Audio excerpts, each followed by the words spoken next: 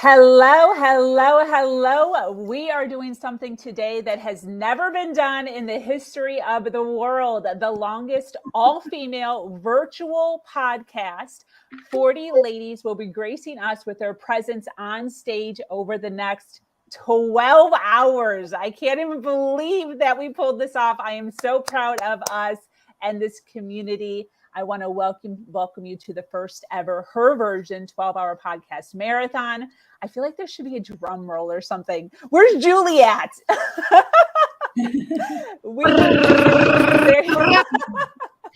we will be doing live QA all day long. Jump in the comments and ask us anything. This is super casual, real talk, girl talk happening here. The real deal. Laugh with us, TMI with us, cry with us, and learn with us. Mental health, emotional health, physical health, finances, career, education, self-love, romantic relationships, friendships, family, anything. If you have been struggling in a certain area of your life and need a woman to bounce some thoughts, ideas, or questions off of, now is your time to ask. 12 straight hours of all females coaching, learning, and teaching each other. Speak to women who have been through an array of challenges and struggles and have learned something along the way. On stage, we will have coaches, mentors, doctors, scientists, light workers, yoga teachers, meditation experts, authors, mothers, wives, friends, and most importantly, all women who care. These ladies are giving back this weekend to you, to us, to the Her Version community, because they know that a community like this is so important, not only to us, but to you as a viewer. This community exists because of my past. I was cut off from my community at one of the most vulnerable times of my life, and I thought, this is really messed up. So now looking forward, I am creating a community that I wish I had during those times. If you have found yourself in a similar situation, then hang out with us today, get inspired, ask questions, and enjoy the discussion. Here we go.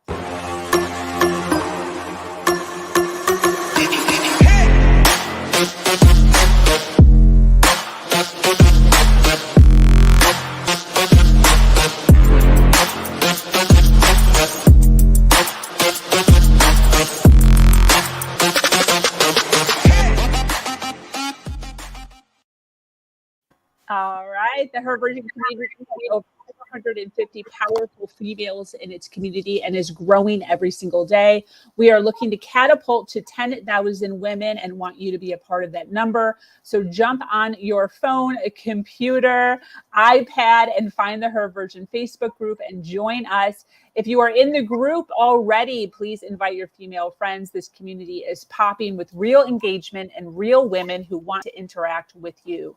This community runs a one-on-one podcast 3 times a week, monthly impact panels, and constant engagement in our group.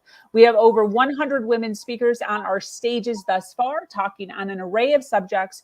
We encourage you to follow us on Facebook and YouTube, where we have over 440 videos of inspiring stories and journeys. Today is going to be so much fun. These ladies will be jumping on and off the stage sporadically throughout the day. So binge watch us or come back to us throughout the day to ask questions and join in on the discussion in the comments. It is guaranteed to be filled with so much insights. Each lady coming on stage throughout the day will be prepared with 3 questions to ask myself and the other panelists. I also came with a stack of questions for myself and or from myself and my clients. I'm so happy to have my panelists here with me this morning. Starting off this day, I am going to start off by asking my first question.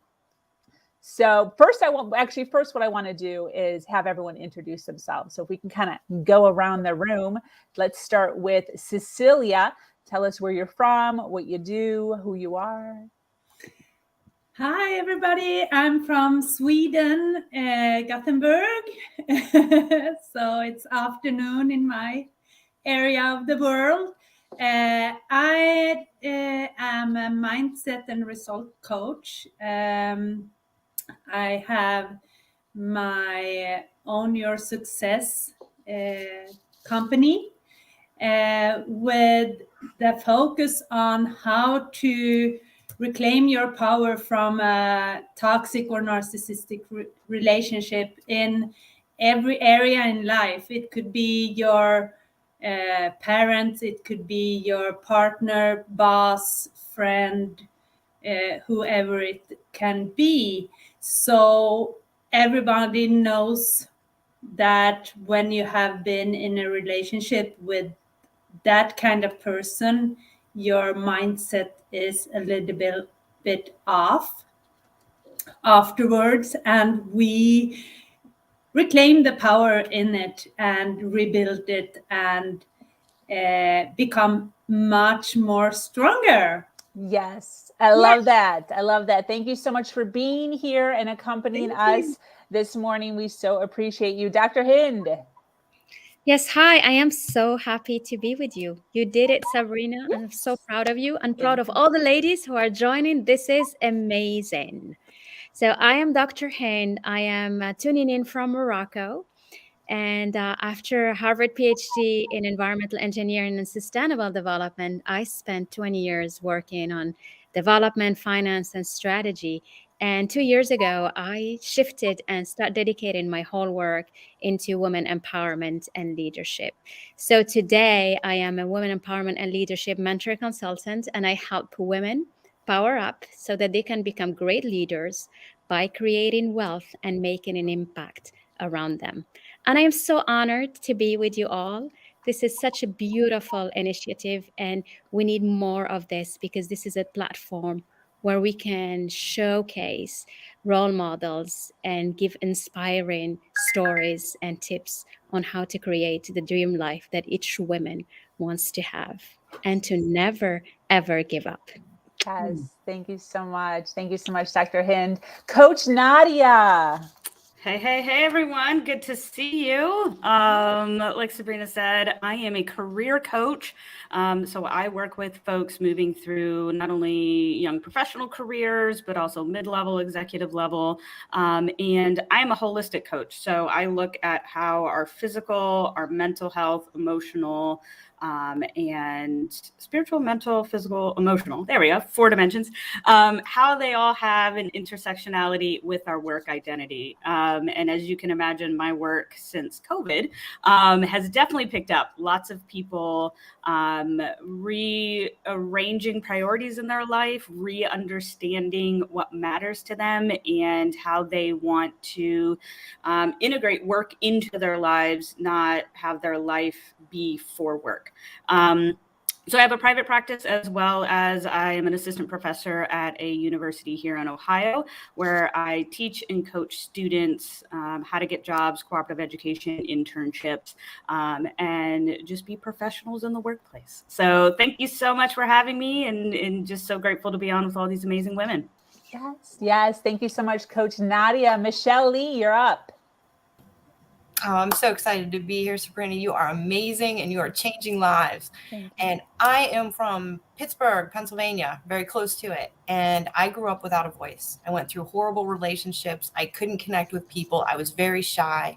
And so I was in business and it was very difficult and I struggled a lot. So I work with people in communication, relationships, and business so that I can empower others because everyone deserves to be seen, heard, and understood.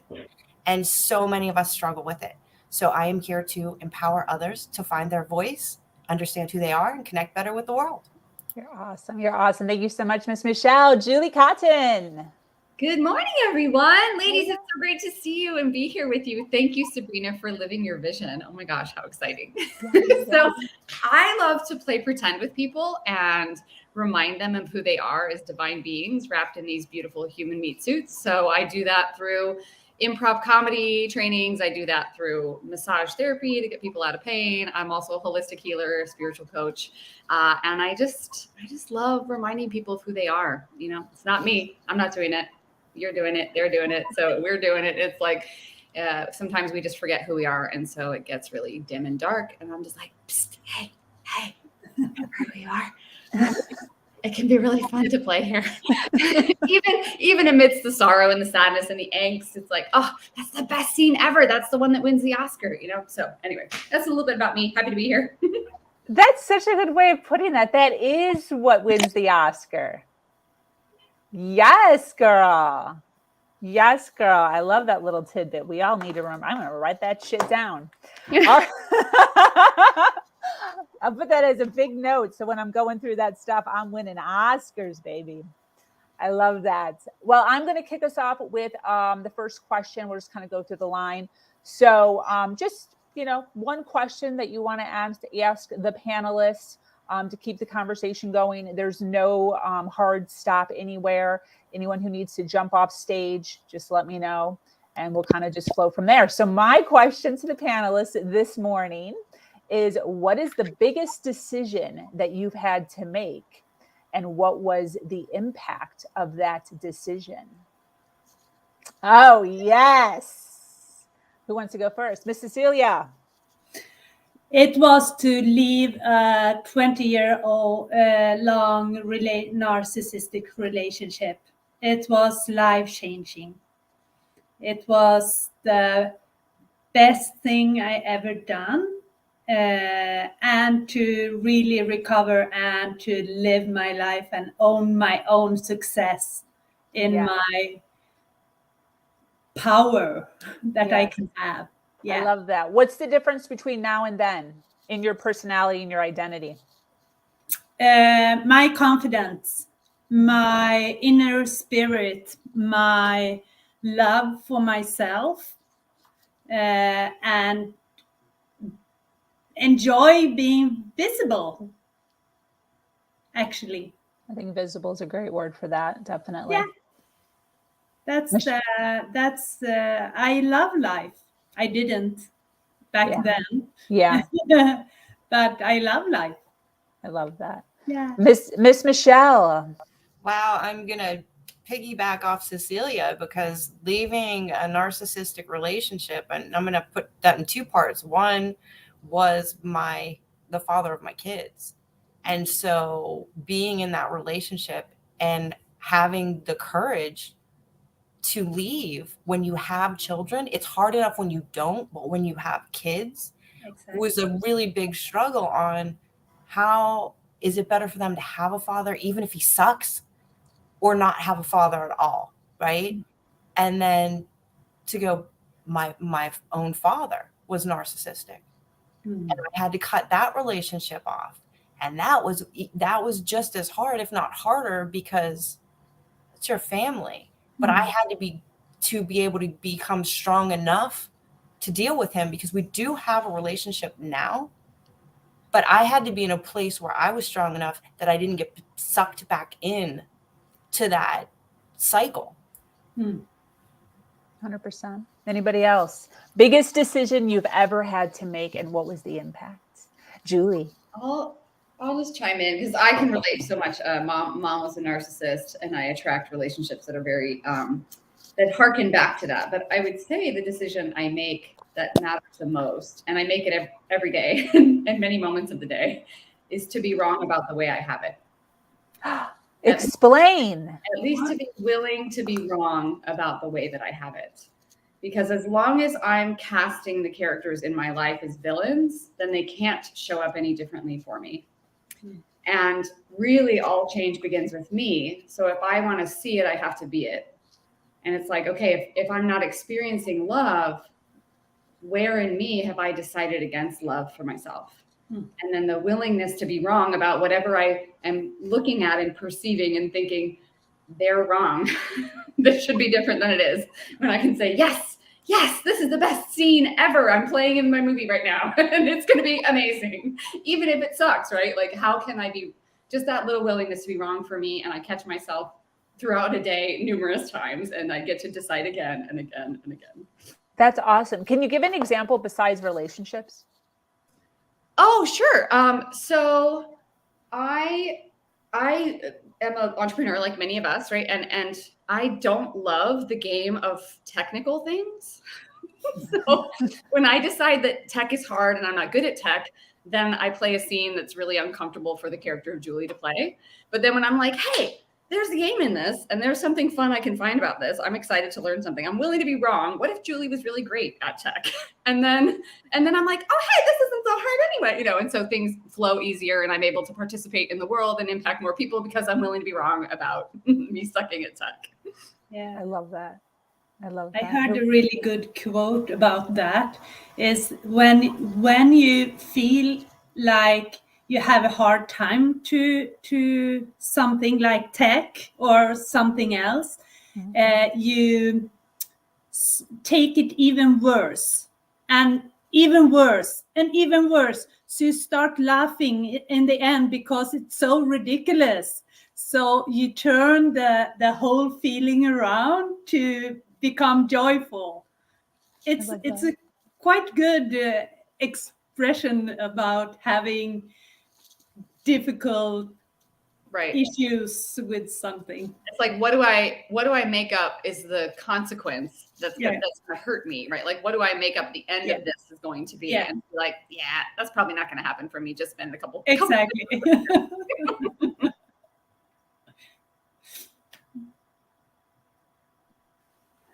Dr. Hind, anything? Yes, I think what Julie just said is amazing because we often encourage people to become the star of their own movie, and because we look at life, and if your life is your movie, you sometimes let someone else be the star, and all what you are is like helping him. You're like the second actor or the third actor, and you're just sitting and watching things happening because you feel you're hopeless and you feel you have nothing you can do about. So you can't take decisions, you can make anything. The smallest thing, you get lost in moving forward or out of it because you're like, okay, I have to ask permission, I have to do that, which blocks you. And when you change and you become the star of your movie, and you laugh, you have fun, you go through painful things, but you know it's gonna go through. And that's how you embrace whatever is happening to you and how you take tough decisions, because otherwise life would have been boring if everything was just so perfect. Every tough decision makes you stronger. Every tough decision take you to another level where you're going to be even more powerful. And I think every tough decision makes you discover a strength you had in you didn't even know you had.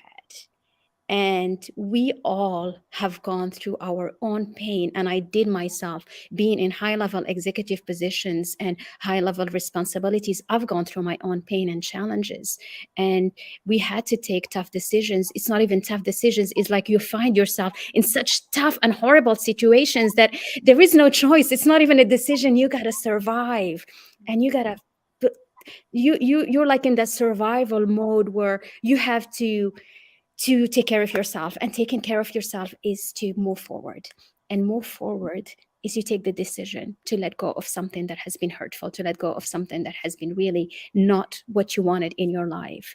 And I think when you reach that point of accepting that life that has ups and downs, and it's like a movie, and make that movie what you want to be, and you know that you're going to be through hurtful moments, and just look at them, lean away from them, and let them pass like if they are sceneries from your life, so that you get the strength. So that if, as Cecilia said, laughing about it makes you stronger, it's fine. If leaning away and looking at yourself and recognizing the pain, the suffering, whatever those feelings you are going through, and knowing that they are going to pass and it's okay. And I can see myself feeling that and recognizing that, but they are passing. And so that's actually a connection with spirituality, because this is the time where you're able to find your intuition and let it guide you. Yeah. I love that, Dr. Hind. It just reminds me, like, there's only one problem, and it's who you say you are.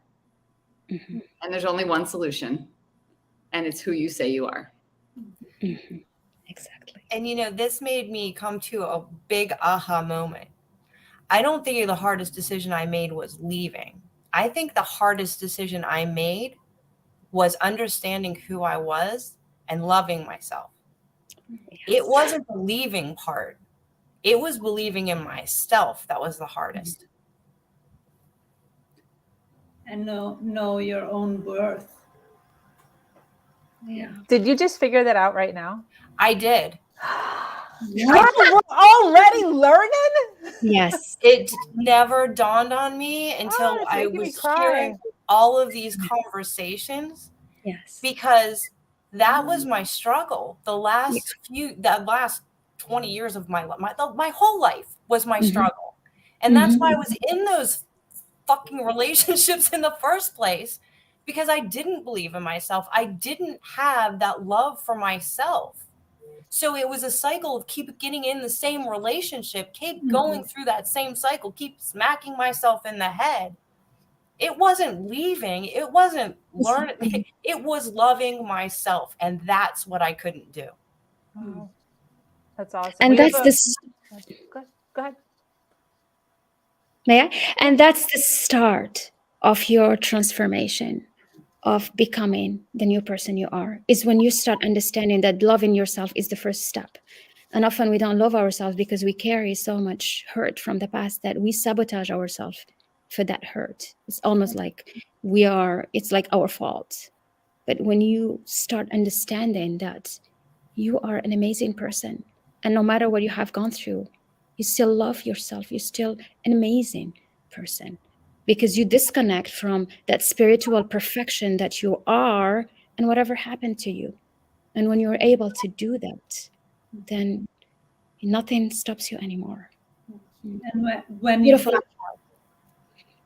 you find your own worth and your self-love, it's where you can break the cycle and create a new one.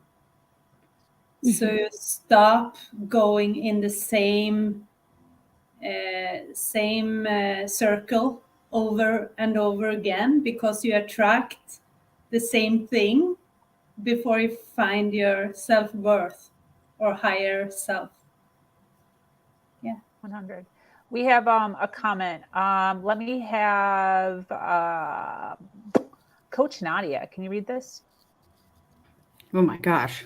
I just said I'm an academic. I can't read. The most beautiful people radiate healing and love and attract all the wrong relationships, friends and family, and relationships in general, to drain themselves, ourselves, and completely trying to help others, and then having to heal from it beyond hard. To remain so humble and kind and speak upon these things, sharing that hurt, it is also tremendously hard. So beautiful ladies, the positivity, the words of peace in the world is so inspirational. Yeah, I love that. I gonna give my 22-second answer and then just, snaps for everybody else. But, I think being LGBTQ, being a woman, being, first generation American, being all the things, right? All of the intersectionality of our identity, and all of us on this call, just being able to show up every single day is the biggest decision that you can make, right? To show up consistently, to show up authentically, to show up powerfully in your life, even on the days that you don't feel consistent or powerful, right? And I think that, now that I'm not college age anymore, and I still work with a lot of young people, both in my private practice and in my full-time job, I'm recognizing how significant of a role it is to intentionally decide your life, right? And to be able to say, hey, this is my journey and I'm okay sharing that. And I want to just you to know that there's ebbs and flows in that journey, right? There's left and there's rights, but it's always about moving forward. So I think, the older I get, the more comfortable I get with my own identity, the more that I'm able to share my authentic self with others in hopes that resonates with them in a meaningful way that can help them move forward in their own journey, which is what I'm hearing a lot of in this beautiful group of women today. So just thank you to everyone for sharing their impact. Anybody else want to comment on that? I'll jump in. I think it's interesting. I appreciate you mentioned authenticity, Nadia. And that I think is part of our own heroine's journey, right? Like that is a discovery, I think, and what does it mean to actually be authentic? Because I feel like for myself, I was an actor from the time I was like 5 years old. I was in school plays and I like majored in theater in college. And I was just like, I learned to be somebody other than who I was, because it was like whoever I wasn't worth my parents' attention, right? Or whatever stories I made up at 5, right? And then decided they're true about the world and then lived as if that's how life actually is. My little 5-year-old self, she's so cute. But that's, so living out this facade that was like a coping mechanism isn't who I really am. It's who I've become comfortable playing in the movie of Julie, right? But it's not the truth with a capital T. And so the this willingness to be wrong, like that, what if, just like, be curious, what if my authentic self, what if I haven't even met her yet? What if I'm still in the becoming or the allowing of her to fully embody this human meat suit, right? Like this costume of Julie, like how fun. Like, and so every moment, every day is like a new possibility to be like, oh, cool. I didn't even know I could do that or be that. That's amazing. Way to go, me. Good job. So it's like my authenticity is always this kind of moving target, because the world we live in is so finite and we're so not finite. We're infinite. So anyway, that's my 2 cents. Julie, second sense. Julie, I can so relate to that, because growing up, I wasn't allowed to be my authentic self. I wasn't allowed to have a voice. So like I thought it was wrong to be me.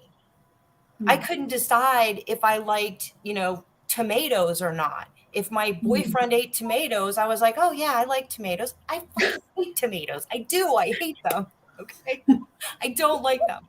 But it took so long for me to accept the fact that, you know what, I need to find out, what do I like? What don't I like? Because I was lost as a person, because I didn't think I was allowed to be the person that I was.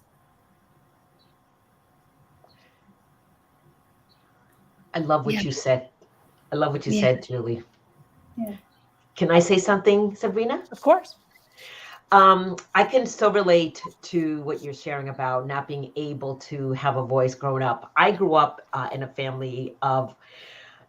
Italian immigrant family, and I was the oldest of 3 girls, and really hardworking family. And I was an introvert. I was really shy. I didn't feel good about myself. I really wasn't. I had a low self-esteem, and I just didn't feel good about myself for many, many years through high school. I was bullied in 2nd grade, and that still is not affecting, but I still think about it. And so it's taken years to really come out and be yourself, instead of being a people pleaser. I used to be more of a people pleaser, doing what other people wanted me to do, being the good girl, the good wife, the good daughter, the good sister. I was always the good girl. Well, when I got older, I was tired of being the good girl, because I wanted to be Tina. Who's Tina? And so that was a year progress. And for me, as I get older, I'm going to be more authentic, and the right people are going to be with me.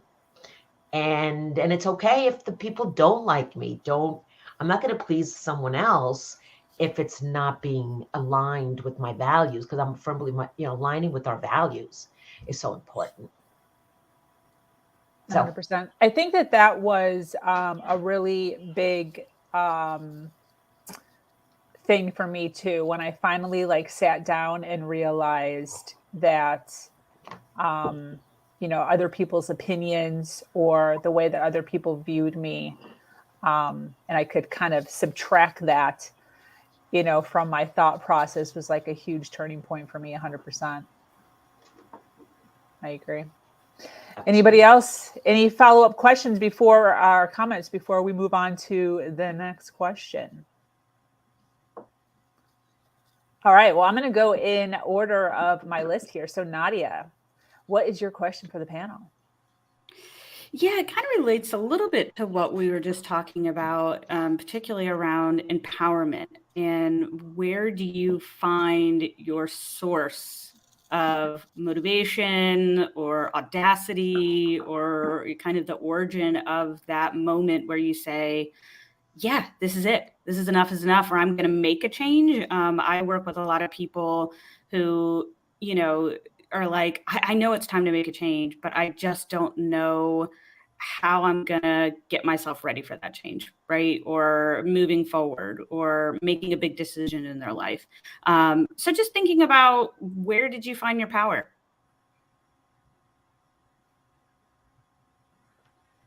I'll jump in real quick. I got to scoot here.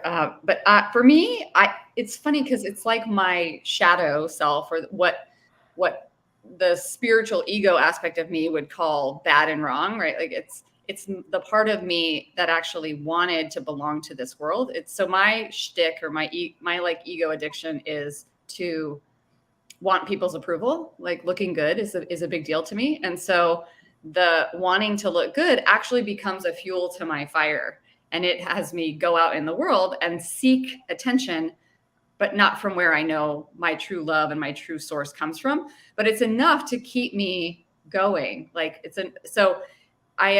like I take what I would call the ego using for ill, or to destroy me, or to be like this seek but do not find. You know, I can't find the thing I'm looking for outside of me. But then I give that over to my higher self, and then from that, all good things come. So it's like this character flaw that I have as a Julie. She's addicted to people's approval, and so how can I take that and make that the very thing that is the way that I give and share love and extend love into the world. So my character flaw ends up being the thing that actually saves me in the end. Love that. So what gives me power is all of the pain that I've been through in my life, being able to use that for my purpose and empower the people around me. That's what feeds me and gives me that power, because like I said, everybody deserves to be seen, heard, and understood. And once you have to have that self-awareness of who you are and who the other people are around you to truly be able to have that connection and be understood and seen and heard.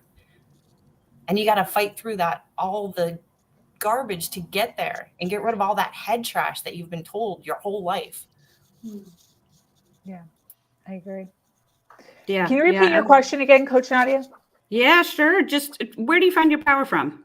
You know, internal, external, those around us, you know, coming from the inside out. I loved what you said, Michelle, because it really is, you know, I think you called it head trash, right? It's a willingness to show up and do the work every day, knowing that the work will probably never be done, right? Knowing that, you know, you're signing up for a job that A, you know, never has a paycheck, and B, you never clock out. And that can be really intimidating for a lot of people, to voluntarily sit in the discomfort of our own discovery and our own empowerment and our own development.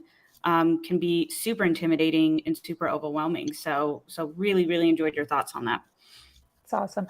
I actually pull my power from other people, and that's kind of why I started this community. I think that hearing other people's stories, hearing other people's viewpoints, knowing that other people have done it creates vibrations inside of me that allows my brain to realize the cliche of, if they can do it, I can do it. So I'm constantly, it drives my fiance crazy, because I'm constantly listening to somebody in my ear telling me and reassuring me that I am awesome. And a lot of those people are men. So I listen to a lot of Tony Robbins. I listen to a lot of Grant Cardone. I listen to a lot of Les Brown, one of my favorites, of individuals speaking to me and telling me there's possibility, you know, there's power, you can. And hearing that on a constant basis. I listen to Lisa Nichols, Barbara Cochran, for some females, Oprah Winfrey, who are reassuring me that, hey, they had their struggles, they had their strife, and they believed, and they kept doing the next best thing, and they could do it. And I'm just holding on to that as like faith, almost like they're telling me yes, and I am full believing it, and I'm just going to keep doing the next best thing. And it's like an experiment. Let's just see what happens. Let's just, if I believe and I do, let's just see what happens. And the cool thing about it is stuff like this. I had an epiphany one morning. It was the day of an impact panel. And I literally woke up out of nowhere, like 5 a.m. And I was like, what's the longest impact panel? Or what's the longest podcast that's ever been? So went to the bathroom, Googled up. It was 36 hours. I'm like, I can't do 36 hours. That's crazy. So I did the next best thing, 12 hours. I got on my impact panel that morning, Saturday morning, and I told my ladies, I'm doing a 12-hour podcast. I don't know what it's going to look like. I don't know who's going to be there. What do you think? And they were like, yes, do it. And that's how things are created. It's idea and action. And those ideas and actions come because continuously I'm listening to people tell me that they did it. And if you do it, you can, good things can happen. So other people. I think when you don't have the belief of yourself, you can borrow beliefs from other people. So you really can go in their beliefs of doing things, because when you don't believe in yourself, it's about fear in some way. And I think the answer to your question, Nadia, I think that fear is something that can push you ahead as well. I don't mean fear if I mean fear of not doing. I'm not talking about fear about your life. Do you understand what I mean? Yeah, 100%. Yeah. Absolutely. So Absolutely. you can borrow your beliefs from other people, and I resonate with you, Sabrina, that have the I am statement from in your ears day out and day in. That may make you believe in a long term in yourself as well. 100%. Very nice. I think Dr. Hind was going to say something. Yes, I wanted to share something about my journey. I think it could be, I mean, it could be inspiring to young women and young girls, or any woman, in fact, looking at us. Is, to me, what helped me is to look back to some of the moments where I made something, where I did something. And I grew up in Morocco, and we grew up in a time where girls would just not study abroad and do not leave home, and they just stay home. You get high school, you just go to school, get married, and that's it. And I didn't want to have that as my own journey. And because I strongly believed in traveling, in discovering things. And I kept that love of discovering and traveling since I was young. And so I knew it, that the only way I can do something else is by working so hard, by being so excellent, by being the top of my class, that they will not say no if I get accepted to a high grade university. And I just believed. And so that's what happened. I got accepted to the best engineering school, and I had my professors come home to convince my parents. And I think what helped me that moment is to realize that if you hold on to something you really want, you really believe in, you can do it. So whenever I find myself lost in, struggles, because, you go to leadership position in male dominated environments, I'll tell you, ladies, it's tough. And you have to be so strong. You have to cover yourself with such a hard skin, like a crocodile skin, that you can navigate through that. So that moment where I was sitting and had a dream, and I can remember it vividly, that I wanted to go to Harvard. I didn't speak a word of English. We never traveled. We're far away. And I made that happen in my life. So I go back to that night and I said, I had the dream, made it happen. So put things in perspective, go back to that feeling, because when you strongly believe in something, when we are a student, when we are young, you are in a bubble, so you just do what easy, you know what to do, it's your work, you're going to study hard, you're going to get good grades, you will do it. But when you are in a mature environment where many years of experience, things are different, and you forget what it was to believe in something, to dream big, to hold on to that dream so much that you make it your reality. Because we have so many layers of frustrations and struggles and listening to bad things against you, and just many things, many no's, that you lose that imagination and that dream, that thing that lighten up a spark in you so that you can carry on. So that's my message, is hold on to something you've done in your life and you are proud of. And when you feel yourself lost, go back to that moment, because you have it in you. That's the moment that is going to power you up. So find it. Find that moment, the moment you get a good grade and you were just 6 years old and you're so happy. The moment you learned how to ride the bike, it made you so happy. Go back to that moment that brought you spark in your life, because you have it in you. And just use that again to fuel your energy. You spoke about vibration, Sabrina. That is what it is. You raise those vibration in you by remembering those moments. And more you remember them, more you will feel alive again. You'll find that spark that made you smile and happy when you were young and when you were a little girl. Find that, go back to that. And that's how you power up. It's all inside of you. I just love what you just said. It brought back something that I haven't thought about in a while, is when I got my college degree, There you go. I was married with 2 young kids, and it was very hard to go through that experience. It took me 6 years. And I remember the struggle of how hard it was, the work. But I kept believing I wanted to get a degree. And I wasn't the typical right out of high school to go for a degree. I went to secretarial school back in the day.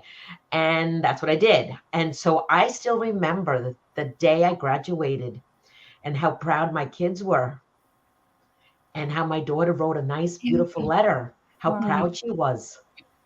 Is that beautiful? It was beautiful. It brings tears to my eyes, because Of we course. need to go back to those moments that gave us the spark, because we get every day going into, sometimes we give up on ourselves. Sometimes we get down on ourselves, and we forget that we've had a lot of things that we've done. Mhm. We just kind of forget about them. And so it's so important for all of us to go back, celebrate what we've done. It's a journey to get us. We're here for a reason. We are where we are right now because we're meant to be where we are to be. Okay. What got Absolutely. us here? What got us here. So thank you for bringing that. Yes. To me. Fun. I Yeah. appreciate that. I Love this. I love storytelling because it does. And that's again one of the reasons for the podcast, is to allow people to remember the stories. There's so many warriors in and amongst us, like of crazy stories that just walking around, you would never know the things that some of these individuals have had to endure physically, mentally, emotionally.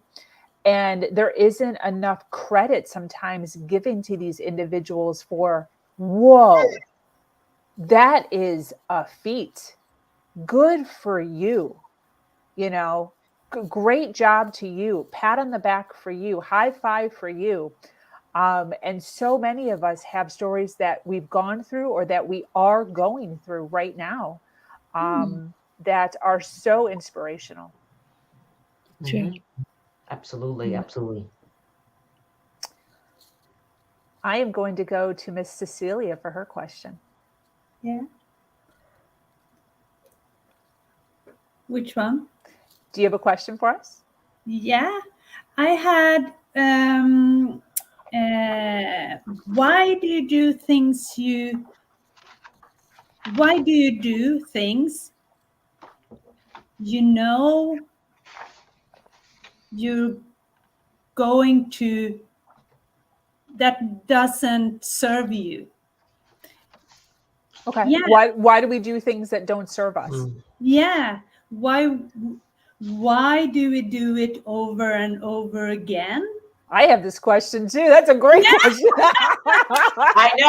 But why do we keep Everyone doing has it that over and over again? And Why it's do we insanity. keep repeating the things that doesn't serve us? That's great. That's my question to the That's a panel. great question. Cecilia, I think a lot of people do that because they're people pleasers.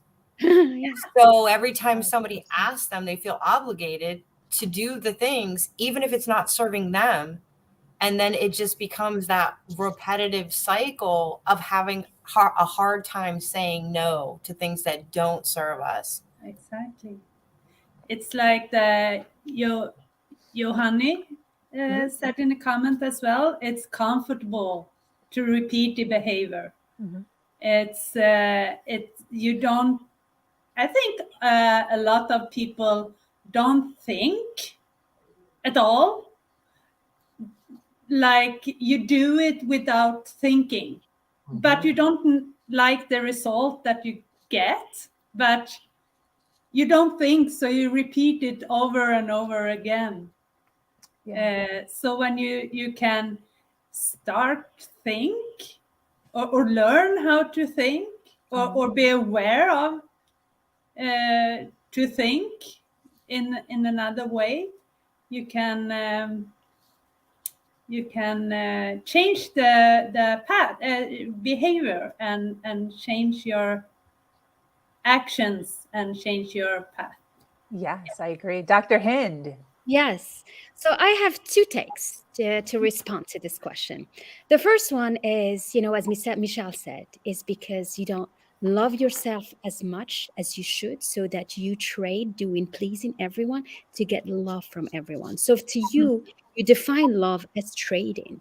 You please, you give, you get love. But that's because you don't love yourself as much. If you really loved yourself, if you filled yourself with so much love, you need no one to come and love you again and tell you you're good, because you don't need to please. So you free yourself from pleasing, which makes you stop doing what is not helping you, and you start doing what is good for you. So you start honoring yourself, and that starts by loving you. And the second one is you do what people tell you because you don't know where you're going. It's like you are running on a treadmill. So if you're running on a treadmill, you are just running and you're like, I don't know. If somebody tells you this way, you're like, okay. Somebody tells you the other way, you're like, okay, let's try. Because you don't know where you're going. And that's not, so the only way you stop that is by defining what's your goal. What do you want to create? What do you want to be? Where is it that you want to see yourself becoming? The role you want to play. Yeah. And once you have that, oh, you're surely going to say no to everything that is not helping you get into that place. Because you know where you're going now. It's a different story. It's like you're on a car and you're like, okay, I'm just going to ask whoever is in the car with me, because you get all these people with you, driving you in your life, and they take you whatever they want. So you go. But when you know, that's it. Yeah. You are focused. And being focused is what makes you not only sharp with the spark, loving yourself, you say no to everything that is not helping you to reach what you want. And you're going to say it with pleasantly, with empathy. It's not, you're not being upset with everyone. No, it's you are honoring yourself. So, because you have to do that to yourself. You have to say no to things that are not helping you getting what you want to be, because you have made a commitment to yourself by loving yourself, that you are going to honor your person and honor what you want to become. So I want to take that question. That's a great question, Celia. In a different journey for just a moment, if you guys will, we have time. So that same question that Celia just asked, which was fabulous. What would be the answer if it was self-inflicted anorexia? bulimia, addictions, having someone in mind that I have someone in mind as far as dairy products, continuing to eat dairy products, even though they know the dairy products hurts them physically. So when we start talking about things that are self-inflicted, that have absolutely nothing to do, well, realistically, are us, we're doing it. What would be your thoughts on that? Why do we do those things that have nothing to do with other people telling us to do them? I think it's a behavior that you create in your mind. And when it's like Dr. Hint said, when you have decided, first thing you have to start thinking in a different way. And when you have a goal, whether it's being healthy again or stop the sickness, you have a goal and you have to create a path to that goal, like a map. You're going to some way and to another way, but you can go like this or you can go like this. But you still have your goal here. The hardest part is to not going back. It's to keep moving forward, even if it's so small steps. But you need to move forward and not going back to the situation that you were in. And that I think it's the hardest part with those type of can I say sicknesses or symptoms or issues that you have, but you need to really program your subconscious mind so you connect with your emotions and not just thinking with your conscious mind, which is your realistic mind.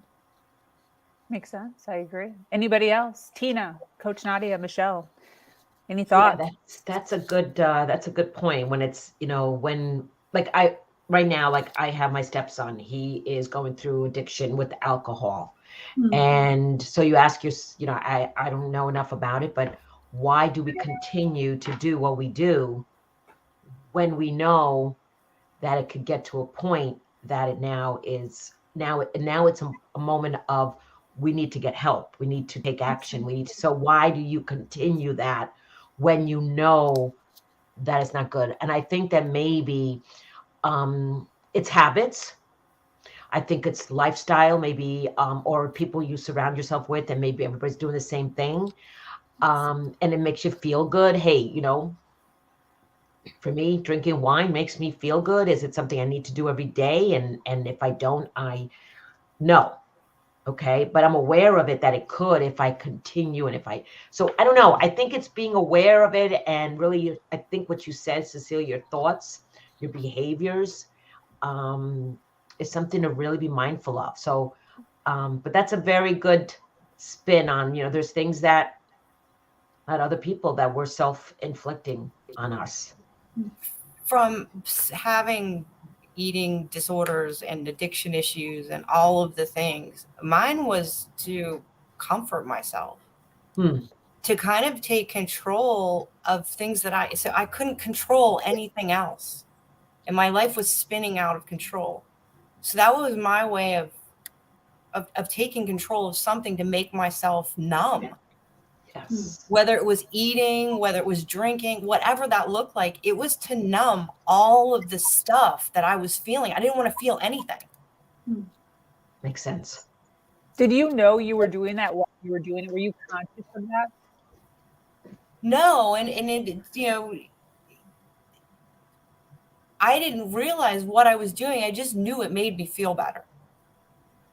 It's like putting a Band-Aid on something, right? Whether Right. you have a disease or you have an addiction or whatever that is, you're taking a Band-Aid and sticking it on for temporary relief because you have to have some type of of of of relief in your life about everything that's spinning out of control that you can't stop. So it was a way to stop my mind, whether it was, like I said, whether it was eating, drinking, whatever that was. It was the only time that I was able to stop the chaos that was going on in my life and in my head. And eating, I mean, I still have problems with eating, you know, and then I beat myself up. So same thing with addiction, no matter how hard you try to stop all that craziness, it's this cycle where, you know, if I go and have a piece of pie, I'm like, oh, well, I already ate a piece of pie. Why not eat the whole freaking pie? Right? What's the difference? I've already destroyed the diet that I was on. So now I already messed up. If I'm going to mess up, I'm going to mess up good. I know. Coach Nadia, I want to ask, as far as, you know, I know that you do a lot of career coaching. Do you find this same question running through your head as far as why people stay in maybe careers that they're not happy with for so long? Yeah, absolutely. You know, I think a lot of it is that comfortability. I think it's an inability to assess risk, right? Where we think about, you know, kind of the what ifs. Well, what if I take a new job and it's worse than this job? Or what if I get a new partner and they're worse than this one, right? Where I really challenge folks to consider, what if it is a better job? What if it's a better partner, right? And I think, you know, as entrepreneurs, and many of us are, risk is something that you have to be comfortable embracing, right? Sabrina, you saying jumping up at 5 a.m. and you're like, I'm going to do this 12-hour podcast. And you're like, I don't know if it's going to work, right? I don't know if anybody's going to say yes. But it's an ability to be comfortable with the unknown, to have enough trust and intimacy with yourself to say, even if one person jumps on and listens in 12 hours, that's meaningful, right? That had an impact on someone, and maybe not even today, and maybe not even tomorrow, and maybe it's 15 years from now, right? To be able to have these moments in time that mean something to someone that you will never know your impact. And so for me, it's always considering the what if, and recognizing that within myself, right? Of saying, oh, here's that inner saboteur. Here we are. We're back. Hello, friends. Right. And it's being able to say, you know, well, what if it works? What if it's a good feeling? What if I'm able to do the things that I really want to do and just get out of my own way? So I think for a lot of folks, it's redefining, you know, a lot of what Dr. Hand said. Define what you want, create the strategy in order to get there, and know that the first 99 strategies are likely to fail. And you have to fail fast, fail often, because that's how you get to the 1% that's going to be successful. 100%. And I'd like Tina to chime in for a bit. Yeah, being in when I got laid off from corporate America years ago, and then I started my business from being laid off, that I really realized that I needed to find what I wanted to do. Well, because of fear, led me to go back to a job, and I stayed in a job as a recruiter for over 10 years while building my business part-time, and fear kept me in the job. I was unhappy, miserable, frustrated. I was making other people frustrated and miserable around me because I would complain. I was the complainer. And so what happened was I kept staying in there. So comfortable. I was comfortable. I was making good money. And I was afraid of what if my business wouldn't work. Well, I believe that sometimes we get pushed into things. So I was ready to quit for many times from that position to focus on my business full time. But in 2018, I got fired for voicing my opinion, because I voiced my opinion when I disagree with something. And I disagreed with something, and they fired me. And it was the same month, it was interesting, same month that I had put on my calendar that I wanted to quit. July of 2018. So I was like, whoa, I probably would have still stayed there had I not been pushed out. Blessing. It was a blessing in disguise, but I stayed because of fear. Okay. Yeah. And I love, April here, fail fast, often to get to, because you know what? And I didn't fail. I'm in business right now, full time, loving. I wouldn't have had the opportunity to be on something like this. I was always working, and never really focused on my business all in. And so, but being comfortable keeps us in places, and we're so afraid of taking a risk. What if it works? Exactly. We're always thinking it's not going to work. It may not work. So thank you. That's great. And celebrating the failures as well is such an important thing to do, because if we can twist the failing around to a positive thing, to really celebrate that, it become a knowledge instead. So you can add it like a positive thing. 100%. Ooh, here's another one. Michelle, you want to read this one? Yes, comfort can keep us from getting to the most wonderful and fulfilling parts of life. Yeah. So true. So true. Absolutely. Yeah. Well, Cecilia, that was a great question. I so appreciate that. Thank you. Fantastic. I was looking to go to Dr. Hind. What is your question? So my question is to each one of you. It seems like everyone has shifted in terms of work and going into a better and more fun endeavor by taking a risk. But that risk seems to be coming each time after a setback where you didn't have a choice, really. So it's kind of you were pushed to take that risk. What about if you're not pushed to take that risk? How can people do it? If you're not pushed to take a risk. You haven't been laid out, you're in something you don't like, but what is that thing that it's gonna push you to overcome? This is Lauren, I think Lauren wanted to say something. Yeah. Hi everyone. I'm Lauren Lefkowitz. I mean, what a perfect question for the time that I joined. So thank you for setting me up for success. Yes. I am also a person who made a change based on setbacks. And I'll certainly talk about that this morning. But my slogan is that fine is a trap. And so I work with people who are not necessarily in a setback situation, who have gotten to a point in their career and their life where they've gotten the things that they want and they don't want them. And it's not necessarily terrible. Sometimes it is. Sometimes it's a really toxic boss. Sometimes there are setbacks. But my philosophy is that you don't have to settle for fine. And people think that whatever they choose in their lives, and my focus is career, but it's true for relationships and self and, spirituality, all of the areas of our lives, that we work very hard to get to something. And when we get to it, we think that's all we're allowed to have. We don't think we can pivot. We don't think we can choose differently. And so we live in this state of fine where we're saying to ourselves and to others, oh, it's fine. Oh, it's fine. Oh, yeah, I'll do that. It's fine. And it's not fine. We don't feel fine about it. And so it's so important before the setbacks come. It's so important to say to yourself, what do I want? Who do I want to be? And how do I want to be? So that I don't hit the setback, because living in fine for a very long time is going to throw you into some sort of setback. And my philosophy is you have a choice. Always you have a choice. And we're not meant as human beings to do everything by ourselves.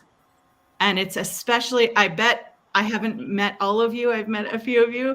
I bet for all of you, if I said to you, you are a person who helps others, and therefore you have a thought in your head that you shouldn't need help because you're good at helping. right? And every time I say that in a room full of powerful women, everybody laughs because we're high achievers, we're helpers, we do things, and we just want everybody else to be okay. And then we think because we're good helpers, because we're high achievers, we should just be able to do stuff ourselves. And if we can't do it, well, then it can't be done. Yeah.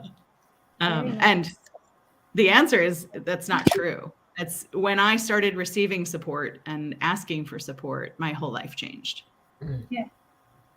I think another way to look at it is also when you are at that point that you were talking about, Lauren, you have everything, you have accomplished your goal, you get bored. Simply that can push you to actually take a risk to start feeling something again. Yeah, for sure. And a lot of people mistake that busyness is a substitute for bored. So if you're busy, but you're bored, at least you're busy. At least you have things to do. Yeah. Exactly. Oh, You're on mute. Dr. Hind. Often people keep themselves busy, so they don't find that time where they're bored and they find themselves on their own with themselves, with their thoughts. Exactly. Because they know that that's not what they should be doing. So they keep themselves so busy. They don't have time to question where they are and what should be their next step. But I think you said it so well, Lauren. I think it's important if you are not sitting in an average, accepting average as your life and pivoting for something greater and wanting, because that's what you deserve, that's what you know inside you, but you stop yourself from letting these thoughts come up and you entertain them, you get some help. That's, platform like this, Sabrina, this is so beautiful and amazing. You show others that there are people helping you. If you are not able to jump, if you are not able to find that strength, borrow it from someone. Get the techniques to shift your mind. Nobody teaches us how we use the mind. We don't learn it at school. We don't learn it at the university. Certainly not at work. And certainly not for someone who is winning. It's like, okay, let me tell you so that you get the millions as well. Very rare. Very rare. And that's why, more of this today is accessible. There are so many amazing professionals and people like, you, us here, providing the help targeted to perfect and, just niches and people that are wanting to go from one step to another in their lives. And they don't have that strength. They don't have that tools, the strategies to do them. So it's okay. Come out. Don't stay in your rabbit hole when you feel bored. And just, that's my message to everyone. If you find light, follow that small light. It will guide you somewhere bigger. And if the light is watching us today, follow it. It will guide you to something big. Yeah. Yes. And every hour I've committed to reintroducing everybody. So I want to go around the room, starting with Lauren. If you could tell us your name, a little bit about who you are, what you do, in 3 or 4 sentences, and then we'll kind of reintroduce, because there's more people now on the watching us live than there was at 9 a.m. So we're almost at 200 people watching us right now. So I'd like to reintroduce. So start with Lauren. Happy to. Thank you. I'm Lauren Lefkowitz. I'm an executive leadership coach, formerly 20 years in HR operations and the vice president of Whatever You Need. And I coach people who are stuck in the trap of being fine and help them break the work, sleep, repeat cycle. So happy to be here with you today. Thank you, Lauren. Tina. Hi, I'm Tina Kadish, life purpose business coach and author, and I'm so happy to be here as well. And for me, coming from the corporate world, and I've transitioned to entrepreneurship to achieve freedom. Freedom is one of my important values. My book is based on freedom and living life on purpose every day. So I help women get out of that corporate rat race, become an entrepreneur, loving what they do, really finding their purpose, their passion. And just every day being excited, not being in the fine career, stepping out. I love it. Cecilia. Hi, I'm Cecilia. I'm from Sweden. I'm a mindset, relationship, and result coach. And I have my company On Your Success. And my focus is I help entrepreneur, mostly women, to be free from toxic or narcissistic people around you. It could be parents, teachers, loved ones. I have had one that had a kid that was that, friends, and so on, to be free from the victim mindset, to really level up in life, to thrive, to your own success. I love that. What's your first language, by the way, for those listening? Swedish. Swedish. Okay, so I figured. Yeah, svenska. Okay, very cool. Dr. Hind. Yes, I am a women and leadership empowerment coach. I help women power up so that they can become great leaders by creating wealth, by springboarding their career, and by making an impact around them so that they feel fulfilled. And I switched to this after 20 years of high-level executive career in finance, strategy, and development. What I had, was a serial entrepreneur, and having worked at many international institutions after a PhD from Harvard in environmental engineering and sustainable development. So my mission is to empower billion girls and women around the world so that they can grow confident, resilient, tech savvy, and financially free. And I'm honored to be with you, Sabrina. We already spent an hour and a half. This has been delightful. Yes. And it's amazing to be around these amazing ladies. Yes, thank It's you wonderful. so much. Michelle. Hi, I'm Michelle Lee. I'm from Pittsburgh, Pennsylvania, and I empower others. I connect and empower humanity. That's my mission. And my goal is to make people matter again. So I am a communication, relationship, and business coach. Everything comes down to relationship and communication.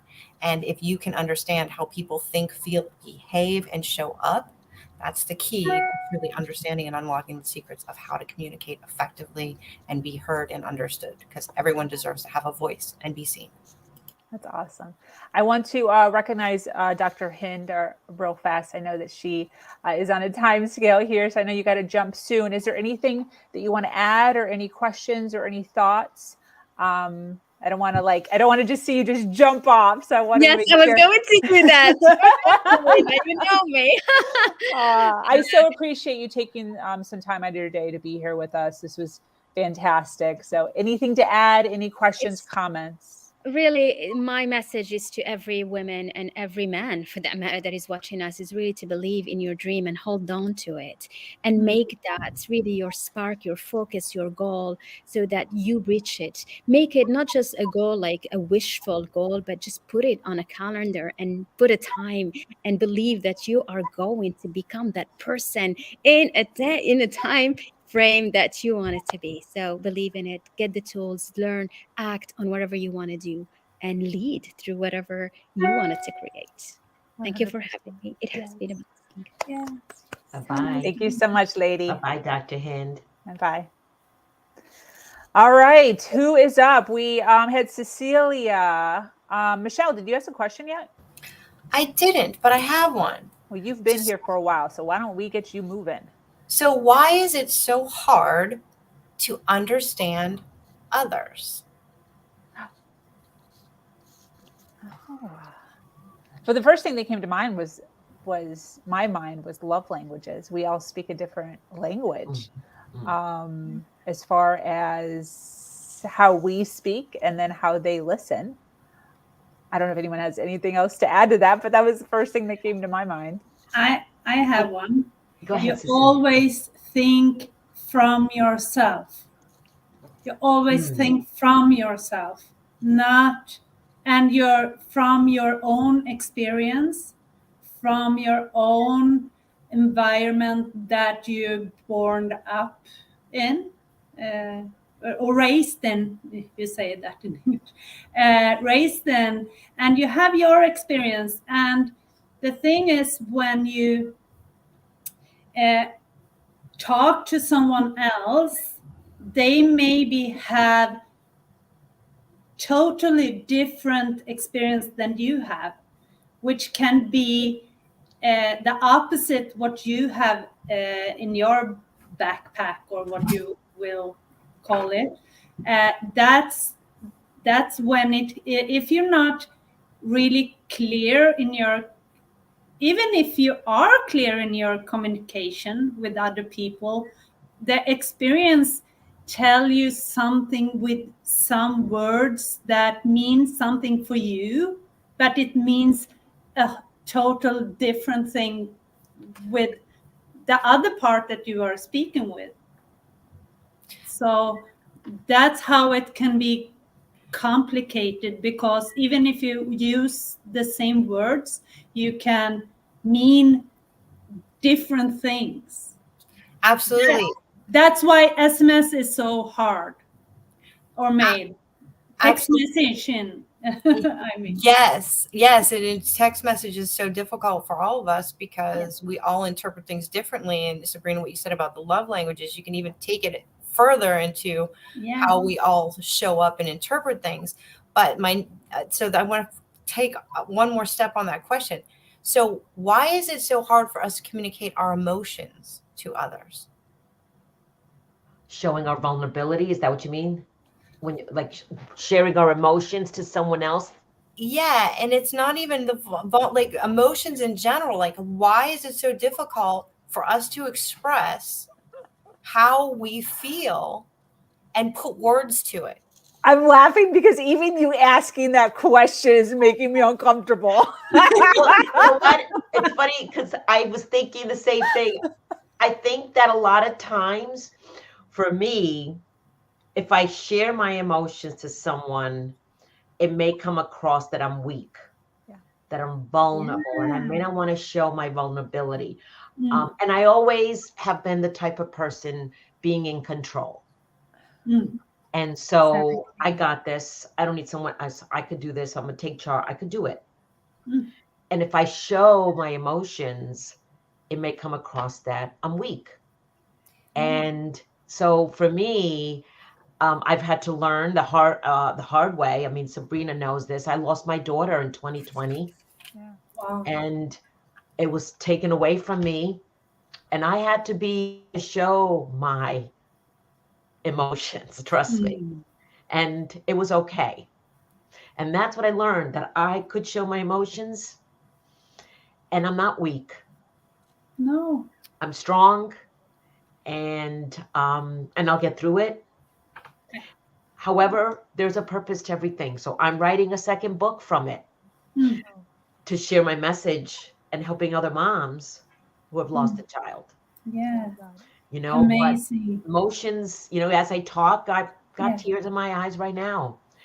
I think there is an old, sorry to say, old mindset that showing emotions is weak. No. I think showing emotions, even if you're a man or woman, child or whatever, it's a strength. It can show that you are vulnerable. It can show that you are not like stone face.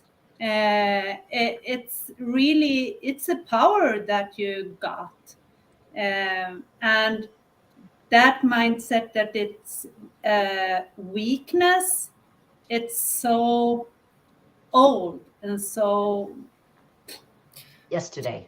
Well, yeah, exactly. Yeah, I didn't find the word.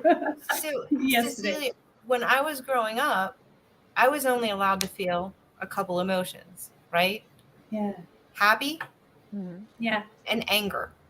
Yeah. And I wasn't even allowed to feel anger, but I did all the time.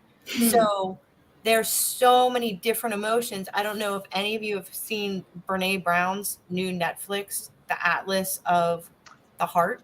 I haven't yet, but I want to. It is amazing. Check it out. The Heart? Yes, Atlas of the Heart. Brene Brown. It's on Netflix. Okay. It's amazing. And she talks about those emotions and like, and our language and how words matter and how it's so hard for us to explain what our emotions are or even understand. And growing up as a kid, not having a clear understanding of even that there were all of these other emotions. I only knew 3. Yeah. And even understanding that there's more, like a joy. I didn't put joy as an emotion. It is, but that was one that I wasn't familiar with. Me too. I can I tell you a short story? Yeah. We got time. I was a teacher for 20 years. And through that time, I was a teacher to 16 to 19-year-old, and they are so emotional girls, mostly girls. But we had an exercise where we listed every emotion that you can have and every emotion that you can be in contact with, because that is totally different. Because they thought they could, like you said, Michelle, people show when they are happy and people show when they are angry or disappointed. That was those 3 that came through. And I said, there is so much more to that. So when we take the list and they start to acting every emotion to each other, to recognize their emotion, it was so great. The other part that we did was discuss how is our anger language. Oh. Because when we talk, most of people are familiar with your love language, how you want to be loved or be touched or everything like that. But how are you when you're angry is actually important when you have someone that complains on your work that you do. I was That is so good. How are you when you're angry? That's so important. Exactly. I never even thought about that before. And how do you communicate when you are angry or upset or have a lot of emotions that you are frustrated or things like that? Because some people are quiet, like a stone. They just shut down. And some people, me included, become like, whoa, like this. And really want to force the other person to explain themselves or to almost not grab them physically but emotionally, and so I can understand. And then you have those that just cry, and then you have those that just start laughing. There are people that laugh. And yeah, my son is like that. Yeah, it's interesting. And he just start laughing at my face, and I just become furious. Yeah. And so you have like different kind of way to communicate when you are angry as well. So Cecilia, that's one of the things that I work on with people, because there's actually a code that you can crack where you understand where you show up when you're angry, where you show up when you're stressed out, and what language you're speaking. That's one of the things that I work with people on, so that they have an exact tools, like foundation of who that person is, and how can I communicate with them even when they're stressed out or even when they're angry, because they show up as a completely different person. Exactly. So then how many emotions are there? Is there like a thing? Like, So we listed like, I think we found 27 different emotions. and I think when Brene Brown did it, there was like 30. Yeah. Wow. Some way is, yeah. We found 27 when I did that experience. I love that thought process as far as anger, though, because that's something that I definitely had to work with after exiting my abusive relationship, because I would he taught me to get explosive angry, like just nuts, basically. Yeah, me too. And I had to learn how to, like, how do I actually get angry? Like, authentically, how do I get angry? And Yeah. it's been very interesting watching myself evolve into a nicer angry. But I've never like I concentrate on my happiness and my joy and my like optimism, but I've never actually sat and thought, like, how am I when I'm angry? Like, authentically. Yeah. I feel like work on it, like in the That- background, like I have to calm down, I talk Yeah. to myself, like I do all the Exactly. things. But I've never actually put any thought into that. That's great. Yeah, I work with that with my clients that have been gone through a narcissistic Yeah. thing, because what a narcissist do is like pushing you to the point that you become crazy and become so angry. And it's when you become that kind of angry, it's when he shows the world that you are crazy. So what I do and what I teach, it's first how do you become angry? What's your anger language and what's your love language?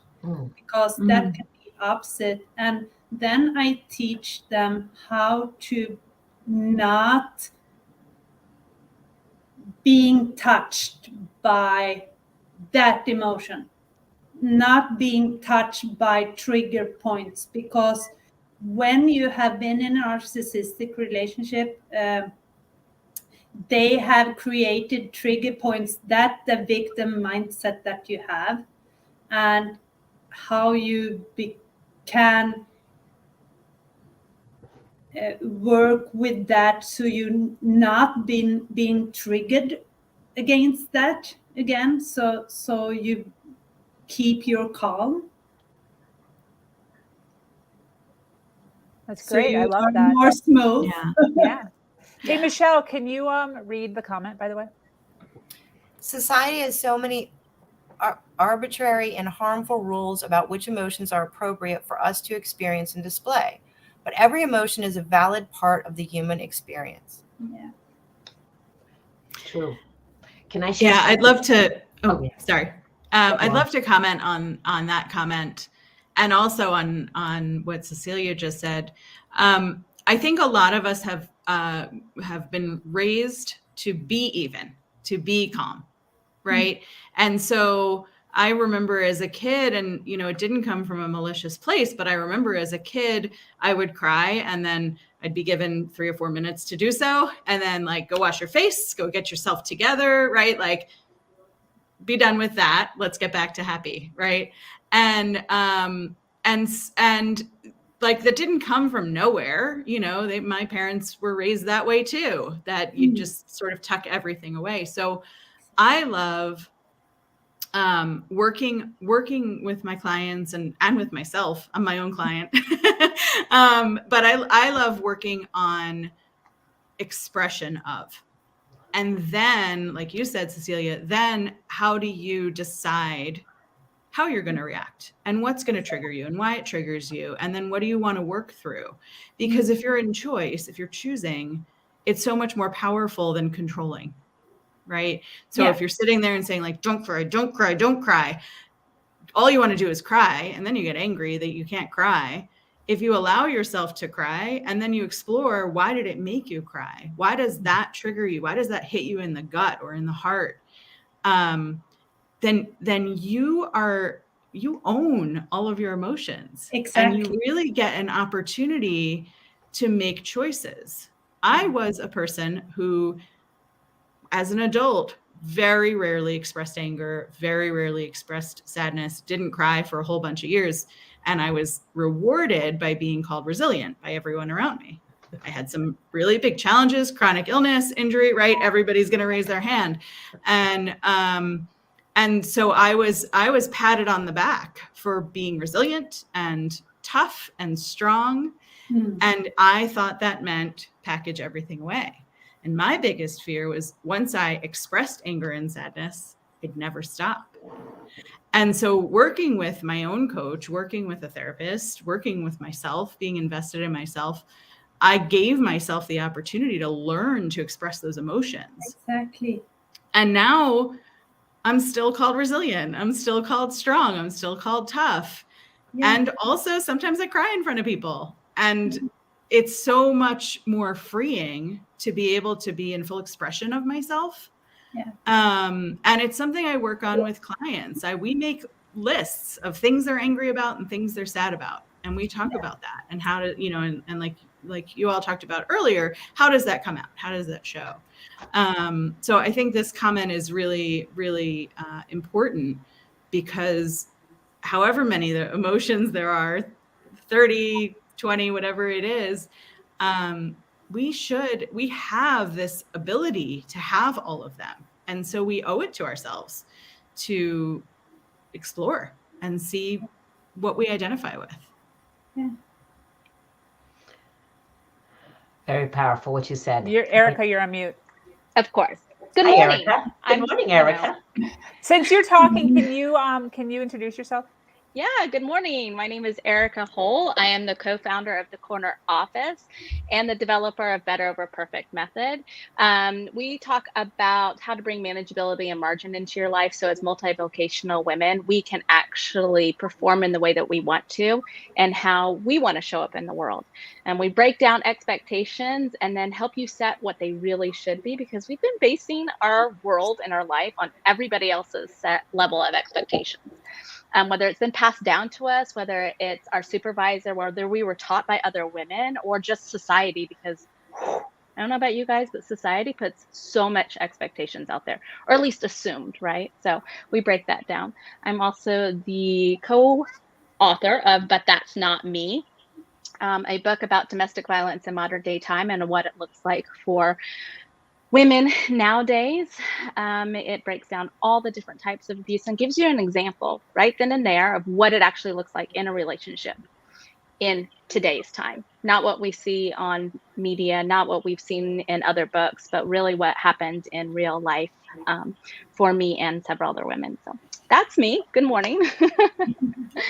I wanted to say, I love that you talked about resilience, because initially we were taught that resilience is a lack of, right? Like it's a lack of something affecting you. It's a lack of something not tearing you down. But what resilience really is the acceptance of everything else that's going on and doing it despite. Doing it despite or in spite, or however you need to process those, because despite and in spite is really a personal choice. Yeah. Neither one is wrong. Neither one is positive or negative. It's what you choose, right? It's how you process those emotions. So resilience is the acceptance of everything that's going on, and that you're doing it in spite of or despite of those things, because you've accepted the emotions. You have taken them on. You've said, I'm not going to allow them to conquer me, because I am conquering them. I don't allow the pain to overcome me. I overcome the pain. I devour the pain that my body is in 24/7. I have CRPS and several genetic disorders and illnesses, and yet life keeps on going on. I have 5 children. I don't have a choice. That's right. Right? I don't have a choice. Somebody has to be here for them, and I'm choosing to be that person. Right? So when we're resilient and people say, oh, you're so resilient, but they're seeing that because they have said that resilience is a lack of in their life. Nope, I'm resilient because I accept everything that's going on. I accept that you're bullying me and that there's problems in your life that I should not let it affect me. I learned a really cool lesson on social media. I just want to share it if you don't mind, because when my oldest son, I had 6 children. My oldest son took his life at the age of 16. And that is because he had not developed the skill of resilience. He's not old enough. He doesn't even actually, the brain doesn't have the ability to comprehend resilience at that age. No matter what, it's not a skill that we really develop until we're about the age of 25 to about 32, somewhere in there is where we really develop that skill of resilience. We've experienced enough of life, the ups and downs, to go, okay, I get this. I'm getting it, right? And so a few years back, I was experiencing a situation in business, and I was attacked on social media. And when I say I was attacked, I had hundreds and hundreds of women coming to follow me to see if I was going to respond to somebody who had done something and said something about me that was inaccurate and just was frankly not right. And not only did I have that, but then I had messages, like ridiculous messages like, you should be ashamed of yourself. You should kill yourself. You should not be here. You should never have children. You are, just horrible and horrible messages from absolute strangers who knew nothing about nothing that was going on, right? And in that moment, as I was reading these, I learned the biggest lesson of resilience. The reason why my son was no longer with us is because he hadn't reached this age of 40 something years old. I think I was 43 now. I'm 45. Excuse this hair. Today was curl setting day and I was in a rush for y'all. He had not developed the skill of resilience enough. And in those moments, I thanked them. And every single one of those women, I sent a very nice, thank you so much for teaching me why my son took his life. I hope you have a wonderful, wonderful day. What an And it was awful more thing detailed to than that. do. I went into, like, I understand now he couldn't have the resilience that it takes to offset the things that you were spouting off to a complete stranger. He didn't have the time to understand that it didn't matter what strangers said to him or what people around him said to him, mattered what he said to himself, right?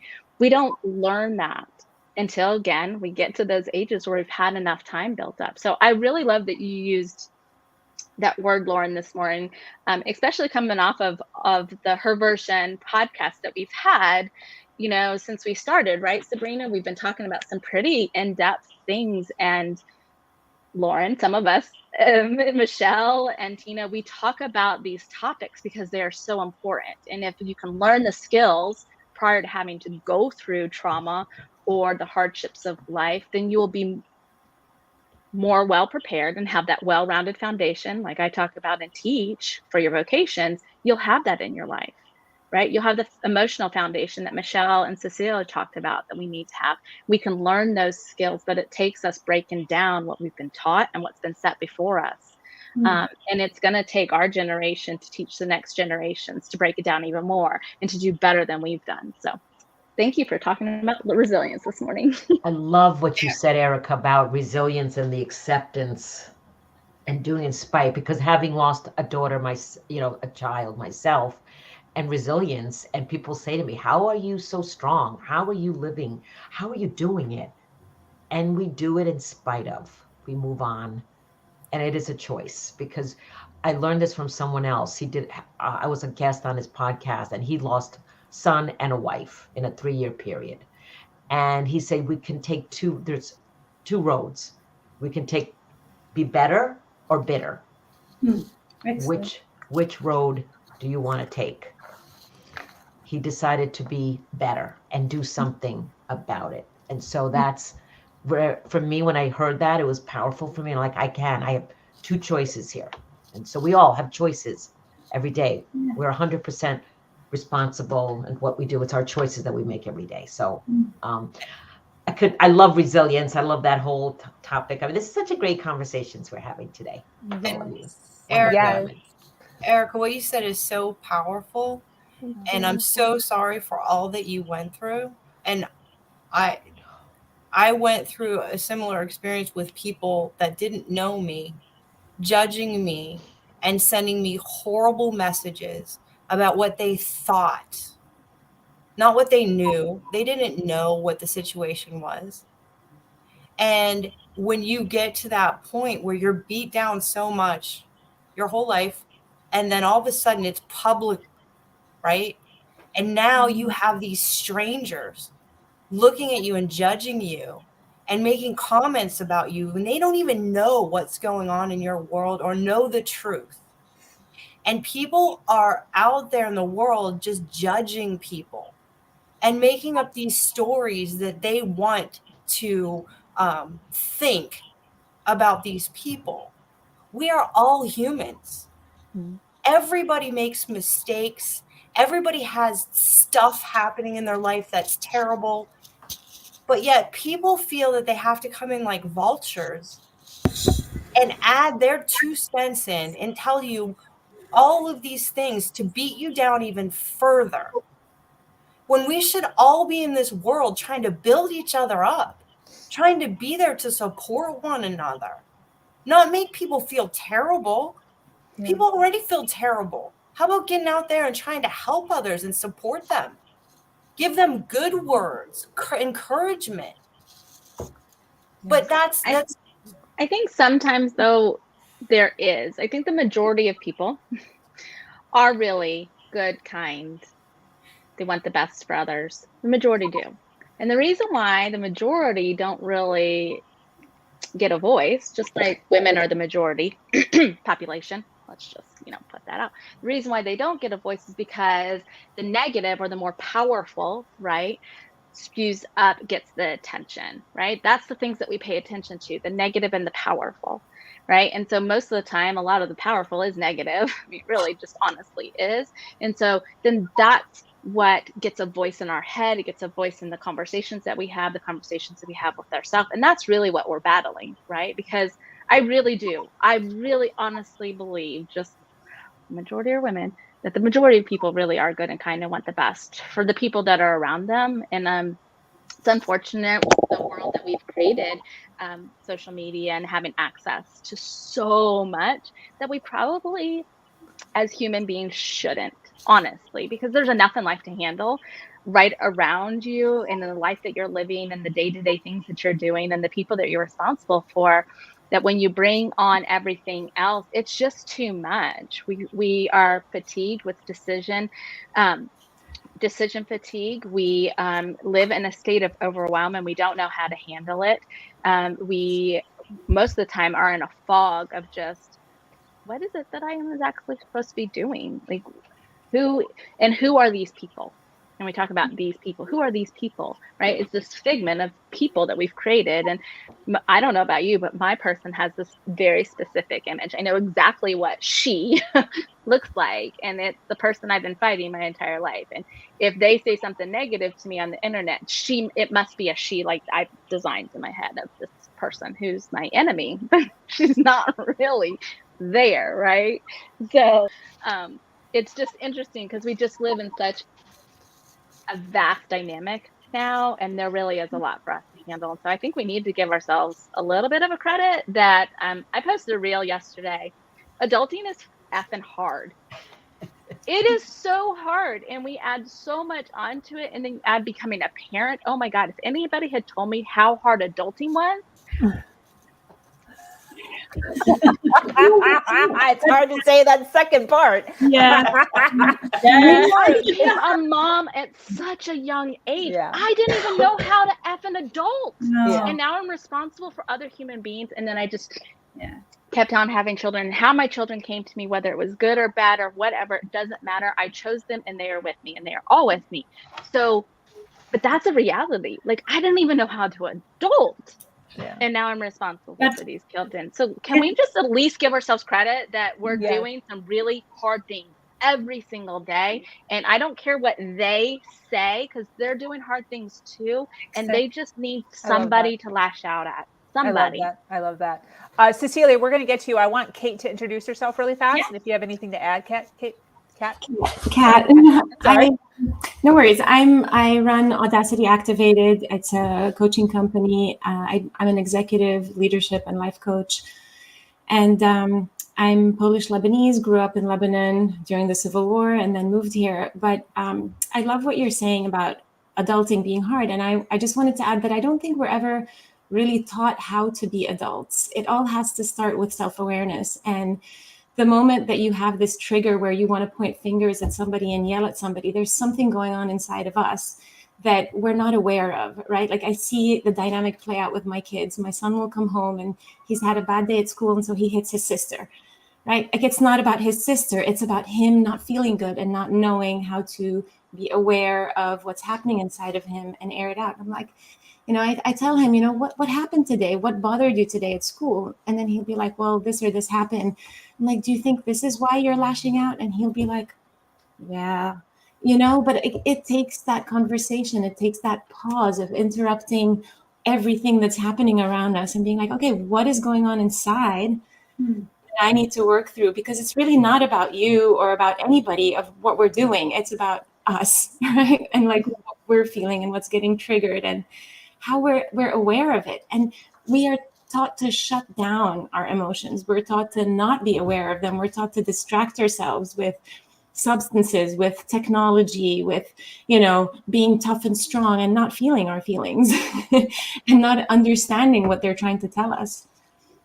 And so a lot of what I work on is emotional intelligence. It's just starting to build up that self-awareness and what it leads to, because it's at the root of so many adult issues, whether they're CEOs, whether they're leaders, whether they're parents.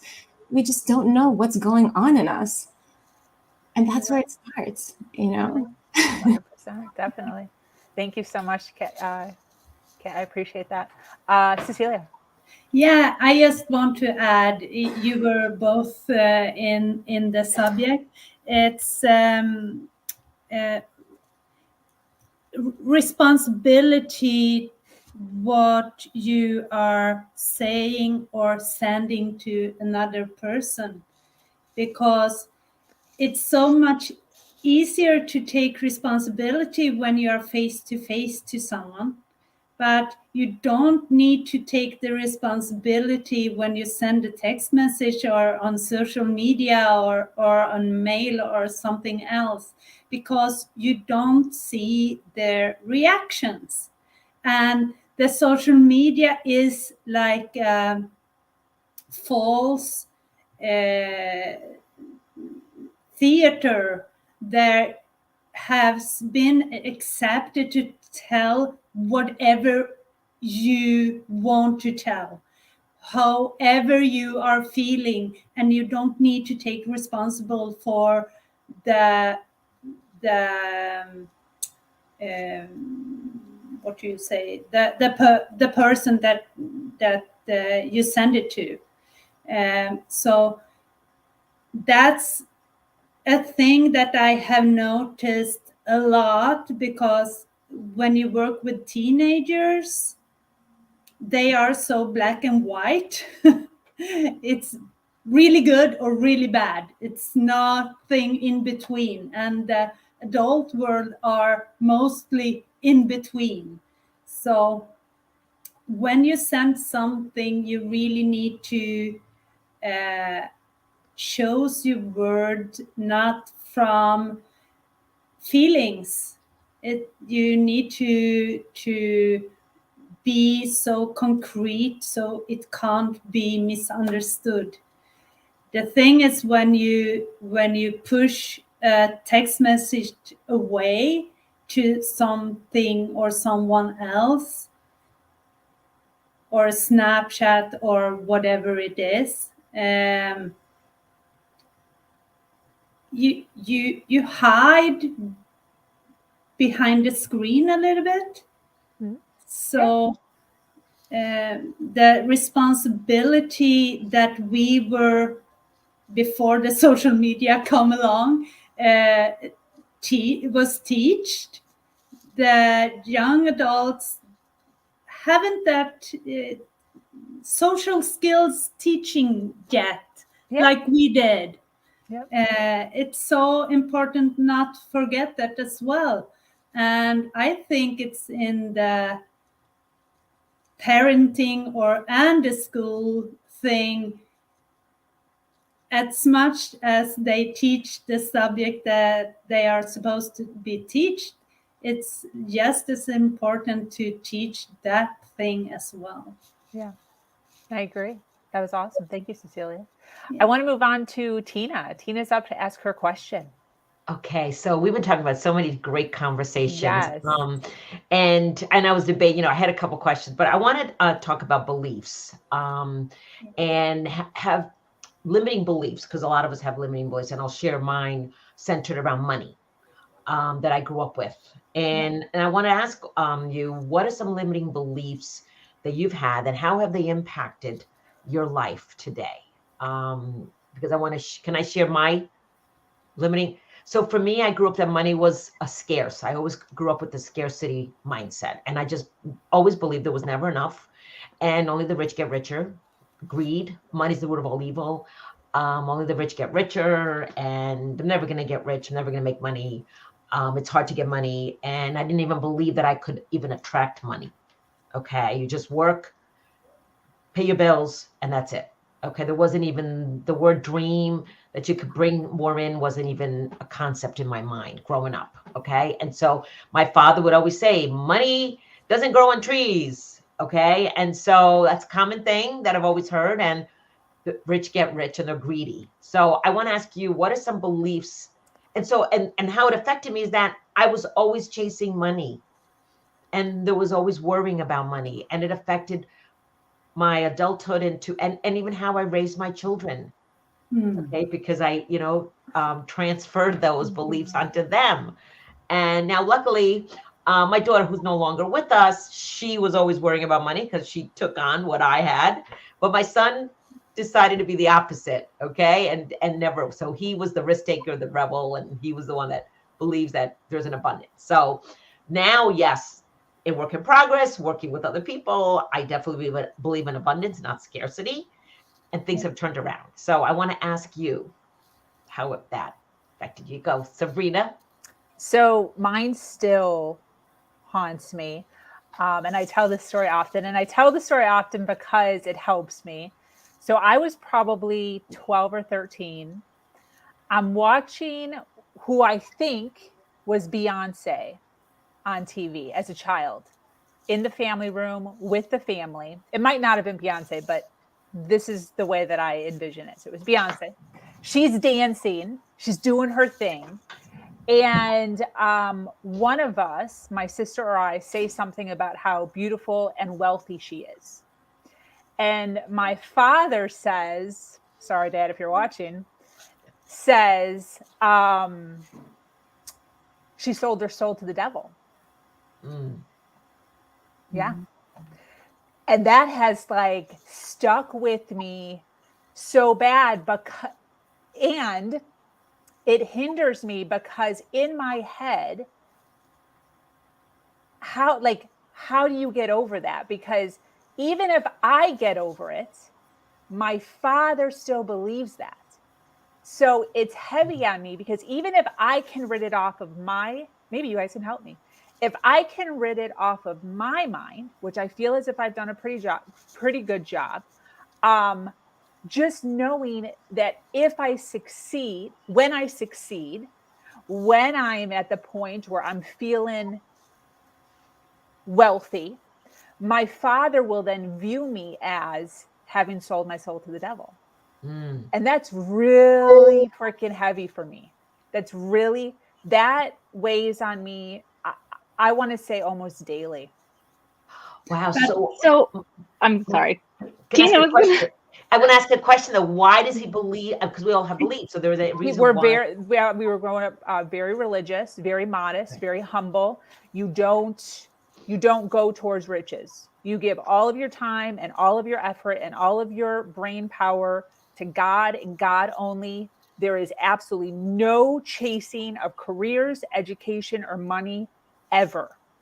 And so in that mindset, let's help Sabrina right here. If that mindset is accurate, then anybody and everybody, right? Because this is an equation, we can't get rid of science here, right? So under that mindset, anybody and everybody who has been successful of what they've done, have pursued a dream, is of the devil. Now, we all know that that is not true, because even in religious beliefs, those of the devil are negative. It's because they put something above God. They put something above what they were supposed to be believing. So if you, Sabrina, when you're successful and you continue that thought process, then you are. It's just going to feel like everything that you do is of the devil. It's nasty, it's touch, and you're not going to be successful. You actually will never reach the success that you possibly could attain, right? And that's a real thing. Yeah. It's a real thing, because the I am statement is the most powerful thing that you can create, whether you believe in religion or not, but especially if you believe in religion. Calls himself I am. I mean, it is literally tells you, if you want to have power, you need to say the statement, I am. Exactly. I am. I am successful. What does success mean? And so then you start to define those things. And as long as they're in alignment with this, and you have not put any of those things above where your beliefs are and where the root of it is, then nothing that is below that is of the devil. It is of I am. And I am is God or power, creation, or whatever, woman being, man being, whatever it is that you believe Energy. put us here. Yeah. Right. So And I so when they don't see mean that, to sound dumb. no, go ahead. Can you say that, because there's people listening right now, like we've got a Yeah. whole audience right now listening, and I understood that. However, I didn't quite grasp it. I'm intelligent, but I didn't quite grasp it to its full capacity. So can you just reiterate, like in a few sentences, what exact, because that was powerful. I could feel it, but I need to like digest it. The reason why we think things are negative is because we've put it in the I am negative statement, right? We've been told that it's negative. And so power, riches has been told to us that it's a negative thing, but it's not. I am successful is a very positive statement. Well, wouldn't they say that they're successful? Right? Yeah. And so how we phrase things and then how we tell ourselves is the mindset it'll be in. That is where it is. Is it negative or is it positive? Got it. If you're that I am statement is what it makes the reflection. And some people think that, you know, when you attain a certain level, the only reason why you got there is because you sold your soul to something that you didn't believe in. And that's not necessarily true. Has it been true? Absolutely. Yeah. We wouldn't be saying that if we haven't seen it. It's been in every religious book you've ever seen from the existence of time. People have put things above what they should have been believing, and it is of the devil or of the negative, right? Yeah. I'm going to jump in for a minute because I need to get off at 11. I have a call, but I just wanted to add that often what we call the devil are things that we fear, right? And fear is usually the unknown. And so even though you have embraced success and you're ready to, you know, jump in and be that successful person and make money and live in abundance, you're worried about what your father's going to think. I see it as your responsibility to embrace abundance and be successful and show him that it is nothing to be afraid of, that you are not going to transform into somebody with horns and a tail, right? And so when you do that, you take away that fear of the unknown because you have made it known. You've made what success is known to him, and you just show him by actions that you have not turned into somebody who's awful just because you make money. And so that takes away the fear because it just makes it all very tangible right in front of him. I understand that. Definitely. And he won't see you that way because you are love, you're his daughter, and so if you're in that state of I'm successful, I'm living abundance, right? Abundance can't be a negative thing. We're told to seek after it. We're told to seek after it, and not only in our finances, but in the way that we can give to others and the way we can give to ourselves. And so it really is just in a reframing.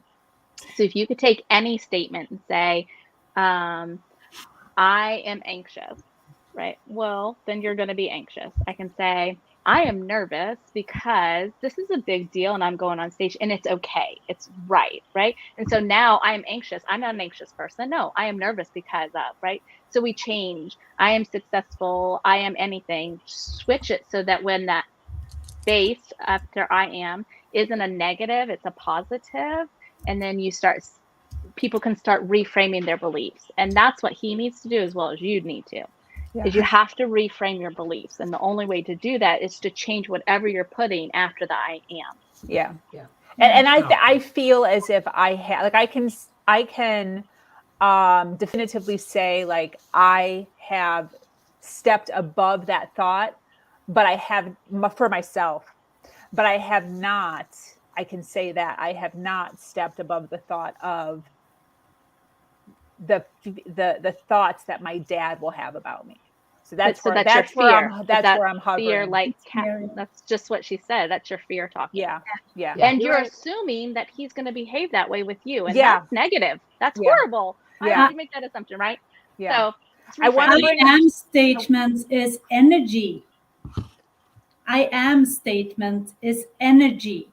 So whatever I am, you tell yourself it's energy. It's the same about him. What he say I am, it's an energy, and he apparently are fearful for what I am statements. Yeah, I agree. Lauren, can you read the comment? Absolutely.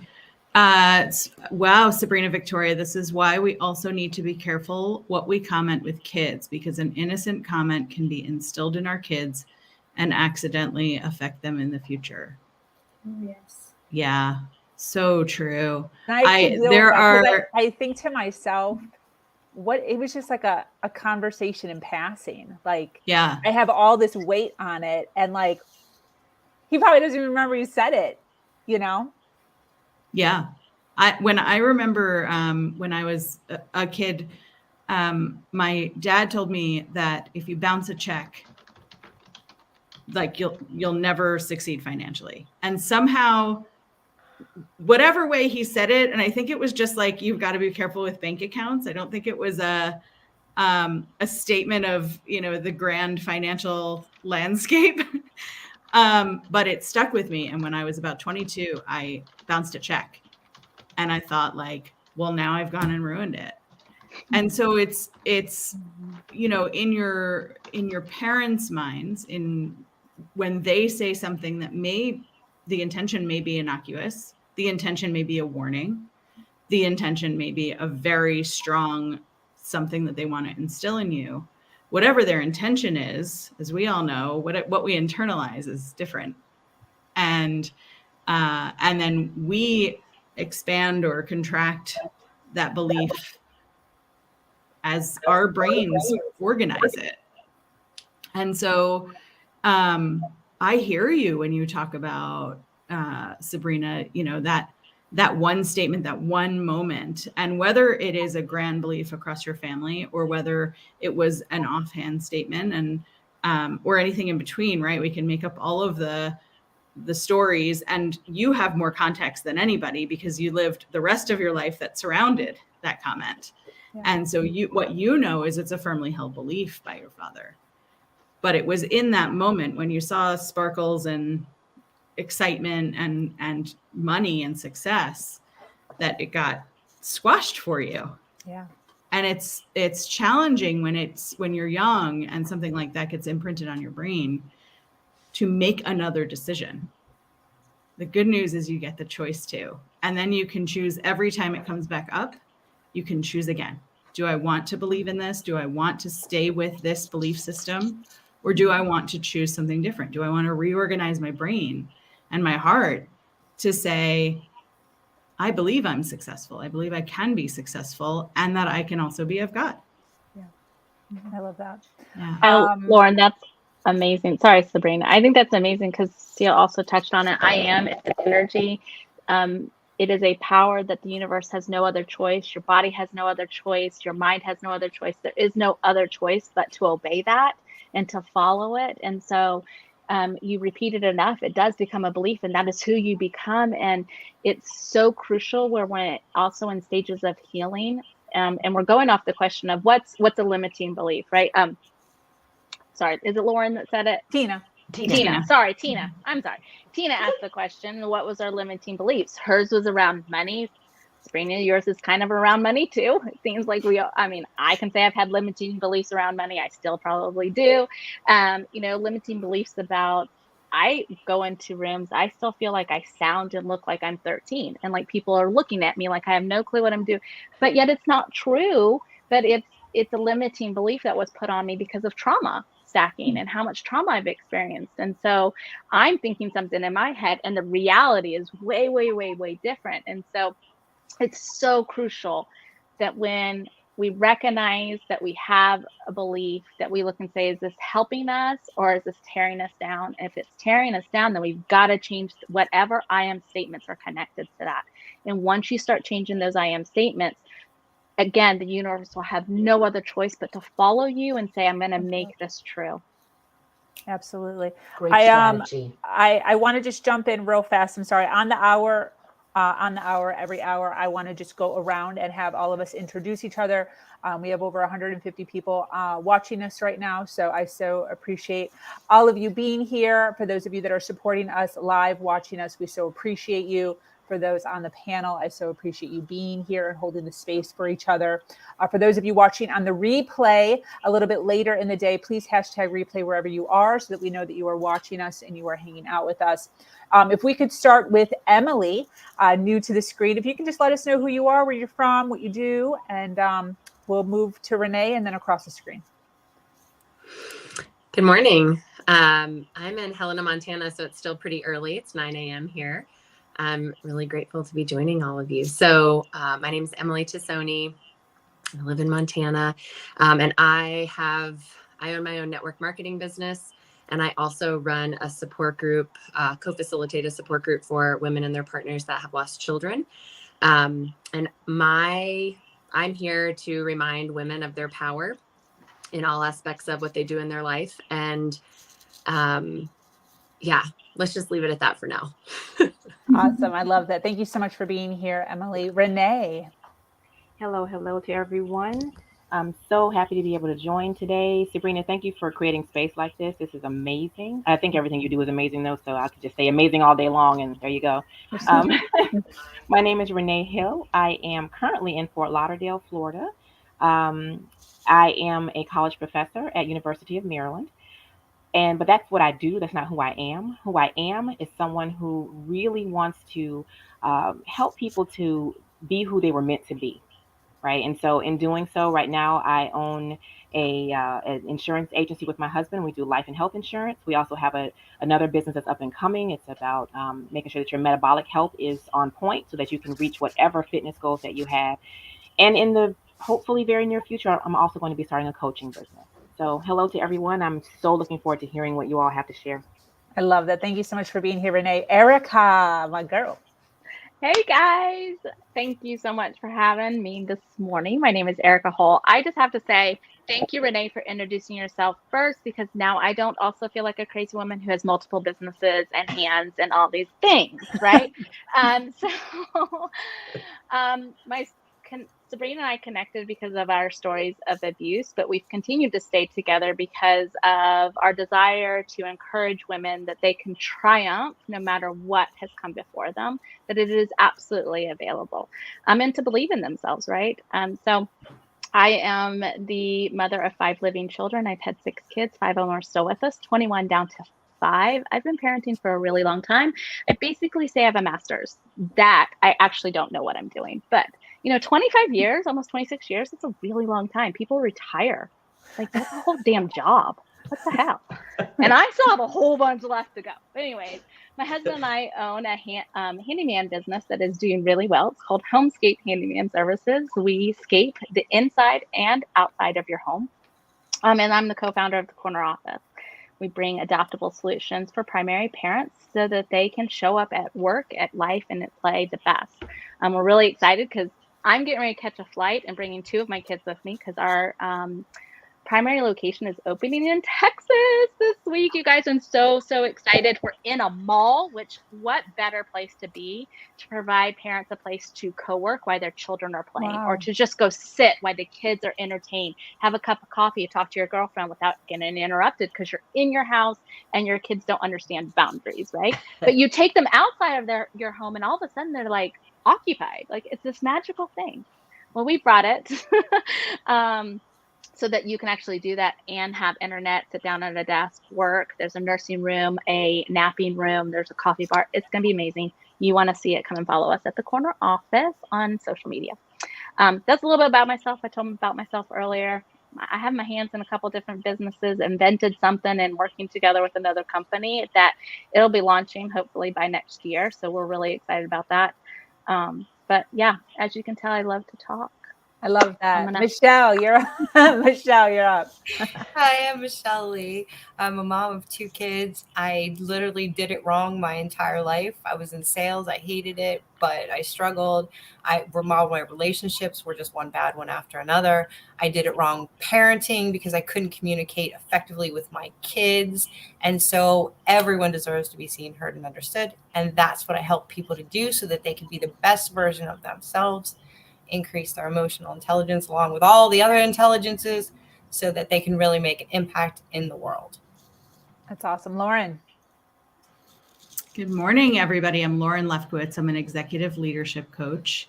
I work with professionals who've gotten to the middle or height of their career, and they are feeling like it's not what they set out to do in the first place, and they're feeling fine, and they get stuck in the work, sleep, repeat cycle. And so I work with executives, rising executives, and people who want to be executives one day to help them find their version of amazing. Beautiful. Cecilia. Hi, everybody. I'm Cecilia Magnusson. I'm from Sweden. So it's evening here. I work with mostly entrepreneurs that have been in contact with narcissistic or toxic persons. It can be parent, co-workers, boss, loved ones, children, friends, whoever. And everybody that have been that have also created mindset that they aren't happy with, they are stuck. And when you become an entrepreneur, you want to thrive. And that's where I come in. I help those people to be the most successful that they can be in both business and in relationships eventually. So that's why my company is called Star Empowerment Consult. Own Your Success. I love that. Thank you. Thank you so much for being here, Cecilia, all the way from Sweden. Yeah. I love it. You're the best. Tina, you're up. All right. Hi, I'm Tina Kadish of Life is Ideal is the name of my business. I'm in Connecticut, and it's great to be here. What I do is I help women who are in the corporate world and they want to get out and become an entrepreneur, loving what they do. So I really help them find their purpose and setting up a business, successful business as a business coach and author of my first book. I launched in 2021 called Freedom, the 7 Steps to Thrive in Life and Business. And in the process of writing my second book, lost my daughter to cancer in 2020. And I do have a son. I'm so blessed that he's alive and well. And so I'm excited to be here today and learning so much. I do have to leave here today, but this has been so amazing and love to connect. We so appreciate you being here, Gar. We thank you for the time that you gave us. And we Appreciate hope you. to see you in the comments. And if you want to jump on a Yes. little bit later, we'd love to have you back. Okay. Bye-bye. All right. Thanks, girl. Maureen. Good morning, everybody. I'm so happy to see your beautiful smiling faces. I'm always over the top, so I might as well go big or go home. And I am home, so I'm going big. So my name is Maureen Scanlon. I am a certified life coach of Maureen Scanlon Life Coaching. I am an author and a speaker. My books are geared around dogs. We all love dogs. My dog is more enlightened than I am, and my dog is my relationship coach. I coach on self-worth, learning to love yourself, stop being lonely, and start being alone. Sabrina and I have a very similar story where we are late bloomers, and it took us a long time to learn that we are worthy, and getting out of abusive, narcissistic relationships. We found our place in the world, and we realized what our worth is. I am the mom of 3 adult children, 1 stepson, 3 grandchildren, and 3 furry babies. I do have my grandson living with me now, so I'm starting sort of over again, but I didn't give the joy of giving birth to this child. So I have to jump right into the teenage years, and that's always fun. But I just want to say thanks for having me here.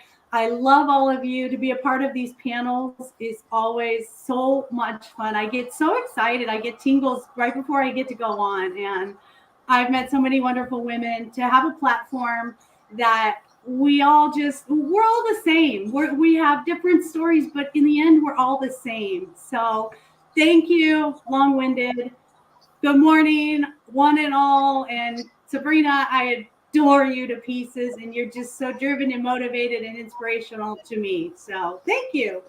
No problem. Thank you. Thank you all for being here. I appreciate every single one of you taking some time out of your day to relax and to chit chat about some stuff that actually really matters in life. We were just finishing up with Tina. She was talking about limiting beliefs.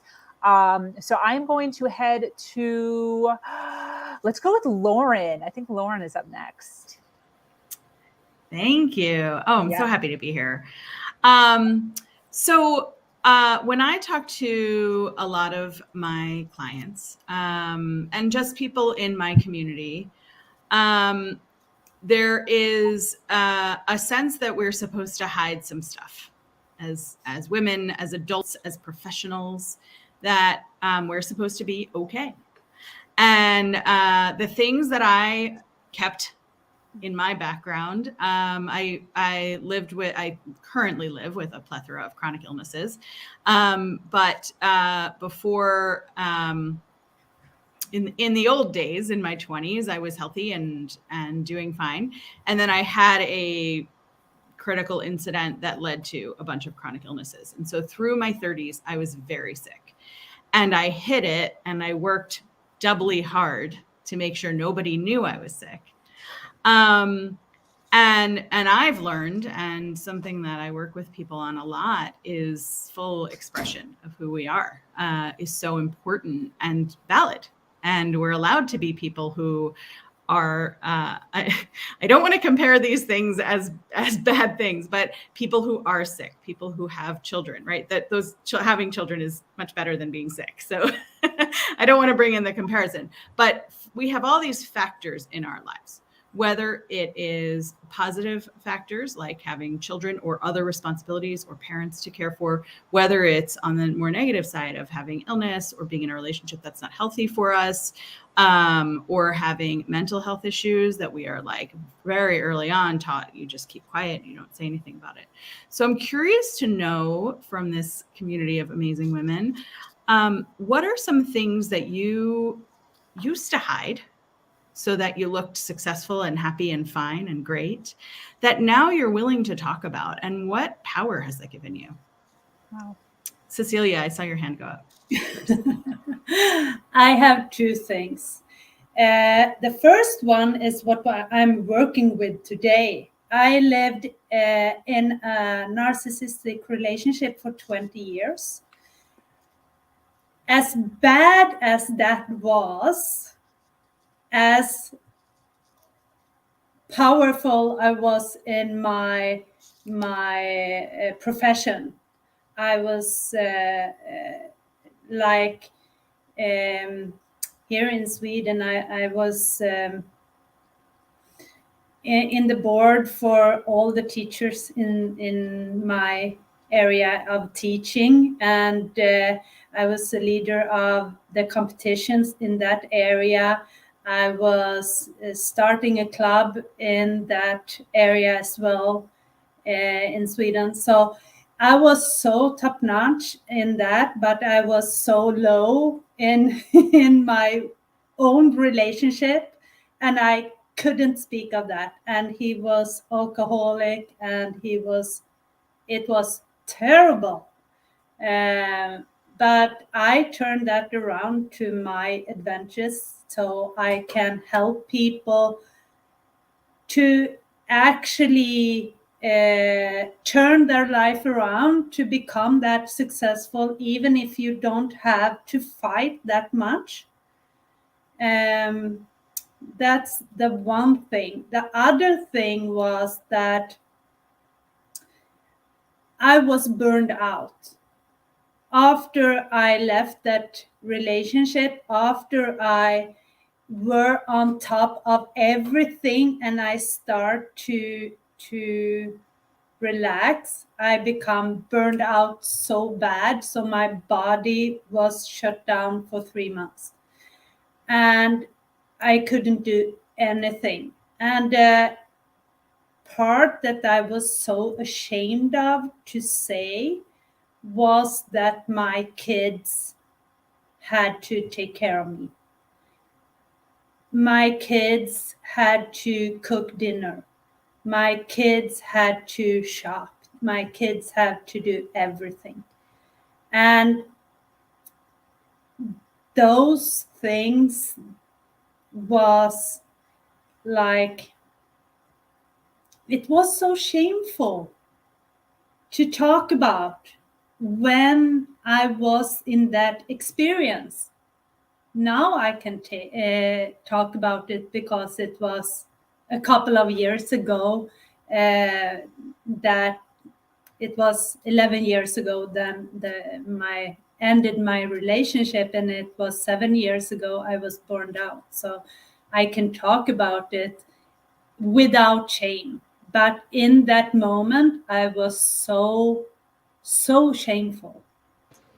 And then it was that I decided that I'm going to shift this to a positive thing.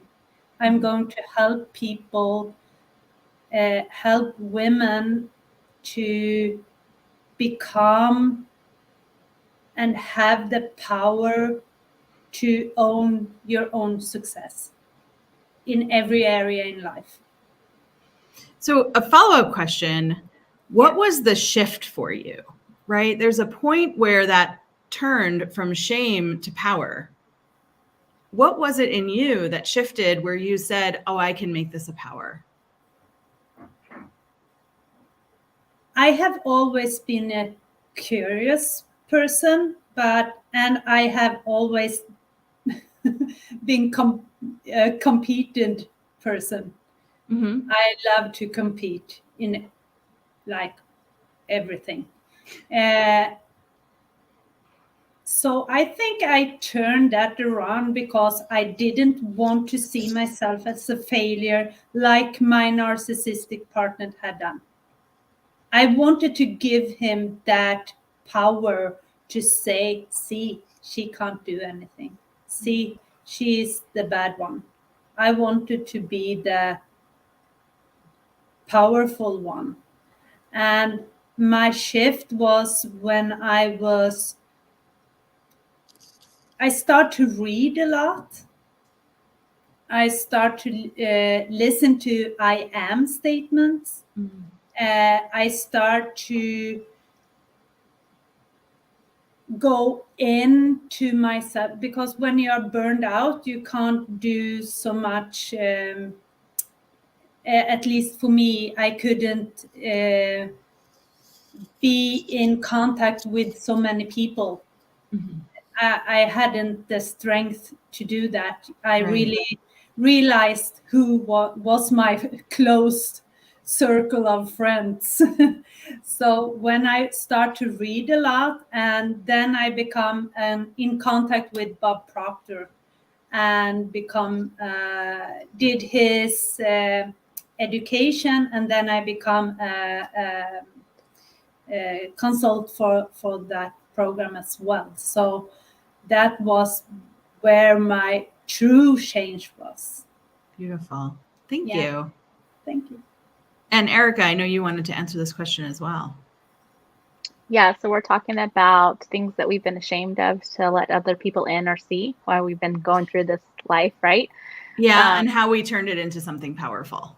Yeah, so Yeah. I don't know about you guys, but in the world of working, like Lauren mentioned, I feel, especially as a woman who had to start working right away and becoming a professional like immediately, there just wasn't, I didn't go to college. I was a mom. I had to make money. I had to be the primary breadwinner for my family because my husband was mentally, physically, and addictively not able to keep a job. And so I took on this role and persona that wasn't actually me. Like I was wearing suits and heels and trying to stay at this level that my coworkers were, but they were all women who were at least 10 to 15 years ahead of me in their career, and they financially could afford it. And they kind of probably had a little bit better of a supportive partner in their life. And they weren't a new mother, so things were so different. But I was so ashamed to admit that I couldn't compete. Like I can't. Not only can I can't, I'm so uncomfortable. This isn't me. This is not me. I can't wear heels. I didn't know it at the time that I had a genetic disorder and a disability, but I was very sick. I was hiding my sickness. I was trying to pull it together and saying I had all of my shit together, and I did not. I was wearing clothes that I was so uncomfortable in. I would cry and when like literally the moment I got into my car after work, I'm literally driving home halfway naked because I hurt so much from the clothing that I'm having to wear to show up as a professional. Because if I don't, then I'm judged, and then I'm just going to be a peon for the rest of my life. That's what I thought. And so one of the things that I've had to let go of really knowing, and I'm so thankful that we're in 2022 where people are a little bit more accepted and acceptive of different people and weird people, because I consider myself weird and I accept it. Like I love it. It's something that I felt ashamed of for so long because I didn't know who I was. Nobody told me growing up that I was biracial. Like things that I should have known that I could have accepted and really embraced, I had to squish down. And because I wasn't allowed to talk about it, I wasn't allowed to explore it, and I wasn't allowed to be me. And then I go into a job where I can't be me either. I can't show my tattoos, and now I will walk into an executive meeting. I own this company. I will show up in flip-flops and sweatpants because this is what my body can handle. And it does not change the amount of work that I can produce, how productive I am, or the knowledge that I have. And I know my subject. And if you want to judge me, then I don't want to work with you. And I've gotten to that point where I've said, I don't judge. I don't care. Judge me. And if you think that makes me less of a person or less educated or knowledgeable in my subject, then that reflects something more worse on you than it does me, because I'm going to keep on going. Right. And so we do it. So I think that's a combination of really getting to a point where I could go, wait a second, I can't. And that's not a negative statement. Saying I can't isn't a negative I am. It's literally, I can't. I can't wear bras. It physically hurts. I cry. I cannot wear shoes and walk around. Like I can't do the things that other people can do. And so I'm going to show up in the best way that I possibly can. And if that's not good enough for you, then you're not my person. You're just not my person. And that's okay. There's other people I can do business with. There's other friends that I can have. There's other relationships that I can have, because other people will accept me even if you don't. Right. And so it was really hard. Again, I will contribute that some of the shift is that we are more accepted in society now. And so I feel like I can be myself. Whereas from 1995, when I graduated high school, till about 2000, 2001, when I started having kids and being a professional, I learned you cannot be yourself. Don't be yourself. You're going to be picked on. Somebody's going to beat you up for it. They're going to call you horrific, horrible, horrible racist names. You're not going to know how to handle it because you don't have anybody to talk to. Like so many things have changed, so that at 45, I can say, right, I'm going to be who I am, and you're not going to stop me, and you're not going to keep on shoving me down. But that takes time. But we're taught, we really are so taught, Lauren, especially when we add in all those other things.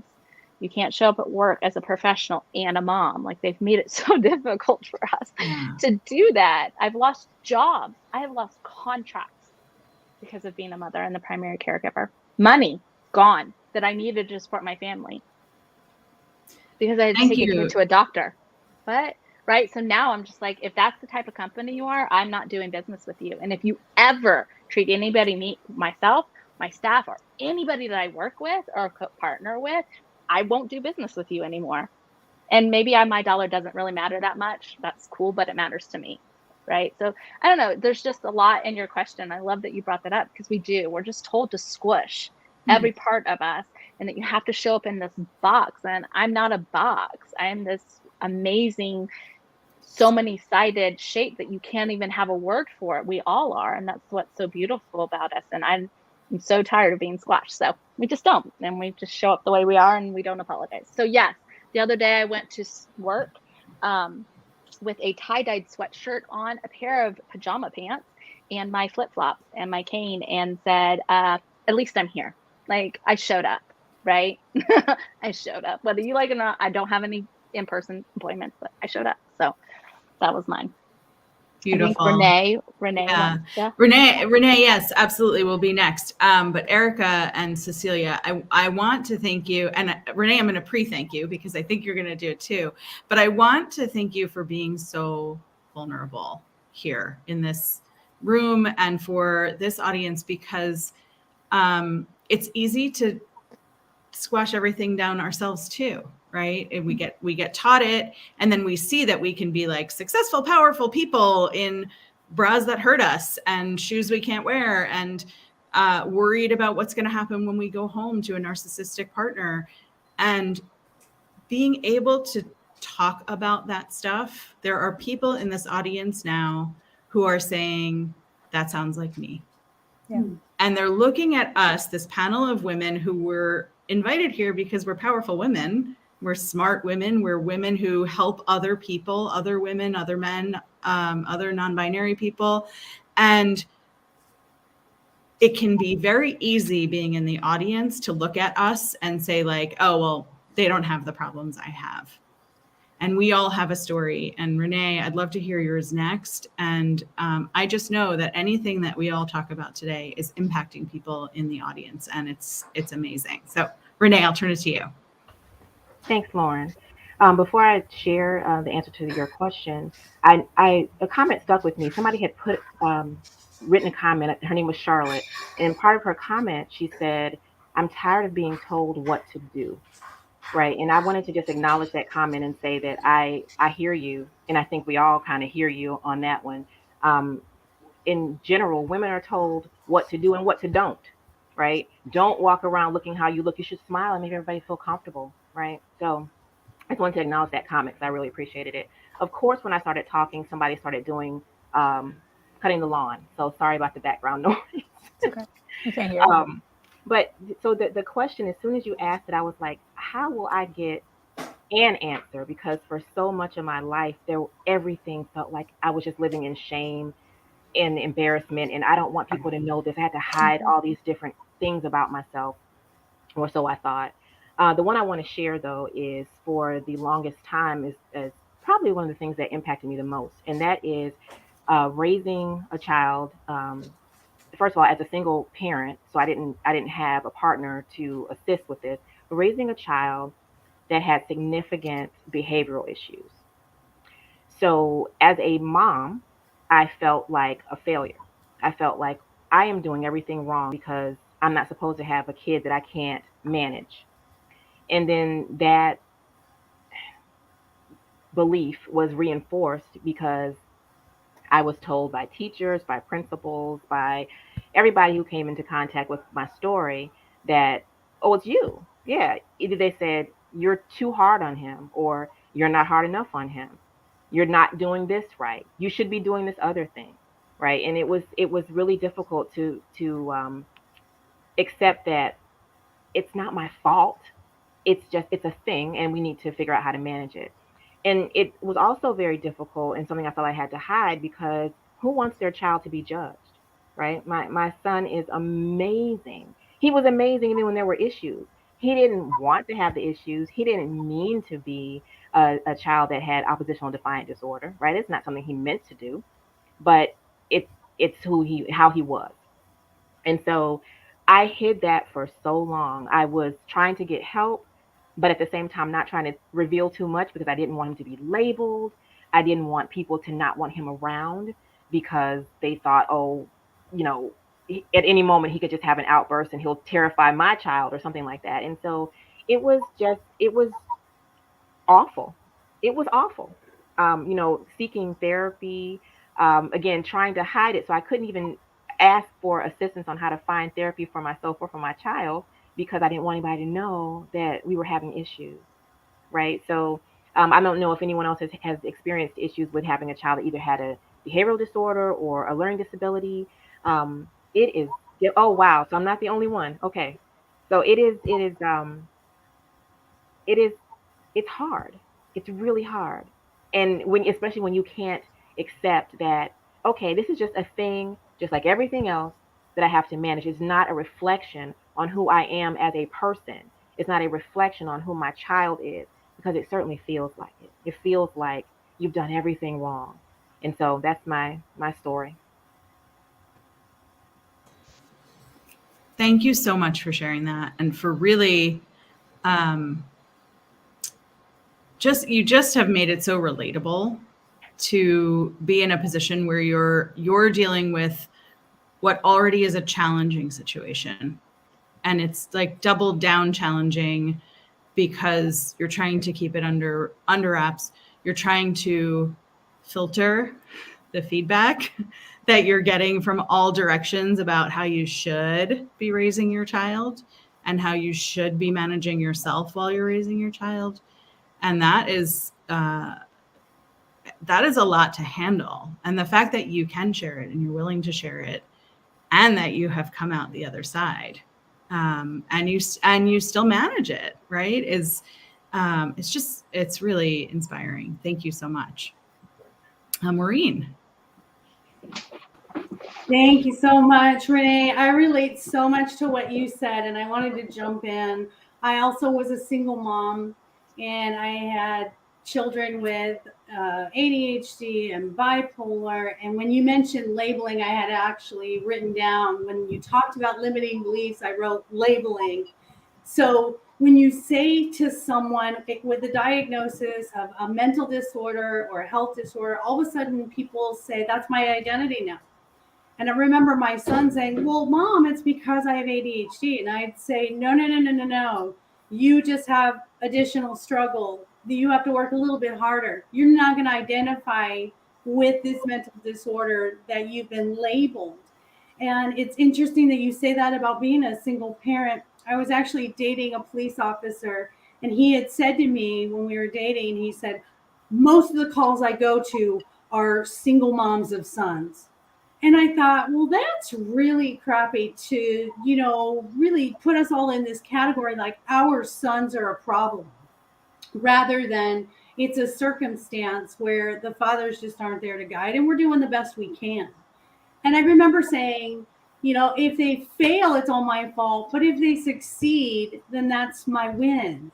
And now that they're adults and I look back, or they tell me these things about what I did well, that I was going through the motions, man. I was just lucky to get a roof over their head and food and clothing, and, just hope to goodness they'd be good people.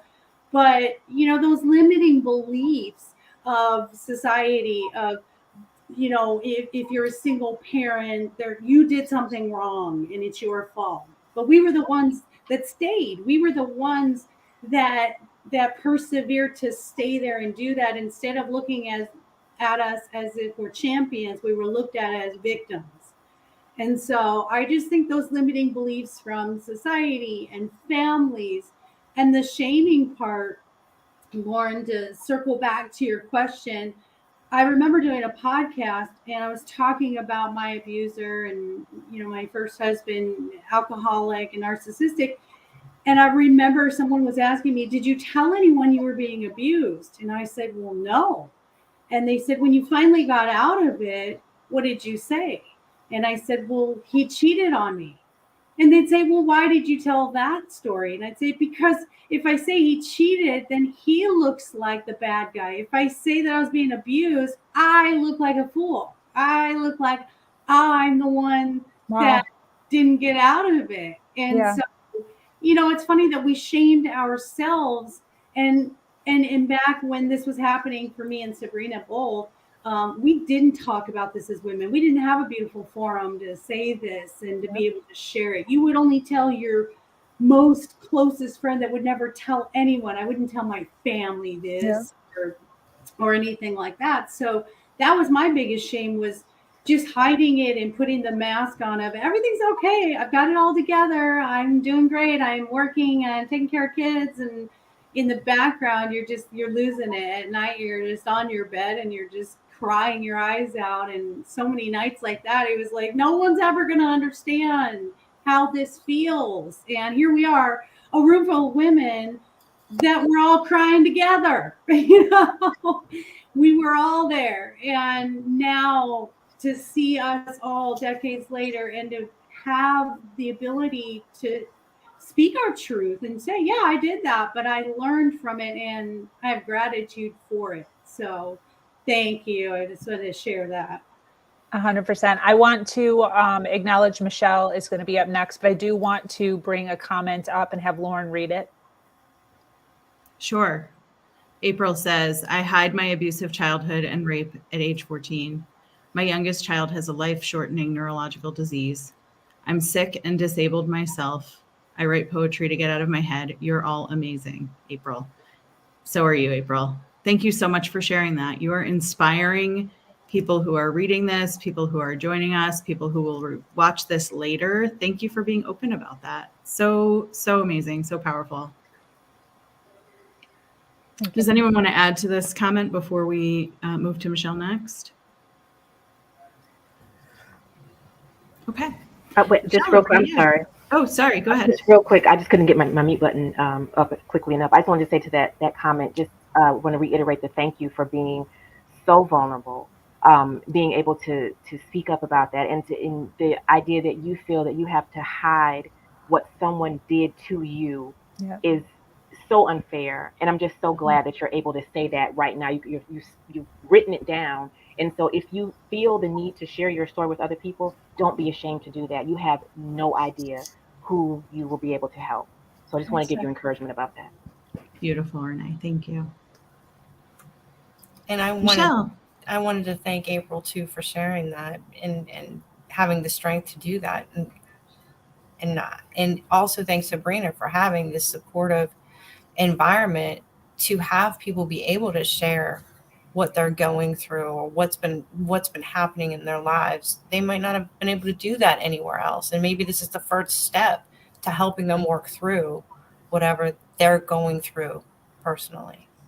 And Renee, I just wanted to say, I mean, I'm a single mom with 2 kids, both on the spectrum. And one had severe sensory issues. And so couldn't be around loud noises, couldn't handle tags on their clothes, and couldn't wear, certain things, had to wear sweatpants or basketball shorts, and only ate like 5 things.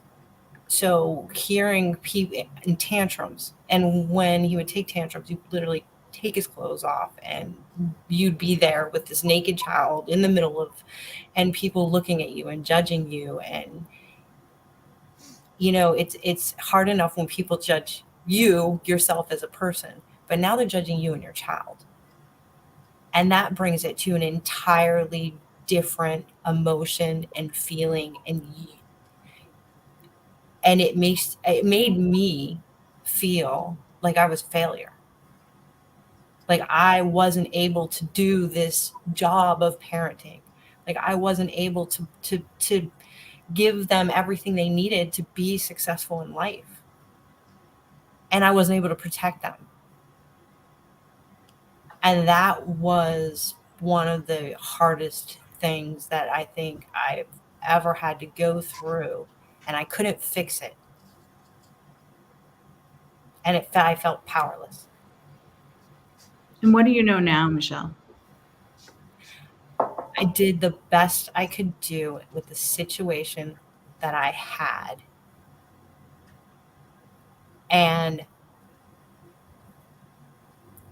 that people, their emotional intelligence, sometimes people's emotional intelligence just isn't there, right? They don't realize the impact and the effect that they're having just by even simply giving you a look when you're having someone melt down in the middle of a mall or whatever. Just that simple look that they give you of disgust and judgment, how much that can affect that person. So it's just given me the ability to realize that, you know what, like I said, I did the best I could in that situation. I did the best for my kids. I did everything I could to protect them. And it doesn't matter. Other people's opinion of me doesn't matter. They aren't in my shoes. They don't know what I went through. And so I'm not going to let their opinions affect me and what I do. Every day, I'm just going to keep being a better version of myself, keep getting up every day. No matter how many times I fail, get up and just keep doing better and keep loving on people. Regardless if they hate on me, love on me, judge me, it doesn't matter. I'm going to love them no matter what, because I'm going to love them where they are. So beautiful. Lauren, can you repeat the question one more time? Yeah, absolutely. So the original question was based on as women who have a lot of things going on, positive and negative, relationships, children, illness, family issues, other struggles, and other things that keep us busy outside of work and outside of our public facing lives, can bring us a lot of shame and can make us really feel like we have to hide behind those things. And so the question was, what is something or some things that have previously brought you shame that now you use as power?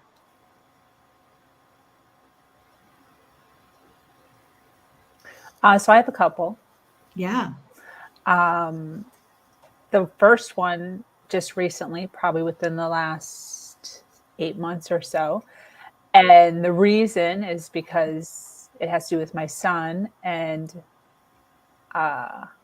worried about his father. So my issues with postpartum were very heavy for me. I was completely abandoned when I had my son. So I had no family and no church. Everybody just left because of the sin of being a unwed young mother. So I was completely by myself. Baby daddy left. And baby daddy left because the church told me to make a decision on whether or not to marry him or dump him. I had to make a decision. I couldn't play house with my son's father. So I'm just trying so desperately to get my relationship back with my church and my community and my family that I was just like, just go away. You know, I need to just get my relationships back with like the people I care about and God. So I broke up with him, and I was thinking like, oh, he would still like stick around and like hang out and help. And he just ran away. So me being young and dumb wasn't thinking of like the finances.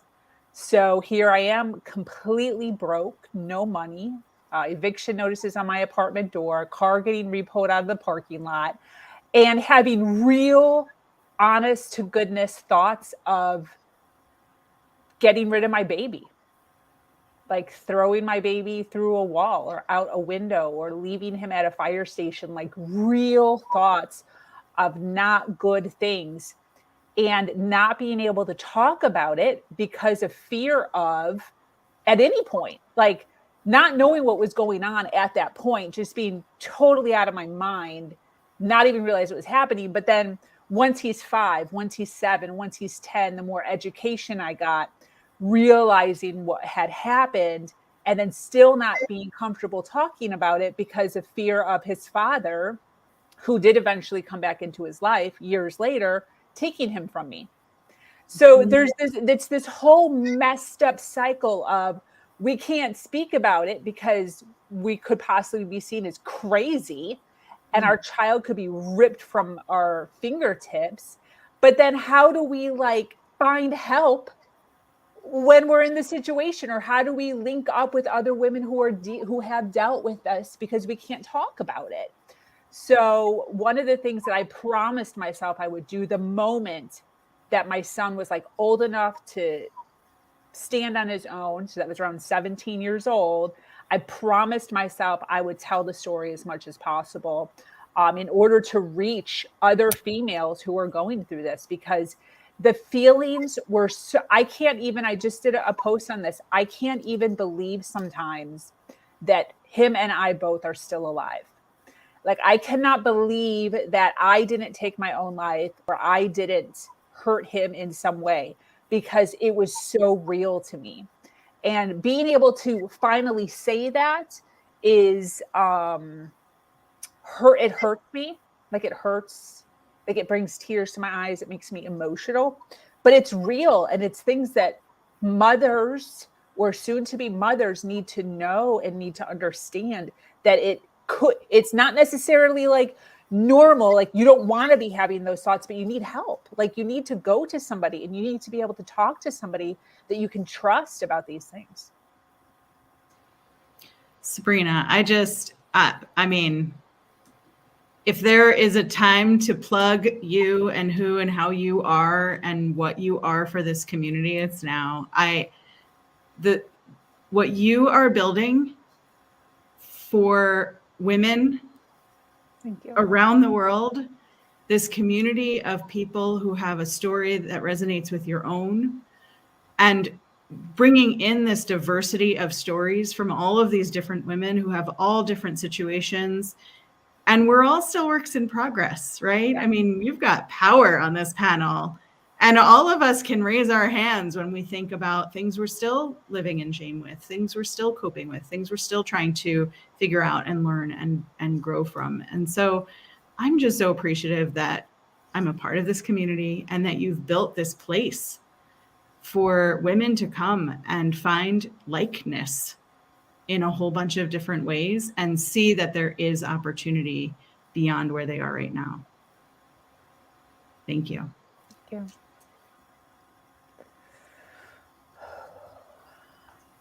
you. If I can chime in, can everyone hear me? Hi, ladies. And hello, everyone watching.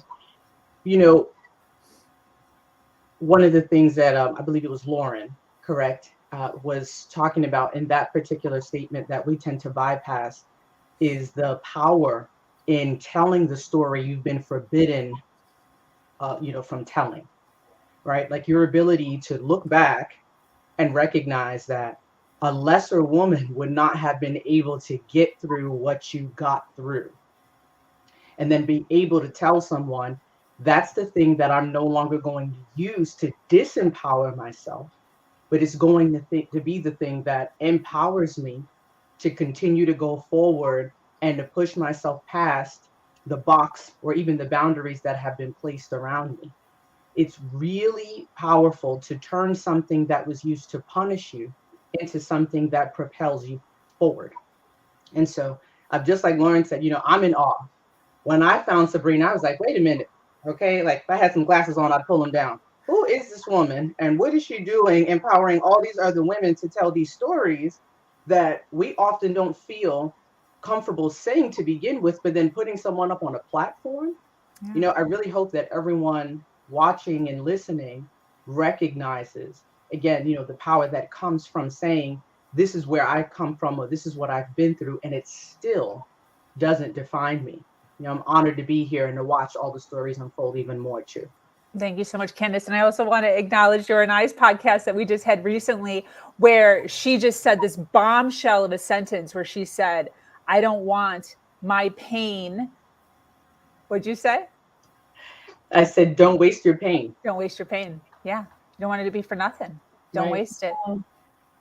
That I know. That's so powerful. Yeah, and that's the interesting part about going through so much.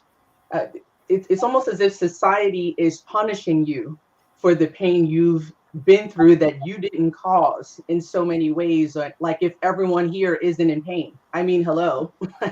Exactly. We've all been through it. And so, you know, taking that statement, which interestingly enough, my husband told me years ago, and brother man caused a lot of pain too. I think we've all, if you're in a relationship, we've been there. Okay, moving on. But with respect to that, right?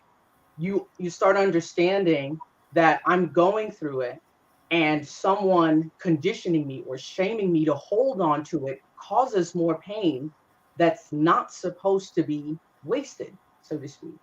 You know, so, you know, being here in this space and sharing with you all and recognizing, you know, just how much we have in common, even though it's vastly different, really helps you to recognize even more so, no, it is a waste to hold on to this. Let people think what they want to think. And furthermore, now we cooking with grease. My brain is starting to percolate a little bit, right? One of the things that I thought was really interesting when I first came on to chat with you lovely ladies, it had everything to do with how we're shamed by very specific people not to talk about what we're going through or what we're feeling. And one of the things that I teach my students and anyone who will listen, because clearly we love to chat over here, right? Okay, moving on. I tell them that not everyone deserves to hear all of your story.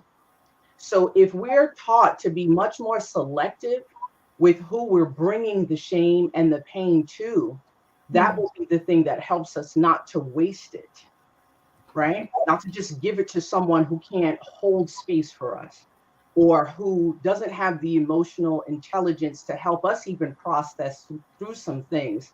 That's not the type of people we want to go to. We want to go to the people who can help us carve out space for our humanity again because we made a mistake or because something happened to us that we were not in control of. You know, so that also is empowering, right? Like getting used to bringing that to the right people, like not feeling any kind of way about setting those boundaries, and then learning to look at what you've been through from an empowering place so that you don't waste that pain. Absolutely. To return the pain to power. I always say, let your pain be your purpose. Lucy said, I feel like I have a lot of regrets in my life. I hear people talking often about not having regrets. Do you have any regrets? Oh, yes. Go ahead. A lot. I have a regret that I didn't leave earlier, of course. But this is a totally another thing. I have a regret that I have had since I was a teenager. And that was based on my parents' fear. I wanted to travel. I wanted to be an au pair in the States. That was one of my dreams, to learn English, to speak fluently, and to be in another country, to discover other cultures and stuff like that. But my parent, especially my mother, she was, no, that's dangerous. No, that's dangerous. You should be here. When I was 17, I left home, my parents' home, to move to my own apartment. And that was like 2 hours from our town to another city. And that was like moving to China. It's an expression that we have. It's so far away, they couldn't even visit me. It was 2 hours. So move to another country should be like awful. That's my biggest regret, that I didn't do that when I finally moved from my home. but it's not.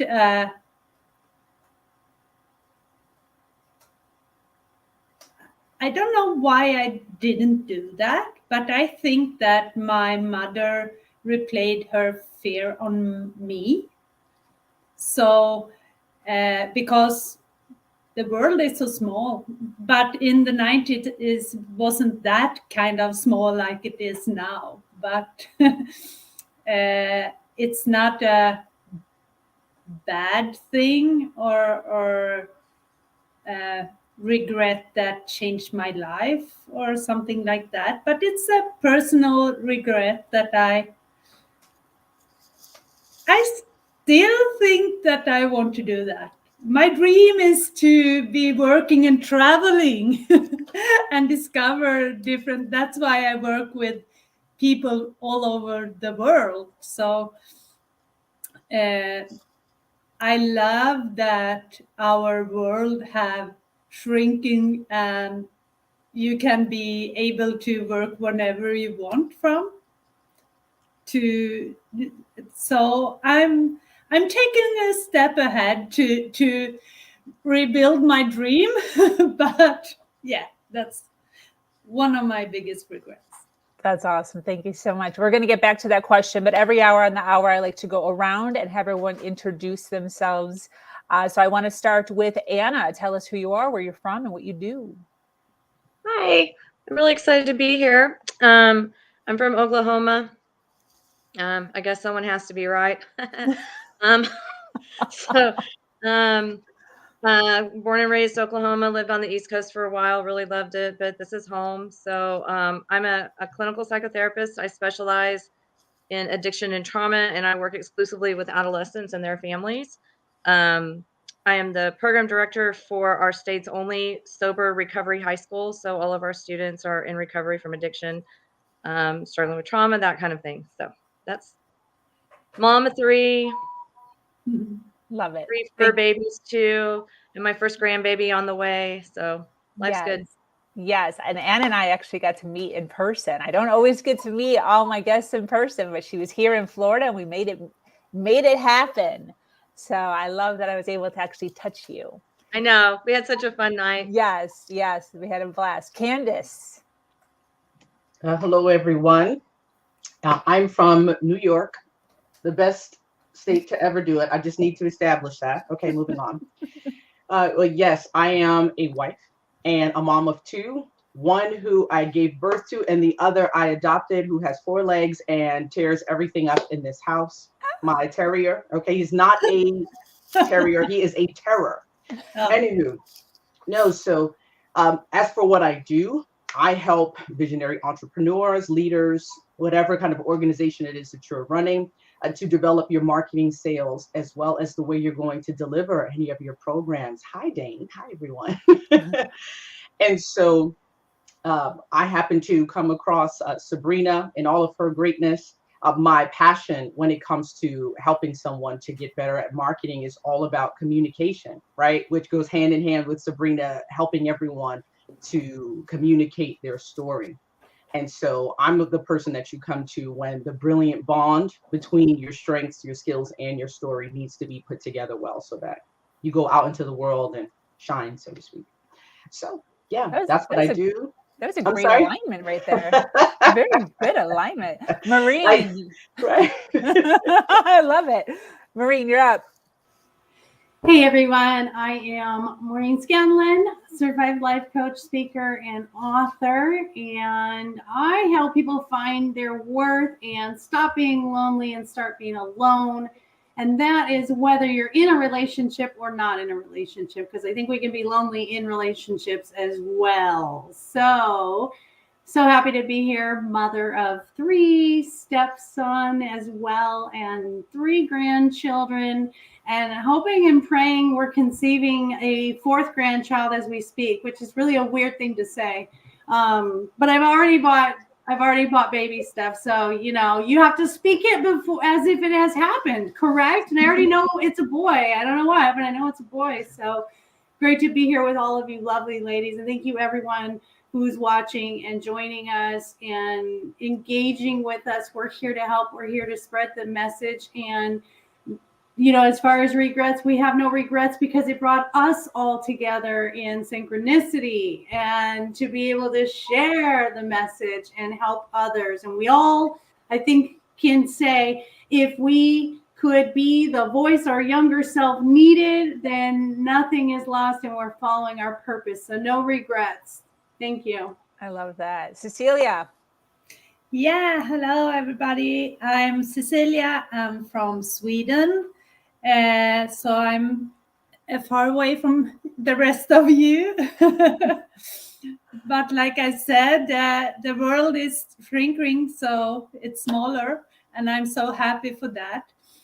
I'm working with mostly entrepreneurs that have been in a narcissistic, been in contact with a narcissistic person. It can be either parents, teacher, partner, friend, child, whoever, to overcome their mindset that has been changed through that relationship. So what I do is to help those people to thrive and to really own their success. They're reclaiming their power into a success power. So they become the most star person that they can ever be. So that is what I do. I work with both teams and entrepreneurs and private persons and leaders. So I work with everybody. Yeah. I love that. And we're looking at Renee. Sorry, I don't know who I interrupted. Renee. Hi, everybody. I'm Renee Hill. I'm in Fort Lauderdale, Florida at the moment. I work at University of Maryland as a college professor. That's what I do. That's not who I am. I am sent here to help people figure out how to be their best selves. So also with my husband, Tom, we co-own Hill Insurance Service, life and health insurance, based in Syracuse, New York, but available to anyone, anywhere. And we have a couple other businesses coming up too that I'm not going to go into at the moment, but hopefully any moment now they'll be ready for launch. I love that. Well, thank you so much, everyone, for being here. I want to acknowledge everybody who is on the live right now. We have 171 listening in right now, hanging out with us. So thank you so much for those of you listening live and for those of you on the panel right now with me holding the space for each other and for our listeners. I do want to also say for those of you watching us on the replay, who are catching us a little later in the day, make sure you hashtag replay so that we know that you were here and we know that you were hanging out with us. My name is Sabrina Victoria. I am the host of this podcast called Her Version, and it's all about telling stories in order to inspire others in our world. I also am the owner of a company called Human Better 365, which is a human transformation company all based around time management and organization within your personal and your business life. So who's up next to ask a question? Sabrina, can Yes. I go back to that yes, the thank question you. about regrets? Yeah. It's already kind of been, well, first of all, I want to say something to Cecilia. Cecilia, you were talking, which means you're breathing, which means you still have the ability to do whatever it is you want to do. So that whole I kind of want to still do it. Do it. You're still here. So It's on my goal. It's on my goal plan. Okay. And also, so the part about regrets, I think it was Maureen who said, no regrets, no regrets. And I agree with that. I something I shared when I was interviewed a couple days ago, Sabrina, was that I believe that everything happens the way it's supposed to. Before I was able to adopt that thinking, though, I had lots of regrets. And sure, there are still things that I look back on and think, wow, I wish I had been able to say this certain thing or behave in a different way or whatever. But, now I look back and I think, had anything been different, I would not have and be who I am today and what I have today, and I wouldn't have been surrounded by the people that I've been surrounded by. One thing that at the time I maybe thought was just going to take me under or take me out, had I not experienced it, I would have missed all of the amazing blessings that I have been able to encounter now. I mean, I think back even to I spent time. I tease and say I did time in Syracuse, New York, because Candace, New York City might be the place, but Syracuse, New York is not. Okay, so when when I was in Syracuse, when I first got there, and I'm not lying to y'all, I cried every single day for a year because I hated living in Syracuse and I did not like what I was doing. I was working at Syracuse University. The position is one that I'm doing it now. I'm a professor. So I was a professor, but it was not the right fit. I ended up there because I didn't listen to my heart and I took a position because someone said I should, right? Now, for a while, I regretted it because I really was miserable. But had I left at the moment that I actually had an opportunity to leave, I had this one slim opportunity to get out at a certain time. And I was like, well, no, my son's now in 11th grade. I don't want to, or sorry, 10th grade. I don't want to, uproot him again. So I stayed. Had I not stayed, though, I would not have met my husband. I would not have the two more kids that I have, right? So I think about like, wow, I was so miserable, couldn't wait to get out of Syracuse, and I almost missed my blessing. Wow. So no, I don't have regrets. I understand why people do, but when you start to look at things like everything happens the way it's supposed to, even when you don't understand it, and even when it hurts, it takes those regrets away. Yeah. I mean, so Renee, can we say that Syracuse still made some stuff happen? Okay, fine. I'm just kidding. I'm kidding. Point noted. Point noted. Anybody else on regrets for Lucy? All right. Who's up next asking a question? I lost count. Who's going to help me out? Maureen, did you ask a question yet? I did not. I did not ask a question. Well, I'm calling on you. And I didn't even prepare a question, so we're improvising now. All right. So I think my question is how, if you have children or if you work, like I love, Anna, that you work with adolescents, and I absolutely want to shout out that I love the idea of a high school that helps recovery, because if we get them young, then we don't have to deal with them as adults who live these lives of anguish, going through that struggle for years and years and years. So I love what you're doing.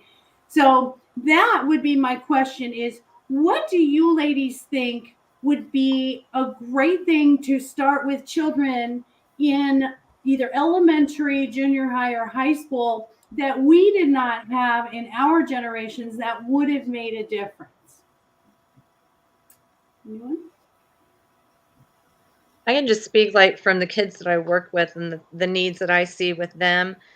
I think children get discounted often with their like I think we see like an 8-year-old or 7-year-old and we think, well, they're just little, they don't hear, they don't know, they don't understand, but they do. And so, honesty with our kids from a very young age about life and about the things that'll happen in life, about your own life. Don't be afraid to be vulnerable with your children and to be really honest with them about your own personal struggles. Like, if you've got an adolescent who's struggling with depression and you've struggled with depression, I think it's been so taboo to talk about mental health, especially with our children for so many years that, just like connecting to your kids on their level with your own experiences is really important. But I also think that kids need to be taught from an early age a lot more about empathy, about caring, about connecting to others, about having compassion. I do see that that's something that we've kind of lost in our culture and society, and that does spill over in their lives for sure. I completely agree. And I remember growing up, my mother had said to me, I'm your mother, not your friend, and I will never apologize to you. And those two things stuck with me my entire life. If it put a separation, it put a wall between me and my mother, thinking that I had a safe place or the ability to be transparent or honest with my mother. So in my own parenting style, I decided to change that. And I said, you know what? I'm going to be honest with them. And I think you're absolutely right to show weaknesses, to show that we are human, and to show that apologizing is a good thing, to say, hey, I did this wrong, because then they learn accountability, right? And I think that really being that open and honest with them, it establishes that trust where your children will feel more free to share things with you that maybe they made mistakes, but they'll come to you. And that brings me to Sabrina, who is dealing with trust and letting her baby fly the nest as well. And she's got this wonderful, open, transparent, communicative relationship with her son. So I'm going to throw it at you, Sabrina, because I think you have a lot to say on this right now. You're at a very big moment in life with your son, and it's a milestone. Take it away. Can you repeat the question? So the question is, what do you think that we could do with our children, with the youth of this country earlier than we were ever taught by our families and by our generation, that would make a difference for when they are adults? Self-awareness and allowing your people to speak your children to speak their mind. So it's interesting raising. I have a boy. My fiance has my son is 18. He just turned 18. Maureen actually helped me out a lot. I had a post up for those of you that saw it on her version. He's going to prom, and him and his girl are talking about the after party, and they're open and they're like, yeah, there's probably going to be drugs and alcohol and sex. And I'm over here like, wait, what? But I was like, cool. I was like, make sure you get an Uber driver. And, but they were like, we're probably not going to go. But in my head, I'm like, they're probably going to go.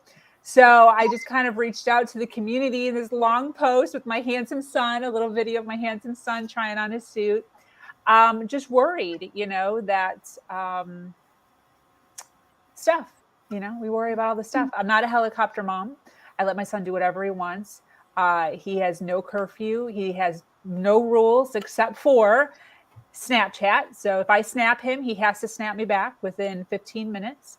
And he has chores, so he does the chores. When the chores are assigned, he does the chores. And those are the only two things. So he comes and goes as he pleases. And there's not really anything else besides that. But it's interesting with him because he's learning his voice. And his voice can come across as arrogant. It can come across as overly confident. It can come across as egotistical. And allowing him to have his voice, and then having him understand that I am going to every once in a while correct his language of how he decides to speak. So, but I don't do it in a condescending way. I do it in a, could you have said that a little differently kind of way, and allowing him to, figure out his own journey and his own voice. And it's interesting. It's interesting allowing him to make decisions and allowing him to be confident and not, like, for instance, I'll just give you a story, right? This is kind of weird not telling it with a story. So he comes into my room daily. We have this really big mirror on our wall, like one of those really long ones. And he works out every single day. He's working on getting swole. He's 18. So he comes in and he flexes. He's flexing constantly in the mirror. And he'll be like, yo, mom, check out my tricep. Yo, mom, check out my leg. Yo, mom, check. You know what I mean? Like he's being what would be seen in the world as kind of like cocky, kind of like, how dare you? But like me as a mom, allowing him to brag and allowing him to like feel his confidence and acknowledge that and laugh about it and, adjust like, hey, there's appropriate time to do that and a non-appropriate time to do that. And what does he think those appropriate times are or aren't? And kind of, guiding him, leading him, but not telling him by being self-aware. I think it's self-awareness. They need to, they need to have their own voice and be guided appropriately without being scolded or told what to do. I was always like, don't. There's a lot of don'ts and can'ts and nots.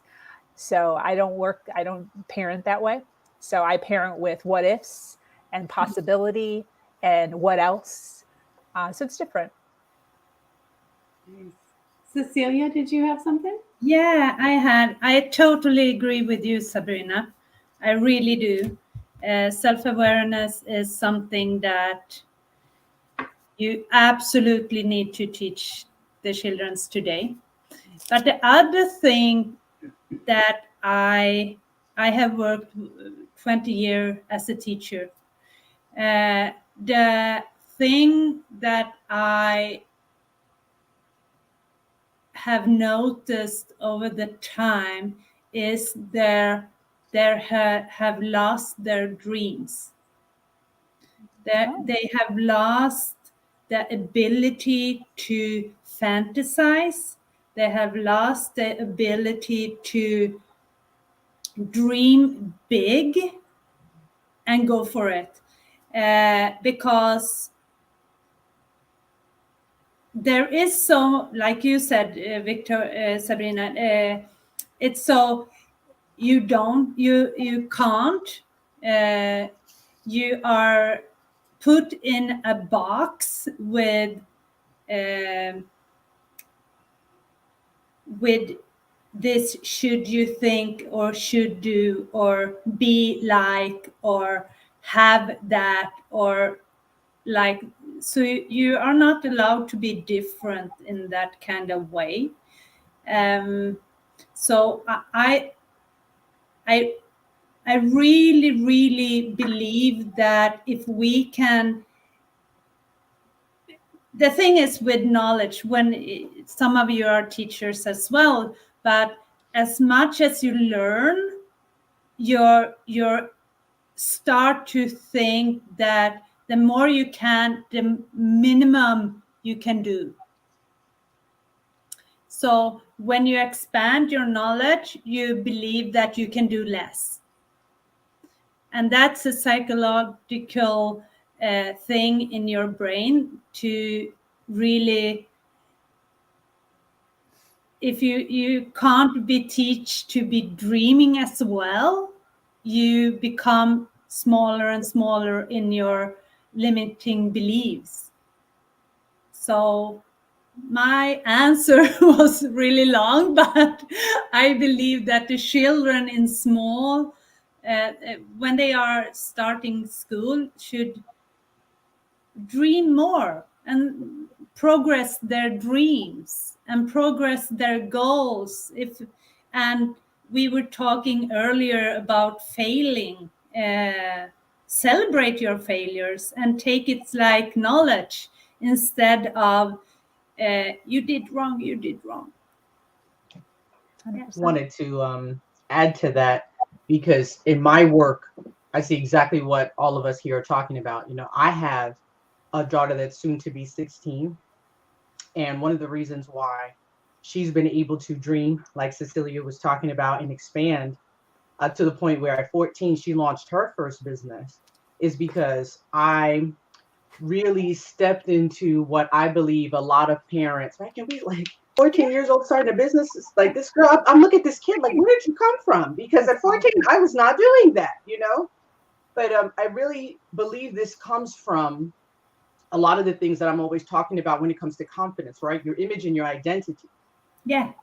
The way we lead, the way we show up in the world. This has everything to do with the foundation our parents laid for us. And so a lot of parents think, they have kids and it's their job to control. They forget that they're there to model and to guide and to help their children understand their unique image and identity. Exactly. And so what happens is, like many of us, we end up in all these circumstances and situations and stories and lessons we've had to learn from because our parents didn't stand in that gap for us until our own eyes were opened and we could imagine and dream and do these things. And so, like, I get fired up. Like, I'm trying so hard not to leap out of this chair right now because I'm so glad we're talking about this. Image and identity is everything to the way we lead, the way we communicate, the way we show up in the world, right? If we give ourselves permission to shine. And so Sabrina's a perfect example, right? Look at how your son feels comfortable coming to you and flexing. Mom, look at what I can do. Mom, look at what I'm about. And if your child isn't brought up in an environment like that, they can't even begin to show up comfortably around you. So it's one of the things where I have to practice compassion and empathy when I hear parents talking about their teens being cut off and not wanting to talk. I'm like, you laid the foundation for that. Yep. Something happened in your understanding of your role with your child, because they're always your child, even when they cross over into adulthood, right? Something happened with your role where you stepped out of your assignment, or maybe you weren't aware of the assignment. And now your child doesn't feel you're a safe place to come back to or to dream with and to share all of these things with. Yeah. But imagine, ladies, right? Imagine what it would have been like if, as kids, like Cecilia said, she had permission to travel. If they taught her about what it meant to create safe boundaries, so they'd allow her to expand and to imagine. Imagine where we would be if someone gave us the things that we needed from that environment, like actually created an ecosystem where whoever we were going to become was a possibility. The more you start tapping into that, the easier it is for you to make room for others. The easier it is for you to understand why somebody's coming from a different perspective, right? The easier it is for you to understand, wait a minute, I'm doing this differently for this specific reason. And then you're willing to put your foot down and stand firm and speak up, right? So to cycle back and to recap, everything to do with our ability to help others bloom comes from understanding where we are and who we are, and as a part of that process. So it's our children, it's our friends, the women in our circle, whomever the case may be. And the more we tap into our own image and identity, the easier it is to give others the space and the freedom to do that as well, or to hold space for them as they figure it out. So I want to encourage everyone here, whoever's listening, if you're not already doing this, really begin to think about how you're playing a part in someone else's unfolding. When you think about the children you're around, are you watching them imagine? Are you watching them bloom? Are you pointing out different aspects of who they are so they can grow in their self-awareness? My daughter was able to come to me at 14 and say, I want to start a business, because she recognized something in her, the different aspects of who she was that I was pointing out as well. I mean, I can't imagine looking back if somebody had said, Candace, you really are gifted at the way you connect dots for people, how much further along I'd be now. Do I have regrets? No, because it helped me to further understand what I'm doing and how I'm going to help others do that. But that's the thing. The key to self-awareness is either it starts at home, and if it doesn't start at home, it's you dating yourself. It's spending time with yourself. It's uncovering the things that you had because I don't believe in limiting beliefs. I believe they're damaging, period. Whether they're limiting or not, they're all a mess. We don't have any business wearing them, right? So we got to wake up daily and take the limits off. But as you're going through that, if you didn't get it at home, you're giving it to yourself. Who am I? What would it be like if I dreamed? How am I going to give myself permission to do this? And then, as Sabrina always talks about, having the courage to test things out, to try new things, and then expand in the midst of that. Exactly. 100%. Renee, I want you to go, but first I want Elizabeth. Can you introduce yourself and let us know who you are, where you're from, what you do, and then Christine, and then we'll let Renee answer. Awesome. Thanks for having me. I'm the founder of Tech Alchemy, and I do birth chart branding and tech support. I help women step into a CEO role and work with them to create their first funnel as in a CEO function with team software and all that stuff. So, and I live in DC, originally from Philadelphia. And yeah, actually, I wanted to add something to, yeah, go ahead. if that's possible, because I hope I'm not backtracking too much. There was a little bit of talk around mental health of the children. I think all of us here are breakers of generational pattern. Yes. And I think that we would all identify as such. And so one thing that I think is sort of important in the conversation in general is recognizing that like trauma isn't like, it doesn't have to be something that's big. It is as simple as an essential need that goes unmet. And I speak this as someone who, I mean, Sabrina Victoria knows this from talking with me, lifelong depression. And when it first came to light that I was struggling with it in maybe 9th grade, my parents were shocked. They were like, who knew? Like, you know, her grades are great, like all, you know, playing totally dumb. But at that point in time, no one was talking about childhood trauma. No one was taking these things into account. But there was one instance in particular that happened when I was maybe 4 or 5 years old, where I was alone in the house with my mother and actually discovered her passed out on the bathroom floor. Both of my parents had problems with alcoholism. And I legitimately thought that she was dead in that moment. So I have a very like vivid, visceral memory of finding my mother, thinking that I was alone. My next memory after that, very, very vividly, it was my aunt coming up the stairs with EMTs behind her. I guess my mother had called her asking for help in anticipation for this. But you know, hearing that story, like, no wonder I struggled later on. I mean, when you are that old, like your brain just short circuits. It's very smart. It like will just say, well, we're too young and too innocent and too, you know, we don't have the tools to get us safely out of this situation. So we're not going to remember what's going on. But your central nervous system most certainly does. And so all of that being, you know, being imprinted on me, then, you know, when I was 14, starting an unfortunately extremely long period of exploration of self-mutilation and things like that, like by today's standards, I think that it was obvious. But like back in like the late 90s, it was like, what, wait, she's such a great student. She's a fantastic artist. She's involved in school activities. Like, yeah, like I did all the things, like,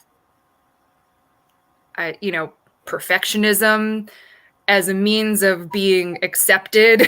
Like, you know, because God forbid I was anything less than perfect, you know, so it's all of that stuff. So I just wanted to kind of add to that, like that dimension of, you know, having kids growing up feeling safe, and recognizing that trauma in and of itself is just like, even if it's parents that are not emotionally available, because we all know when you're drunk, you are not emotionally available, even if you're there physically, even if you're there to put out a fire, literally or figuratively. Yeah, it has a very profound and subconscious effect. So 100%. yeah. 100%. Thank you so much for sharing, Thank you. Elizabeth. I'd like Christine to introduce herself, Angela to introduce herself. Then Renee is going to speak, and then I have a comment from a listener. So, Christine. Okay, hi, I'm Christine Del Negro, and I am the founder of School for Joy. I am an EFT practitioner and a life coach. And as I was listening, I was thinking that, well, EFT is a really great tool for dealing with trauma, whether it's what we say trauma with a capital T or a lowercase t, because I think um, Elizabeth, some of the, in my mind, the things that you described were capital T, but but sometimes people think, oh, but your family was stable, or at least it looked like that, so it wasn't trauma the way we think of it.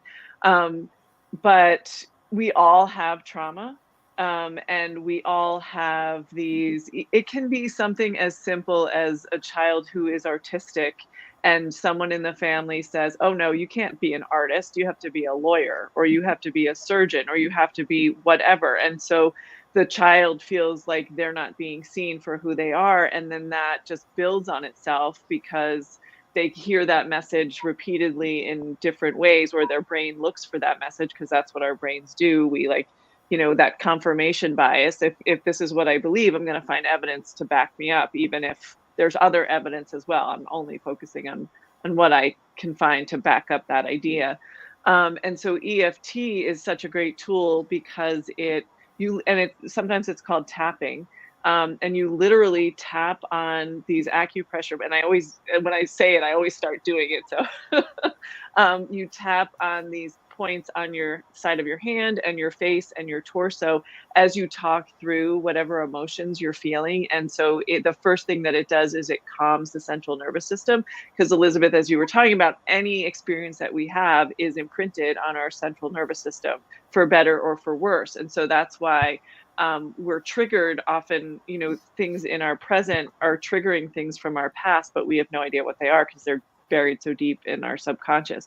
So we relax the nervous system, and that kind of clears the mind and neutralizes the emotions, or at least the stress reaction. And then people are a little bit freer to discover what some of those thoughts and feelings are underneath, and they have a little bit of space, so it feels safer to deal with the fact that, oh my god, my mother was passed out on the floor and I was only 4 years old.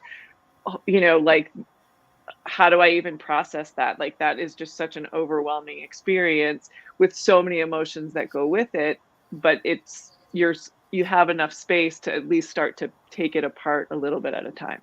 So I love tapping. It's completely changed my life. It's changed the lives of my clients, and it's certainly helped me become a better parent. And I caught the tail end of that, but it's allowed me to grow into myself so that I can hopefully help my children do the same. Before we go to Angela, Lucy has a question for you, Christine. Oh, yes, the difference between capital T and lowercase. So when we're thinking about trauma with a capital T would be something like abuse or extreme neglect, the death of a parent, a divorce, difficult divorce might be trauma with a capital T. Trauma, and really, it's in the eye of the person who's experiencing it. So what I experience as trauma with a capital T, someone else might look at and be like, no, I had that experience. It didn't impact me in the same way, because we're all impacted in different ways.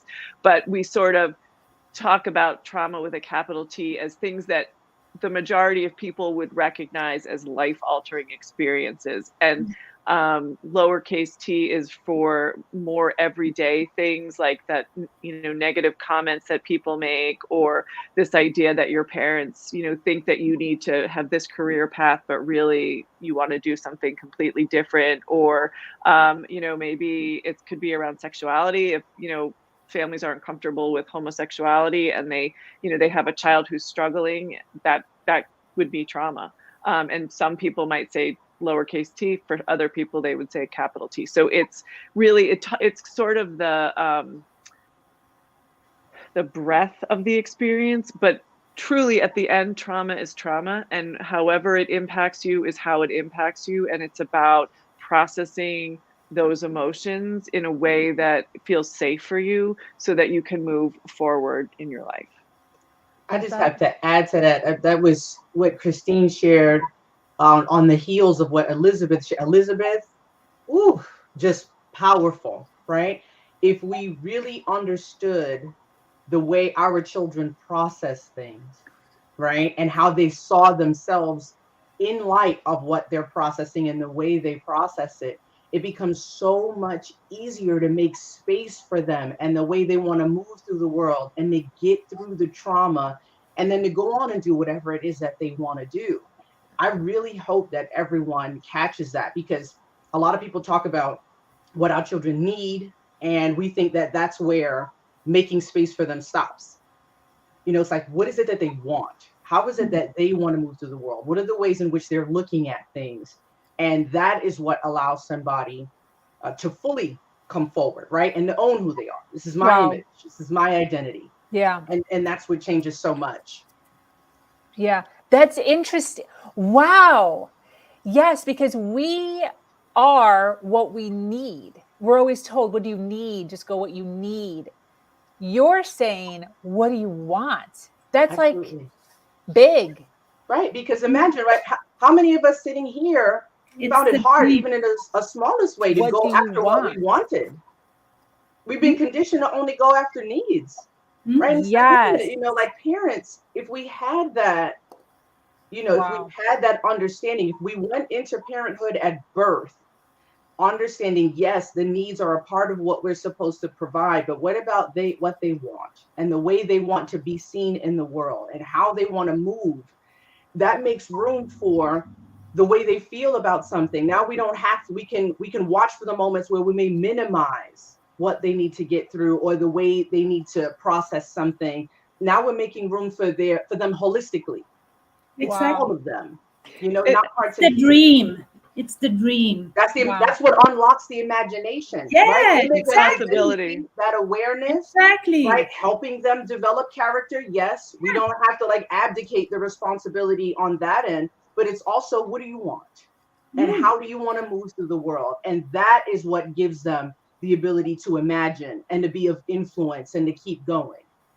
What's possible? What's that whole idea of leaning into possibility? Like, even if it's crazy, like, you know, somebody that I follow is, you know, they have a line like, wouldn't it be crazy if? And then, yeah, guess what? It actually happens. Yeah. I want to add that a bridge between those two things. I think so often when we talk about meeting the need, like what do children need? It stops before we ever get to the emotionally available parent. And the emotion, and really like more than food, more than shelter, more than clothes on your back. That is the most important thing, is the emotionally available parent. And that emotionally available parent has the capability to ask those questions and entertain those thoughts and start pulling, really nurturing that. Because like, screw everything else. Because like, I mean, I had everything that I wanted, but it wasn't what I needed. Like I had I grew up as a single child. I had the toys, I had this, that. I mean, I would say I recognize that I was spoiled, but you know, there were definitely needs that were not met. Yeah. So Both. Your emotional needs. Absolutely. Yeah. Absolutely. Wow. It's interesting how we tend to swing to one side or the other. Yeah, black and white. Yes. It's gray. And parenting isn't that. Yes, it's absolutely gray, because you have to remember you're also imprinting on this life. Like I am practically aware of so much of this, but I'm always watching my daughter's responses. I'm always looking for her reactions. You know, sometimes it's the way I twist my face that I can see something snap with her. And I'm like, let's talk about that, because I saw you react. Yes. You know, she's not as vocal as I am unless she's been upset by something. So me recognizing that need and want, there's a part of me that's always ready to adapt. That way she understands this is what it looks like to be cared for on both sides, because I'm not always going to catch everything. But if I'm paying attention to the way she's moving in the world, or I'm recognizing these things, And even if I've missed something, there are moments where we'll sit down and we'll talk. Okay, so let's talk about, have there been any moments where I've made you feel unloved lately? Yes, I do that. Yeah, Yes. it's opening the dialogue, right? So that she Yes. understands, okay, maybe mom mishandled this, or maybe this went that way. And so it's that room. So It's good. being willing to step outside of yourself, right? But that takes what Cecilia was talking about, same thing with Sabrina, self-awareness in connection with self-mastery. Yeah. Because there's aspects of myself I'm mastering that I'm also doing my very best to help her master. Yeah. You know, so everything, again, it's all connected. Yeah. It's all connected, the way we do everything. And that's why I said what Elizabeth shared was so powerful, because a lot of us are hyper focused on the need. And then in some cases, like Elizabeth was sharing, there are others who are hyper focused on the want. If I give them everything they want, they're going to be good. And I'm missing the needs. And it's like, no, you need both. And you have to be ready. You have to be humble enough. You have to develop your own character, your own emotional intelligence to discern what's needed in that moment. And if you don't have it, you have to be willing to ask the hard question or to have the hard conversations, like Sabrina's always talking about. That's awesome. If I can jump in for a sec, like with the kids that I work with in particular, so I feel like I kind of have a inside track on how they think and what they experience. And in my world, I call trauma anything that was less than nurturing as you were growing up. So anything less than nurturing was traumatic for that child. And so, like what you were talking about with your daughter, sitting down with her and saying, "Is there a time this week where you haven't felt loved by me?" Holy crap! If every parent could do that once a week with their children, that would change the trajectory of so many of these children's lives. Because in my work, right now I have six 14-year-olds in my school. Our school is very small. So I have 6 14-year-olds who are addicted, right? And when you look at their families and you look at the communication, you look at the relationship, one of the things that comes out is they don't feel very safe to be able to talk to their parents about the really hard things in life, about I mean, my kids are older. I'm so glad that they are not growing up in the age of social media, because social media is the downfall of our children and it is the downfall of our society. Don't mean to be a doomsday sayer, but I'm telling you, all of these kids, so many of their issues and so many of their traumas and so many of their the complications of their life that we didn't have. At 14, I was out riding my bike and playing Barbies. I was not dropping acid. They are, because of the pressure that is on them that is so much different than any pressure we ever had on us growing up as older people. So, like I said, one of the things I hear all the time from these kids is, I just wish my mom and my dad would listen to me. But what they're really saying is, I wish my parents would hear me. I wish they would hear me. I wish they would hear the pain in my voice. I've got a little girl I'm dealing with right now. In fact, my phone's like been blowing up, and she's dealing with a lot of self-injuring and things like that today because she's very stressed and upset. And in speaking with her parents about it, they see these things, these behaviors, as an act of defiance. But really what she's doing is she's screaming her trauma on her skin. And so parents also have to move past that belief that these kids who are struggling, this is a defiant thing. This is not defiance, this is trauma. And so when you have a child who's acting out and doing things like that, the way you respond is so critical. Because if your kid comes to you and tells you something that honestly you don't really want to hear, I smoked weed last night, I did this, I got drunk over the weekend. The way that you respond, not react, respond to your child's honesty and openness matters so much. If you react in a negative way, they're never going to talk to you again about it. It takes one time. Like I'm telling you, talking to these kids, it takes one time for a parent to respond to them in a manner that's less than nurturing, and they clam up and they shut down and they will not talk. My husband and I call that mannequin man and woman. Our daughter comes to us with something and we are like, blank. Yep. Because it's literally just as you said. Just as you said. Just that one twitch of the eye or looking, just mannequin man and woman until she is done. And then we work her through everything. And then that's when the guidance comes after the emotional needs been met. They I love that. And not with judgment. Yeah. The mannequin. Yeah, 100%. I'd like to notate that Elizabeth is feeling all feels right now. So hug, girl. You must have really sparked some emotions within her when you were speaking, Anna. So thank you for that. I appreciate that. I don't mean to cut the emotion there, but Angela, if you don't mind introducing yourself, letting us who you are, know who you are, what you do, and if you have anything to add to the conversation. Yeah, I don't want to change the trajectory of this conversation because I think you all feel very passionately about it and have a lot to say about it. And anyway, I'll just do a brief introduction and then maybe give a comment on that. I'm Angela Sluter, and I live on the East Coast of Canada. And let me see, what can I tell you about me? I've been a wedding and event planner for the past 24 years. Business was booming pre-COVID. Business kind of went down the toilet during COVID. So I've kind of had to take a new direction as far as supporting myself financially. I grew up in a cult, which I only left in my 40s. And it's been a journey. It's been a journey of, because of always being taught what I was supposed to think. I wasn't allowed to think for myself. You had to think in that very small box. So it's been a journey of who am I? What do I want to do? What is my purpose?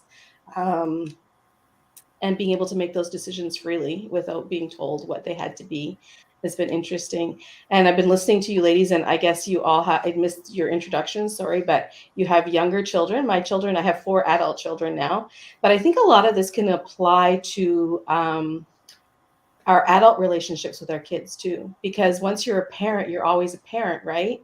So, and I'm listening to you thinking like, my kids grew up part of their lives in that cult, and I have a lot of guilt about that because I feel like they missed out on so much because of that. Now, how do I rectify that with them as adults? And I don't know that I can, but I mean, our relationships are fairly good. We talk to each other regularly. We're positive influence in each other's lives for the most part. But yeah, I think there's a lot to be learned and a lot to be said about what you ladies are talking about, for sure.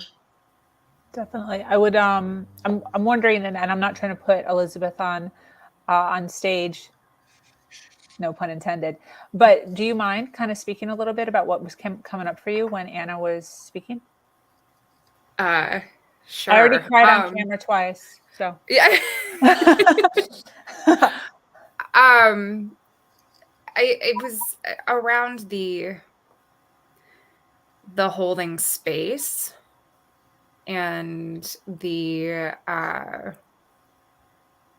how the parent reacts to what I remember the first time I kind of tripped very subconsciously into exploring the world of self-mutilation. Is there another term for that? Self-harm, I guess that. Self-harm. I was a burner for a very long time, and the first time I had like a bandage over it, and I remember like sitting, I think at the top of the stairs next to my mom or something, and like pulling up my sleeve and like starting to pull back the bandage. And I mean, like the reaction was like its own trauma. Like, the high pitch. I mean, she went like 0 to 60 anyway, like over things far less. I was really starting to work with her on like regulating her emotions and be like, slowing the momentum down. Like, let's, but at that time, I mean, to the point where I was sensitive to loud noises for a very long time afterwards. I mean, the yelling, I mean, I ended up locking myself into the bathroom because I just like needed the space away from her in that moment in time. So yeah, I mean, that it was that moment that I was remembering. And like in terms of, God, I mean, this is all really, really fresh. In terms of relationships with adult children. So, I mean, I did mention, you know, like it was in the late 90s that they weren't talking about trauma. So I graduated high school in 2001. I don't have any children of my own yet.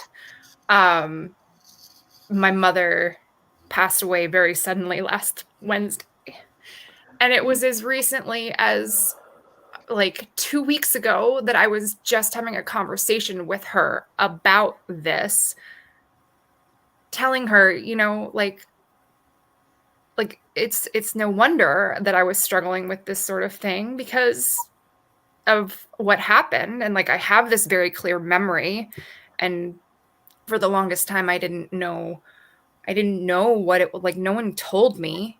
I didn't find out until I was a senior in high school that it was my mother passed out from alcohol and that she went to rehab. And I remembered living with my aunt for a while, but didn't know why. It was never, I mean, obviously it was never explained to me then, but like I didn't find out until I was a senior in high school from my aunt.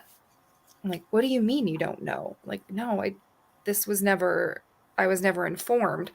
But it's like, you know, obviously if you put yourself in the shoes of a 5-year-old who like thinks they're standing over the dead mother's body, like, of course. And I made it a very big point to say, I don't blame you, Mom. I do not blame you. Like, no one was talking about this then, like 20 years ago. Yeah. So, you know, when all of this stuff started surfacing and, you know, it wasn't my,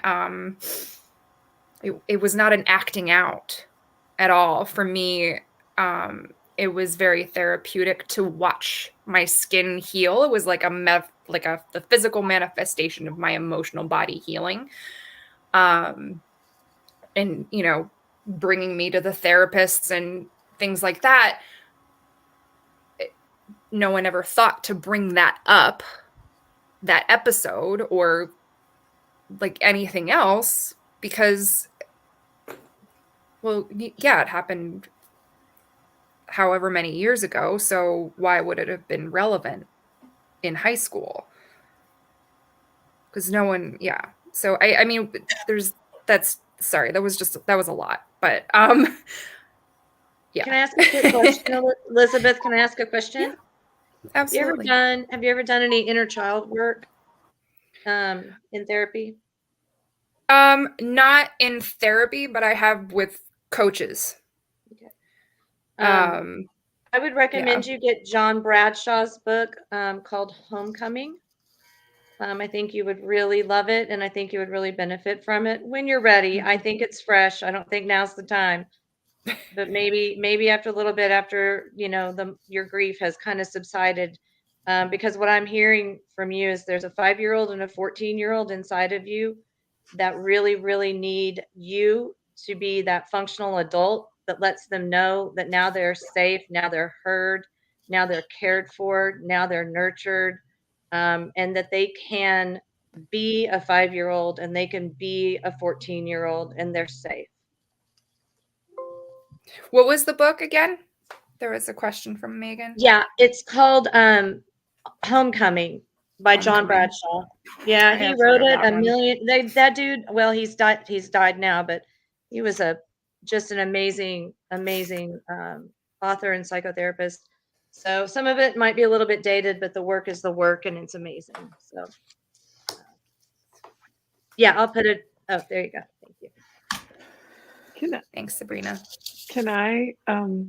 If this doesn't feel right, I don't have to talk about it. But I mean, Elizabeth, I resonate with a lot of your story from my own experiences in just in the that like missing piece of, you know, between what I needed and what was available to me, and this idea. And I think that one of the things that happens is, I know this was for me. So my family, I have two younger brothers. My parents were married until I was in my 20s, but they weren't really happy. But we had the we had the perfect family. It all looked good on the outside. And honestly, I didn't even realize until I was about 15 that there was anything wrong. And then like the light bulb went on, and I like confronted my parents about it, and they were like, "Oh no, we're not talking about this outside." They acknowledged that this was a problem, and then but we're not talking about it outside of the household. And I was like, "Yeah, no, that's not happening for me. I will talk about it." And so that kind of, I don't know where I got that like resistance, but I did, and so that helped me. But I also felt like, you know, for those first 15 years, like there must be something wrong with me, because I have the perfect family, like everything's great, but I don't, there's something going on here. I'm not happy, whatever. So clearly it is me. And so I was like the lightning rod, I think, for all of the emotions in the family. And I walked around thinking that I was like emotionally fragile, and I was sensitive, and I was all of these things. And that's how I saw myself until, you know, like my mid 40s. Because that's what made sense to me, and so the way that I interacted in the world was from that perspective. Um, so I totally resonate with that piece of your story. I resonate with the self-harm piece from because my daughter went through that for 2 years. She struggled with that, and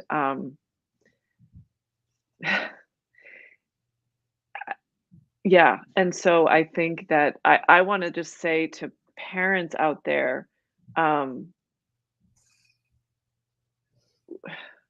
we're all gonna like, you know, we're all doing our best, and we're like, if you are, you know, like I tried, I don't even know if I can talk about this. Um, like I knew that I wanted to be more there for my children than my parents were able to be for me. And you know, I did what I did all the things that I thought were the right things, and but still found myself in an unhappy marriage. You know, and listening today, there are like all these light bulbs that went on about the parallels between my marriage and my growing up that I had never realized before, and finally was able to end my marriage because I knew that it was impacting my ability to parent, and it was traumatizing my children. Um, and so it was a few years after that that my daughter started to have these struggles.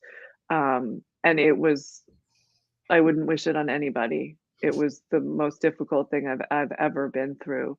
Um, and in a way, I felt like this is going to sound terrible, and it's like, so don't take it at face value, but I felt like that, as horrific as it was with the self-harm, it was a gift because I knew I could see it. I knew what she was going through. She could like, so I could help her, because so many parents, I think their children go underground and they have no idea. And then, you know, terrible things happen, and they were like, I there were no red flags. So for me, it was a gift.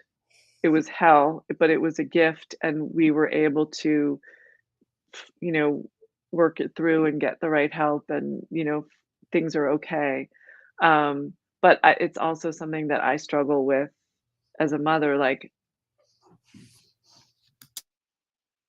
I know where I went wrong. Like, I mean, I can't tell you specifically, but I certainly can, you know, have some ideas. And like, that's just something that I have to live with and have to forgive myself for, and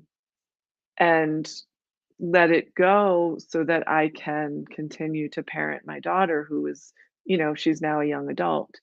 Um, so I'm sorry, I know I'm all over the place, but I just want to say, like, so much love for the children that experience all of, these things, because I think we all do in some way. And also so much love for the parents that are struggling to be there for their children in the way, the ways that they know how, and are open to learning to do better, and knowing that you could be the most amazing parent on the face of the earth, and you're still gonna miss stuff, because that's just the way it goes. And we just hope that, we have enough of a relationship with our children that they're gonna be able to talk to us about it. And so I think, like, Candace, what you were talking about is giving, and I totally love the question of, did I do anything this week that made you feel unloved? Like, that's going to be my go-to. I never thought about that, but like keeping those lines of communication open and putting the judgment to the side, and just like doing our best to see our children wherever they are, whether, like, and whatever our biases are, like, not shove them in the closet because you got to deal with them, but like put them away from your children and then go deal with them, because it's not about your child. It's, those biases are your baggage, and don't put them on your kid if you can help it. It's one of the reasons why what I said, and thank you for that, Christine. It's one of the reasons why I said what Elizabeth said was so powerful. Elizabeth, I don't think you realize just how powerful it was. You just set so many 5-year-olds and 7-year-olds and 10-year-olds and 14-year-olds free, whether it was on the part of parents who have not recognized that they needed that to be opened up, but also on the parents who may not be recognizing this with their kids because of what Christine talked about, like their bias, right? Like everything drills down to our image and identity. And well into adulthood, we're still unfolding a lot of it. Right. So you just have no idea. Like, you are the perfect example of what I'm talking about when I say don't waste your pain. Like, to literally come on this platform and share with all of these people so vulnerably. And I want to leave you with this much, because I don't know how many of you love Brene Brown, but I'm obsessed with her. Christine, we are friends. Okay. You are okay. It's everything. But I want to caution you with this. When we step into power like this and we're not adapted to it, there's a particular thing, a phenomenon, if you will, that comes up that Brene is always talking about. And it's the vulnerability hangover, right? The idea that you got onto this platform and share all of these things. That's why I had to say, you have no idea how many children and women and people in general listening you've set free. So let that be the thing that washes over you and allows you to take part of that authority back. Yeah. This isn't the thing that defines me. It's going to propel me forward the more I share and the more I heal from it, because I'm healing others at the same time. I love that. Since you're already talking, Candace, can you read this comment? Absolutely. When your adult children, and from Charmin Johnson, when your adult children bring up things they feel you did that hurt them, what is something you can say that they need to hear to help heal the trauma in them? And for example, my sons open up to about choices I made that caused hurt. I acknowledge their hurt and I say, I'm sorry, but what else can help heal them from that hurt now? One of the things, I don't have adult children. My daughter will be 16 this year. And I'm sure many of you who do have adult children, I'm waving the white flag, SOS, SOS, like chime in, after this. But what I will say is that even when our children are adults, we're still speaking to the inner child in them, right? So a lot of times we're looking for these really perfect and refined words, and sometimes letting your guard down, okay, is the first thing. Like Christine talked about, putting your biases in the closet, wherever they need to go. They need to go somewhere for that moment, right? Just owning the space. if you recognize that something has come up, or even if you initiate the conversation, one of the first things you have to keep in mind, I do this with my daughter all the time, is you don't get to harm someone and then tell them how to heal. It's massive, right? So whatever response or reaction they come with, you have to prepare yourself to hold space for that. Because you have no idea. And a lot of times we go into these as a communication expert, we go into it in life and in business with this idea of exactly what we're going to get out of it. And then the moment we don't get that out of it, we end up, crossing a tripwire and causing all of these other things to come up. So the first is to go and prepare to deal with whatever reaction you're going to get on the back end of initiating this conversation, or if they've initiated, continuing to follow through. Let them know, I'm scared. I don't want to hurt you more. And in the event you don't feel very prepared to handle it, get the help that you need to do so. Talk to somebody who can lead you through this process, because we may even think we're prepared for the truth, and then it comes out and then it just continues to create more trauma. Now, if you've done your work and you know that you can hold space emotionally in that capacity, and you're really sitting there and you're asking them, how can they help? If they don't have an answer, do not pretend that you know exactly what to do, or to do whatever you just think is best. Spend time thinking about who they are as a person. You should know what their love languages are, the way they tend to communicate, and then you can lead through that process in a much more informed way to unpack more of what they need, because they may not have an answer for you. You may ask and then they're like, I don't know what to do. And you need to go back and unpack all of that. So if they ask and you don't, say that. Own it. I don't know, but I'm going to figure it out. If you recognize that's what it is, know that healing takes time. It's not something you just arrive to because you said the right words in this moment. Know that it may come back up again, but you have to give them space to process whatever they're feeling as it's coming up. If my daughter comes and initiates conversation with me, I don't care what is happening. She's the highest priority. Whatever it is at that moment has to stop, especially if it's got something to do with harm or trauma or perspectives. Now, my circumstance is a little bit different. I'm self-employed. It's not like I'm at work or what have you. You have to read the room. Okay. Not only do you have to read the room, you got to understand who it is that you're talking to. You got to recognize what it is that they need and create space. So ask that question, what is it that I can do? And let them give you a thoughtful answer. How is it that we can do move forward? Do you feel comfortable talking with someone? Would you feel safe bringing someone in this to help us unpack? So healing is not linear. If I were to just recap, you have to understand what it is that they're going through. You have to make space for whatever the reactions are going to be without coloring them with your own bias. Okay, you have to be willing to continue to have the conversation and get help. At the end of the day, because these things are circumstantial. Much like Christine was talking about, there's big trauma, right? There's big T, and then there's little t's, little trauma. You don't want to go into it with that either, with the idea of trying to qualify whether it's something big or not. But you want to get clear on what that is, however it is they see it, and then move forward in unpacking it through the communication. So it's a loaded question. It's going to take time. Get to know who it is, especially if it's your children. Get to know them on a level you haven't gotten to know them. And if you're not prepared to do that, please get the help that you need to usher them through that healing process in a way that benefits them. And then if you need to separate your own healing, because it can be traumatizing to hear some of the stuff that you've done with kids. Yeah. It really can. Like when you recognize the patterns, the way you've played a part in all of it, get the help you need as well. Because the healing isn't just for them, it's also for you. So that would be what I would advise to just begin with. Reading the room, knowing who you're talking to, recognizing who's who and what's what, and then going forward in that process. That's awesome. I love that.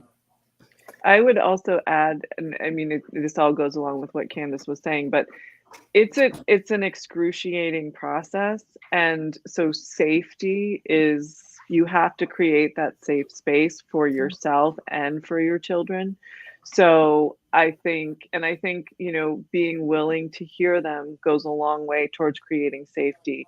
But I agree with Candace that getting help may also be really important, because depending on what the issues are, there's just a lot. There are going to be so many layers that you need to work through, and it can be overwhelming.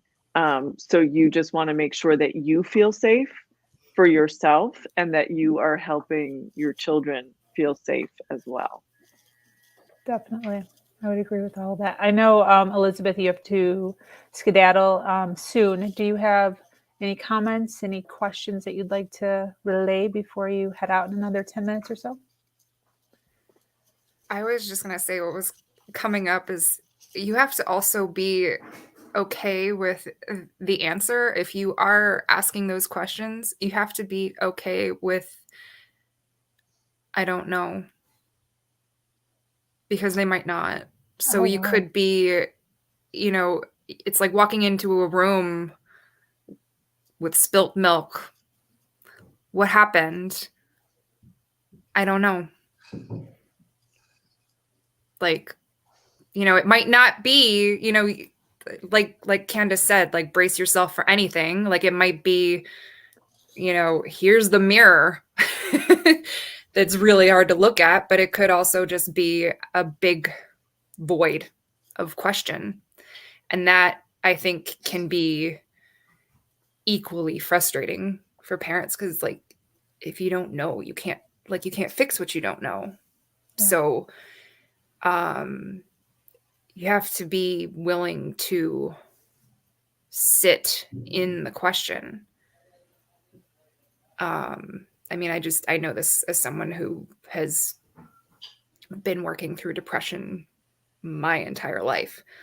You just kind of have to be okay with not knowing. And then things will surface every once in a while. Oh, like that's nice. I'll move that out of the way. Okay. On to the next thing. And it's like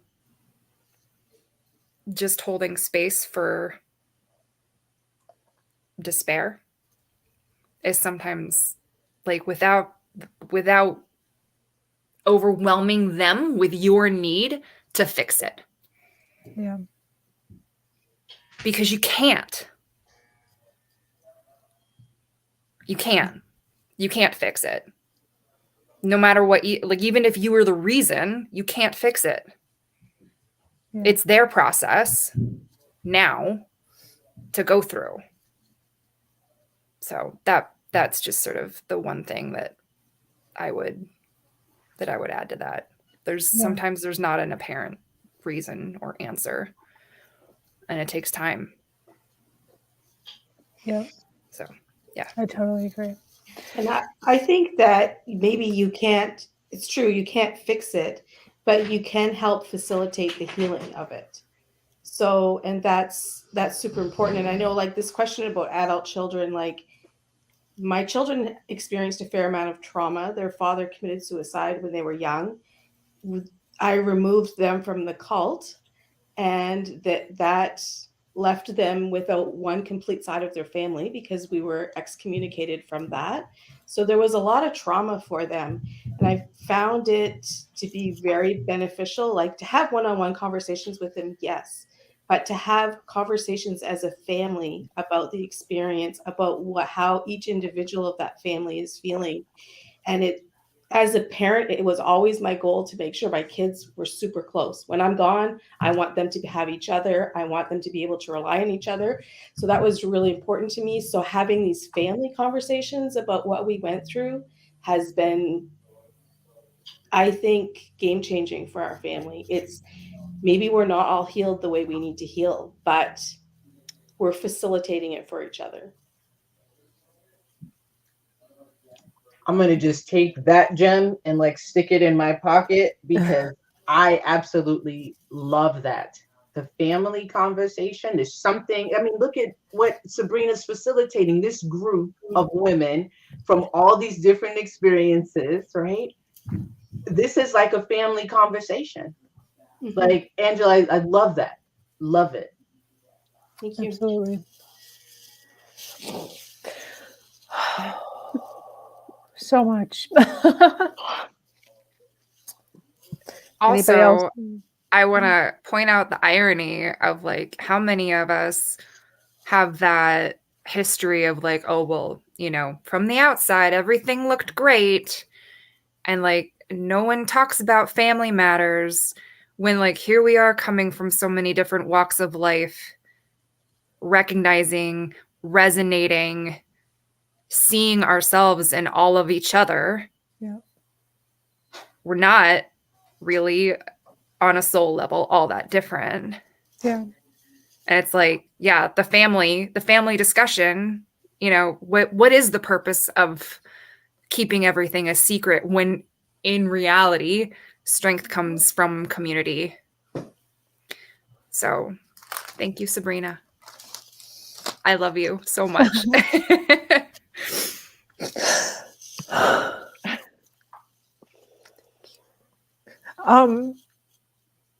I just want to add this.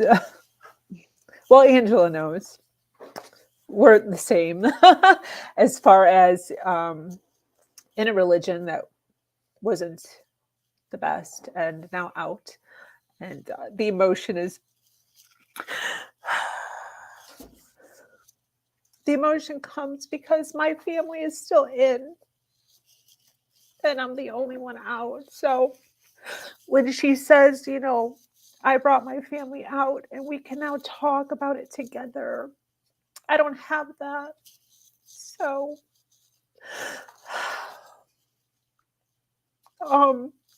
I appreciate Angela. She came on and we shared so much awesomeness together.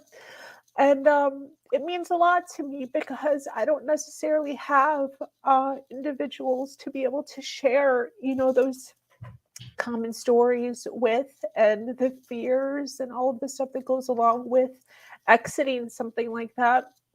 So, you know, I exited obviously with my son, who is my family, obviously. But, you know, being able to share those feelings is not really a thing. So, you know, part of, you know, like I said, the her version community, I built it off of my own greed, for real. So, you know, just the lack of community, there's just such a lack of community in certain areas for some of us. And I saw that void. It was huge for me. And I saw it in so many other individuals, and I wanted to fill it. And if it has to be, then it's with me. So I just set out on a journey to find individuals who are looking for a community to share stories and to interlace and interlock and open up and to talk about the things that we don't normally get to talk about, and to realize that there's other people that have the same similar stories and are going through the same similar struggles, and we're taking one step at a time, and we're here for each other, and we're locking arms. Yeah, Sabrina, I appreciate you so much. And, you know, we connected because of a real shared background. And I'm so sorry for you that I shouldn't say I'm sorry for you. I regret that you don't have your family as in your parents and your siblings. Yeah, you do have your son, and what an amazing accomplishment that was, that you struck off and did that on your own. But you do have family. You have me. I relate 100%, I would say, to everything that you feel and the exiting that we went through and how we were treated, because we went from a very supportive community in the religion, as long as you acted as exactly as what you were told to do. And when you actually started to think for yourself, well, no, you can't do that. Those people that you thought were your true friends, your true brothers and sisters, all of a sudden aren't there for you. Yeah. So yeah, that's a capital T, I would say. Yeah, for sure, a capital T. Very But heavy, but you're building this community is phenomenal and amazing, and it's going to grow. It's going to grow exponentially, and happy to be a part of it. Thank you for that. I appreciate that. Tori, do you have anything to add, Tori?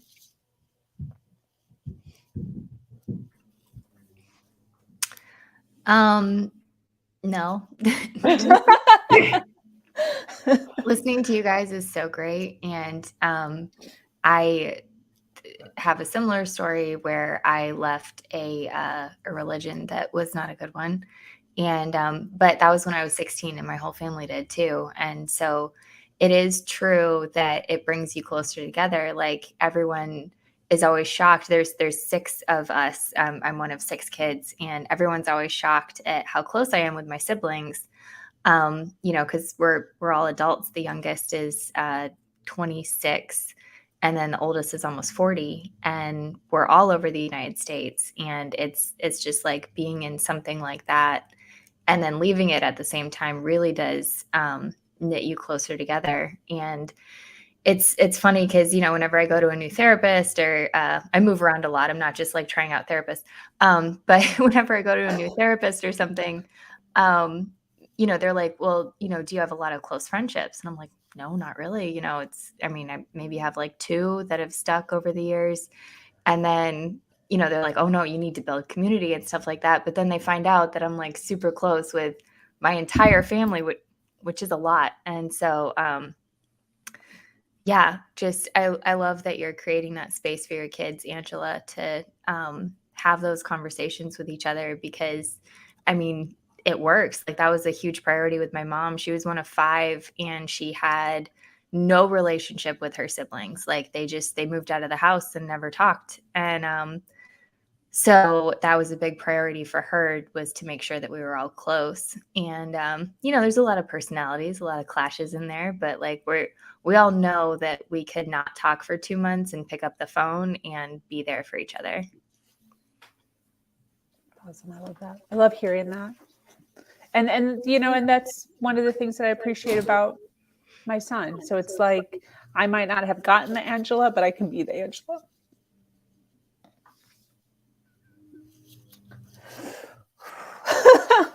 Sorry.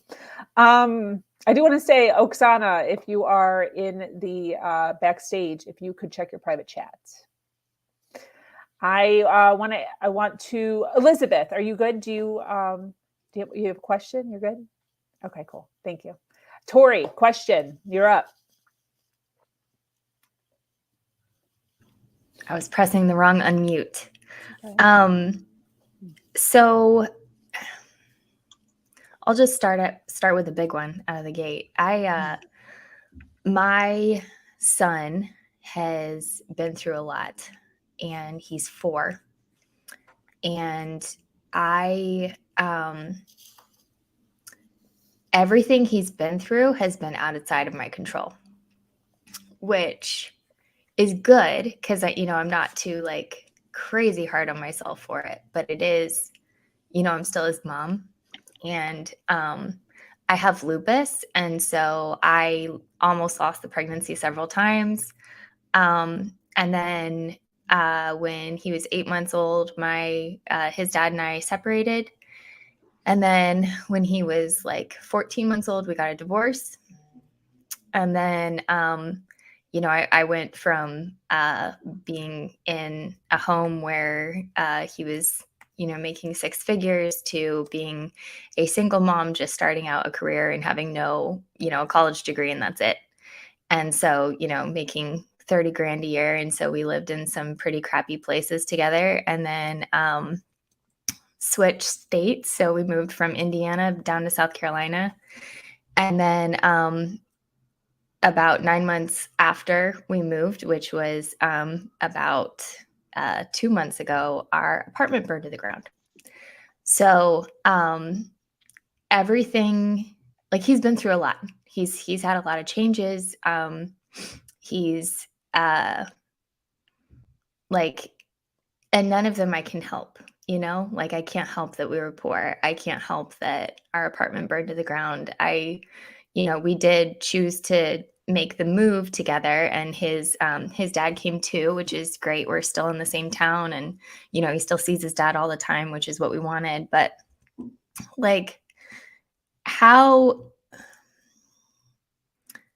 you know, after the apartment burned to the ground,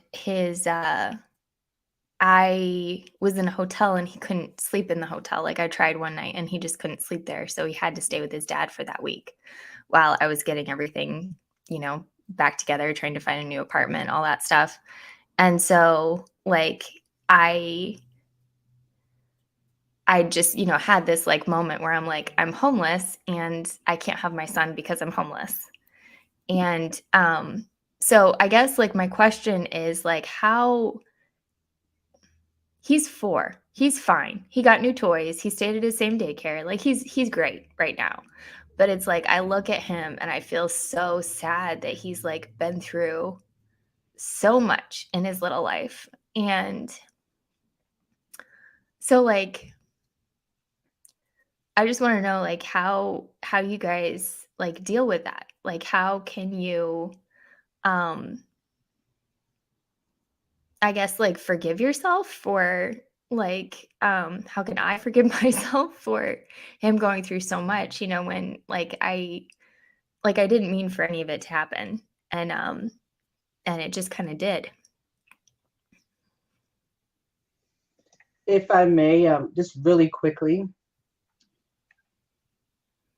one of the things that we tend to go through, especially as moms, you know, we're socially conditioned to be everything, to have everything, to do everything. One of the things that's been incredibly powerful for me is to remember this much: you can do everything right, and things still go horribly wrong. And it's going to be really important for you to not find your identity in the things that have happened, right? While you may be able to get everything together and to turn everything around, this is not a stain on your child's life. It's not going to forever mark yours either, right? That's part of the journey, right? Like we're never given permission to unfold, right? We're never given permission to get better. We're never given permission to do wrong. So one of the first things is going to be separating your identity from what's happened and even how that's going to color his life, right?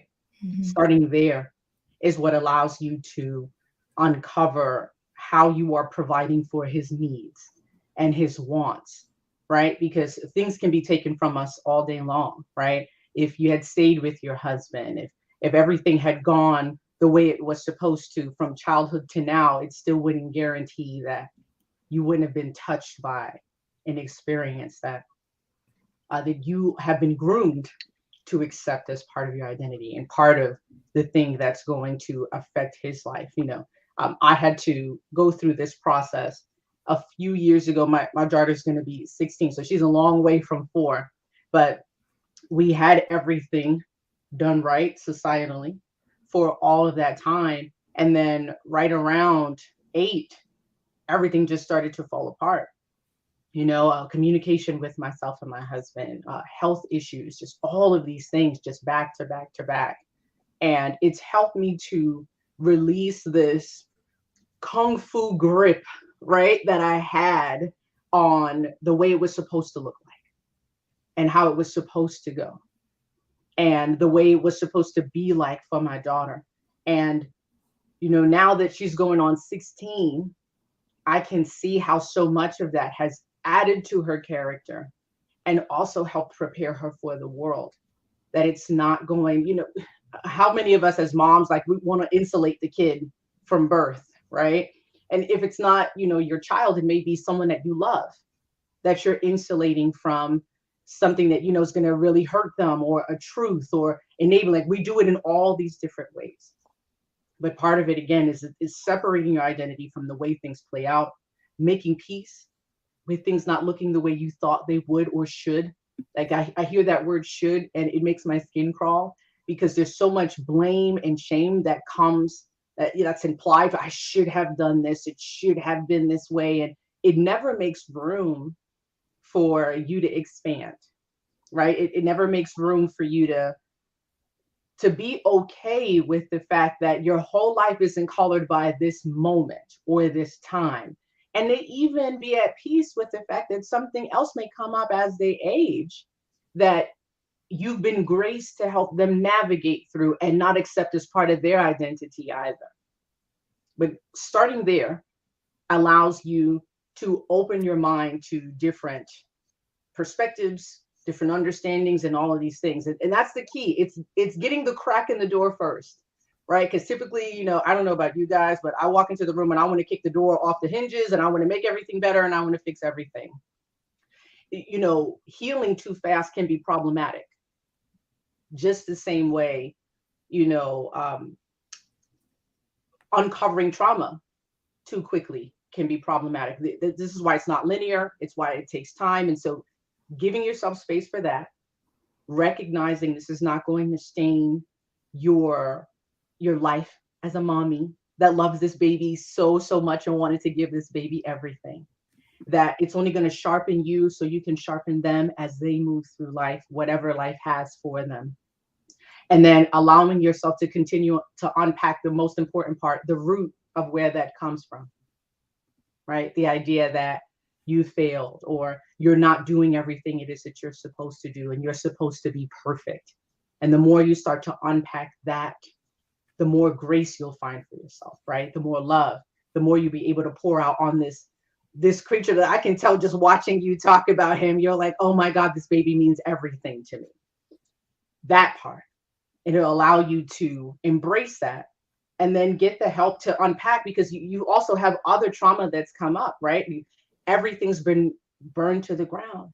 And now it's like, I'm starting over again, like unpacking how you feel about that and how that also contributes to the way you see yourself and what's possible for you and how you're going to go forward, you know? So it's little by little, day by day, letting yourself off the hook. Okay, choosing to open the door you cracked open today by asking such a truly powerful and vulnerable question, right? And then being okay with, I don't know. And even if everything is right again, it doesn't mean it's always going to be that way. And that is okay too, because I am that girl, right? I am that woman. I'm the one that's been able to overcome all of this. And my baby and anyone around me is only going to be better for it over time.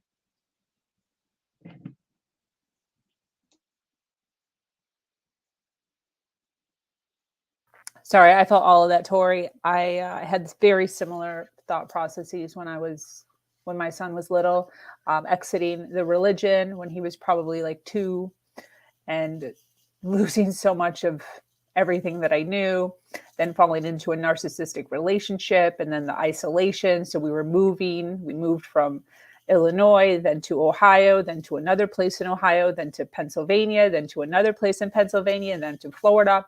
And he's like going to schools all over the place, and the guilt of, you know, that. And then on top of him seeing the way that I was being treated and just all of these thoughts. And same thing, like I couldn't help that at that point, my thought process was, I couldn't help that I was being financially abused and I had no money, that I couldn't get out, that I couldn't get free.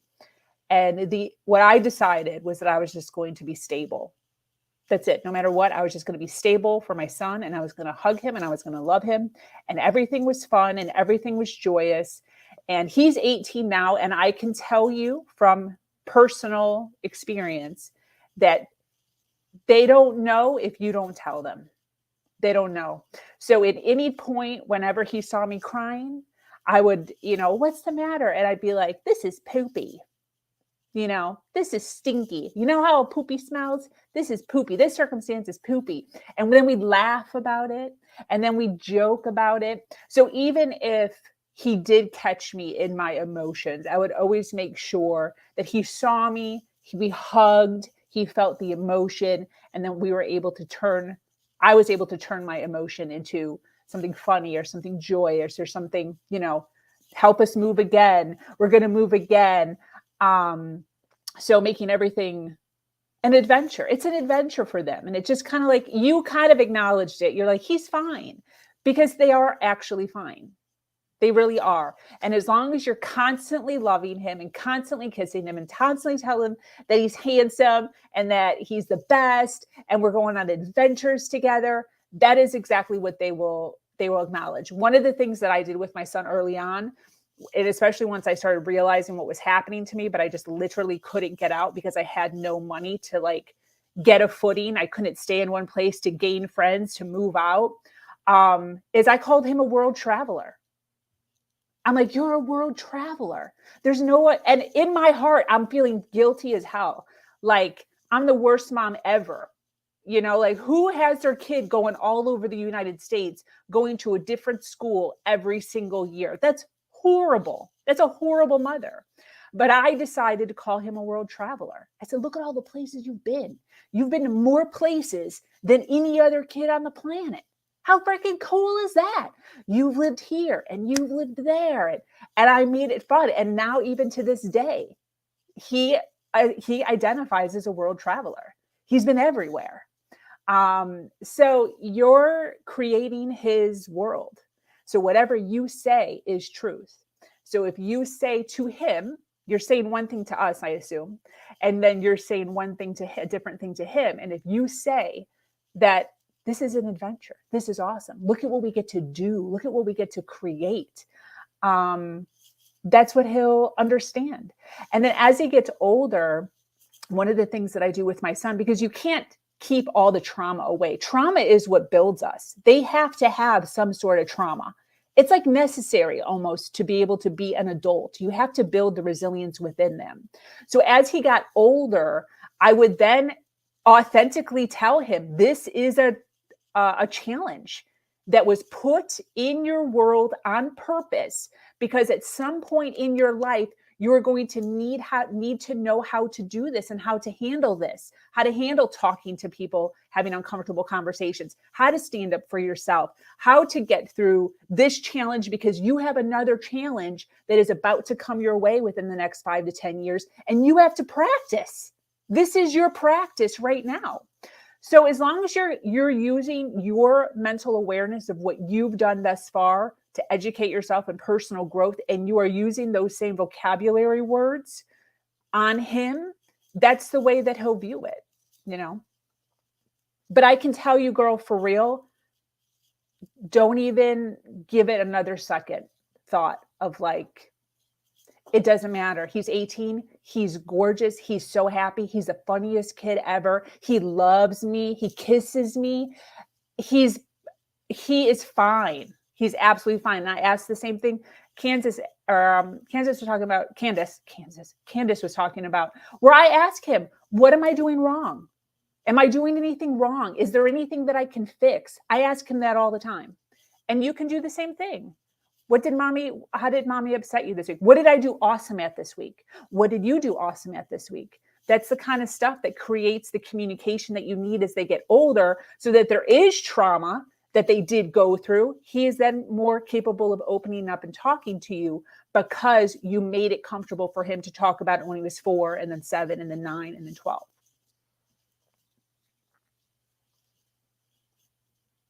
Anybody else?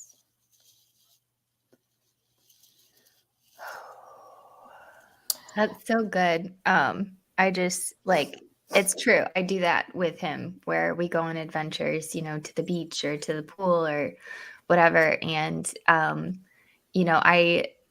he's 4. He's still new at talking. He's a little bit delayed. And so it was probably a month after it happened, I brought it up. I was like, do you remember the house, with the trees and the stairs where we would walk up? He's like, yeah. And I showed him a picture and I was like, well, there was a fire and we had to go to a new house and look at this. And, it was that was all I said about it. And then it was like, look at your new bed and, just all that stuff. And he was like, oh, wow. Yeah. And so I keep that rhetoric up. I love that. Even though my heart is breaking, Yeah. No, I totally get it. And, I just wanted to say that we can do, as mothers, we always try to do the best we can possibly can. And then looking back in hindsight, my daughter is 35 right now.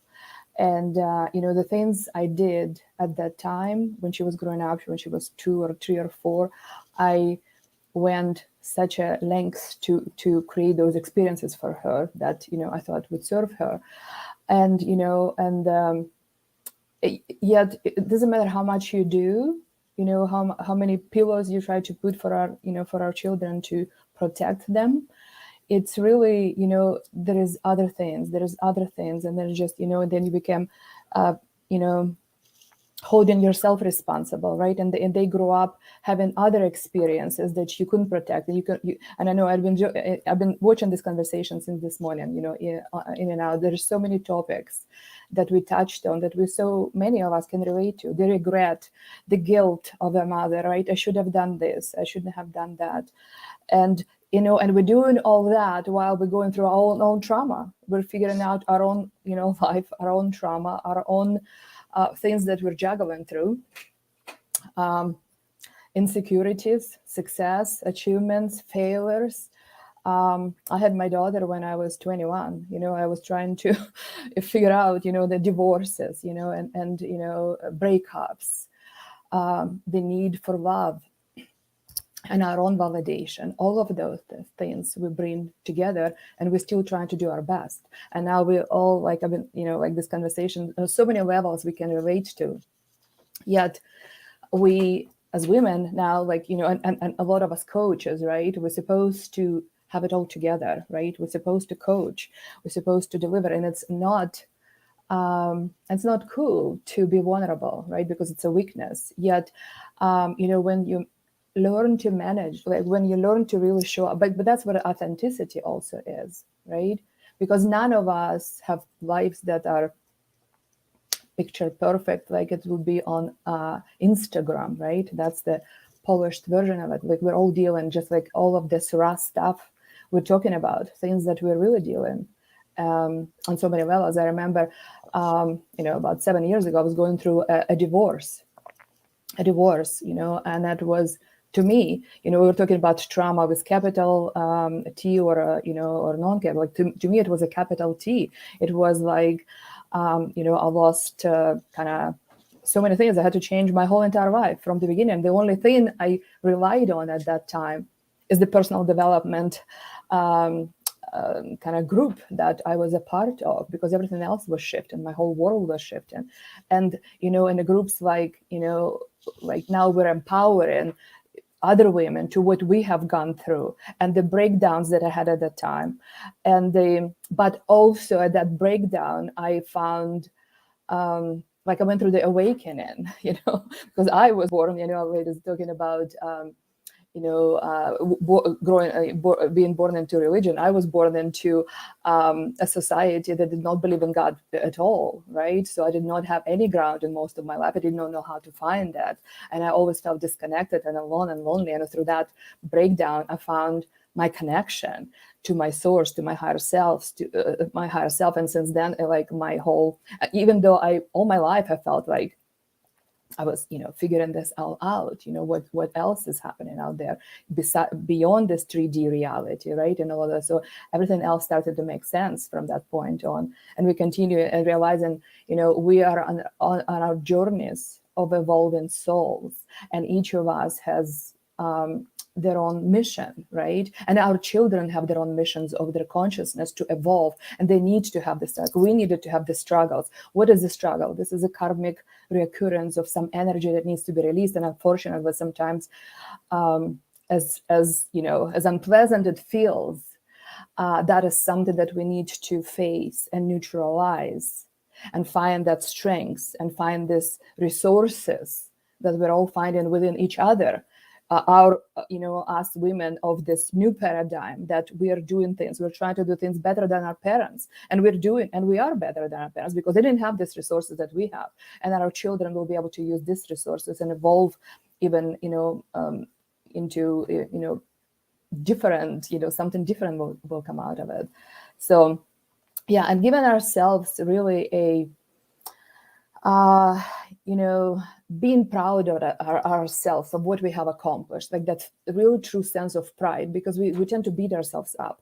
I didn't do this enough. I didn't succeed and I failed at that. I'm not a great mother. Oh my gosh, I could have done better this, and this, right? It's a constant beat up, this constant, internal dialogue that we all, have. And this is why, like earlier, it was a conversation about I am statements, right?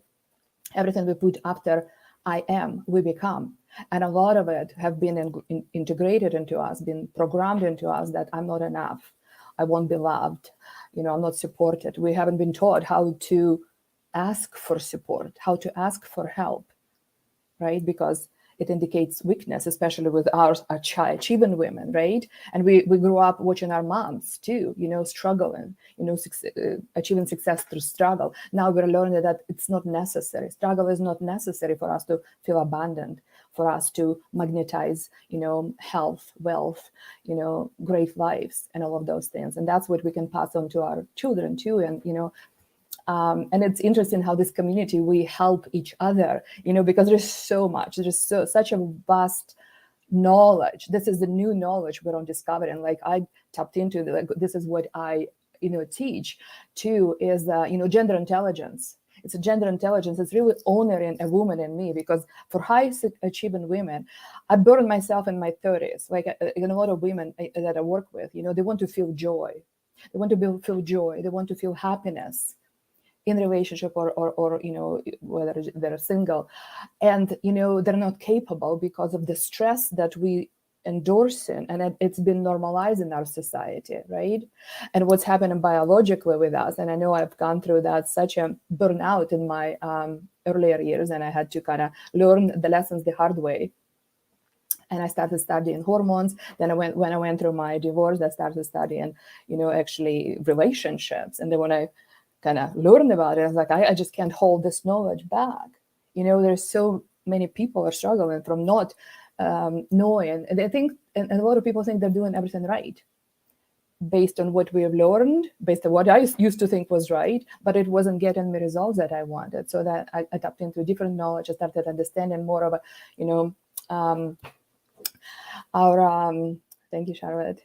Yeah, I started understanding, like diving into more of it, what's happening to us on the hormonal level for our women. How can we really, and there was another earlier conversation that I can relate to in this. It was Dr. Hines. She was talking about earlier this morning about being a CEO or being a businesswoman in a man's world, how difficult that is. Because all of the skills, all of the way that we've been showing how to succeed is in the masculine way. And the way I was doing it was masculine way. And a lot of other women, we're burning ourselves out. The average time for the CEO on a higher level, let's just say, for a woman, it's 10 years, then we've been burned out. For a man, it's 25 to 27 years. And we don't understand how to replenish ourselves because we do things in the masculine way.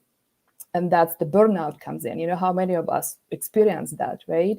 So there is a different way to understanding your body, to understanding your biology, and not to go through burnout, right? And create that life-work balance that we all talk about. I've never experienced it until I actually started implementing completely different mindset and a lifestyle and the way we do things, the feminine, to do business in a feminine way, like interdependence, depend on other coaches.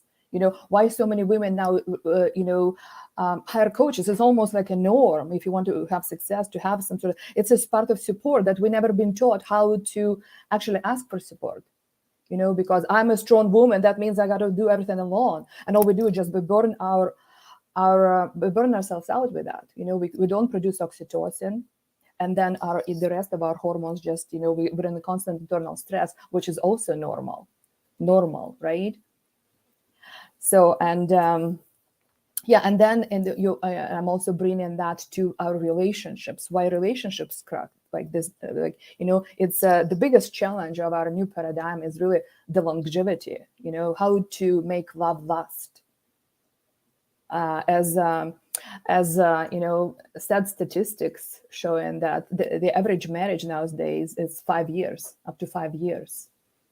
And it wasn't like that even a couple of decades ago, right? So what's behind that? So we're going back to the fundamentals of what makes us women and how we can really pride ourselves in that instead of try to be like men or compete with men. And you know, and this is kind of the things that I teach. How can I really be proud of who I am and be who I am, and also let him be who he is, and allow him to support me, and allow him to be a man instead of judging him and then you know, him judging me. How to make it come together and complement those things. I love I that. love what in you the said relationship. there. Oh my goodness. I wanted to jump in a little bit because I actually had that. I had that moment where I used to think my husband needs to lead me. Like my husband needs to understand what I'm doing as a shamanistic woman, a priestess. Like why doesn't he understand that?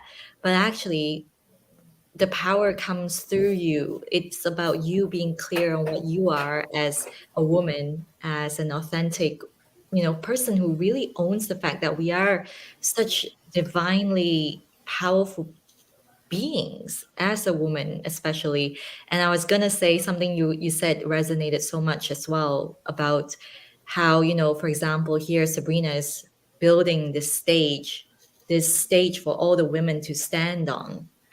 And it's such a tearing down of patriarchal conditioning, isn't it, Oksana? If you think about it, it's about so much more than just self-worth. It's about really tearing down the veils that has been put on us, isn't it? Yeah, I'm saying it's like bringing the divine feminine into the equation because it was taken out. You know, it's really marrying those two. It's finding that perfect balance of divine masculine and divine feminine, and bringing it all together within ourselves, and exuding into everything that we do with our children, with our businesses, with the way we live our lives. Absolutely. I want to just take a moment really fast. We have 152 people listening live. I want to acknowledge every single one of you that are hanging out with us and supporting the women here on the panel and the Her Version community. Thank you so much for those of you that are here and holding this space with us. I do want to go around and have everyone introduce themselves, who they are, what they do, and kind of maybe where you are. If you want to, I'm going to start with Geeta and then just kind of go around.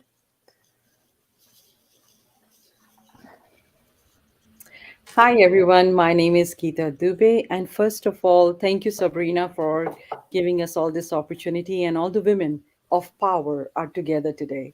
So it's an interesting way to address ourselves. So let's start with empowerment. I'm a former scientist, and I had written inventions in this country. I was born and brought up in India.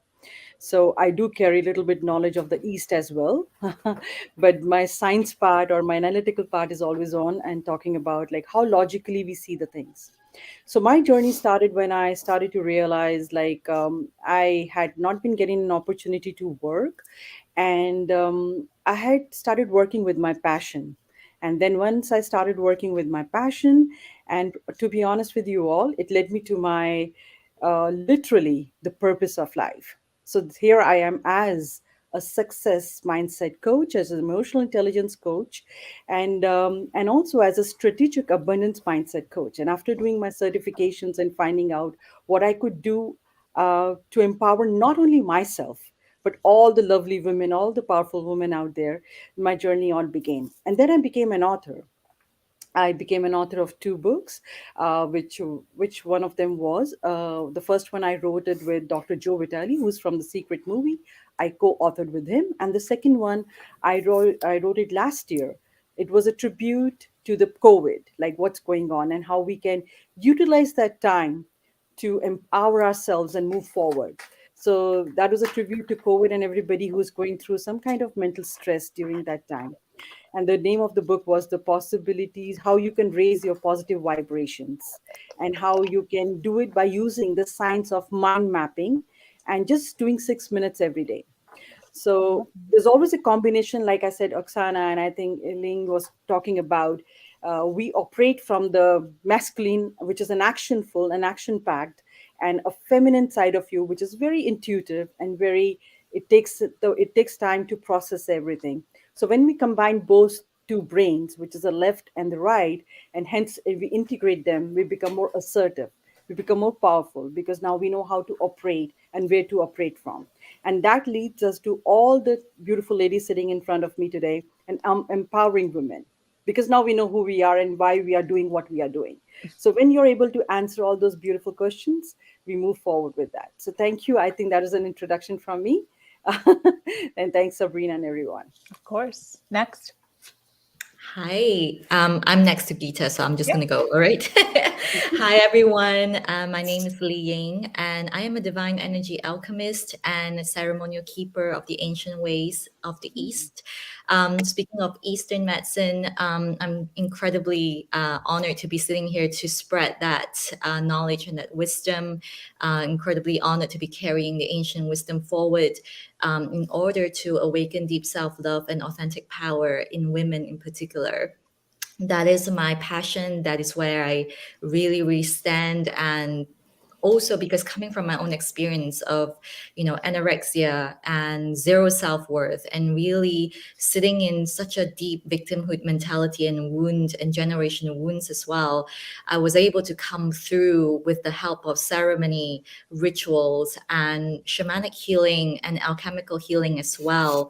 And because I am a big Sagittarian energy myself, so if you're familiar with astrology, Sagittarians are just thirsty for knowledge.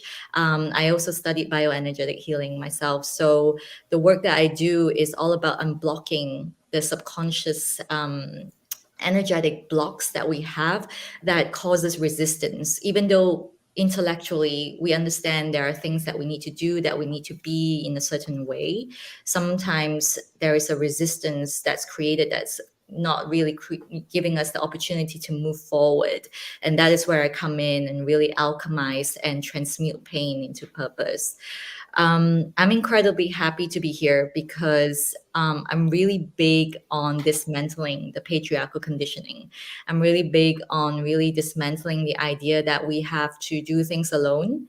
And honestly, when I started working with teachers and mentors, I was able to come through things that I could have taken years and years to do alone. And I think that's a big thing to say because I know, I definitely had a scarcity block for a long time where it stopped me from really diving in and getting the help and the support that I needed. But really making the decision to jump in and work with a mentor was like one of the best things ever.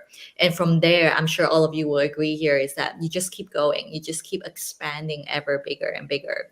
And so the work that I do here really, it's about not just really intellectually getting to where you need to be, but actually embodying the energy and calling in the beautiful life that you're born to have, sharing your sacred work, sharing your authentic voice without being held back by any fear or guilt or shame, because that's such a big thing for women. There's so much guilt and shame laid at our doors. We have to be a certain way. We have to be like this. We cannot speak like this. We have to shut up. We can't dress like that even. So this is something I'm really passionate about. And really, it doesn't have to take long. It really doesn't have to take long. It's really an energetic shift. It's a radical shift that can be created energetically because we are all energy beings. We're all created by this thing called energy.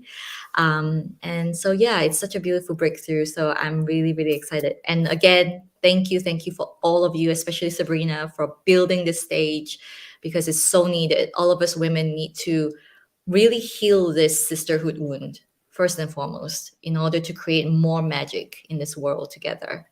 So 100%. yeah, that's it. 100%. Next. Yes, so good.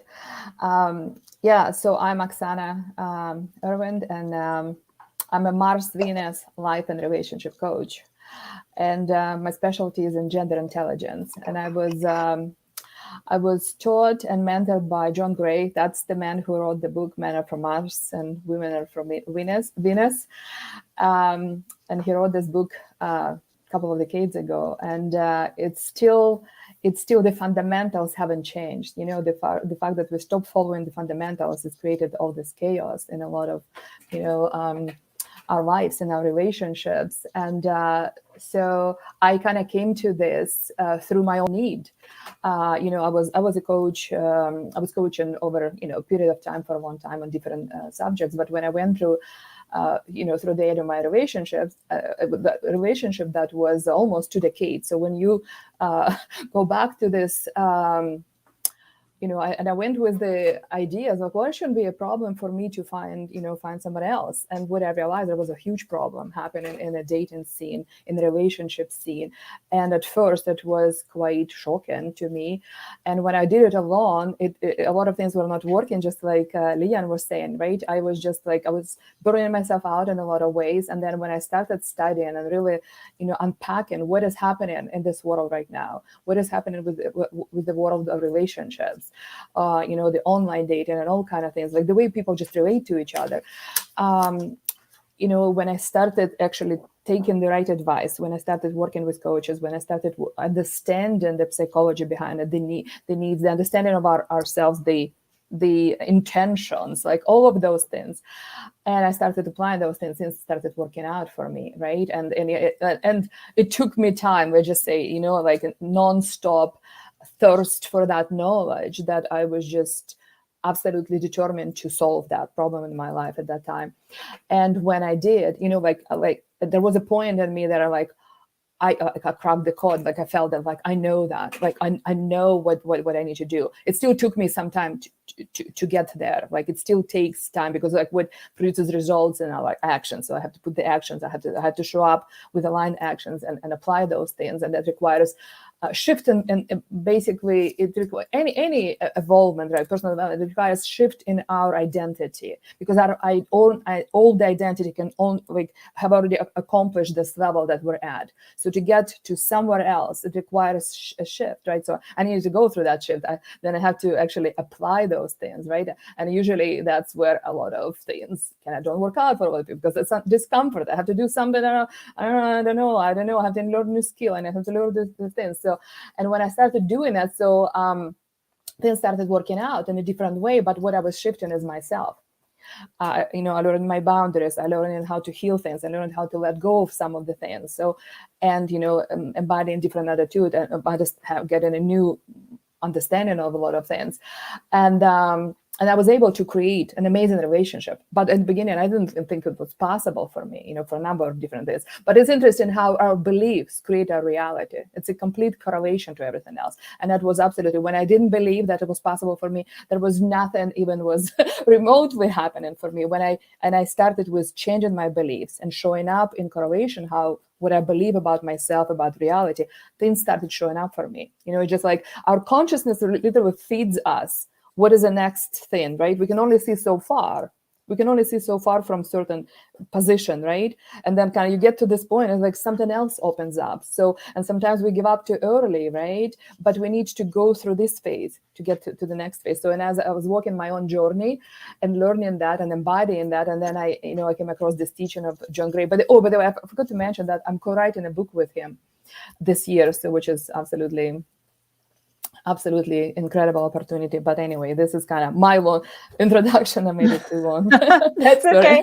That's okay. Yeah. Tori, let us know who you are, where you're from, what you do. Anything you want to add? So my name is Tori Brame. I am a single mom of a 4-year-old boy. I grew up in a very strict Presbyterian household. My dad was the pastor. He ended up leaving the church when I was 16. I moved to Indiana when I was 19 and met my ex-husband there. We were in a relationship for 9 years, married for 3. I was diagnosed with lupus during that relationship, and through that, my marriage ended. And then one of the things that was really frustrating, I was bedridden for 2 years during that time, and it was really frustrating because I found the lupus community, but they were also negative. There was a lot of commiseration. There was a lot of, almost one-upping each other on how bad off they were. And so I remember just in frustration, one time I asked this group of like a few thousand people, it was a lupus support group. I was like, is there anyone on here who's in remission? And it was crickets for a few hours, which was unlike this group. And then finally somebody commented and they said, if they're in remission, they don't want to be around sick people anymore. So they leave the community. And so I was like, well, that's shitty and rude. And so I promised myself if I was ever in remission, I was going to be that voice. I was going to go back and tell people, like, you can be really sick and get better.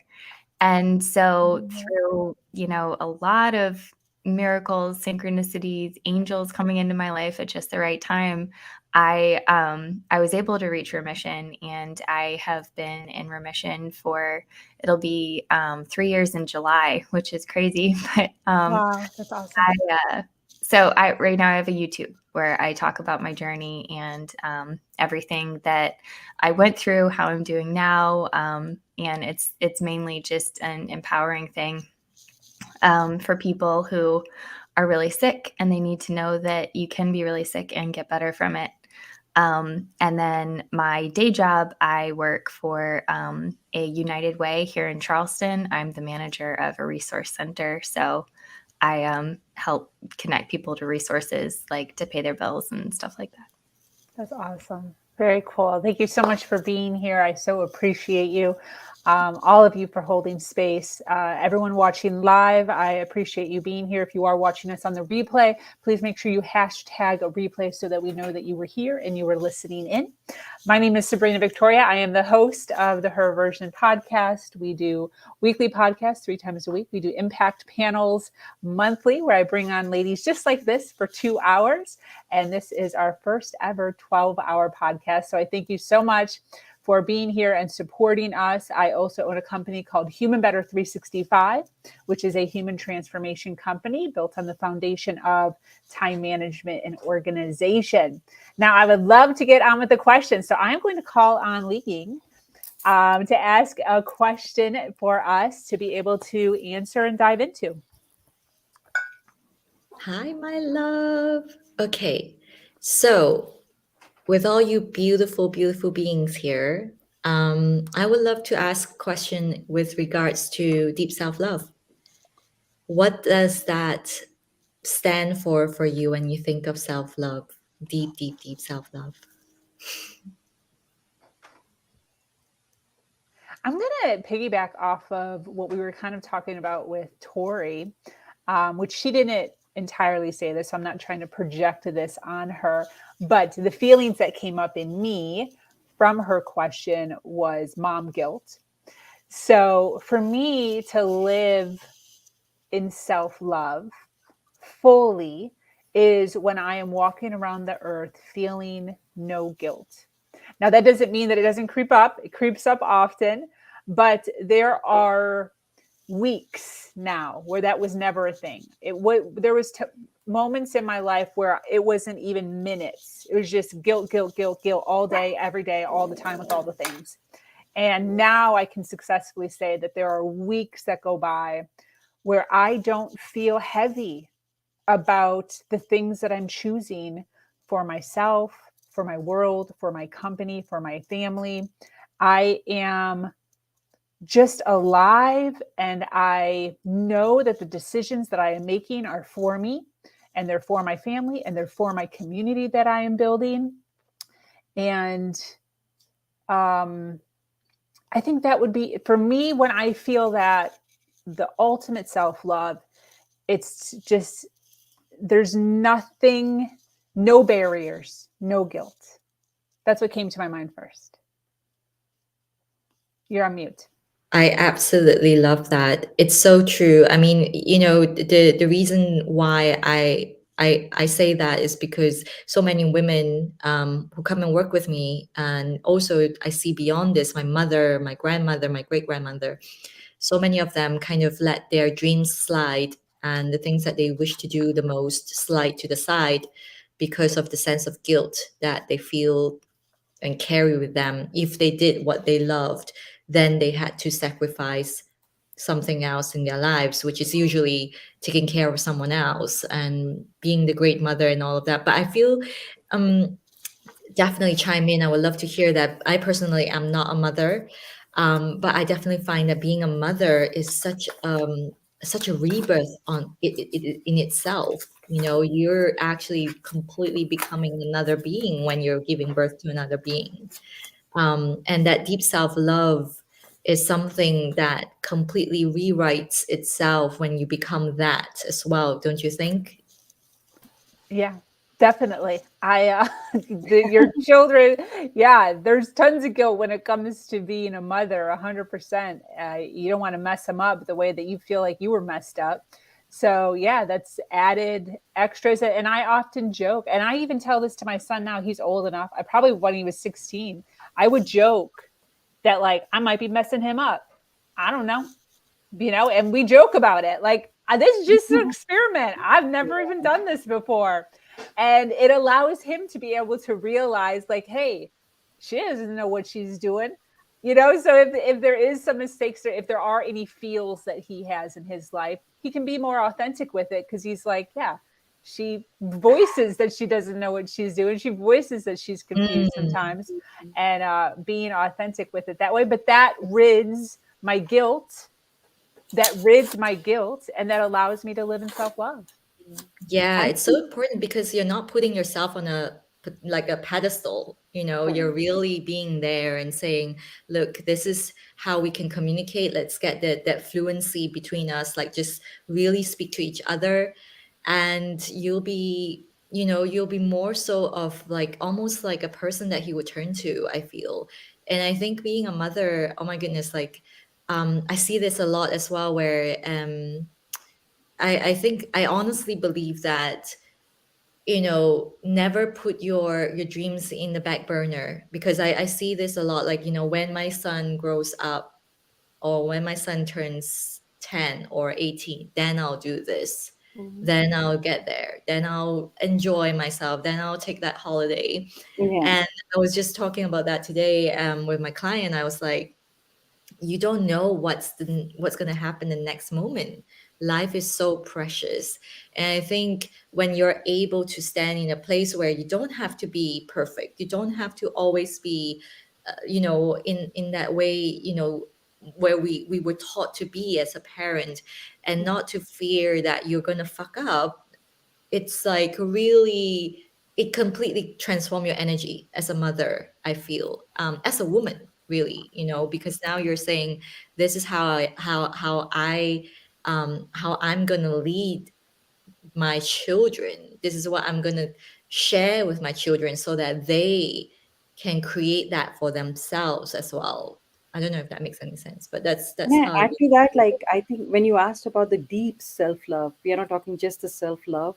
We are saying a deep self-love. For me, that is complete surrendering and just being in the present moment. That is for me the ultimate That's good. embodiment of being deep self-love. Because when you surrender to everything in your life, believe me, when you're in that your zone, and because I did my meditation instructor teaching certificate from a university in Florida, so that is a complete surrender, and that moment is such a sweet moment for you, because you're not questioning anything, you're not judging anything, you're not asking anything, whether you're a mother, whether you're a woman, whether he's your husband or yes, he's not. You're just not questioning anything in your life.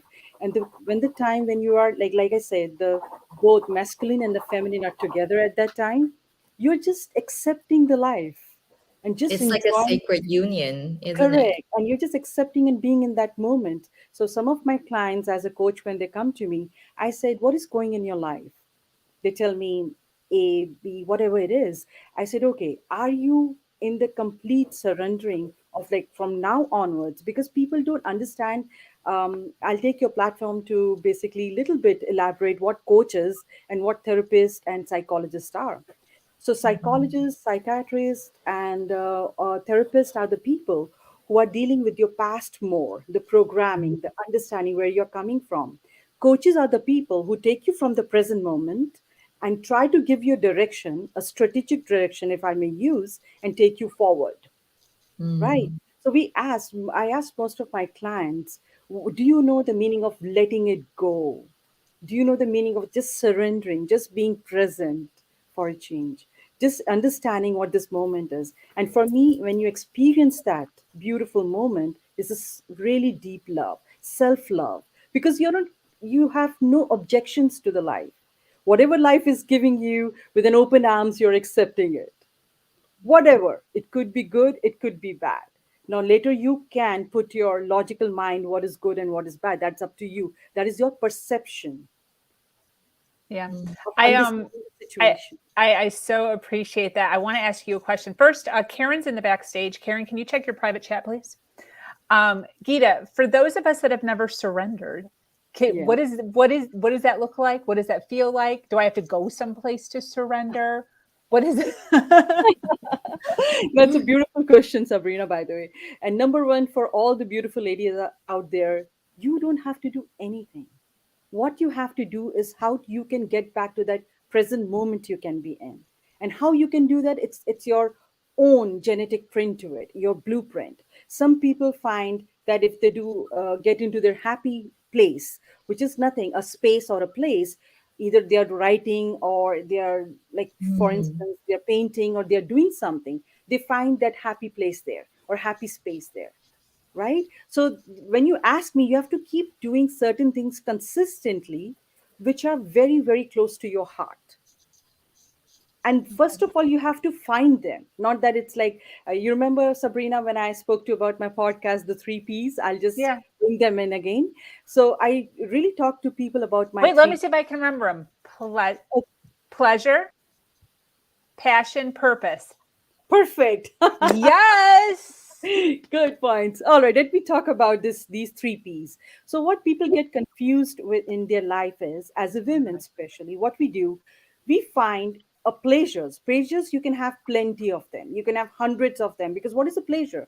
Pleasure is a feeling which is invoked in you when you are finding something very interesting of your liking, right? Oh, I love to go to or like dance bar. Oh, I love to go to this place. Oh, I love to go to that. So these are your pleasures, which are very temporary in your brain, in your neurons. When you have a pleasure activity going on, it strikes for a few seconds and you feel good about it. So your good hormones are enhanced, right?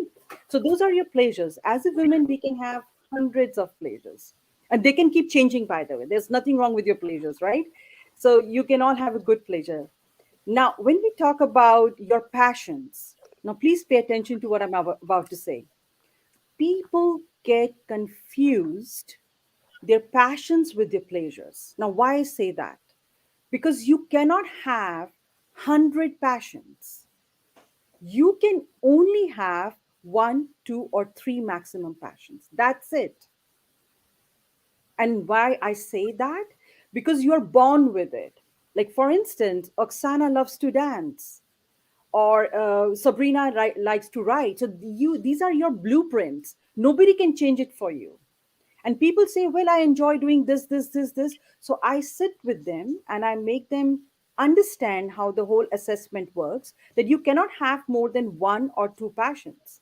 If you do, then I think you're talking about your pleasures in life, which gives you temporary happy hormones.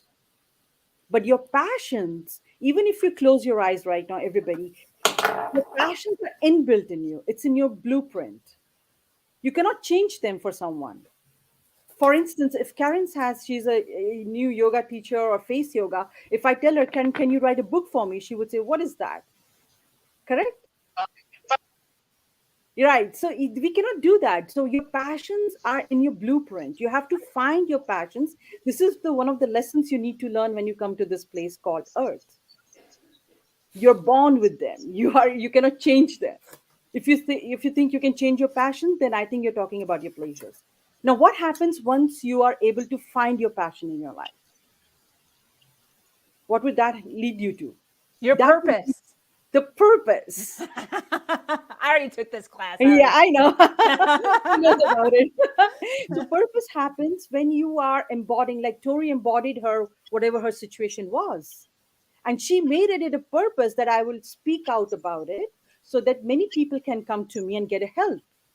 So this became her purpose, because but she could only found out about her purpose when she knew about her passion first. Got it. That I want to speak about my situation. I want to help more people. Got it. So everybody has a different passions, and they should really embrace their passions, because as a woman, like we all know, we could be from any walks of life. We forget ourselves first. We can become a mother, daughter, sister, and so on and so forth. But we forget ourselves during the process of things. Good. So I highly tell people, like, please sit down and think what you really like. Not that somebody has programmed on you. Okay, if she likes wearing a black dress, I would wear a black dress. It doesn't work like that. Yeah. Makes If sense. she's wearing a black dress, probably you have to find out. Probably you like red dress, some which you wore when you were younger, or your mom got it for you, or your dad got it for you, or your brother, anybody, which you thought when you wore or saw that dress, you were in the zone. That's what we call it, as a zone, where our brain cells, our logical left side brain has gone down, stops, not literally stops working.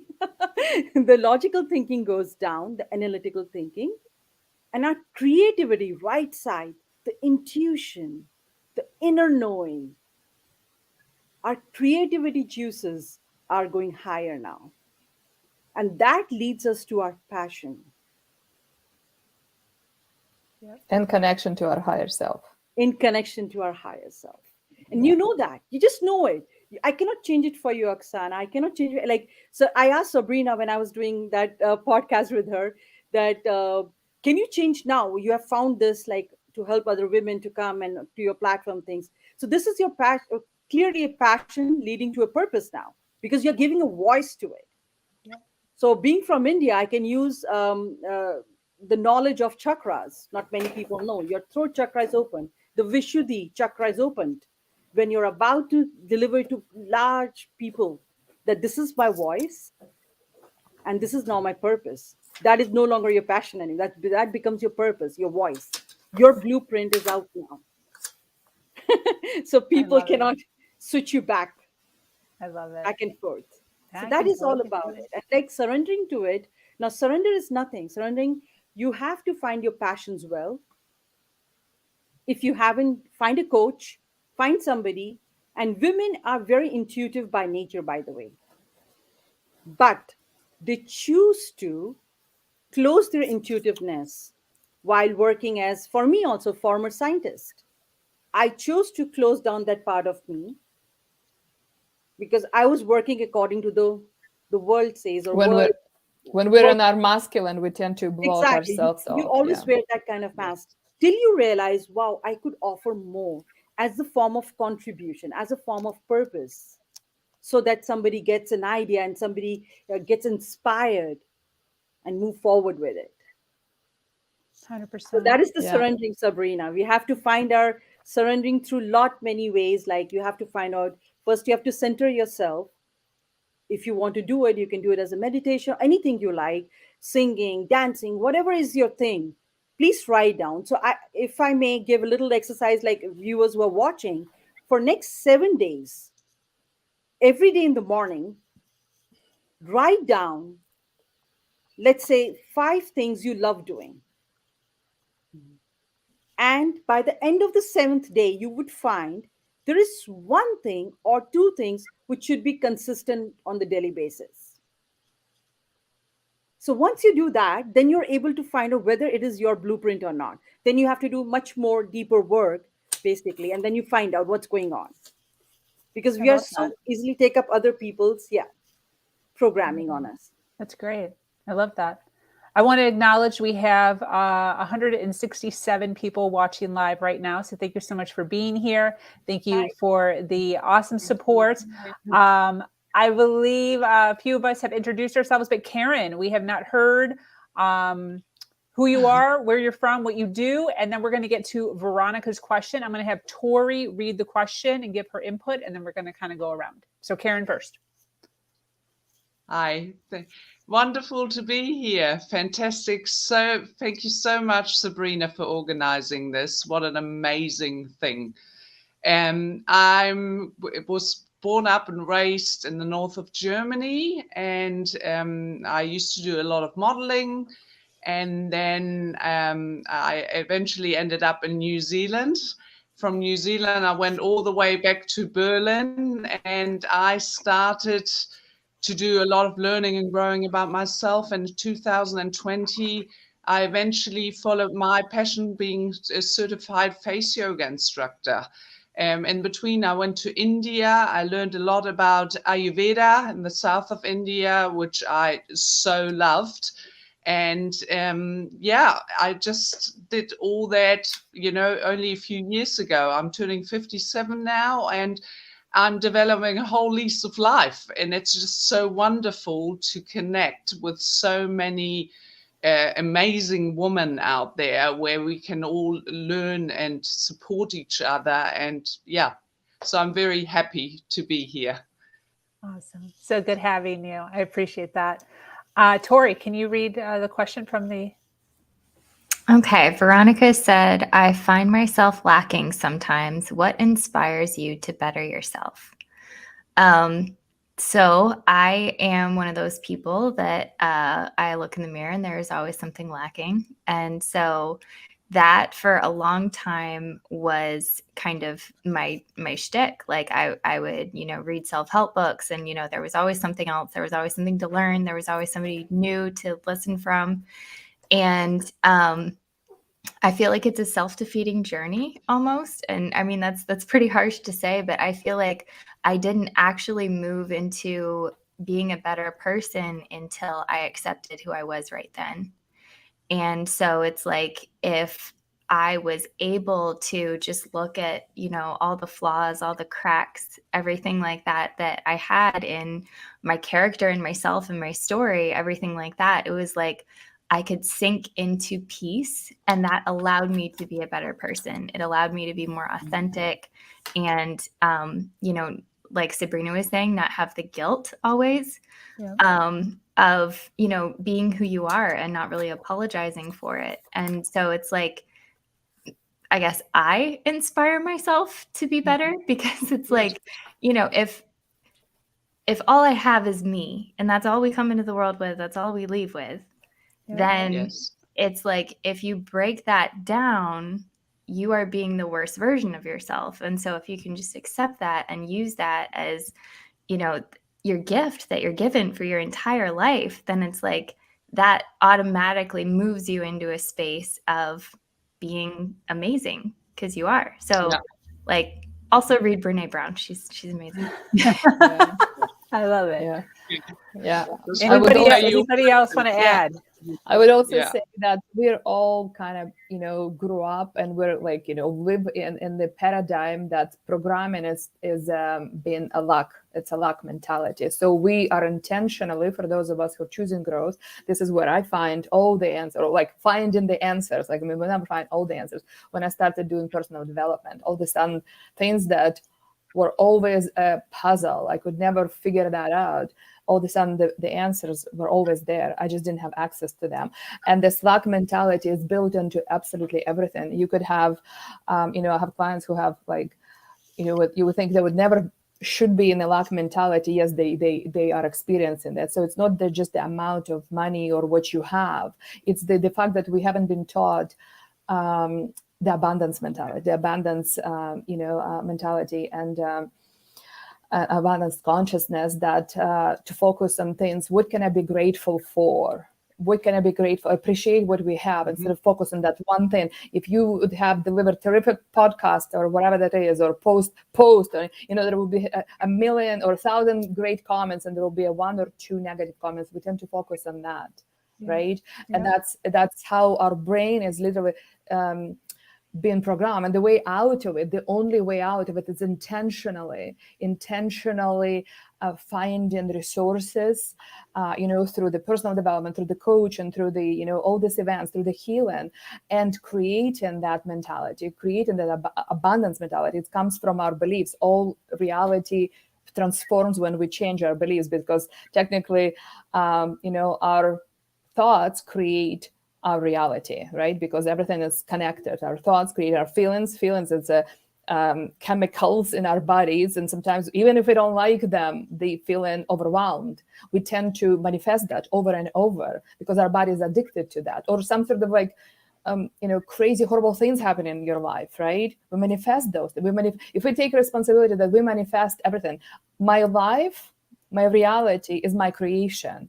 Mm-hmm. And sometimes it's confronting because sometimes we don't like what we have.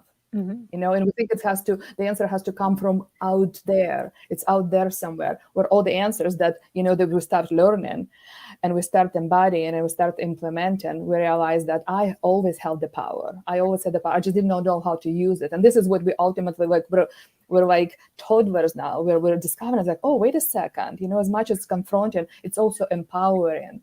I have the answer. I hold the answers to my struggles that I've had, and the struggle was there for a reason for me. My soul somehow chose for me to have this experience, right? And this is what I choose to do about that. How do I choose to transform that and release that? So, and as soon as you neutralize that trigger, whatever that is, how do you know what's not good?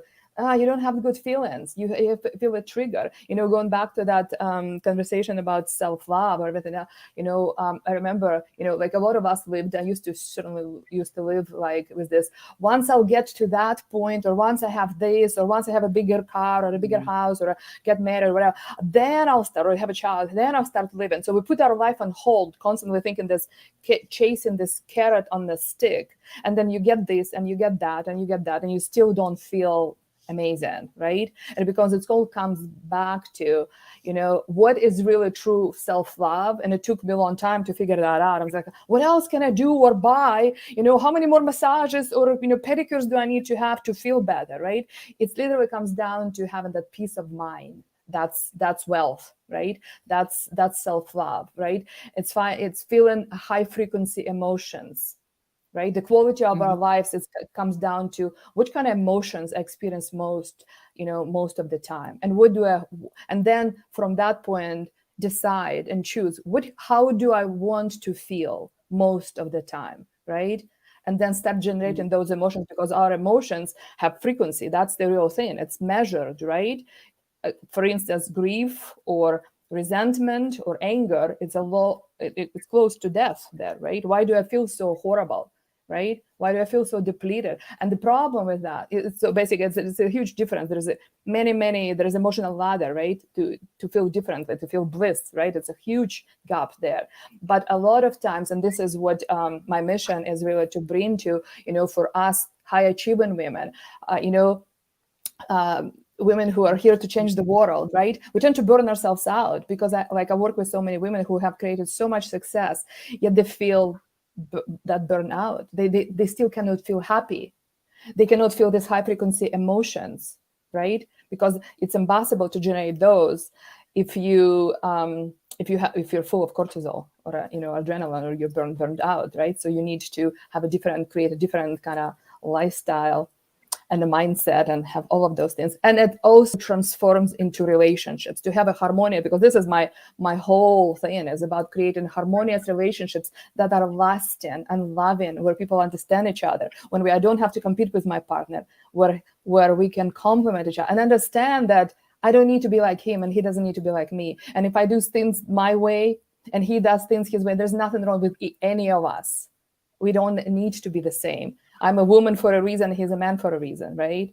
And honor that instead of, poke at that, and there's so many layers to that, but that's ultimately, that's where the happiness lives, right? And we get there intentionally. I love that. Thank you so much, Oksana. I appreciate everything you're bringing to the table. I want to, we just had a newcomer, Elizabeth. If you can let us know who you are, where you're from, and what you do, and then we are going to ask Karen for a question. Hi, everybody. I'm so excited to join you all today. So my name is Elizabeth Burrows, and I am the founder and the creator of the Life Edit Project. I am a mindset coach and a life coach. And I am from South Florida. I'm actually born and raised in Delray Beach. So actually Sabrina is kind of my neighbor, which I'm very excited about. Hopefully, we'll get a chance to connect one day in person, not just online. But I'm just super excited to be here to be part of the conversation. Awesome. Thank you so much for being here. We appreciate you. We have 172 people watching live right now. Thank you so much for all of you listening in and hanging out with us. And thank you for you all who are on the panel, giving us some of your time today to be able to talk openly about some of the things in order to teach, inspire each other and the people listening. We so appreciate that. Karen, do you have a question that you would like to ask us? I just wondered, how do you guys cope with success? Well, how does it make you feel? How do you deal with it? Oh, this is so interesting. How do we cope with success? I've never even thought of that before. Does anyone have an answer for that? Can I answer that? Okay, I'm certified success mindset coach. So when you talk about success and the people who are successful, they definitely have a mindset which we need to explore more. Because if you are continuously having successes in your life, there is definitely your attitude towards them is different from a normal person. So mindset is what? Mindset is where a person who's successful and who has a mindset would be something like they are able to look at the possibilities in all areas of their successes, right? So they also understand, like for you, Karen, like if somebody's successful, they can see the success kind of a short lived as well, because they have a very positive and very progressive mindset. They move on to another project and start working on that. So people who are very highly successful, they have a very great mindset along with them. They're able to see all the opportunities, how they can evolve and grow continuously towards a success. So it's a mindset behind a successful person which is driving them or propelling them to move forward, right? And keeping them at the same level of successes. Beautiful. Does that answer your question, Karen? It's Yeah. getting there. I've never Yeah. even thought of that. Like, I feel like that's So I think that one of the basic things we need to learn about is the mindset in anything you do, even before either you get failures or success. Because if you have a good mindset, you are able to easily evaluate them accordingly. Yeah. Yeah, I feel like one of the issues that I deal with stuff like that, as far as success goes or dealing with success, is if I had an issue with it, it would be I don't allow myself to dwell in the success as long as some people think I should. So like I'm already thinking of the next thing. Like I'm already like on to the next goal, book, whatever. Right. So I feel like if I was going to work on that, because when I think of the word dealing, I think like negative, like I need to work on how I'm dealing with success. It would be allowing myself to sit in the win for just a little while, because I don't really let myself sit in my wins. And that might be, because of the trauma I've gone through in my life. I don't feel like I deserve it. I don't feel like, something really bad could happen right away. It could be taken from me. These are all, things that I'm working on. I don't feel like I have, but obviously are triggering something inside of me to not be able to feel comfortable in the celebration of. So maybe that'd be advice I'd give to myself, advice I'd give to other entrepreneurs out there who are working on their own empire building, which I know a lot of us are, is to allow ourselves to kind of like sit in our wins every once in a while and, take ourselves out to dinner when we accomplish something big and be excited about it. Yeah, definitely.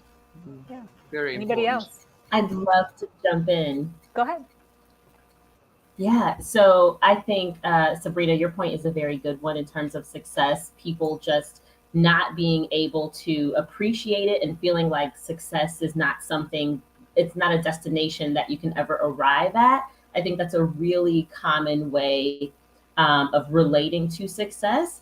I think for me, that was less of my issue in the past. For me, it was more of almost the imposter syndrome coming up. So, kind of achieving a level of success and then being afraid that I would not be able to maintain it. Yeah. And I think that's another really point. common reaction to success is saying, okay, I got here, not sure how I did it, not sure I deserve this, not sure I can stay here. What do I do now? And Yeah. for me, the way I've been able to cope with that is to start asking myself, what is this level requiring of me? Right. And I just kind of see one, success is a journey, not a destination. And so, certainly possible to arrive at a level of success and still have more success available to you in the future. So just remembering that, but also understanding that whatever level we are on, there is something that we're being called to master in order to get to a higher level. And that we cannot get to our next level until we master where we're at. And so instead of believing that I don't belong here, just focusing on what it is that I get to master now. Yeah, definitely. One step at a time. Definitely. Sorry, I was muted there for a second. That was great. Absolutely. Anybody else on that subject? Elizabeth, we need a question. Oh, so I have so many questions for everyone. And I think the question that I would love to ask you all is how, totally changing topics. I love to talk about boundaries. And I am really curious where you all struggle with kind of setting and keeping boundaries in your lives, because boundary issues show up in so many different areas. I mean, I can talk for days on boundaries. I'm trying to get your website up on here right now. Life Edit Project. We're just getting real right now. We're typing in websites. We're answering questions. We got comments coming. Okay, save.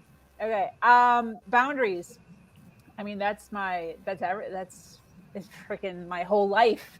I was where I am right now is because of boundaries and the boundaries that I have learned to set. A totally recovering codependent. I still go to CODA meetings every once in a while, and I refuse to identify as a codependent. When it comes around to my turn, I just say, my name is Sabrina Victoria. I'm not a codependent. I just say my name is Sabrina Victoria. So for those of you who've never been in a meeting, you have to say your name and then I am. So you have to say, I'm Sabrina Victoria and I am a codependent. So everybody says that and I refuse to say that. So I am Sabrina Victoria. Next person. Because it's nothing that I want to be identified with anymore. I'm a very kind person. I am a very caring person. I do a lot for my company, for my community, for my family. But I have very hard boundaries. And it took me a long time to be able to voice my boundaries in a non aggressive way. When I first started learning about boundaries, I didn't know how to do it. So I would just be like screaming at people, yelling at people, all aggressive. Why are you so aggressive? But I didn't know how to do it. It was so uncomfortable to like voice what I wanted or like what I didn't want in my world. And so now I have learned that I can just say in my normal voice yes and no's and what I'm okay with and what I'm not okay with. And sometimes it makes no sense. And sometimes people question me, like, how come yesterday yes and today no? And I have to explain because I take a second now before I answer any question. I take 1 to 2 seconds and I think to myself, do I authentically want to do that, say that, whatever, that? And I like that, yes or no. And I give an answer. Yes, I will, or no, I won't. And sometimes it's not aligned with last week, and that I was okay with it last week, but now I'm not okay with it this week. So, and then explaining, today was a rough day. So, yes, I was cooking dinner every day last week. I'm not cooking every day this week. It's not aligned with me this week. So, and feeling okay, not feeling guilty. We were talking about guilt about an hour ago or so. Not feeling guilty for my answer, not feeling guilty for my thoughts or the boundaries that I have on how much I can give to my family, to my community. Even with this podcast, sometimes it gets very overwhelming. I have so many women coming at me from all angles, and sometimes they're asking things of me that I'm not capable of doing, and it feels really awkward.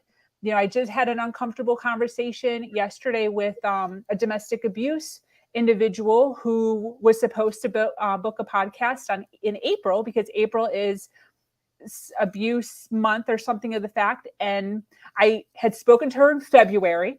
I'm always booked out 2 or 3 months for my podcast. And she calls me yesterday, April. She's like, your calendar's booked. I just looked, your calendar's booked. And I'm like, I'm sorry. Like, I don't know what to tell you. Could I have moved things around? Yes, I could have, but I have this. Like, it was the day before this.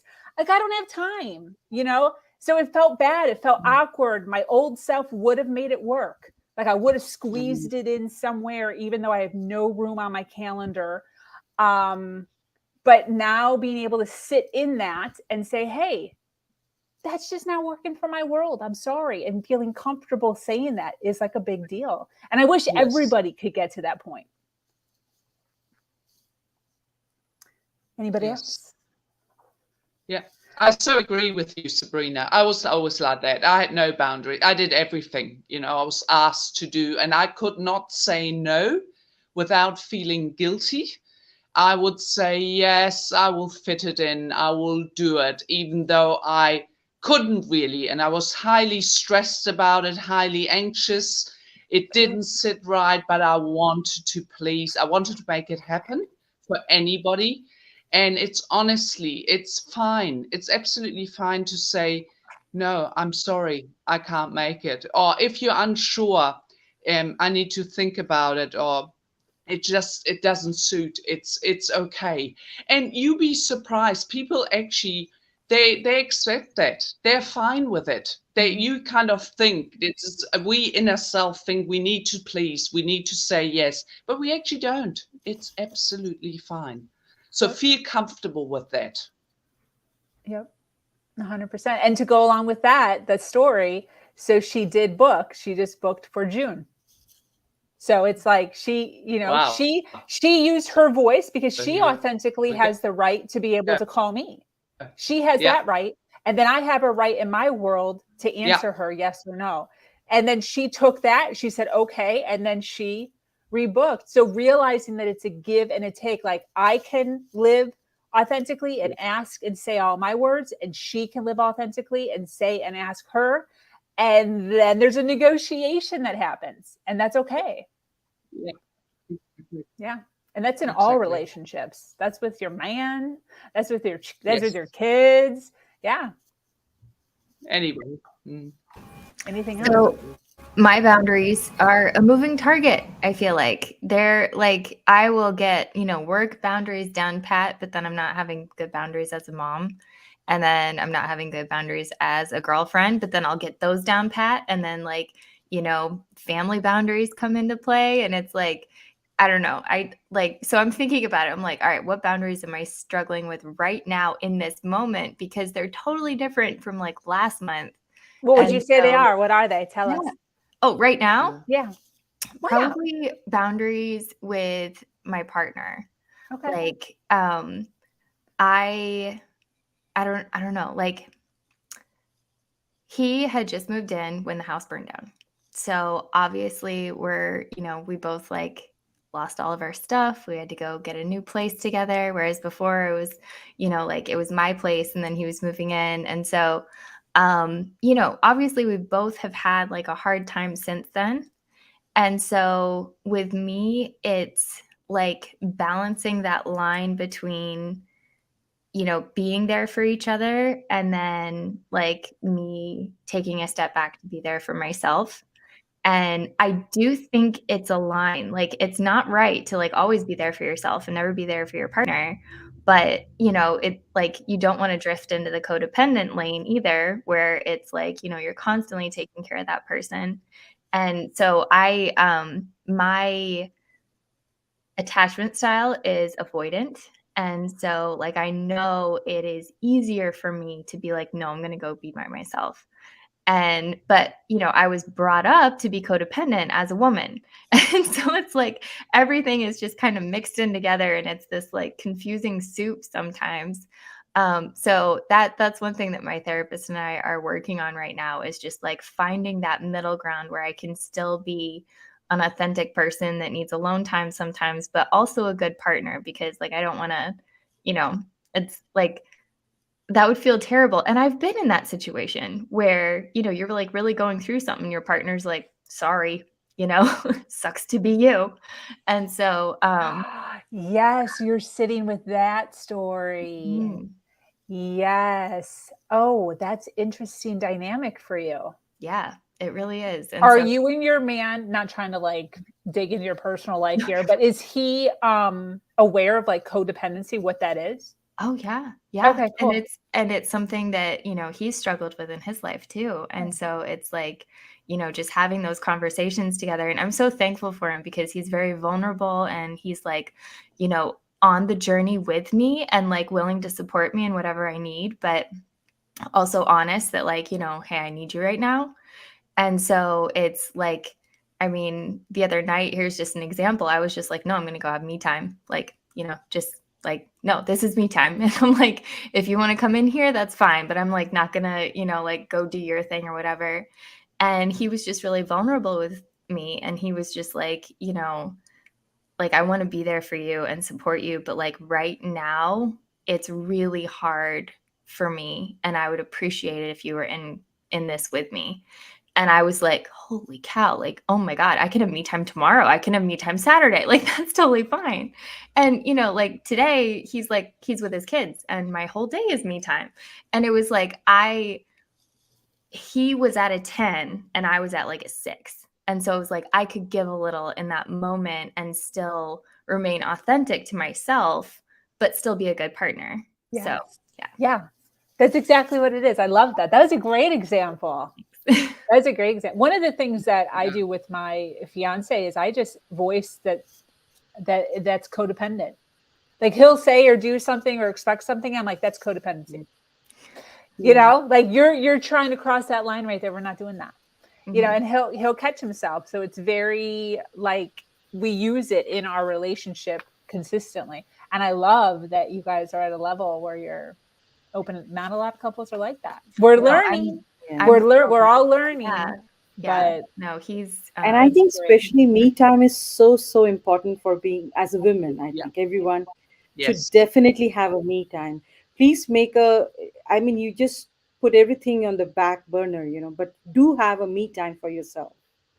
Because even as a good Definitely. practice, I would say, for every week, you know, because that really gives you a good solidarity to become like what Elizabeth was asking, you know, like all those boundaries, you're able to set them right. And one thing I wanted to add to Tori is like, even if you have a me time, rather be very consistent with it. Don't change the timings as well, because that adds up to your power too. Yeah. You know why? Because that gives you a place that you're not again pleasing someone else. You're pleasing yourself Yes. first. Because if you try to move around and navigate through, okay, I'll change quite often, then again you're going back to that loop. You know what I'm trying to tell you? Yeah. So sometimes you just have to have with a lot of assertiveness, okay, this is from tomorrow morning to 9 a.m. to 9 p.m. I'll not be doing anything else. Just and stick to it. Stick to that every week more so. Yeah. Yeah. So that is just about me time. It's very important. Yeah. And Elizabeth, by the way, I live in Boca Raton. Yeah, I'm closer to you. Fabulous. I love it when my online world intersects with my in-person world. That just makes me so happy. Right. I think it's so important to acknowledge kind of the seemingly counterintuitive dynamic of how boundaries are both fluid and yet we need consistency in order to be effective with them, right? And boundaries are really all about taking care of ourselves and preserving ourselves, making sure that we have what we need to be not just okay, but even our highest and best self. And because life is not the same from one day to the next, what we need in any moment might change. And so both Sabrina and Tori, what you were saying about how, it might be this one day and then something else the next, that makes perfect sense to me because our needs are constantly evolving and shifting. I agree with you. Right. And I hope individually we're all constantly shifting and evolving and growing. So yeah, I just agree wholeheartedly. Life is always changing. So I was reading this morning that the ones who do really well are the ones that adapt to change. Yep. Right. Okay. My name is Barbara Wainwright. I'm glad to be here. Thank you, Sabrina, for the invitation. Hello, Tori, Rita, Elizabeth, and Carla. Yes. Tell us what you do since you're speaking. What do you do? Who are you? Where are you from? Great. Thank you. Barbara Wainwright. I'm the CEO and founder of Wainwright Global Institute of Professional Coaching. I've trained over 6,500 coaches to date since 2006. It's been a long haul, but I love what I do. I have such a strong passion for empowering people, women and men, both. But here's an interesting fact. Since I train and certify coaches, it's about 60% women that come to the program and 40% men. Wow. So it's an interesting thing, I think. I love that. Very cool. Well, I'm going to keep the spotlight on you, Barbara. Do you have a question for us? Oh, I just love everything that I've been listening, of course, this morning, and I love everything that I've heard. I'm just curious, with Gita, you talk about mindset being really important. Is there any tips that you can give us about having a mindset? Like, is there any mantra or is there something that you do to keep your mindset elevated? All right, yeah, all right. Welcome, Barbara. Okay, that's a Thank great you. question, because not many people try to understand what is it, mind, because I think all the people who are scholars, gurus, or anybody, they always talk about the mind. So, to understand the mind, you have to understand why we talk so much about an emphasis on mind and subconscious mind, both, right? So, we all know, like, little bit the science tutorial over there. We have two minds, mind and subconscious mind, where subconscious mind holds the maximum thoughts you can think of, mostly negative in nature. I mean, sounds like a kind of, not so good to hear, but they are negative nature. And the mind, which the conscious mind we talk and we operate from, they we usually, when a thought comes up from the subconscious mind, we act on it. Like we have a thought, we have a feeling attached to it, and probably a previous some kind of like a behavior attached to it, and then we act it out. So this is the normal dynamics of how mind and subconscious mind works, and they keep interchanging. So during the day, when you are like, sometimes you're sitting and you just all of a sudden have a thought and you start to feel sad about it, but you don't know why you're feeling sad about it, because consciously you cannot relate to it that it's from the subconscious mind, and so it was attached to your previous experience.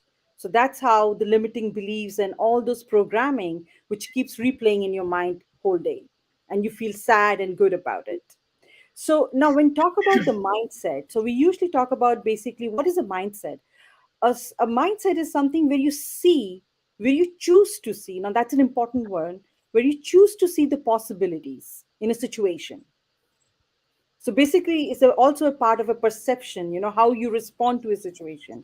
So when you're dealing from a proper mindset, you would always see something good and a bad, if I may use the simple language, in any situation, right? So because you're opened up yourself to the possibilities. So which I always talk about to the people, what are the three P's, even in the when you are thinking from a mindset point of view, and those are very simple. When you see a probability is what, when you see the chances 50-50% of anything happening, and then after that you see a possibility that you can make it happen, and the third P would be the positivity you come out with. So these are the three P's when you're talking about a mindset. Okay, but what I was asking was, do you have any hot tips that somebody can, like a mantra or something that somebody can Right. do to keep their mindset in the right frame, or if they catch themselves falling into depression, like you were talking All about, right. catch Sure. themselves doing that, is there a hot tip that they can use Yes. to pull themselves out of it? All right. So there are two things people could usually do. So one is, let me explain what is a neuroplasticity. Neuroplasticity is nothing but when your neurons are evolving and growing when you have a new experience. And the second would be the law of repetition, where you keep repeating something for at least 21 days, and there's a scientific data behind it why you should be doing that, right? So when you're learning something new, for let's talk about the neuroplasticity, you always have that thing, okay, this is what I've learned. So your brain has gotten activated, correct? So, like, let's say you learn something and you go to a new class tomorrow, you've learned a new technique or a skill. So your brain is activated. Now, what does your brain need to do? Like you said, how can I keep up with the mindset?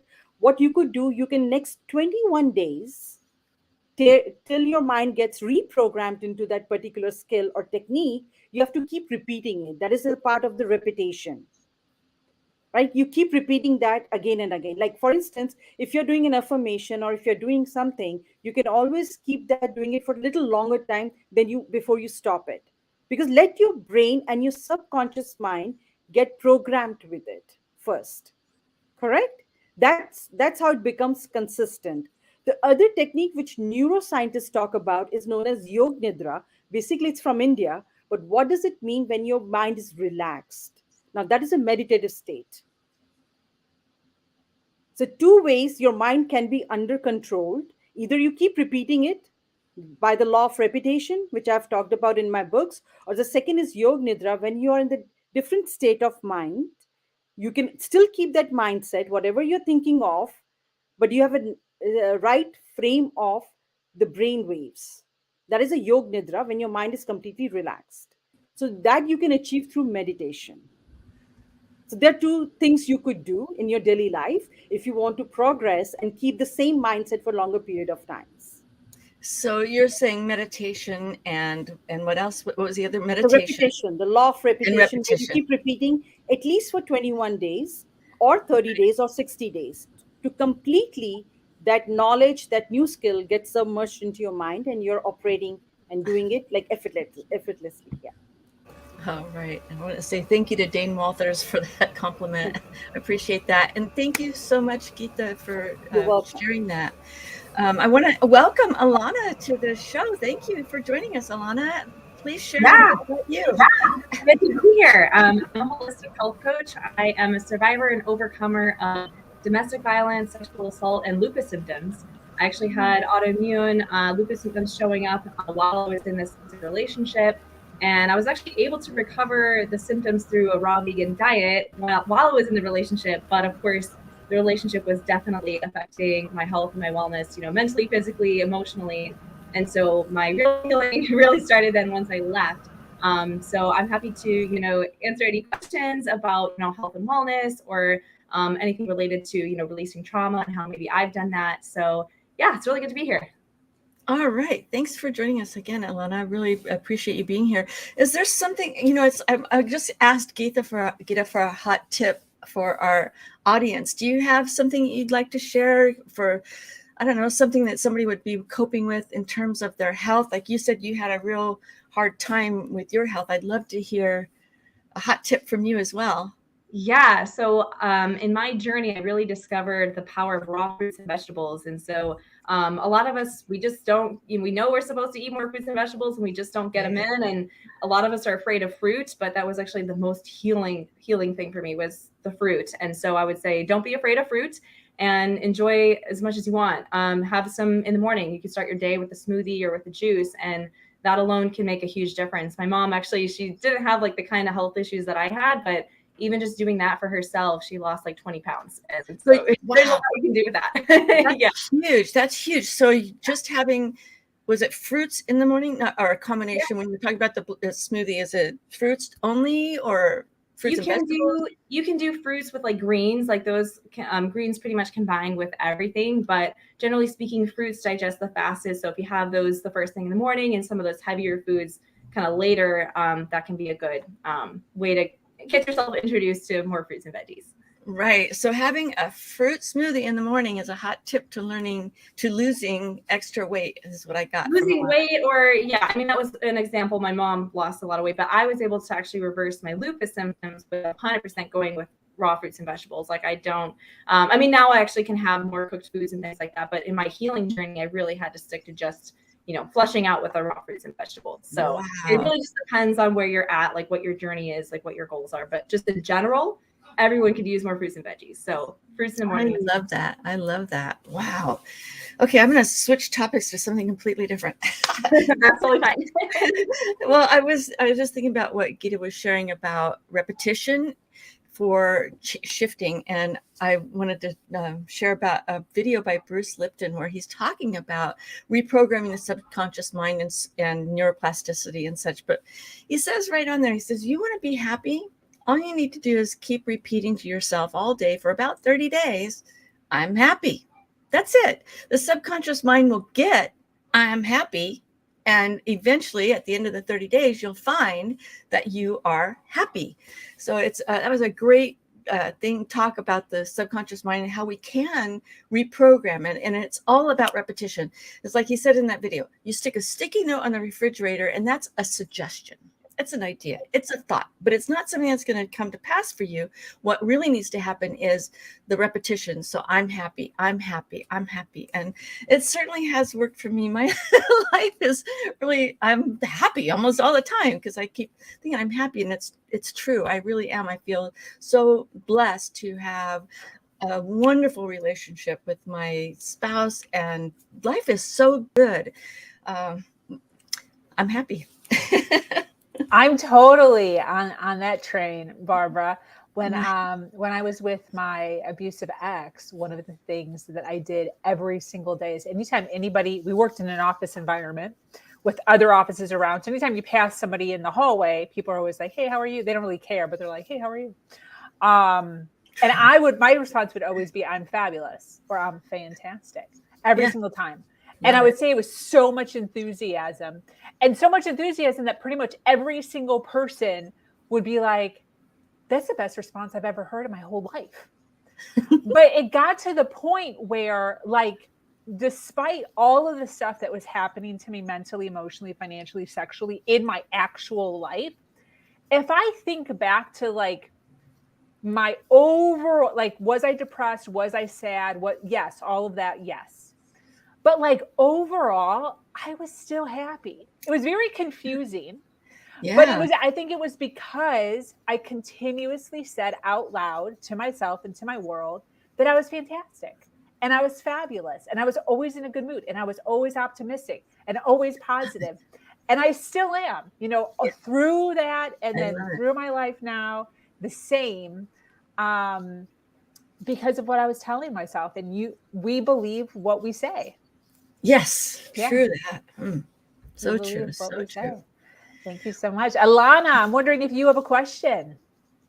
I don't know if I have a question. I haven't thought of one yet, but could I share a little bit, like building on what you were just talking about with affirmations? And because I know, like, when I started with affirmations, like I was a little bit resistant. I'm actually wearing one right now. Mine says, I'm my first priority. It's on my shirt. Yes. Yeah.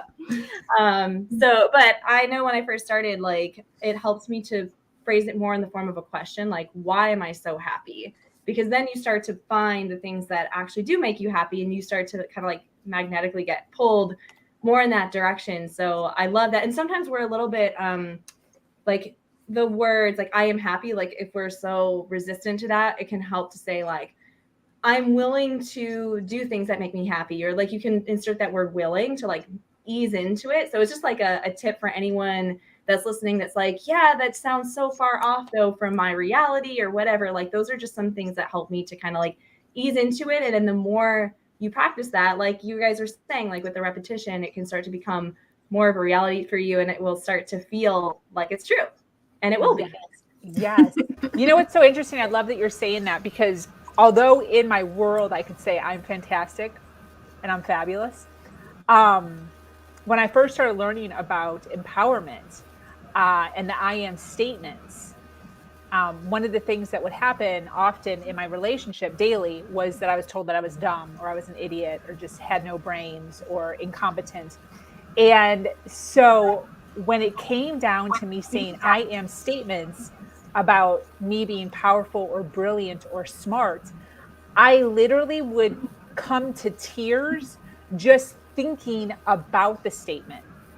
Like, not even saying the statement out loud, just thinking about saying the statement would literally bring me to tears.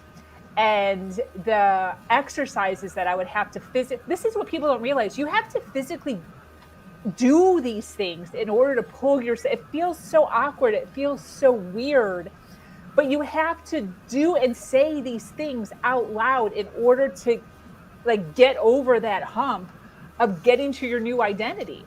So like I had to actually sit there and say it sounds dumb, but I had to sit there and I say to myself, I am powerful. I am smart. I am brilliant.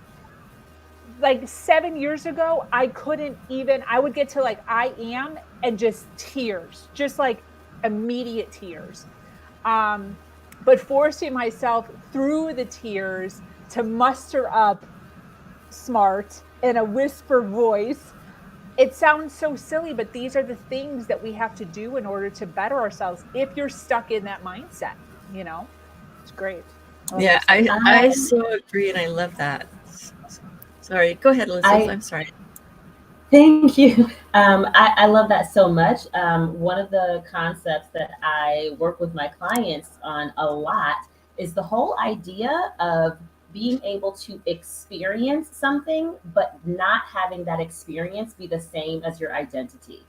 So, when it comes to feelings, it is totally possible for us to experience the feeling of grief or to experience the feeling of melancholy or to experience the feeling of humiliation, but we don't have to become grief. We don't have to become melancholy. We don't have to become, whatever the negative feeling is. So it's totally possible that you can be experiencing abuse, but you can be fantastic, right? Because who you are is so much more than what you're going through. I love that definition. That gives you a distinction. Who you are doesn't really have a whole lot to do with what you're going through.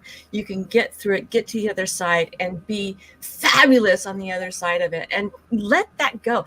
Here's the thing. We have no power over the past. None. Zero. So hanging on to the past and living in the past doesn't serve your highest good or anybody else around you.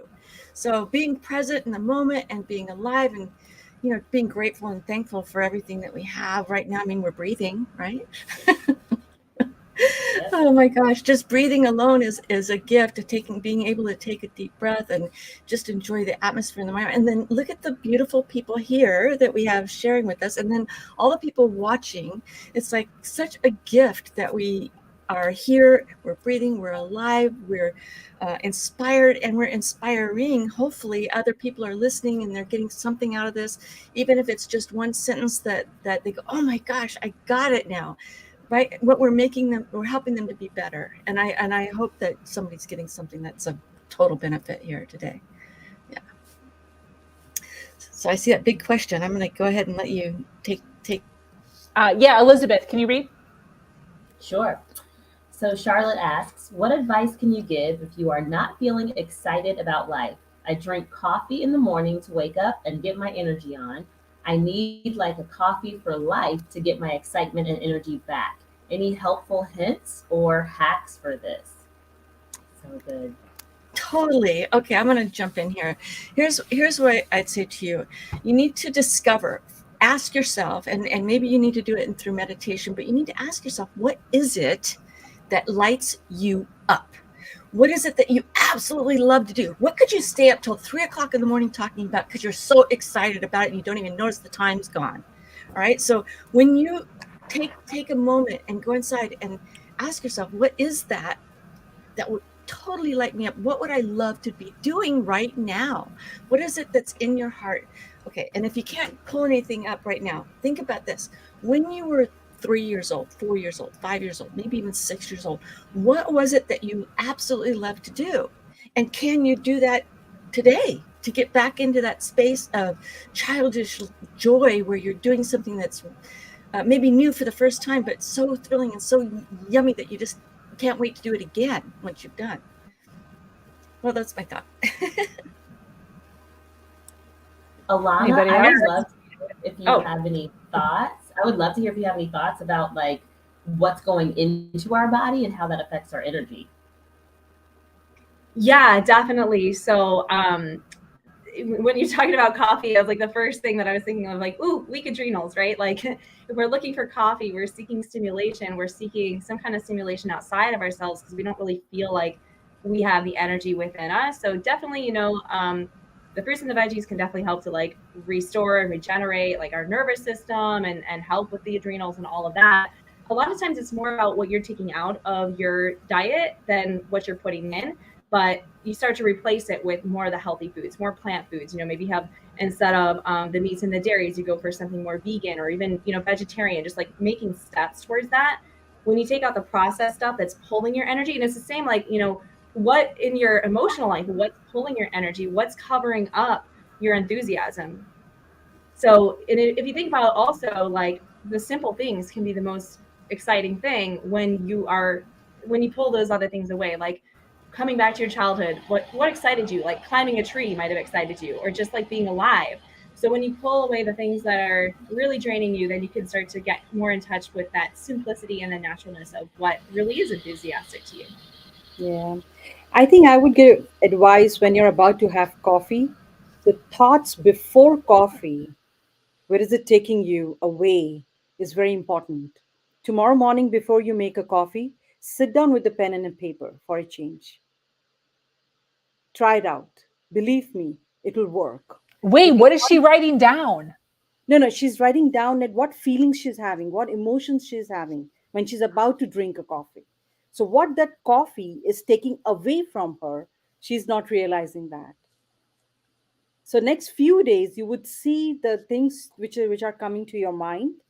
Why am I drinking this coffee? Why this coffee is so important to me? Why all those questions? Try to answer it. You might get some answers over there. Is And she after allowed to drinking drink the coffee coffee as well. while she's doing this exercise? Yeah, she should do that. See, the thing which is triggering. So coffee is a trigger, right? Okay. Now it's external. Now coffee is a trigger for her. So she should get triggered because the stimulant, it's triggering her. Okay. So unless she sees it like in physical form, she would not get those emotions. The only thing I would advise her when she's made up that coffee or before she's making, in the process of the whole thing, just write down her feelings, her emotions. Where is it coming from, basically? Why this coffee is so important? If I don't drink this coffee, then what will happen to me? And all those questions, which are very important to her regarding this coffee. And what is this coffee is taking away from her emotionally, right? She's filling some gap, like she said, she's filling up some gap over there. She needs to find out, she needs to investigate. Excitement.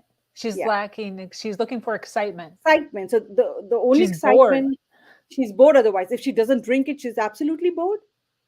That's what Her she's energy saying. goes She says, really in down. order to feel excited about life. Yeah. So when she's comparing life to a coffee, then she can little bit see how emotions are playing out there, what she's going through. So if what is supposed to come up for her? What is she looking for? So it could be anything. It's all personal. It's all like a client based. Okay. She might feel that some emotionally she's going through something. She might come up, either it's a sadness, it's a grief, or whatever she's trying to cover up through that excitement which coffee is providing her, or what she's not been able to do. There's a guilt happening. So there could be loads and loads of emotions over there playing out Got it. regarding that coffee. So coffee is a trigger to her externally. So we are trying to figure out what's going internally, what emotions she's playing out for her. Wow. So that's the little bit of exercise she can do, and she can, go through the process and see Does what is anyone coming here ahead drink with them. coffee? I don't drink coffee. Does anyone? You drink coffee? What happens if you don't drink coffee? Does something happen? Absolutely nothing. I am probably a little grumpy just because I do enjoy coffee, but I would not say that I need coffee or that I have even a caffeine addiction. But I do So it because I like, like so it. like, if I were to show up at your house in Delray at 6 a.m. and just pull you out of your bed to start your day on an adventure, and I didn't take you to coffee, would something happen? I would probably mention it at some point, but I'd be down for the adventure. Okay, very cool. What about you, Barbara? Yeah, I love coffee as well. I have a cup every morning, so I don't feel like I'm addicted to it either. I could stop tomorrow and I'd be okay. But I love the warmth. It's a warm drink in the morning. So I have hot coffee, not iced coffee. And I love the taste of it. The taste is just like to die for as far as I'm concerned. That's so funny. And then also it feels like, to me, it wakes my brain up. It feels like it activates my brain and I'm able to be much more on point and focused and moving forward and all that kind of stuff. So the caffeine in there definitely does something for me that helps me to focus. I'm probably very much ADHD, but so the caffeine maybe have a different impact on me than it would somebody who isn't ADHD. For me, it helps me focus. Fantastic. You know, I relate to that a lot. There are some mornings where I say to myself, oh my gosh, I need coffee just to be able to make my coffee because my synapses haven't actually started firing yet. You know, there are just some mornings where it's like that, right? But I think if I could offer to our viewer one more suggestion, it would be to try to get your body moving. So our bodies and our minds are so deeply connected. So in addition to being mindful of what you're putting into your body, try getting your body moving to actually create energy that can then give your mind some energy as well. Yeah, and it's also very like stimulating too. So like we were talking a little bit about the adrenal gland. Like, okay, so just a little education on like the health part of it. So like the adrenal glands, they produce neurotransmitters, which is why like you're saying, you know, it feels like it wakes your brain up, right? Because you're stimulating the adrenal glands to send those neurotransmitters that are going to wake your brain up. But you can also produce these neurotransmitters by moving and getting exercise going. So you can do it in a different way. And I think it's really important to notice that the difference between the relationship with the coffee, like if your relationship is, okay, I need this in order to feel alive, in order to feel good, in order to like, now you have a dependency on it and now you're kind of like a slave to it and it's not enjoyable, right? So, you know, it's definitely going to be better to do some of these other things to fill your life. And then as was suggested before, to do some of that journaling, you can start to notice like, because if you're just reacting like, oh, I feel like I need a coffee, let me go get it, like you're not going to have enough time to see like, well, what's actually underneath that. But it takes courage because the coffee right now might be protecting something more vulnerable. So like it's easier to go, oh, I'm just going to have the coffee and I don't know what's there, it's too scary for me to look at. But like if you can just kind of, you know, get curious about like, what is it that, even if you are going to drink the coffee, like just get curious about what could it be, without forcing yourself to say, okay, I'm just going to take this. Because if it is a protective layer, like you don't want to just maybe rip the Band-Aid off. You might need to take little steps. So I think all the advice that's been given has been really amazing. Awesome. Anybody else? Because we have another statement. We good? Can we move on? Totally different subject? Yeah. All right. Who wants to read? Alana, why don't you read? So empowered here. I was a successful professional dieter that was a hiding eating disorder labeled as a health program. Break the chains is what I share now, and being able to hear your stories is so inspirational. Well, thank you so much, Megan. We appreciate your comment. Does anyone want to share any insights on this comment? I would say it's interesting how something that looks like it could be so healthy could be hiding something that's underneath, like you just said. It's was hiding that eating disorder and calling it, yeah, I'm just doing some really healthy stuff. I did have I'll say a colleague that went on to a raw vegetable diet. She ended up passing away, and now I don't know if that was because she did. I mean, you think about it nutritionally, we have nutrients that we all need to survive. So going on a strictly raw vegetable diet, she lost a ton of weight which was great. But at the same time, we have other nutrition that we absolutely need. So maybe it wasn't the smartest thing to do. I can see how it would be very confusing to a significant other or somebody who loves this Megan, right? To think, wow, she's doing all this great stuff. She looks great. She probably, she's doing really great. And then all of a sudden realize that there was an eating disorder there. It would probably be something that nobody would even, in a million years, I wouldn't think of that my friend was having a eating disorder behind it. Anyway, so yeah, thanks for bringing that up. It's a good point. I feel like I just want to jump in here because I've been talking about the raw vegan diet and how it helped me with my lupus symptoms. And I think, again, it's like that might have been what triggered it, which is, it's fine. Yeah. No, I just think the relationship, there can be a way to do something where it's healthy, and there can be a way to do something where it's not healthy. And if you're constantly like in a space where you always feel like there's something wrong with you and you need to detoxify, you need to cleanse, like, then you're going to calorie restrict and you're going to do all these things that isn't nourishing, and your body's it's going to reflect that. So I think it's really important to understand, like we were talking about earlier with the coffee, like also what's your relationship with the things around you, your food, of course, other things besides food. And that can really be, are you using something as a crutch, or is that thing actually nourishing you and supporting you for where you are? There's a saying that says everything in moderation. And so, doing too much of anything can be unhealthy, and everything in moderation. I always, that thought always comes up to me if I start to, indulge in too much chocolate, or too many gummy bears happen to be one of my favorite candy. So if I start to indulge in something with too much, it's like, oh yeah, everything in moderation. It comes, just if you can keep that little mantra in your head, it'll probably keep you from going overboard on something that could turn around to be dangerous or unhealthy for you. For sure. We have somebody new here. Yes, Miss Amber. You want to introduce yourself? Let us know who you are, where you're from, and what you do. I would love to. So my name's Amber. I'm from the UK, here in England. I am a female empowerment coach. So I help women step into their own power, to help them reclaim their right to prioritize their own needs, desires, dreams, goals, and ambitions, because I didn't for such a long time. Can you guys hear me okay? Just double checking. Yes.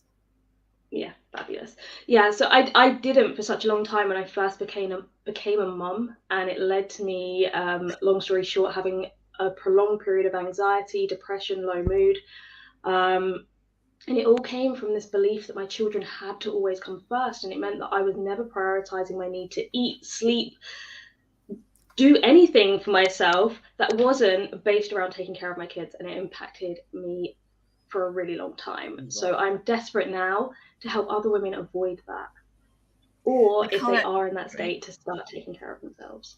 Right. They call that here in the United States super mom.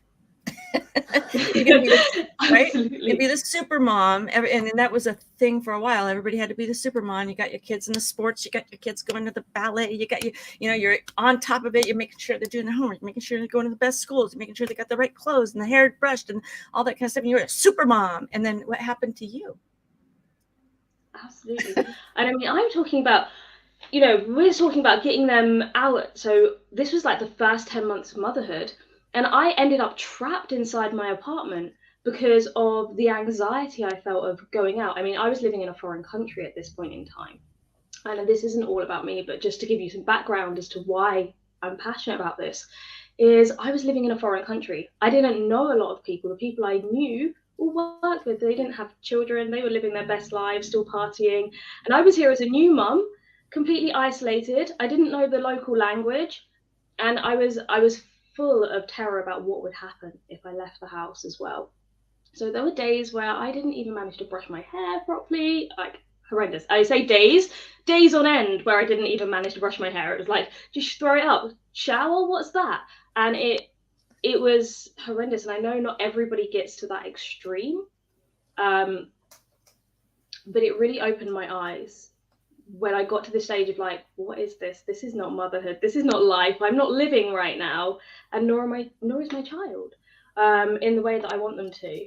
And so having spoken to so many other parents that to some more or lesser degree have had this experience, it is totally, yeah, I wasn't alone. Let's put it that way. And I like that term, super mum. Absolutely. Yes and no. I was gonna say, you can love Supermom, but not when you're doing it. You're so caught up in it. I don't know if that's how it was for you. You're so caught up in it, you don't even realize that you're losing yourself. Right? Absolutely.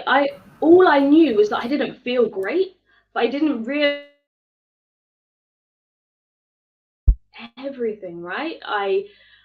I had the child that I wanted, I had the husband that I wanted, I had the apartment that I wanted, right? So why did I feel so miserable? But it was because I wasn't really living for myself anymore.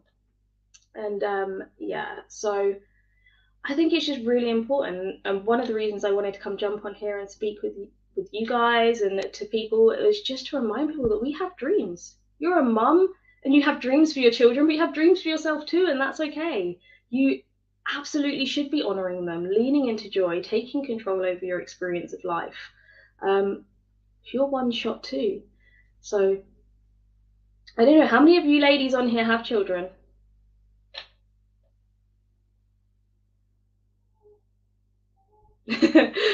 All of you, fabulous. Nearly all of you. How many of you are children? That one. Everybody's we all be children. Oh my gosh, I have so much fun. I have a 2.5-year-old grandson. The best thing about getting to watch him is to be in a 2-year-old's world. It's so much fun. I mean, we just play so hard, but it's so much fun. I mean, everything else falls away, and it's all about the truck and pulling the truck around, or getting the digging in the dirt, getting your hands in the dirt, coloring your body with pens and ink. I mean, it's like just fun stuff that takes the whole world melts, and you're right there in the moment playing like a kid. And that was the girl that was asking, what can I do to feel better about my life and get me my coffee for my life, because coffee in the morning is great, but I really need it for my life. Really, that's it. It's like, get into as many childlike moments as you can and let the inner child in you come out to play and have fun. That's the best. 100%. Taking the opportunity to lean into joy. Our kids give us so many opportunities to just lean into joy and have fun. And like, so many times where I go back to that moment, I see my child is just wanting me to play with him, and I'm like, no, don't get dirty, don't do this, don't do that. And I'm like, what? This is life, this is that experience. Get in the mud, get in the puddles, jump with them. So yeah, those opportunities are presented to you every day, and it's just about seeing them, jumping into them, taking that opportunity. And I love that, Barbara. Yeah, jump in. That's so true. It's just a blast to let the inner child out to play. Oh my gosh. I apologize for continuously not muting my mic. David, I'm sorry for that. I was going to say something. Oh, we have another question. Are we okay with change of subject here? Sure. What is the one thing you are excited to experience in your future? That's a good one. What is one thing you are excited to experience in your future? Well, I can start. Yeah. The expansion of this community. I'm excited. It's great. I just want to say, Sabrina, you are amazing to me. You have pulled together, what is this like? I don't know. What do you call it? You're setting a record today. Am I right? Yeah. Okay. We're setting a record today. That's amazing. Okay. To even think in those terms. Okay, I want to set a record. That's amazing to me. It's just something else. I feel like you have given such a gift. I got to meet you. It's been about 6 months now, I think. Mm-hmm. Yeah. And the work that you're doing and the message that you're bringing to everybody, it's so wonderful that you have this open forum. Hey, anything you need to talk about, anything you want to talk about, no problem. And you've got a lot of wisdom here. Yeah. So if there's something that you have a question about and you want to know about, you couldn't have created a better forum for people to show up and say, hey, I really need help with this. My hat is off to you totally, Sabrina. Amazing. Thank you. Thank you so much. And I just want to reiterate, which I know you guys know, but just for those of you that are just tuning in, just so you guys know, we have 119 people right now watching live. So thank you for everyone here who is supporting us and hanging out with us. And thank you for you who are here on the panel, sharing your journeys and spending time with us and allowing this to be a thing. But the reason I created this community is because I was lacking a community myself. And when I was in my darkest spots, I didn't have anyone to lean on. I didn't have people to ask questions to. I was confused. I was scared. I was helpless. And I just didn't feel like I had a support system to lean on. And I promised myself, well, one, that I would get out. And two, that if and when, or I should say when, I got out, I would create a community to fill the void that I was lacking. And it took me a year or two to actually like get rolling on that. But I went full speed ahead and I went out and I started searching for women who went through similar trauma, who are now living on the other side. That's what I'm looking for. Women to prove to others that you can make it to the other side, despite your struggles, despite your past, despite whatever you've been through. And that's what I'm constantly searching out. And I am doing my best to create a foundation. That's what I'm doing right now. You here with me right now are helping me build this sturdy, strong foundation for other women to stand on top of. So me as a coach, if we're thinking of it in that thought process, I can only hold up physically maybe 2 people. Like if I worked out real hard, maybe I could hold up 2 people. Maybe those 2 people could hold up 1 person. So maybe on my best day, I could hold up 3 women and make them feel heard. But I thought to myself, what if I had a foundation of hundreds of women that were locked together, standing strong with their legs apart for other women to stand on top of. And that's what this is. That's what this is. And you here who are standing with me and coming into this organization and this community and trusting it and understanding it. I so appreciate you. Like we are locking arms and we are standing strong so that other women that are finding us, other women who are in their darkness right now can grab a hold of us and jump up and share their stories and talk about the things that they're going through so that we can help. And it's everything. It's absolutely everything to me. And obviously super passionate about it.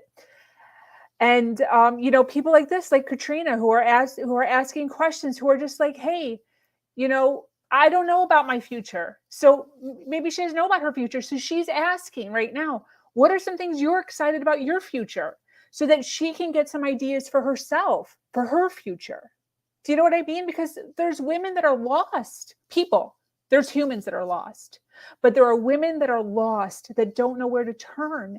And they just need like a little sliver of hope, like just a little bit of a light to show, to help guide them to a place of, what did Gita say? Of deep surrender or of self-love, deep self-love. How do I even get there? And unless we talk about it, people don't know what they don't know. So unless they hear about it, how do they even know that a deep or a complete surrender, I don't know what the word verbiage was, is even possible? Unless they hear Gita talk about it. So she has all of this knowledge, all of these things, all of these nuggets. Amber has nuggets, Alana has nuggets, Barbara has nuggets of information that people need to hear. And it's important. It's important. I don't even know how I started on that rampage. I love it though. That's really good. I love hearing your passion. Yeah, the passion that's there. And and I think probably what has drawn at least me and most likely other women here is that we have had some really dark times. And it has been tough, and it was hard to get through it. And I was searching, like you, I was searching, where are the books that I need to read to get out of this mess that I'm in? how did I create this? How did I get here? That doesn't really matter. What really matters is how did I get out of it? Yeah. That's the whole thing. How do I get out of it? Like, I know I'm in an issue. I know I'm in a problem. I already know all of my problems. Right. I don't know how to do it. I don't know how to get out of it. I don't know how to do it. Yeah. Yeah. And if you have kids, like I don't have time to read a book. When do I have time to read a book? Like Amber's just talking about like, when do I have time to sit down? I don't have time for that. But can they put ear pods in their ears while they're doing dishes, while they're cooking? Yes. Yeah, 100% they can. And that's why this is a podcast, and this is why it's video. So that while you're driving, while you're cooking, while you're changing diapers, while you're showering, you can have us in your ear feeding you this little bits of inspiration to help you get to another level or another step, pull you up. I think another thing I would like to add for our viewers is so many people watch YouTube, and so many my own clients, they used to come to me. They feel completely lost because there is so much of information out there. There's a huge information. We can't even, like literally vision it properly. And people come, oh, I've been doing this, I've been doing this, but nothing is happening with me. So everything, like Sabrina said, and Barbara and everybody on the panel is saying, like we have gone through, we know what it is like to go from one area to another with all the tools, with all the right techniques, so that we can navigate you through those little nudges you will face. Like when we talk about affirmations, we were talking about the person who I talked about the coffee. So we knew that there were 5 different opinions, suggestions for her to follow or not to follow. It's up to her. So we had seen it all, done it all kind of situations, and working with clients on top of it. So we have the experience to tell you, with a lot of confidence, okay, this is, you can do it. We are here for you. We can hold your hand. We are here for you. So like Sabrina, I think one of the things for me to see in the future is like same continuing this contribution of service to the people. Yeah. And just doing it completely from a very unconditional love. Let's do it all. Let's try it out at least. And that takes it to a different level, like completely surrendering to it and then moving forward with it. So that's a beautiful thing. So anybody else, what are you excited about for your future?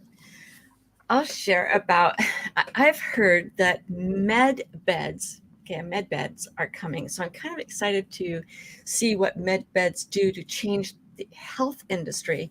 I don't know if have any of you heard about the med beds? No. Oh, nothing. Oh, okay.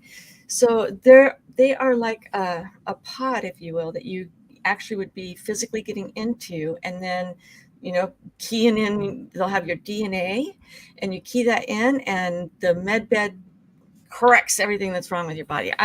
That's what I've heard about. It's a little bit out there, but I heard they're coming very soon, so it's pretty exciting. That's interesting, but again, it's very externally it will be done, right? That's what I'm understanding of it. Yeah, it will be all external, right? So I think what I personally believe is everything is within you. That's good. I absolutely. I mean, I believe that that reality for sure. Yeah. Anything, even with the electromagnetic field around you, which is known as a biofield, which is around us, your aura, your everything, the way you do what you do and why you do, is within you. So if you're ready to heal yourself, you might not need anything externally to that extent. I don't know how many people would agree with me, but technology should be used that's my personal opinion, to a certain extent, not all of it. Yeah, well, there's times when we need help. Yes, correct. And I was like so grateful for the surgeons out there and the medical doctors that know what they're doing, that have studied and practiced, and they're really great at their work and what they do. And I'm so grateful for them, because I'll just share, I had a double hip replacement surgery. And trust me, I tried nutrition, I tried nutritional supplements, I tried exercising, I tried chiropractic, I tried everything because I did not want to have surgery. And there wasn't anything I could do to fix my hips. I had to go through it. So I have 2 metal poles instead of hips now. But the miracle is I'm walking, thank God. So sometimes we need external help. Yes, I exactly. totally agree with you. But there are times when we need to collect ourselves and try to heal within ourselves. Something is Like most of the people do believe in epigenetics as well, like something is Yes. going on beyond Yes. what you're thinking. So there's so many ways and modalities I would use them as. You can use it for yourself, but then you Yeah. need to answer your questions well. Like, why am I doing this? Is it okay for me or not? Or what is going on? Correct. 100%, definitely. Alana, you have anything in your future you're excited about?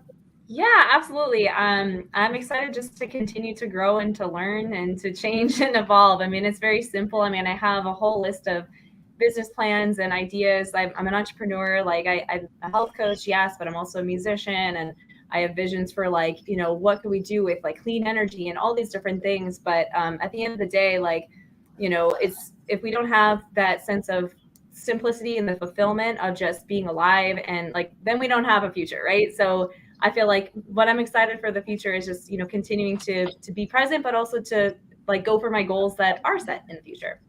I love that. Amber, what are you excited about for your future? It was really difficult. I was thinking about this whole time, going, just one thing I'm really excited about. I'm just Tell us excited all about the things. endless possibilities. Like there's so many possibilities for my future, and I love the fact that I can now see options, because there was a period in time where I just saw like, this is it. This is all I have. This is this room, this house, this life, and now I see so far beyond that. I'm like, anything's possible. I want to author a book. I want to hold some retreats someday. I want to travel the world. I want to actually spend a year on a luxury yacht.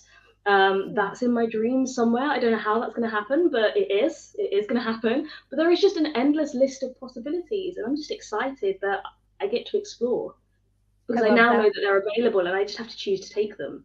What do you, all of you, what Amber's speaking about reminds me of vision boards, which I've done with a few of my clients. What is everyone's thoughts on vision boards? I think they're great. They work. If you've ever met anybody who had a vision board, they're like, yeah, and that house manifested. It was great. I love living in my new house that I started out on paper and a board. So yeah, that's my experience. Is they absolutely work. Anybody else? I mean, I'm a massive fan of vision boards, but I'm also just a fan of just littering. So the way I see vision boards is just like a positive anchor for your day. Like you can look at it and it gets you excited, it gets you motivated for things. But there are so many things now that I just litter around my house. It doesn't even have to be a vision board. It might be a picture of a place that I want to go to that's stuck on one wall, and then on the fridge there's like maybe, I don't know, what if I got my fridge right now? Some ideas for the books that I want to write, and all of these ideas are just stuck on it. So every time I'm in the kitchen, because that's where I have my ideas, I can write it down on the fridge. Like there's different places where I just litter these positive anchors, these dreams, these things that make me feel good. And it completely changes the way that I go through my day, because they're constantly available to me. So I love dream boards for that reason, but I think you can just spread them everywhere. They don't have to be in one central place. I love that. That's great. That's true. That's brilliant. Yeah. So you have a dream board for every dream that you have, and we heard about 5 of them a minute ago. So that's amazing. Good for you. All right. I'm not sure I have a dream board for every dream I have, but a lot of them. Nice. One of the things that I have been doing probably I'm always writing stuff down. I've got notebooks and notebooks and notebooks just filled with just tons and tons of stuff. While we've been talking here, I've already filled probably like 5 pages. But I constantly grabbing. I'm constantly grabbing for ideas everywhere that I go. And one of the things to kind of go along with that is I do a 90 days straight, every 90 days. So it doesn't really make any sense. I guess you could say daily. I do a mind flush for my community and for my businesses. So the reason I'm mentioning this is because it's just sitting right here in front of me.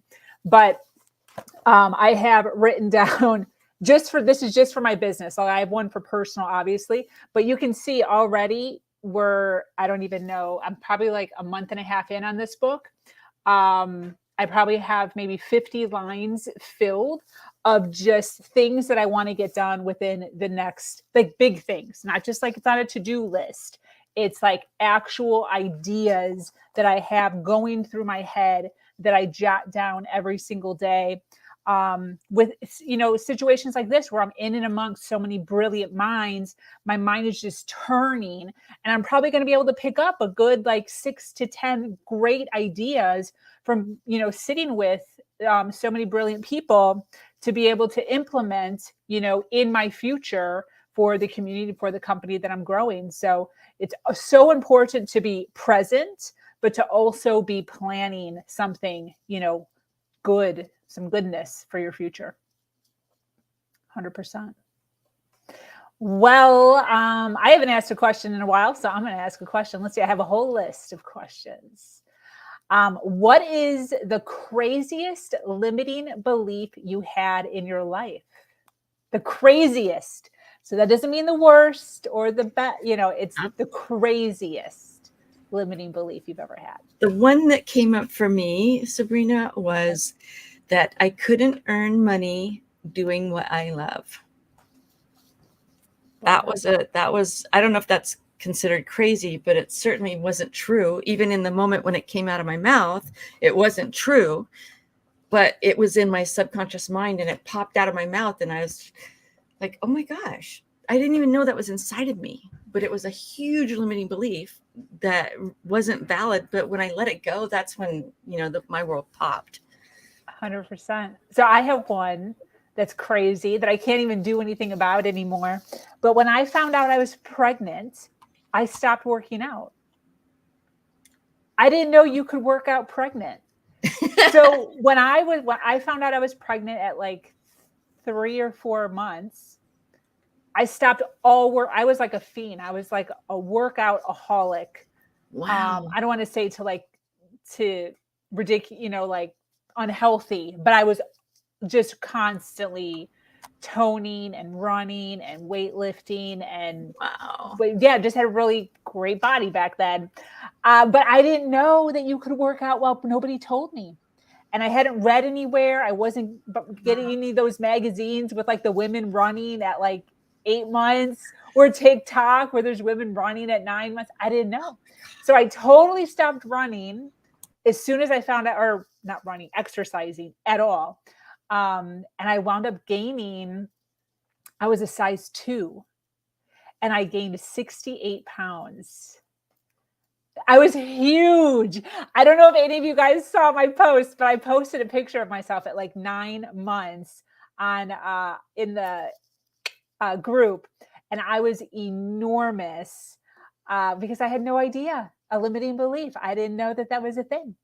I don't know if that's a limiting belief or if that's like just naivety.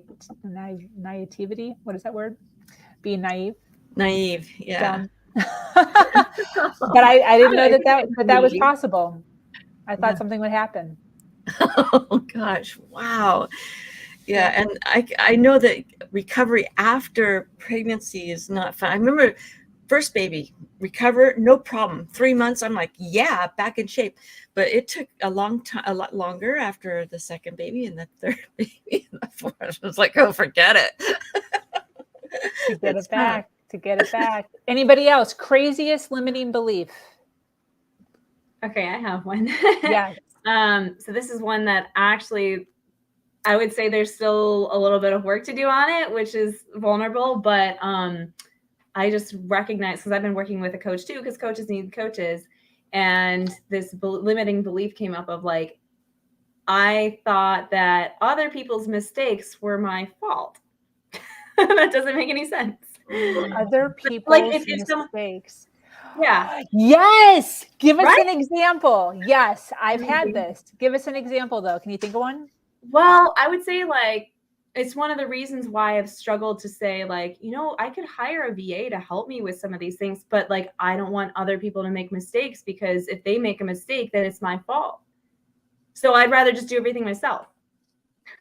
It's terrible. Yeah. That one is really a good one, Alana, because there's so many things that we need to do. We need to learn, I think, we need to learn to trust other people. And only if they're trustworthy. Yeah. But we need to learn to trust other people to do a good job. We're not the only ones that can do it. It's kind of like egotistical, right? Like yeah. I mean, I totally get what you're saying, because you want to make sure that anybody that is doing work for you, that they represent you properly. You don't want them to make you look bad, right? So it's important. So that comes down to being discerning on our part. We need to be able to discern, is this person trustworthy? Have they shown us over time that they're trustworthy? Right? Yes. Have they shown us over time that they show up, that they're dependable, that we can rely on them, that they have a conscience, that they're accountable, right? And if somebody shows us that over time, we can say, absolutely, give that guy this job to do because I know he's going to get it done. And then we can start building more and more and gather a team around us. And now, how much more powerful are we that we're not just a solopreneur out there trying to do it all ourselves? How much more powerful and how much more gifts can we give other people because we have a support system in place that's really helping us get our message out, which is so important. Look how important this is. Yes. Well, I do want to add there was another layer to that belief, which was if I make a mistake, then I won't receive love. Yeah. So that's even deeper. I was about to say that, by the way. That's a perfectionism syndrome, you know. You're a Yeah. Oh, perfectionist. definitely. A lot of people who are perfectionists, they want everything, you know, from whatever the way they want, and nothing can be overturned or something. They have a very hard time delegating the work to other people, or building a team, or building a team. So mostly perfectionists, they come under that syndrome, like, okay, I have to do it all by myself. I can't trust. So there's so many layers. Like you said, there were layers to it. And Yeah. we do, some people do have that, you know, on the very severe side of it, but you can overcome it. It's a good limiting belief. It's not one of the big ones, but you can always come, and especially you have to let go, easing up. It's okay. You know, like that's also part of it. Like I'm sure you must have gone through that part as well. Yeah. What Yeah, do you well, think? the awareness is like the first step, but then like basically reparenting our inner child or wounded inner child that learned that limiting belief, like that just takes some compassion and like, okay, practice, right? Practice, yeah. Repetition, keep doing it, yeah. Yeah. No. Does anyone want to comment on this comment? Because this is kind of interesting that she's saying this. I don't know if she means I'm feeling bad that I've missed a lot of the show, or I'm feeling bad that I've missed a lot of life. Maybe she will expand on that. But she's asking if she can share her challenges. Yes, you can share your challenges. We would love to talk to you. So while we're waiting for her to, anybody else, craziest limiting beliefs?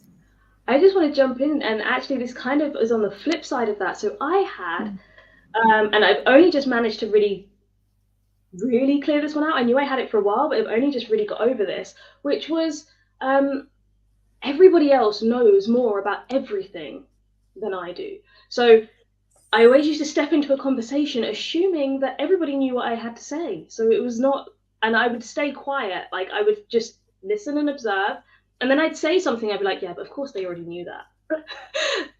Even though I don't know what they know. I'm not inside other people's heads, right? I have no idea what people's experiences, expertise, and knowledge are, like, but yeah, this, like, it kept me trapped because I just wouldn't speak what was on my mind because I was like, oh, I'm sure they already know that. Yeah. I don't want to hear that again. Yeah, definitely. Yeah. I've been there too. 100%. Definitely. Now I realize everybody has that same exact thought. So everybody, literally everybody's thinking that, except maybe Geeta, who's a scientist. She walked into a room. She's like, I definitely know everything. I'm kidding. Well, actually, good science requires that you remain objective. Like you have to always, because you're always looking at like, does the data, is this conclusion the correct conclusion? So I think it actually, when science gets dogmatic is when that starts to get dangerous. Yeah, I think you're very right. I mean, everybody knowing about science the right way is very important. Like you said, it's very objective.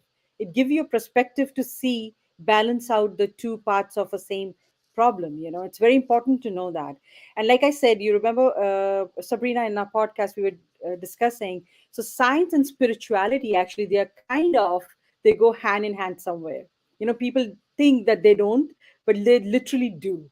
You know, when we talk about anything about spirituality or self-awareness, that has also originated basically, some part of that real spirituality gives leads you to to becoming more assertive, more objective.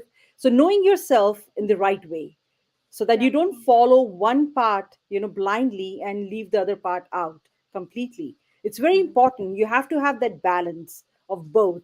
And like I tell a lot of viewers and my clients, you come with me, I'll be doing only one side of the coin. You should not be doing that. Get the both perspective and then think more like that. So I totally agree with you on that. Science is a good thing too. Science and spirituality in balance is a really great combination. 100%. What do we think about Veronica Hassan's comments? Oh man, I understand that so much. You want to read it out loud for those that are just listening and not watching? Yes, please. Go ahead, Alana. Oh, I thought you were going to do it. Sorry, I can do it. That my financial insecurities will never go away. Yeah, that's a hard one, especially, a lot of us that have been through abuse, a lot of times there's financial abuse that's involved, and that can really wreck our beliefs. And especially if we've, maybe been told we can't make certain money in a certain way, or our finances have been controlled. But even if we've had, for me, like sexual assault, like that affects that root survival mechanism, which is so close to our ability to earn money. And so it lives kind of in the same area of the body in terms of where that trauma shows up. And so it's understandable to have that limiting belief, but at the same time, we're always changing and always evolving. And so it's helped me to see like, hey, I've grown in this area. Why can't I also grow in finances? Why can't I? And like shifting that belief. It just takes time. Like all these things, it takes time. Yes. I want to ask a little bit deeper on that as far as women versus men. Do you think that there's a bias with that? Like that is more than a limiting belief? It's actually like in our genetics almost to feel this way, because for so long the man was in charge of that. What are your thoughts on that?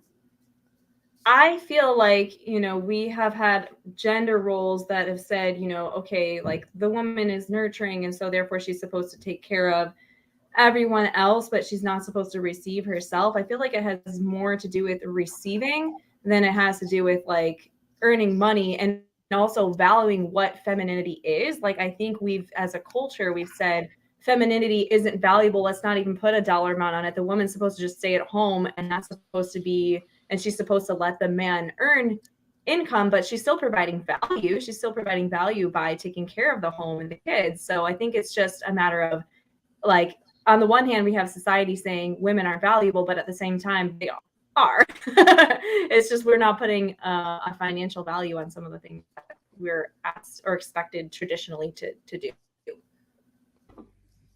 I mean, I think this is, I just want to jump in on that, like being it and weighing it as a male-female thing, is that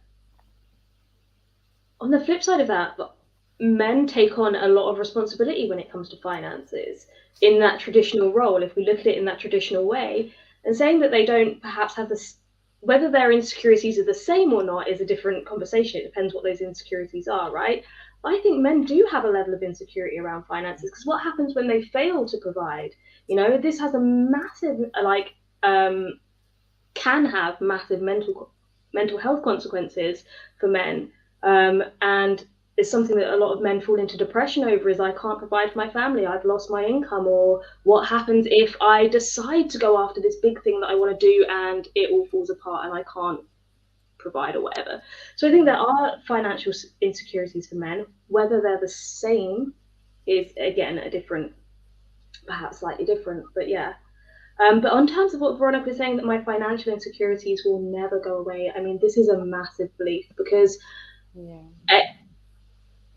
it's a belief that keeps you in a state of almost stress or worry, and learning to trust yourself, learning to trust that you are capable, even if you don't feel that you know what you need to know about money or need to know about your finances, or perhaps there's been some trust issues in the past. Learning to trust yourself to either learn, or now you know what to do with your money, or now you know how to handle these situations. And I think this again comes back to self-love. And I know that's been a theme that's been brought up throughout the day, but just loving on yourself and recognizing that you can learn anything you need to learn about finance. You can learn anything you need from past experiences with money. For me, I was left in my divorce. So I divorced in 2019, at the end of 2019, and little did I know that money that I had been given to my husband, I'm going to share this super honestly, had been going to his second wife and their children and their family. And I'd got into a lot of debt as well because of this, because he'd asked, like, help for his business and stuff. And I'd blindly just been like, yeah, well, we're in a partnership. And if I can help, then I can take this out in my name. And I ended up with thousands of pounds worth of debt in my name that I've still had to pay off since our divorce. For sure, financial insecurities post divorce. Oh my gosh, all of those thoughts. I'm stupid. How did I not see that? How have I got myself into this position? Now I've got to pay it off. That's my responsibility. I don't know the first thing about managing our money. Where am I going to find, like, all of that? The floodgates were open. Everything was open. Learning to just say, well, this is a lesson. I've learned a really incredibly valuable lesson. And I have gifts to offer. I am capable of working. I am capable of making money. I am capable of managing my finances, paying this stuff off and not falling into that trap again, right? But you have to love on yourself first and forgive yourself for whatever's happened before now within your financial life to be able to then bring more, do more, attract wealth, and take care of it the way you deserve. So love Just on to yourself. add, right. That is great. Just to add to that, like being a strategic abundance mindset coach, I think this is the number one problem with women right now. Yeah. Understanding finances. Yeah. And you don't have to be like you don't have to do your major in knowing what finances are basically. There are women, my clients. Recently I was having a client where she didn't even know what's going on. She hasn't even checked her account in a while. They have a joint account with her husband and she doesn't know what's going on. What does he do? She just knows he does something. And I was like, okay, that's fine. We'll start with that. So these are the little things which brings in all the financial securities in a woman. See, if a man can be okay with money, you can be as well. Yeah. It's okay. It's okay to hold, like whatever bill in your hand. It's okay to go out and purchase stuff for yourself. It's okay to work out. It's okay to do everything. You give yourself a permission every time. Regarding finances, it's okay, I can do it. And women, I don't know why they struggle so much. Like whether it's entrepreneur, whether I had one of my clients, she wanted to start up a business, she didn't know where to go, how to do. So women, I don't know why they struggle. And like you said, Veronica was saying, there's so many insecurities which you're carrying on. And this is like just saying that sentence in itself, that it will never go away. You're solidifying in your subconscious mind that you don't want to get out of it. You're very comfortable there. I hope Never she's do still that. on. I hope you're still on, Veronica, because that was good. Thank you, Geeta. Yeah, because please don't do that. So you will never get out of it so easily. Yeah. They are there. They're just like any other problems in life. A financial problem is just like any other problem. Don't put it on the pedestal. Oh, this is financial. Don't make financial on the top list, because otherwise you will have a lot of more insecurities adding on to it. So like Veronica, yeah. So please don't ever say that they will never go away. Yes, they will go away if they are under your command, not that you are under their command. Yes. Do you see the difference? So much. So what men do, when they operate, when they're taking care of the household, they have that command on things. So similarly, a woman can also get that command. Yeah. Like, see, when you become a mother, nobody tells you how to take care of your little baby. You have a command over it. How to change that. Even you're scared, but you would still do it, right? If you're a new mom and if the doctor says change the diaper, no matter how nervous you are, but it's your child. You know how to take care of it, right?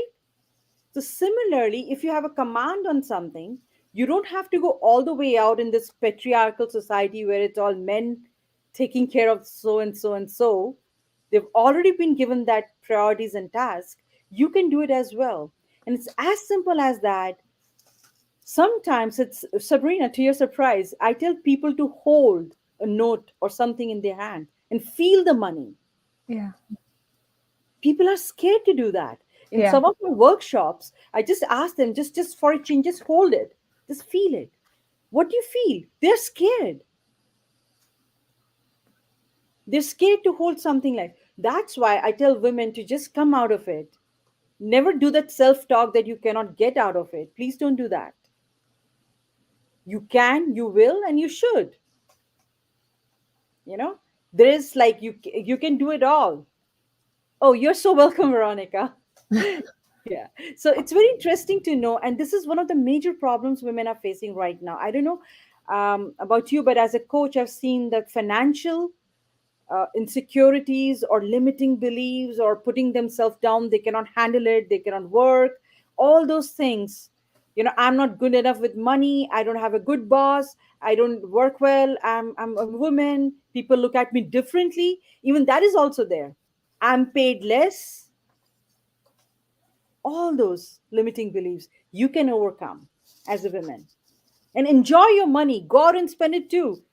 Not like, don't do that. You overspend things. Again, use your objective mind, but Yeah. enjoy. Money is an energy. So Yeah. you give it a command that I want to enjoy you, use you, keep you. Always keep also is very important. So whenever you're talking about your finances, enjoy, keep, all those should come in the same sentence so that That's it awesome. feels powered enough. Does it make sense? So that Yeah. is about strategically thinking about your finances and doing all those exercises so that that can empower you and make you move forward and start loving your money or finances more Definitely. and enjoying. Veronica made a little joke. She said she had stuff to do today, but she said, but namaste on. She's going to Oh, I love it. That's awesome. Thank you so much, Veronica. Thank you for the for allowing us to be able to have that conversation too. That was great. To a little bit extra, Amber, I appreciate you acknowledging the fact that we need to educate ourselves. So go out and buy a book, get an audio, do research. We have stuff at our fingertips to be able to learn that information. And Gita, you said a very interesting thing as far as if a man can do it, a woman can do it. And it's so interesting. When I was with my ex, who was financially abusing me, he always said this thing in our house where he would mock me because I didn't have any money, but I didn't have any money because he wouldn't give me any money. So I was fully running his business. I was working 14 to 16 hours a day, literally running every aspect of his business. And he was paying me $250 a week. That was for groceries, for car, for gas, for everything. So every month at the end of the month, I was completely broke. I was living in this huge house, driving around this nice car, but had no money. And he was doing that on purpose. But what he would say to me, he would always say to me, whenever I'd start to bicker with him or argue with him or try to tell him something, he'd be like, whoa, whoa, whoa, whoa, whoa. Whoever has all the money makes all the rules. Or whoever makes all the money, or whoever makes all the money makes all the rules. And whoever has all the money, I don't remember the other one. But anyway, something to that effect. Like I had no say unless I had money. And 8 years in, I start to think about this. I was like, wait a minute. He didn't say, I have all the money, so I make all the rules. He says, whoever has all the money makes all the rules. So then I started to think, oh, what if I have money? If I have money, do I get to make some rules? And obviously a whole slew of things. I mean, that was 8 years in, and there was a whole bunch of things that happened. But I started to realize that maybe if I made or had money, maybe I could make some rules. And I started to find ways. It's a whole long story, but I started to collect money. The other thing that I like to talk about is the mindset or the words that we say as far as making money. This is one of the things I tell my clients. So whoever's listening, all y'all's out there, we need to stop saying making money. We cannot make money. To make money is illegal. You can't legally make money. The government makes money. We cannot make money. We can collect money. And that was the mindset I had. I went around and all I thought to myself is, how can I collect money? Just like someone collects dolphins or collects too many Post-it notes or collects stamps. They're looking everywhere for penguins. So what would happen if I was just looking everywhere for money? How can I collect? How can I get more money? The same way a person would take money and collect penguins. It's the same concept. So I just, everywhere I was going, I opened up an eBay business. I opened up OfferUp. I started a Fiverr.com account and I started to just collect money from everywhere I possibly could, selling clothes, flipping clothes. And it took a while, but I collected a lot of money and I was able to get out of that relationship. So a lot of times it's just changing the verbiage, because when we think make, we think like to make something, to make a cake or to make your bed. You can't physically make money. Like I can't sit here and make money, but I can collect it. So sometimes our definition of what a word means makes it impossible because it is actually impossible. But if you make it so the vocabulary words make sense to us, to collect money, that makes sense. I can totally collect money. I can go out today and collect some money on the street corner. I can do that. So but that is a huge thought process that people don't necessarily realize is holding them back, is just that one simple word. And I'm just like on the same side of that as well. It's not just that you're going out and saying I can collect money, but it's the I can, rather than I can't, it will never go away, it won't. And exactly what Geeta was saying as well, when you start changing just the words that you use, perhaps you don't know how to yet, but I will know how to manage my finances. I do, I can, I will, I'm going to. Brings it into your subconscious mind. Your subconscious mind is going to look for whatever you tell it to look for. So if you start telling it to look for possibilities for you to go ahead and manage your finances, go ahead and create or collect that wealth, whatever it is, if you switch the phrasing around from what you can't do in your mind and go out there looking for all the things that you can't possibly do to what you can do, the power comes from within you. And that's like everything that you need to change, or not change, but everything that you can change is inside of you. It's not the external. You can't. I think like we tend to think of when we have a problem, whether it be with finances, whether it be with housing, whatever it is, we have a problem, we look to change the external world first. It's like, what can I fix in this situation? But actually, the way that you fix the situation, the way that you start finding solutions or opportunities or changing your physical reality is changing the way that you see it and think about it and talk about it within inside yourself. So yeah, I'm echoing everything you said. Yeah, I think one of the great things Sabrina said, that she started doing anything, starting selling clothes. So these are what she was talking about technically was passive income. Yeah. So I think many of your women, I would like to tell you about, there are two kinds of incomes you can make. One is active, which you have to work and do it as a service, a 9 to 5 job. And then there's a passive, which actually works for you. What you already have, you just start selling it off. Like writing a book is making money on your behalf. Doing something which is just coming to you from a different source. So like she said, that's a good way to put it, like collect money. So just think anything. Yep. You have the power to actually attract money. You become the magnet for money.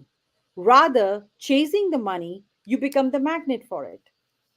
And you make sure that so another word, I think, Sabrina, if you would agree, everybody on the panel would agree, that I deserve money. Yes. Good one. That's another big one. Because if you feel that you deserve something in your life, you start attracting that thing. But if you have a fixed or a scarcity mindset, not an abundance that there's a lot and plenty for everyone, you'll keep You're the kind of thinking you would have, that okay, I can't do it, I have insecurities, you'll be in that loop of it. But the moment you say, no, I deserve it, so you show that confidence and self-worth, that I'm a human being, I'm a good person, I'm doing my best, okay, please make it happen for me, then you become a magnet for it. Exactly. The same, I think all the women who are listening to it, you can start using this little, like Sabrina said, little words, just in your sentences. Instead of focusing on the negative or fixed mindset, open up your minds and just start using these words. These are positive words, by the way. They don't have a negative connotation, they have all positive connotation in your life. So, I deserve money. Start writing today or start saying it aloud. See where the money shows up for you, in the form of active income or in the form of passive income. Then you can journalize, and then you can do other steps, so that it becomes consistent in your life. But just be open. Oh, have an abundance mindset. That's what I talk about. That there's enough for everybody. There's no lack by the nature, by the universe, the way it was created. There's sufficient abundance and plenty for everyone. Yeah. And I think it's important to realize that we live in an economic planet. So like everywhere you go, money is necessary. We're supposed to have it, just like you're supposed to have food. Yeah. That is what the whole planet runs on. Absolutely. Is The same way. finances. Yeah. Correct. I mean, if you really want, okay, the other thing people give analogy. Everybody sees trees, right? Yeah. And there is also, there's a limiting belief in some parts of the world that the money doesn't grow on the trees. Yeah. Right? I'm sure somebody must have heard, your parents or somebody must have said it, sometime in the past. But then I tell people, look at trees. When you see the green color, look at it as money. There's there's plenty of that for everyone. Yeah. So you start relating to it. Yeah. Instead of seeing it as, like, I cannot do it, I don't deserve it, oh, there's so much happening in my life, rather open up your heart and your mind. Yeah. So when you see so many trees, wow, there's so many leaves, there's plenty out there. Let me grab my share because I deserve it. So that changes whole of your mindset over there. You know what this is reminding me of? I don't know if anyone is good at math or if you want to pull out your phone, but like, how many billions is in a trillion? Does anyone know? That's a good question. How many billions? I feel like that's Googleable. How many billions are in a trillion? There should be 1,000. I don't know. This is fun. What? Yeah, let's try it. Gosh, I feel like I learned this in like. There's 1,000 billions? 1,000. I thought it's 1,000 billions. It's 1,000. 1,000 billions in a trillion. Yeah, in a trillion. And then how many people are on the earth? Like 3 billion? 7 to 8 billion. 8 billion? Yeah. So like, there's enough money on the planet for each and every one of us to be like 100 millionaire. Yeah. Right? Yeah. Enough. If there's 1,000 billions in a trillion, bring it down. 100 million. There's enough money for every single person on the planet to have $100 million. I mean, I'm not saying that's like definitive, but like approximately that much. Approximately. I mean, that's pretty freaking cool. Yeah, definitely. Yeah. I mean, there's enough sources of money out there, and how you can earn it in different ways, even that is also there. So you have so many ways. Yeah. And how you look at it. So it's you can work it out, like active, passive, or other resources. Yeah. So you can really work it out. So it's like, if you think you deserve it, it should get to you. Period. Yeah. So that's the relation you have to have it with it. Yeah. So anything else to add to this? Because Judith got back to us with her problem. Anybody else want to add on this financing? Okay, cool. So the only thing I was going to say go on. Look, one tiny thing that I was going to say is, don't, like, I had somebody come to me the other day and say, like, you deserve it. Does that mean I'm entitled? Like, this sense of entitlement? And he's like, yeah, actually, do you know what? It's okay to say that you're entitled to this because you were born worthy. You were born, like, there are certain things that certain words that have connotations attached to them that we think, like, if I say I deserve something, that somehow that makes me a bad person or a greedy person or a selfish person in some way, shape, or form. Learning to let go of that. Yeah. That's just the meaning that you've attached to that word, and it doesn't hold true at all. That's just a meaning that we've attached to it. You can deserve things, and you can declare you deserve things and want things, and it's okay to do that. But I'm going to let you jump to Judith because, yeah. All right. Awesome. Alana, you want to read that? Yes, absolutely. So this one says, thank you. I have an initiative for women I'm establishing in Nigeria that focuses on inspiring women to maximize their full potential. We've started very well, but I think I need your help on how to remain focused and successful. Ooh, this is a good one. Anyone want to respond to this? So she's basically asking how to stay focused. Yeah, focused and successful. I guess my question would be also, like, what is your definition of success? Because there's many ways to define what success is. I mean, if you're helping a handful of women or, you know, many women, can you look at yourself as being successful every day as you're growing and still have those stretch goals? Because I think that is something that can also, you know, help you to stay focused too, is like, what am I doing to make myself or help myself feel successful today and for the future? And then in terms of like remaining focused, I mean, having support around you that can help you maintain a healthy mindset, whether that is podcasts like this. I actually create like little voice notes in my phone. Like when I'm really feeling it, I'm really feeling inspired, and I'm like, okay, Alana, this is the mindset you got to take on to go forward. Like I make a recording because I'm inspired in that moment, but maybe tomorrow morning I'm not going to be. I'm going to have that old pattern that I have to break. And so like I'll go into my phone and I'll listen to myself talk to myself, because I know, I'm like, okay, future self, I know my future self is going to need to hear this. So sometimes we just need to have those like resources when we're not feeling it, when we're not in the moment, to get us motivated. Another thing, like for focus, like literal focus, when it comes to like maybe being a little ADHD or something, is I like to do my work where I take 25-minute sprints of focus, and then I take 5-minute breaks, and then I alternate. And especially for tasks that I'm like, I really don't want to do this, but if I'm like, okay, let me see how much I can get done in 25 minutes. It's only 25 minutes. Let me just do that. And so like I'll do it, and then I'll give myself a break, and I'll give myself like a reward. So you got to also like sometimes almost you got to make it fun. So if you make it fun, then you can stay focused. So just depending on what you meant by focus, like mindset, and also, you know, just making your workday fun or whatever your goals are fun, then those things can help. 100%, definitely. I want to wade in there because I know Judith's put up another question as well. I'm asking how to help this initiative grow, but so I'm just going to come back to that. But I just want to go back to focused. And for me, the number one thing that helps me to stay focused, with the reason I started my coaching practice and the women that I want to help, is making sure that you're really clear on what that is. Why are you helping these women in Nigeria? Like, get really clear why you started this initiative.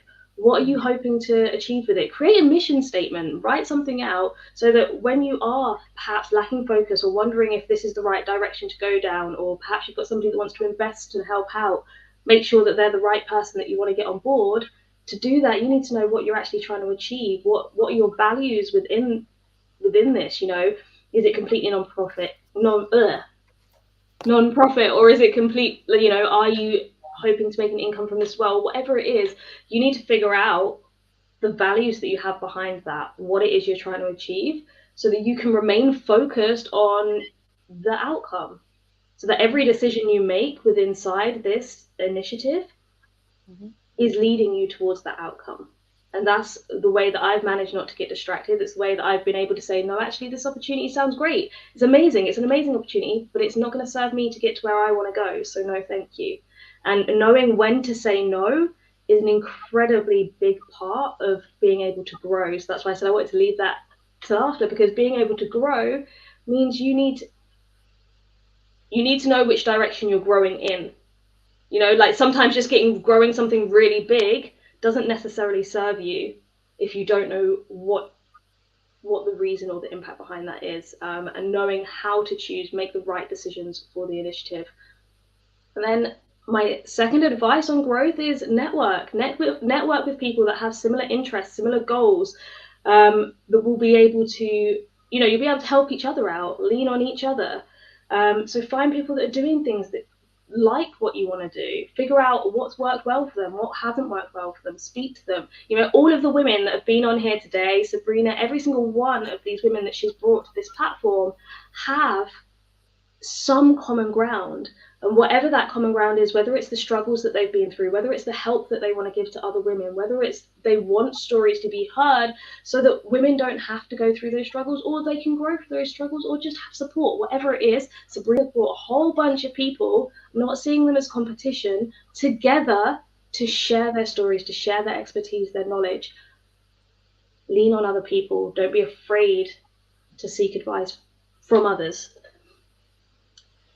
Yeah. Yeah, that was great advice. Totally agree with that. And I absolutely love your thought process as far as her leaning and reaching out to other people to help. Yeah. Because a lot of times we want to do it, we think we're supposed to do it all by ourselves. Yeah. And that's where the hiccup comes into play, because it just seems so much. Anybody else? So she was talking about focus, success, and growing the initiative. Here it is. Anybody else? I like what Alana was saying as far as stretch goals. Can you expand a little bit on that? That was good. Yeah, sure. So I think like all of us, like we have this, we're delivered some kind of vision, especially, okay, so you want to do this with women in Nigeria, like definitely like write down like this is like, that's like the big thing. That's what you want to do, right? But then like, what are the steps? What are like the next steps, the mini goals to kind of get you to the bigger goal? And also like your relationship with that goal, like also making sure that's not tied to like self-worth and some of those kinds of things, right? Because that can get you really stuck. But having goals like for today, having a goal for this week, having a goal for this month, this quarter, the year, like writing those out, and also understanding that as you move towards these things, like sometimes you're going to find out this needs to change, this, and maybe this goal actually needs to change. And that's okay too. Like let it be organic. Like it doesn't have to be this, like it has to be this or else, right? So give yourself an opportunity to allow the world or the universe or whatever, like to give you feedback as you're moving forward.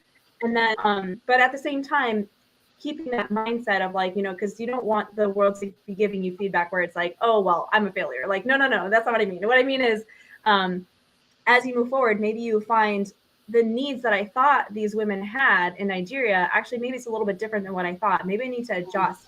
Maybe I need to adjust the way I say something or what I'm offering. And so like that becomes an evolution, and it becomes like it's like a relationship. A relationship evolves with two people, right? It's not just one. So you need to check in and see with, if you have a company or a organization, like what are your customers actually asking for, and are you able to meet them where they are? So yeah, I guess I went into a little bit deeper piece on this with the stretch goals, but I hope that helps.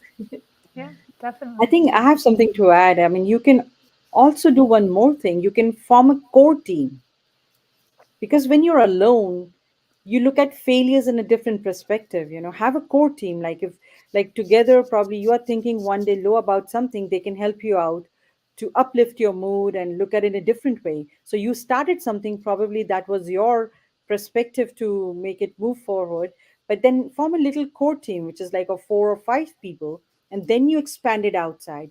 Because in a business, when you sit with your core team, you can always get their ideas, get their whatever it is, like their point of view about some situations. So you can grow it, like as much as you want, but have a core team, then that can expand it out. Delegate them some work, like Alana Ember was saying, that you have to lean on some people and trust them that they would do it for you. Because if you start taking all everything on yourself, you would feel that there would be days when you're finding yourself under weather and you're not able to move forward with them. So just remember, once you're expanding in a business, you should always have few people to join in the right way. And also doing like what Sabrina is doing, having some platforms. give them a place where they can voice their whatever situations they are in, and they feel more connected to you. That's a brilliant way to, again, expand after that, after you, and give some work to the core team. Please, you could do that. Could you do podcasts? Could you do just YouTube? Any of those platforms. There's so many platforms on social media which you can use now. So I think you would not feel, and your focus will not get easily rattled off thinking, or I'm not moving in the right direction. And the mission statement is very important whenever you start something like that. Definitely. There was a question I was looking for. I'm going to bring this one. I'm going to change pace. Anyone else want to add to that for Judith? This really isn't a question. She did ask it, but I can't find it now. Amber, why don't you read this one? Okay, so Charlotte says, I have had to change the people I allow in my circle. I tend to outgrow mindsets, and it is hard losing past relationships. This is beautiful because I can't tell you how impactful it has been to myself to change the people that I've had in my circle as I've grown. And I'm just gonna show this. I don't know if it's really not that clear. I have a tattoo here that says the word Katet. And Katet is from, I don't know if anybody knows Stephen King and the Dark Tower series, but it's a word from there. It's completely made up just for the book, but essentially means that people are brought together for a reason by fate or whatever you believe in, whatever powers you believe in, and then they come apart again when the time is no longer needed. They're no longer needed to be together. They've done what they needed to do together. They've outgrown each other, whatever. They break apart again. And I absolutely love this because sometimes we feel bad if we step away from the people that we have in our circle, the people that have been through us through thick and thin, the people that we love more than anything, but for whatever reason, they may be on a different wavelength to us now. We might be trying to step away from it. So I have a brilliant example of this because I'm just waffling on. So my late teen years, I was heavily into alcohol, some recreational drugs, not deeply addicted, just playing around. But those people that I was spending my time with were keeping me really small.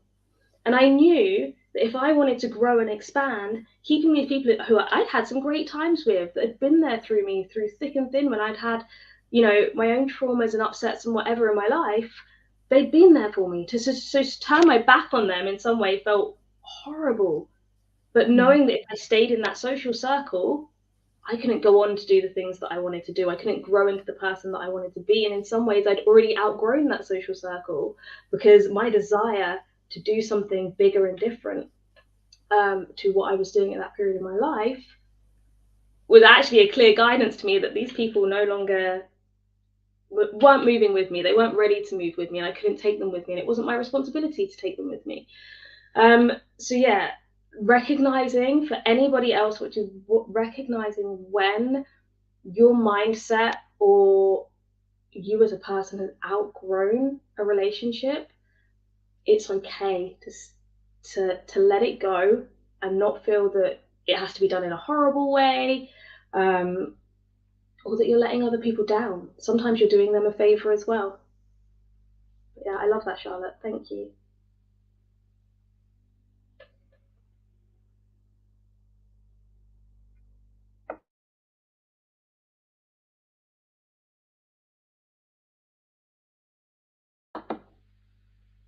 Does anyone else have anything they want to add? Because I realize that I keep just no, definitely.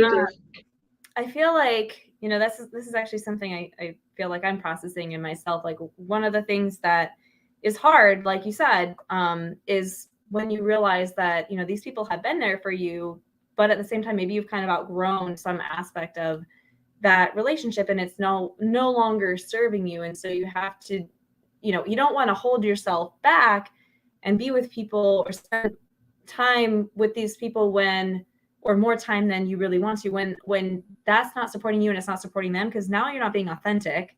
Now you're not really being true to what you want, and so you're holding them back by not being the highest version of yourself, because you want to lead by example, right? Like we lead by example. I personally believe that. And so if we are holding ourselves back to make someone else feel comfortable, we're keeping them in their comfort zone. So that's not helping them. So we actually have to take on that accountability for ourselves and say, okay, you know what? I love this person. I sincerely love this person, but I have to move on in this different direction. And hey, you never know, like you might come back together later. It has to be organic, but you always have to be your authentic self in any relationship that you're in. And if you're finding, actually, I think I've outgrown this person or these mindsets or whatever, and it would serve me better to be around these people, then you just have to do that for yourself. And hopefully maybe they'll come back around and be like, hey, like I've seen you've grown and changed a lot and I'm really proud of you. Like, how did you do that? And maybe you can help them, bring them up onto that next ledge too. I love that as well. And oh, I totally forgot what I was going to say. There was something that flashed into my mind, and I was like, "That yes, Alana, that is spot on." And now I can't even remember what it was. Forgive me.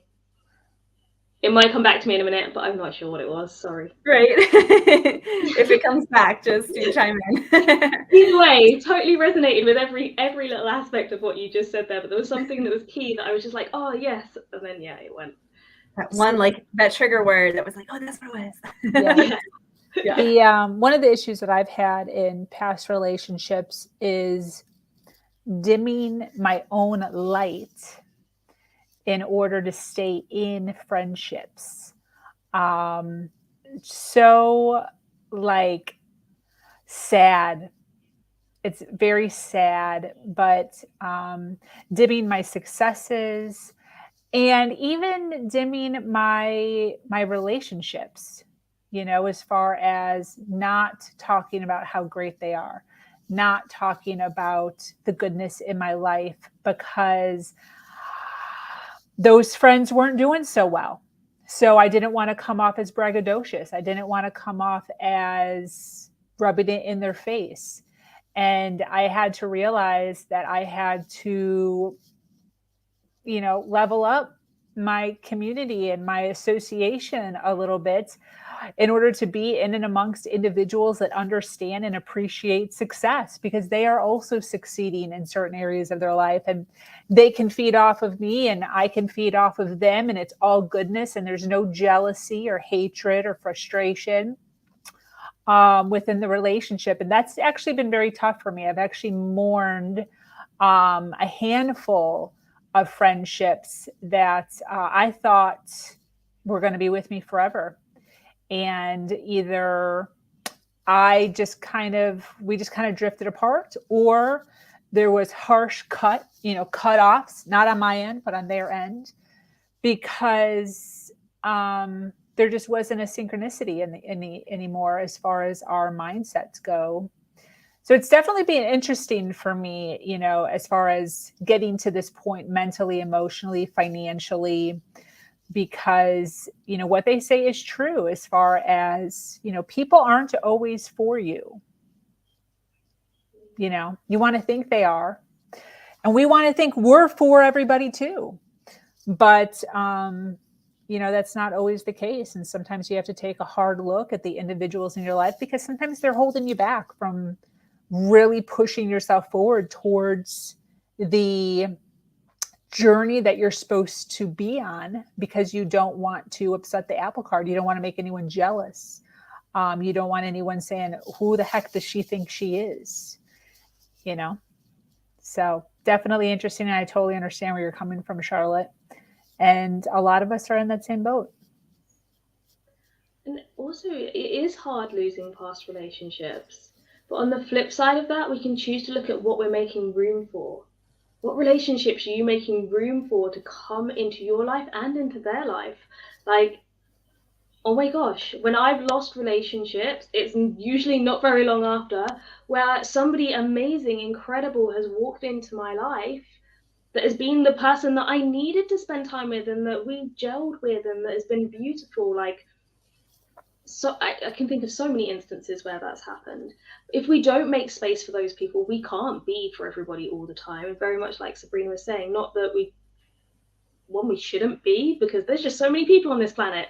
We've already discussed that already tonight. There's just too many people on this planet to be for everybody all of the time. Yep. We can't give of ourselves to everybody without burning out, especially if we're not filling ourselves up with meaningful relationships, meaningful friendships, meaningful activities all round in general. But yeah, so absolutely, it's hard. But just think about what else you might be welcoming in as a result. Definitely, 100%. I have a comment here. I would love to hear what everyone's favorite podcast is. Does anybody have a podcast besides ours, of course? I was gonna say this one, obviously. Does anyone have? I don't really have a podcast. I watch a lot of YouTube. Does anyone have a podcast? I don't listen to podcasts like consistently. I listen to them when I'm looking to solve a specific problem of mine. So lately I've been listening to Brandon Lucero on messaging, like a lot of business podcasts. Like Sarah Hagstrom is a health coach that I listen to her. I used to listen to like a podcast on Pinterest, but then I never did anything with Pinterest. So I don't know. Wait, hang on a second. What was the business one? Because I'm always looking for that. So Brandon Lucero, let me see what his podcast is called. I think it's like New Generation. Brandon Lucero. How do you spell that? Brandon, and Lucero is Lucero. And he's a business. I love just what he has to say about like, because I used to always really struggle with like, well, what's my niche?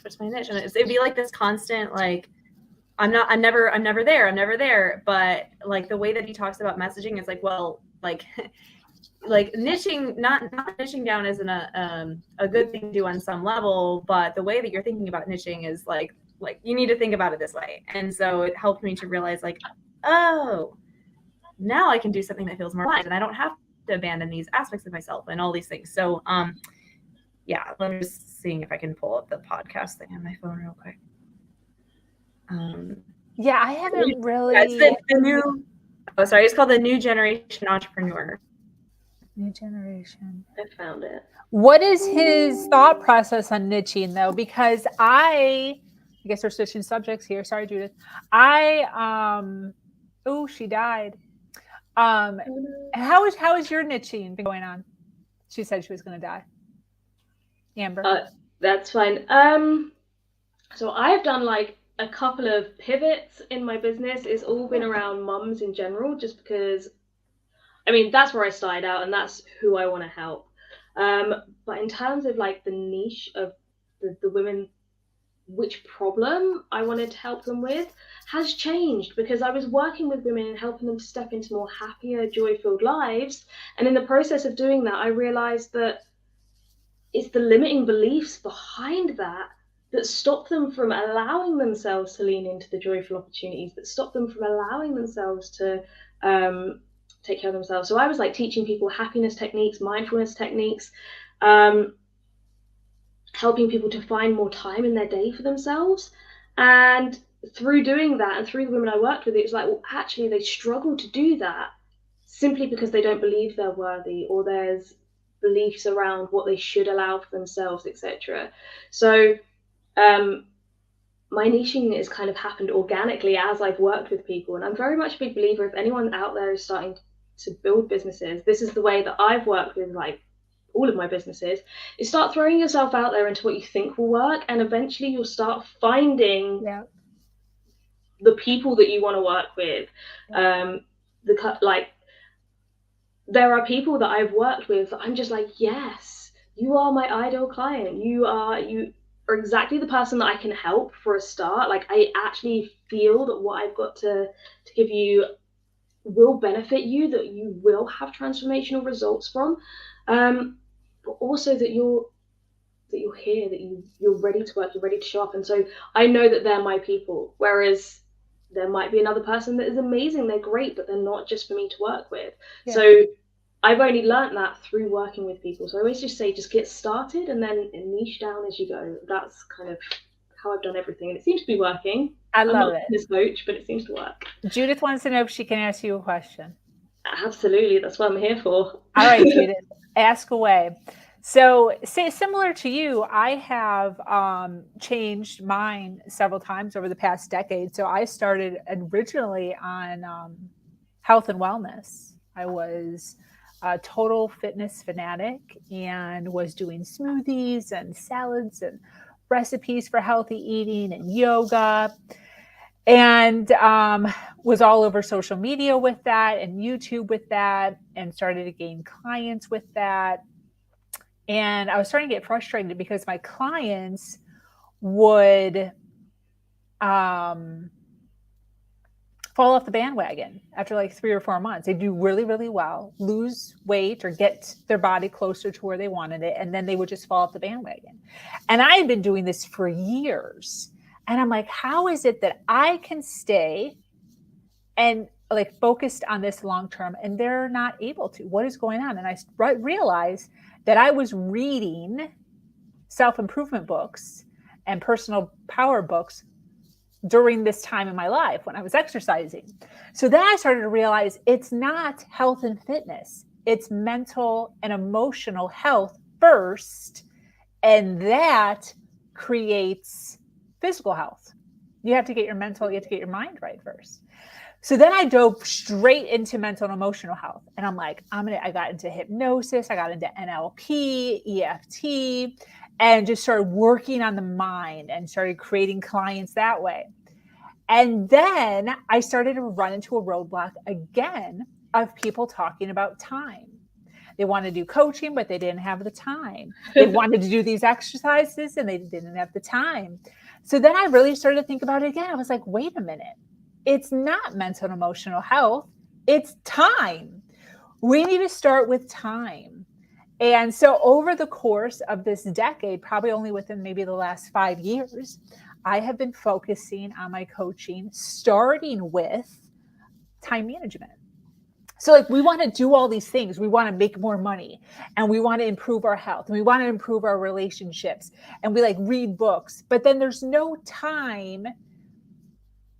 There's time, but like there's no time to like do these things or to read the books. So my whole process is, hey, first, let's help you niche out or create or time block, however you want to word that, your days, your weeks, your months, so that you can start to fit in your health and wellness. You can start to fit in your reading for mental and emotional health. You can start to fit in your relationships. And so the foundation is now time management and organization with a little apostrophe of minimalization, because we have so much stuff in our houses now. It's ridiculous. It's like we don't have any time because we've got so much crap we're cleaning all the time. So we start with that and then we kind of work up from there. But yeah, it's definitely been a journey in trying to find that. But I love what you're saying as far as you have to just start. Yeah. Because I wouldn't have figured all that out for myself, for me, until I started somewhere. And then as I've started, this is my journey. And I feel like all coaches do, like Li Ying was on here. She's some sort of mythical goddess. Like that is not me at all. You know what I mean? So it's like we all have our own niche as to like what fits our persona, what fits our identity, what fits our teaching identity, I guess. And they're all different and they're all needed. Absolutely. And I love how you talk about time. I'm just listening to you about your journey, and I'm literally just coming to that. So I just ran a beautiful course with some lovely ladies, and they were amazing, and they all started out really committed. But as we went through, there's exactly what you said, this issue of I don't have the time, I haven't managed to do any of that this week because I haven't been able to find the time. And I was like, right, at the end of this course, we have a time like there's an entire week that I've already dedicated to time management. I'm like, man, I should have had that right at the beginning of this. Like, even on Thursday was our final call together, and the thing that came out of it at the end was just like, we should have had time management at the very beginning because it was exactly what they needed, and it was brilliant, and they loved it. But they're like, if we'd had that at the beginning, like so much more. And I was like, it's a lesson learned. But I love that you came to that conclusion. Yeah, but you never would have figured that out unless you did it first. Do you know what I mean? So exactly what the whole thing that you said in the beginning of, you just have to do it and then it'll all unravel as you go. For anyone listening, all 112 of you right now are listening, you have to just go. You just have to do. You know, just do, and it'll start to unravel from there. So Judith got back to us. She said, Amber, how has your empowerment coaching been? One.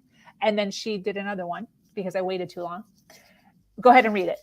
You read it. It's to you. So, do you know that we've actually covered so many emotional and inspiring books out there, having known the fact that reading culture is gradually fading away due to Google availability and all that?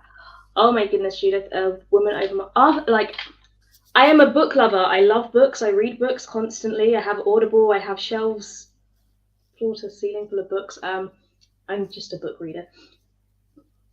I don't know. I'd love to believe that reading isn't fading away. I feel like reading is just transforming. So people are still reading blogs. People are still reading social media content every day. I mean, how much time do people spend scrolling through Facebook? And I honestly believe that just because the way that we read is changing doesn't mean that people aren't still gathering knowledge. And it's up to the people that are putting content out there in whichever form that be, whether it be via audiobooks, whether it be via actually written books, Kindle, social media posts, blog posts, whatever it is, it's up to us to be putting worthwhile content out there. And I think what is changed in terms of personal development books, in terms of all books really, is the quality, because it's become so easy to place content out there, so easy to get published, that I almost feel like it's being diluted a little bit. Like we're having a diluted... It's great because there's people out there that wouldn't have had the capacity and the means to put their message and knowledge out there. It's become easier for them to do that, and we've got so much coming through to us, which is fantastic. But there's also a lot of stuff that might be misleading or misguiding, and now more than anything, it's having that ability, and this is what I do with my children, is to give them the ability to decipher information that's good, that's wholesome, or even just to be able to think for themselves, you know, to have that ability to take information and really digest it. Like, not just, oh yeah, that must be true because it's written down in black and white, which my 5-year-old did say to me the other day, but Mum, it's written there. Sure is, honey. That doesn't mean it's real, okay? But yeah, so sorry, that's a bit of a tangent, and I know that I completely agree with you. There are so many great books out there, and I've always got something on the go to uplift me. I've always got something on the go to draw ideas from. And Sabrina was talking earlier about how she likes to catch ideas and write them down. I mean, books are full of ideas. Like, they're a wonderful resource, and there's so much that we can learn from them. Also, they just spark inspiration. They might, you know, I was listening to something earlier. It was a book by Amanda Francis. I can't remember the title of it. Amanda Francis? Yeah, it's all about money manifestation, generating wealth, being okay and happy with generating wealth. But something she said in there, and I literally, like, it just woke me up. It woke me up, and I was like, oh my goodness, I have not been taking care of my home in the way that means I'm deserving of all these other things that I'm wanting. So I've got all of this stuff, right? And I'm big on gratitude. Like, I'm always talking about gratitude and gratitude journaling. But this one idea, this one sentence that had nothing to do with my environment, it was all to do with money and wealth creation. And I was going, oh my goodness, I'm not honoring my space enough. Sometimes these thoughts come to us, and they won't come to us until we're immersing ourselves in other people's thoughts, other people's creations, other people's ideas. And how has my empowerment coaching been? Incredible. I love it. I love it. 5 years ago, the word coaching to me was completely new. I had no idea what coaching was. I didn't even really know that coaches existed beyond the sports field. Like, someone said coach, I'd be like, what, a tennis coach, probably. That's all I thought about coaching. Mm-hmm. And then I came across Darren Hardy, and I absolutely love Darren Hardy, for anyone who hasn't heard of him. And I was like, yes, I want to do that, be that. Like, he's male, but I don't care. He is just so inspiring, the way that he speaks, his clarity. And that just led me down a path. And obviously, I'm so thankful that I'm here. I love what I do now. I absolutely love the impact that I see on other people's lives, and to know that I'm able to help people and guide people through situations similar to what I've been through. Yeah, I don't know. I absolutely love it. I hope that answers your question. For sure. Dane, can you talk about gratitude journaling and how it helps? Oh, absolutely. I love a gratitude journal. So I don't know, Sabrina, do you journal? Do you do gratitude journaling at all? So this is funny because I have journaled for probably the majority of my life at this point. And actually on Mondays, I read from my old journals. I started journaling when I was 12. And I'm probably I'm at 16 years old right now, but I read them in chronological order for 1 hour on Mondays. And it is so cringy reading them back, especially at this age, because I'm just like in love with everything male. Like it doesn't even matter. Like one of my last week or so, there was this entry that I put about a guy at McDonald's that I met. He was working at McDonald's and he I can't even imagine what this kid probably looked like. I don't even know. But he hit on me in one way or another, told me I was cute. And then my whole journal entry was how I was in love with this McDonald's guy.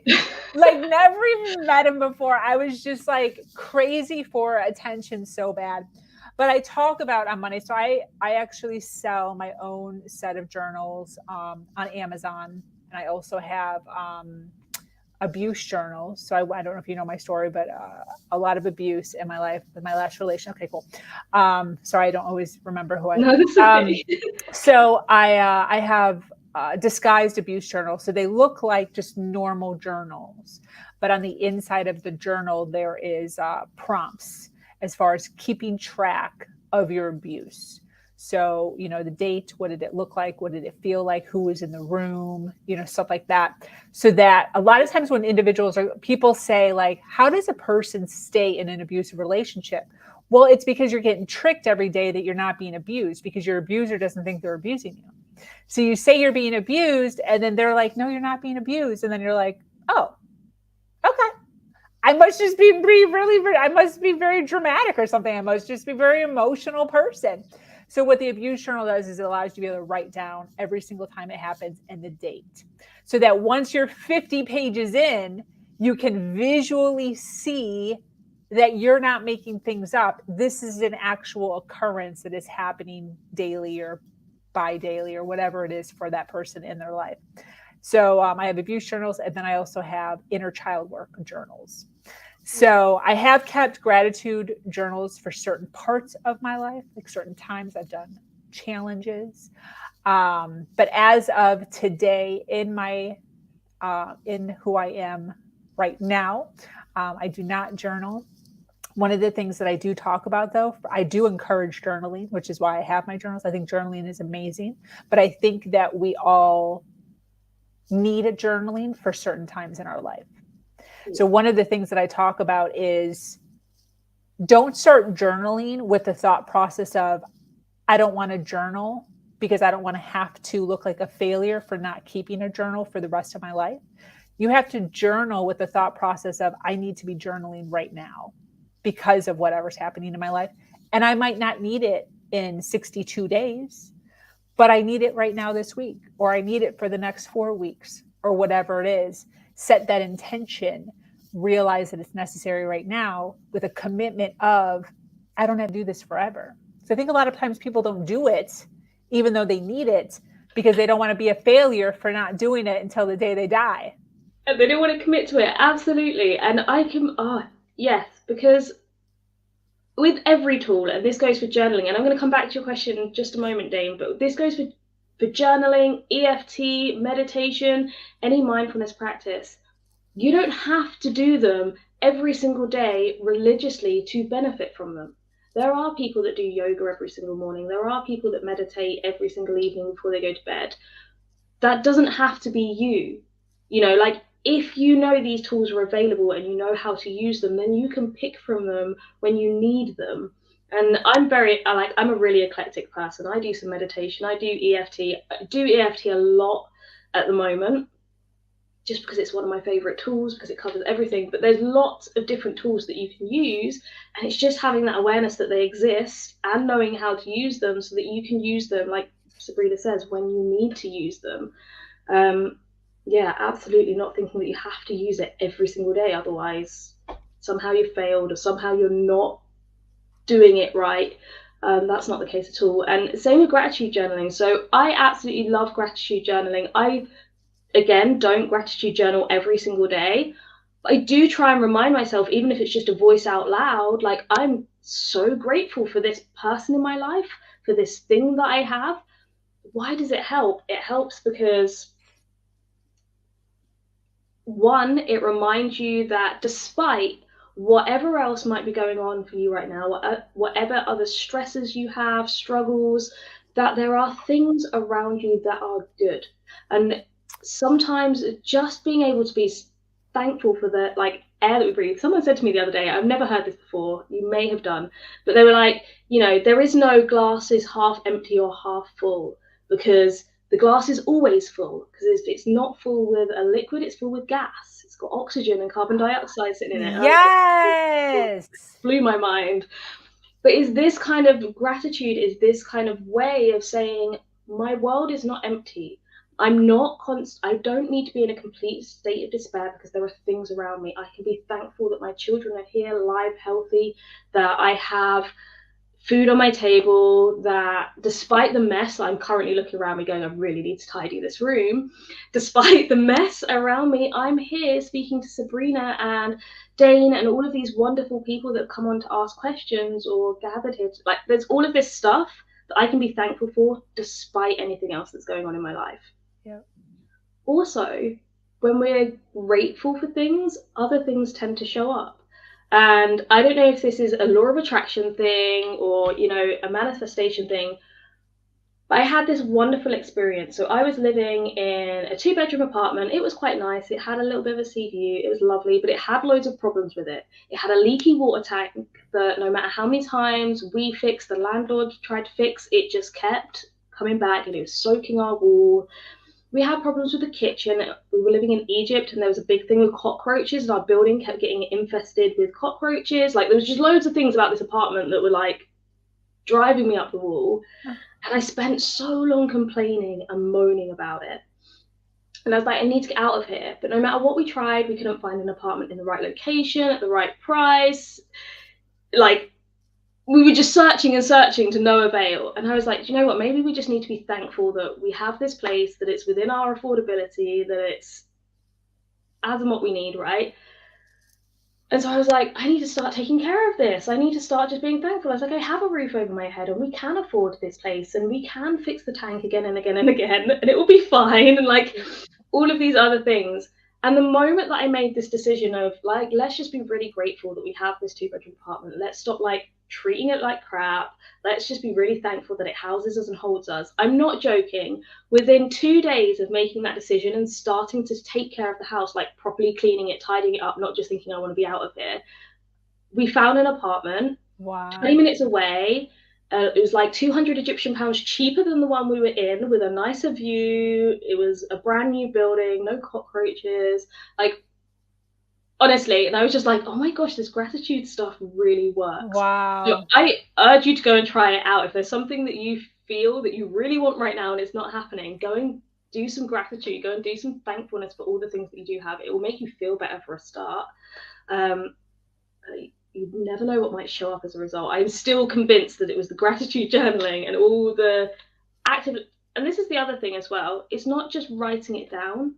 We have people in our lives. Sorry, I know I'm speaking on and on here, but we have people in our lives that we do not thank enough. What do you mean? When was the last time that the postman came and delivered some post to your house and you stood on the doorstep and said, thank you for making sure that these letters that are important to me for whatever reason actually reach me, and actually give thanks that he walked all those streets putting letters through the door, like, or to the, I don't know, your next door neighbor for just generally not causing lots of trouble, like for having a really nice, quiet next door neighbor that has been no hassle. Like, there's so many little things that we don't take the time to acknowledge.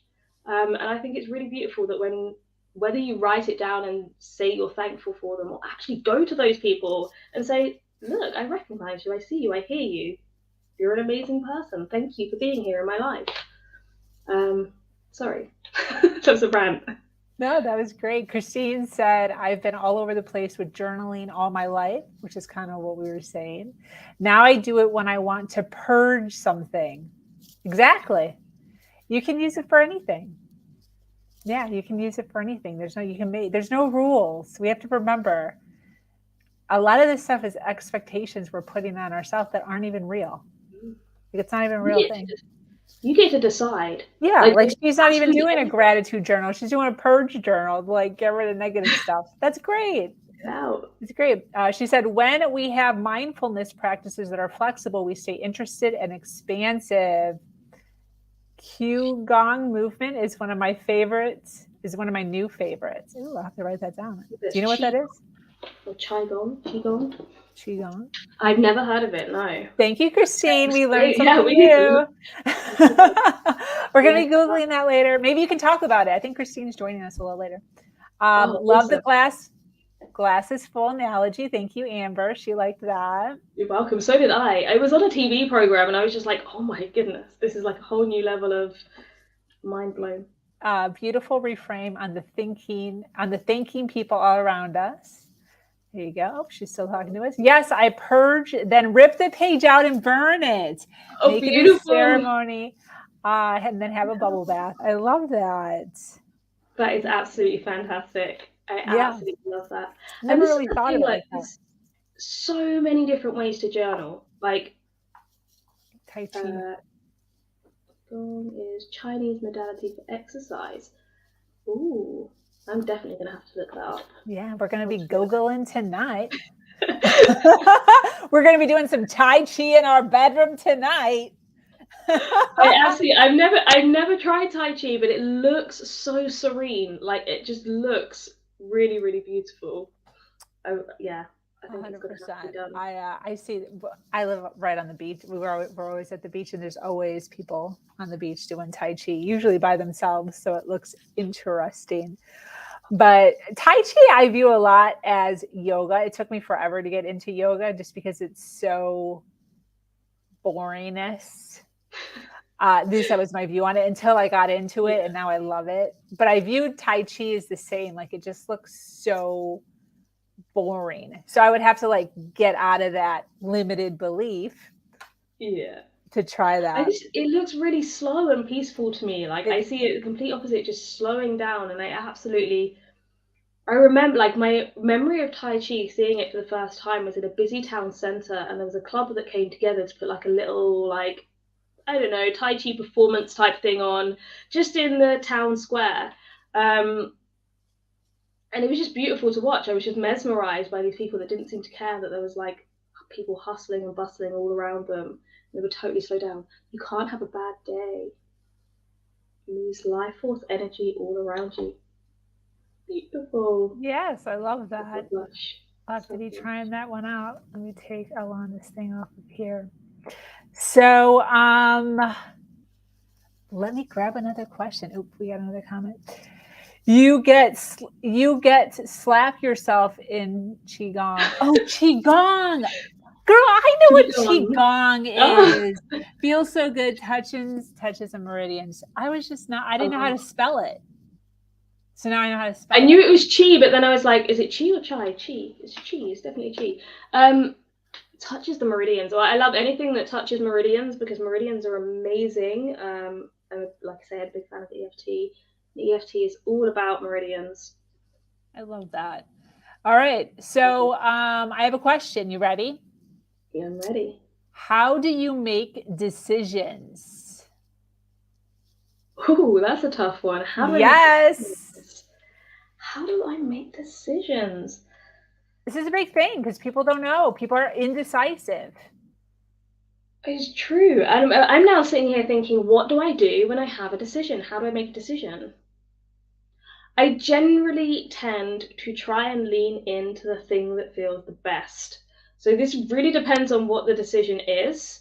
But I have like a solid belief that if the outcome of whatever, like, so if the final outcome of the decision I'm making feels freaking epic to me, then I'm definitely taking that route over the route that says, this is the sensible choice. Like, I'm all about feeling as opposed to logic. Whether that's the right way to make a decision, I don't know, but it served me well so far. I tend to find that, like, if I follow the feeling, all I know is that I'm going to feel good doing this. And the purpose of me, for me, to the reason I live life is to feel good and to serve. And if I feel good and I'm serving from a place where I feel good, then the outcome's just going to be good. Whereas whatever decision I decide to make, if I'm not feeling 100% about that, or it's not going to make me feel good, or it's not going to spark some kind of joy within my life.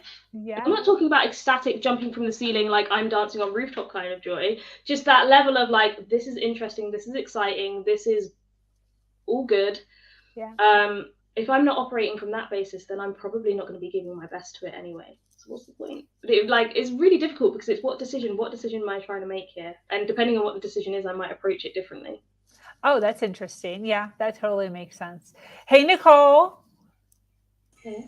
Hello, hello. Yes, girl. This is Amber. Amber, meet Nicole. Nicole, tell us a little bit about who you are, where you are, and what you do. And then we're in the middle of a question. Awesome. Well, I am Nicole Gayatri. I am coming from lovely Costa Rica, where I've been living for 9 years.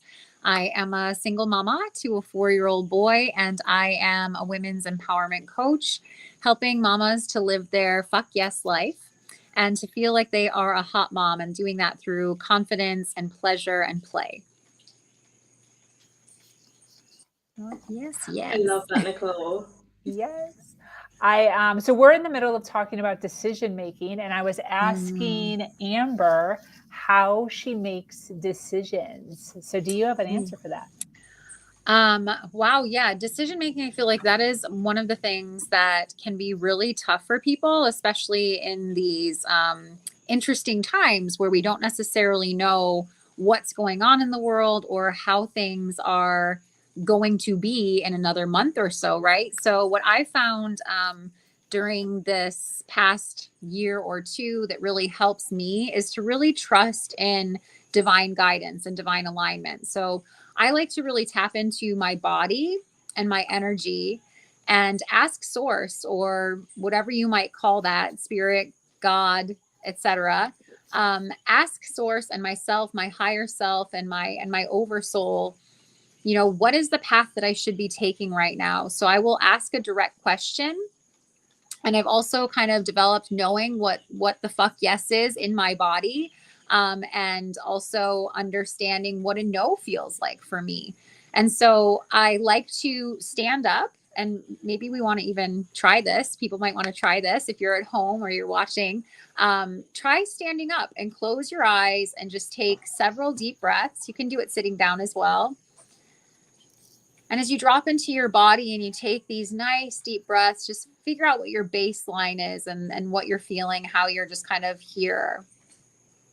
And then I like to ask my angels, my guides, my spirit guides, my ancestors, and of course, source, my oversoul, and ask the question, if this is something really important to me, should I go through with this?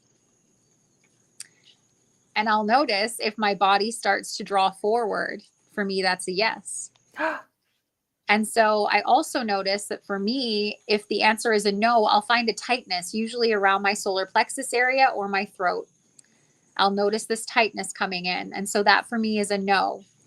And sometimes I'll, if I don't feel it clearly in my body, I'll just sit and breathe into it deeper. And I'll often hear something around me that will sound like a yes or a no, or get sort of a vision, if you will, that will guide me to a yes or a no. So that's how I like to, if it's a big decision, when it comes to like, should I have this piece of cake or not?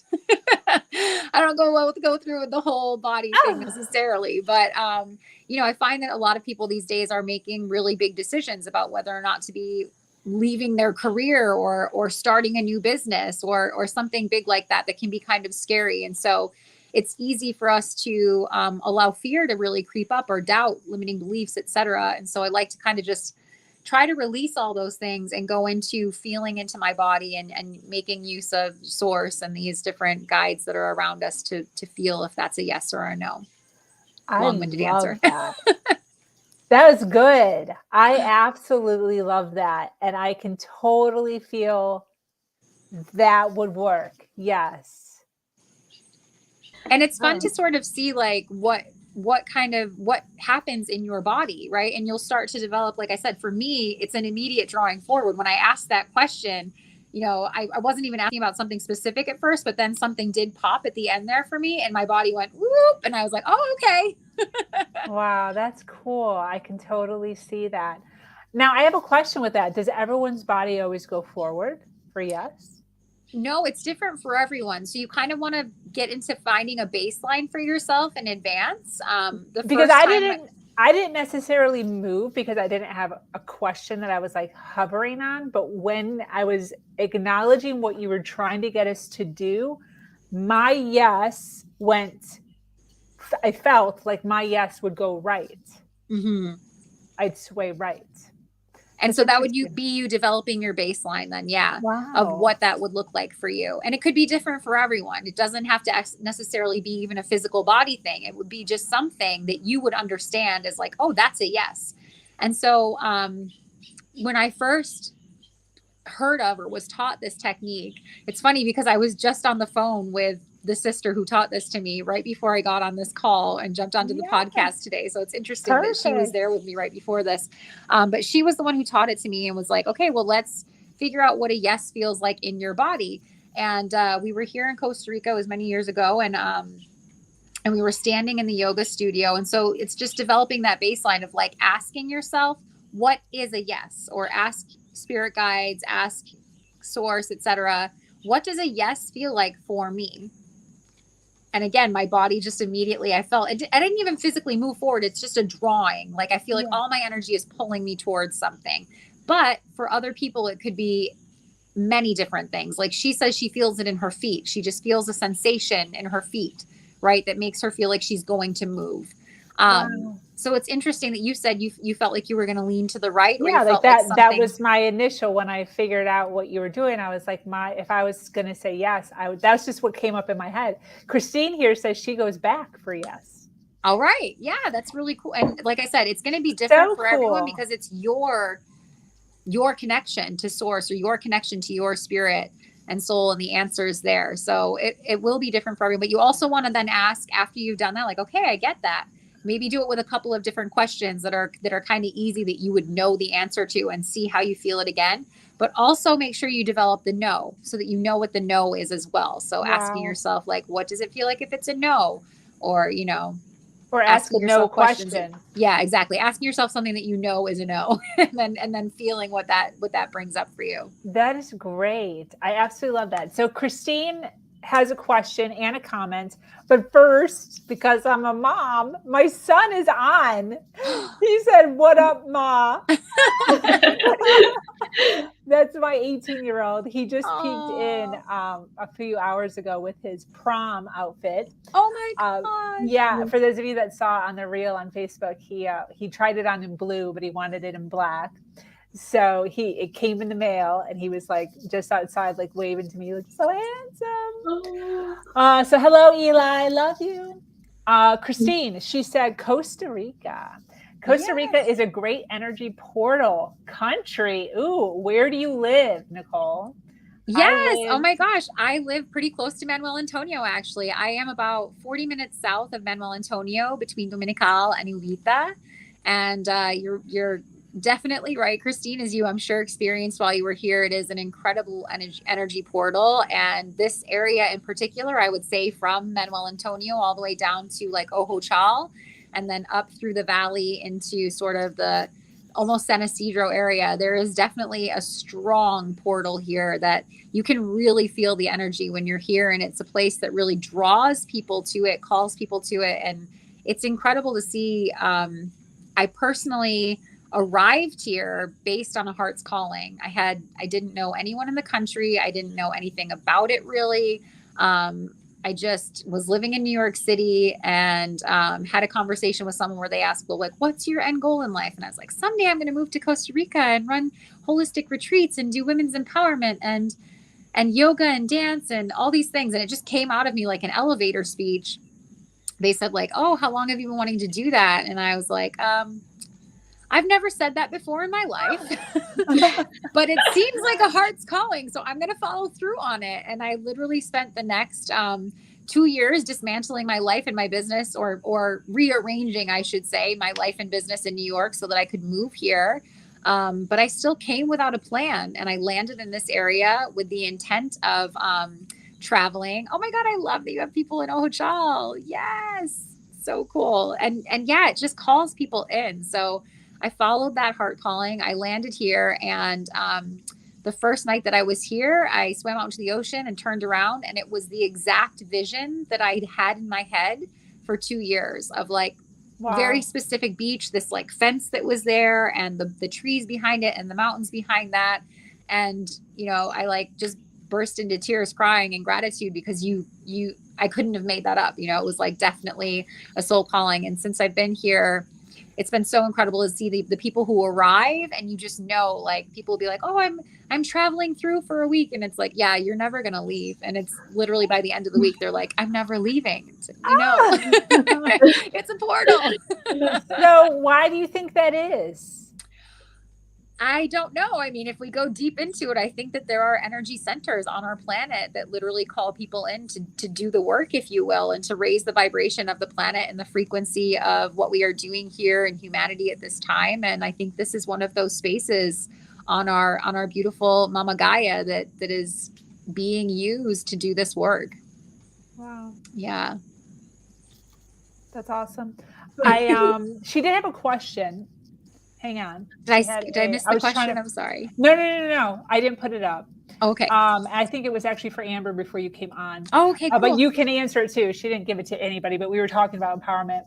In empowerment coaching, how do you address scarcity, love or money, the scarcity of, from childhood? Oh, I love that. So for me, like the first thing I'd want to do is figure out the root of that. So I'd probably, you know, if I was working with somebody, I'd want to just go back to when was the first time that they actually experienced or felt a scarcity around love or money, depending on which one we're dealing with. And sometimes those two can be really connected.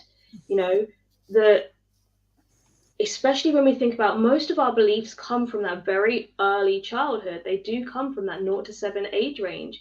And so when we're talking about love and money, they're often connected to the way that our parents, how we viewed our parents, potentially their love and their relationship to money as well. And so, yeah, there can be all sorts of connections. So absolutely going back to that root cause is key. And then how do we deal with that within empowerment coaching? Well, first we're going to explore that experience, and then it depends. I might take you down the route of doing some NLP and doing some timeline work. I might take you down the route of doing some EFT and doing some tapping on that. It really does depend on the person, the situation, the emotions that are coming up from there. But I think the key thing is to remember that those things that are coming in from childhood, although they might seem like distant memories, they actually play a huge role in how we go on to manage love and money in our physical reality now. And I know that I have worked with people before that are kind of like, do we really need to go back there? Can we not just choose to leave that behind? It's like, well, yeah, you can actually just decide, if you within yourself are strong enough to decide that this isn't an issue for me anymore, that I can recognize that in my past. But for a lot of people, verbally deciding that I want to push that away and actually physically being able to discharge the emotions around that event in your past are two very different things.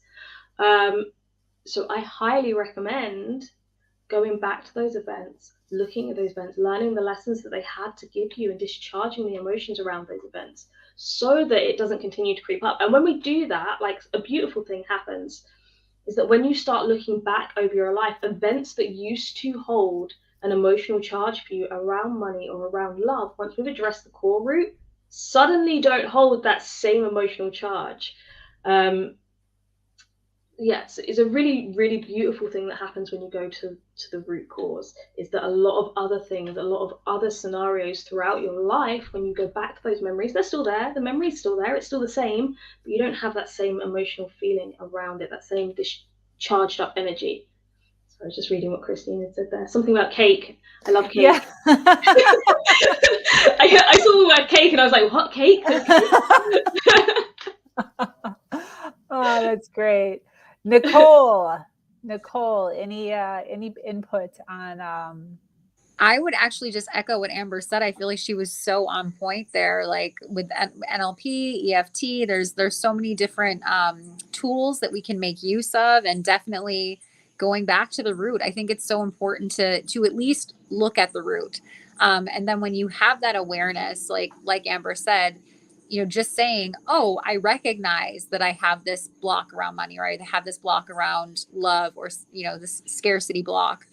Sometimes that just acknowledging that, and sometimes I like to think of like sitting in a meditation with it and almost like inviting it in for tea. I say, like, well, let's invite it in for tea, and we want to sit down with it, and we're just going to sit with it, and we're going to have a cuppa with it, and we're going to just warm ourselves up with this tea and let it know that it is seen, it's heard. Do you want to say anything about it? Like, let's have a conversation about it, and let it just express itself, this block within you around scarcity, right? And just let it express, and it will often bring you back to the root, right? It'll often say, well, when I was little, this happened, and and okay, I see you, I hear you, that's valid. I see how you got that feeling and how you've stayed in that feeling, and it's okay to let that go if we're ready, and just kind of just sit as if you're having tea, just keep sipping and stay with it until it feels like it's ready.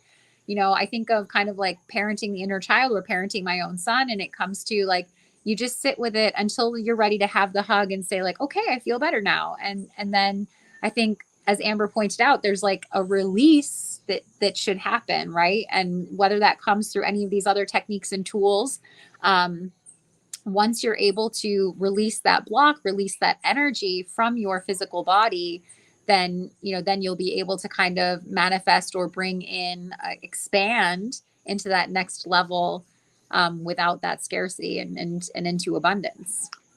Can you talk a little more? I mean, I'm aware, but can you talk a little more on NLP, what it stands for, what it is, for people don't know? Yeah. Amber, do you want to start with that? So yeah, absolutely. So NLP stands for Neuro Linguistic Programming, and the best way that I can describe this is basically talking directly to the subconscious mind. So we have two parts of our mind: our conscious, which is our logical thinking brain that's like, always trying to plan things out, right? And then you've got your subconscious brain, and this is dealing with your memories, your feelings, your emotions, your past experiences. And your subconscious brain is literally like a sponge. It's soaking up all of those experiences and is holding all of that information, and it's where we operate from. We spend most of our day operating out of our subconscious brain, and then our rational logical brain is always trying to intercept. So it's like having these two parts of us. The way I think of NLP is helping us to bring those parts into alignment with one another as well.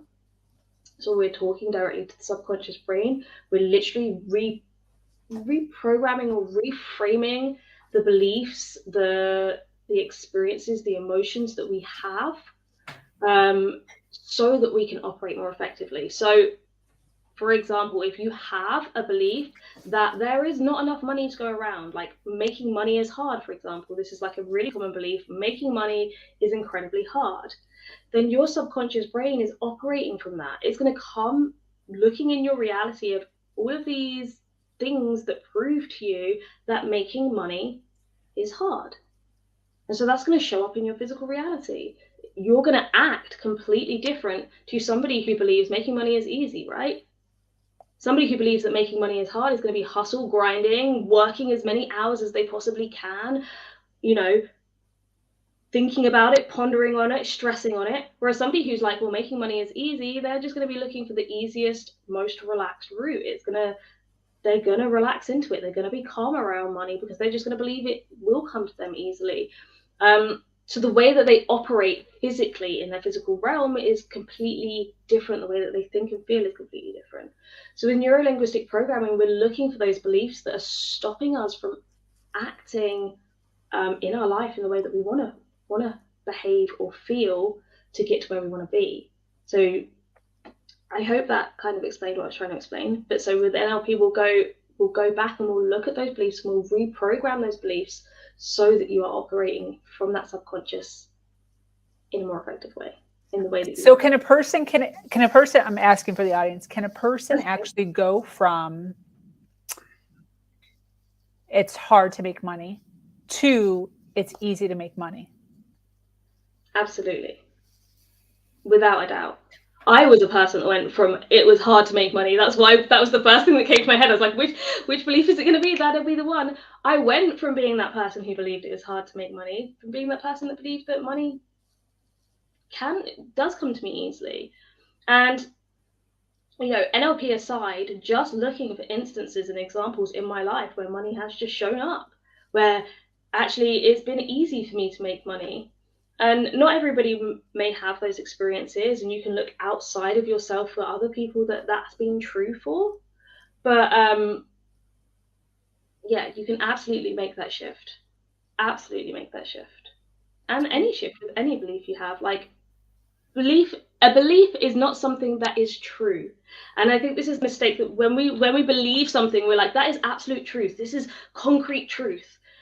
Beliefs are something that we persist on thinking. That is all a belief is. It's something that we persist on thinking to be true. But does that actually make it true?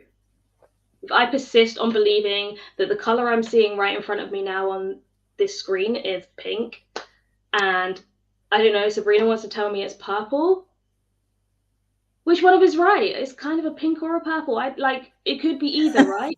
A pinkish it purple. Could be either. It's a pinkish purple. But, you know, it's all down to perception. I will insist on believing it's pink while Sabrina insists on believing it's purple until somebody wants to come and change my mind. And the same with our beliefs. Our beliefs aren't true. They're just what we persist in thinking. They're thoughts that we persist in thinking over and over again. And so we can change our thoughts.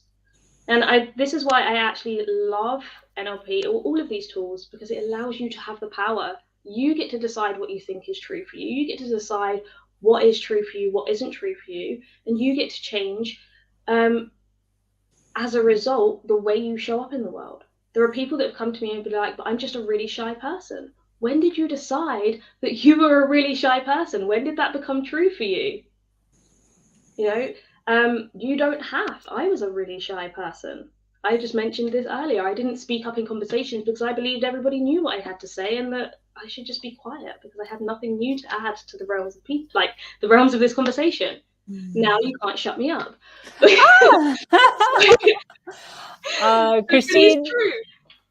Christine said, yes, great tips, lady. This is where my purge journal comes from. So the purge journal she was talking about with her limited beliefs. So that's how that ties. Finding a way to loving all parts of my life. Beautiful. Absolutely beautiful. Absolutely beautiful. Nicole, do you have a question for us? Okay.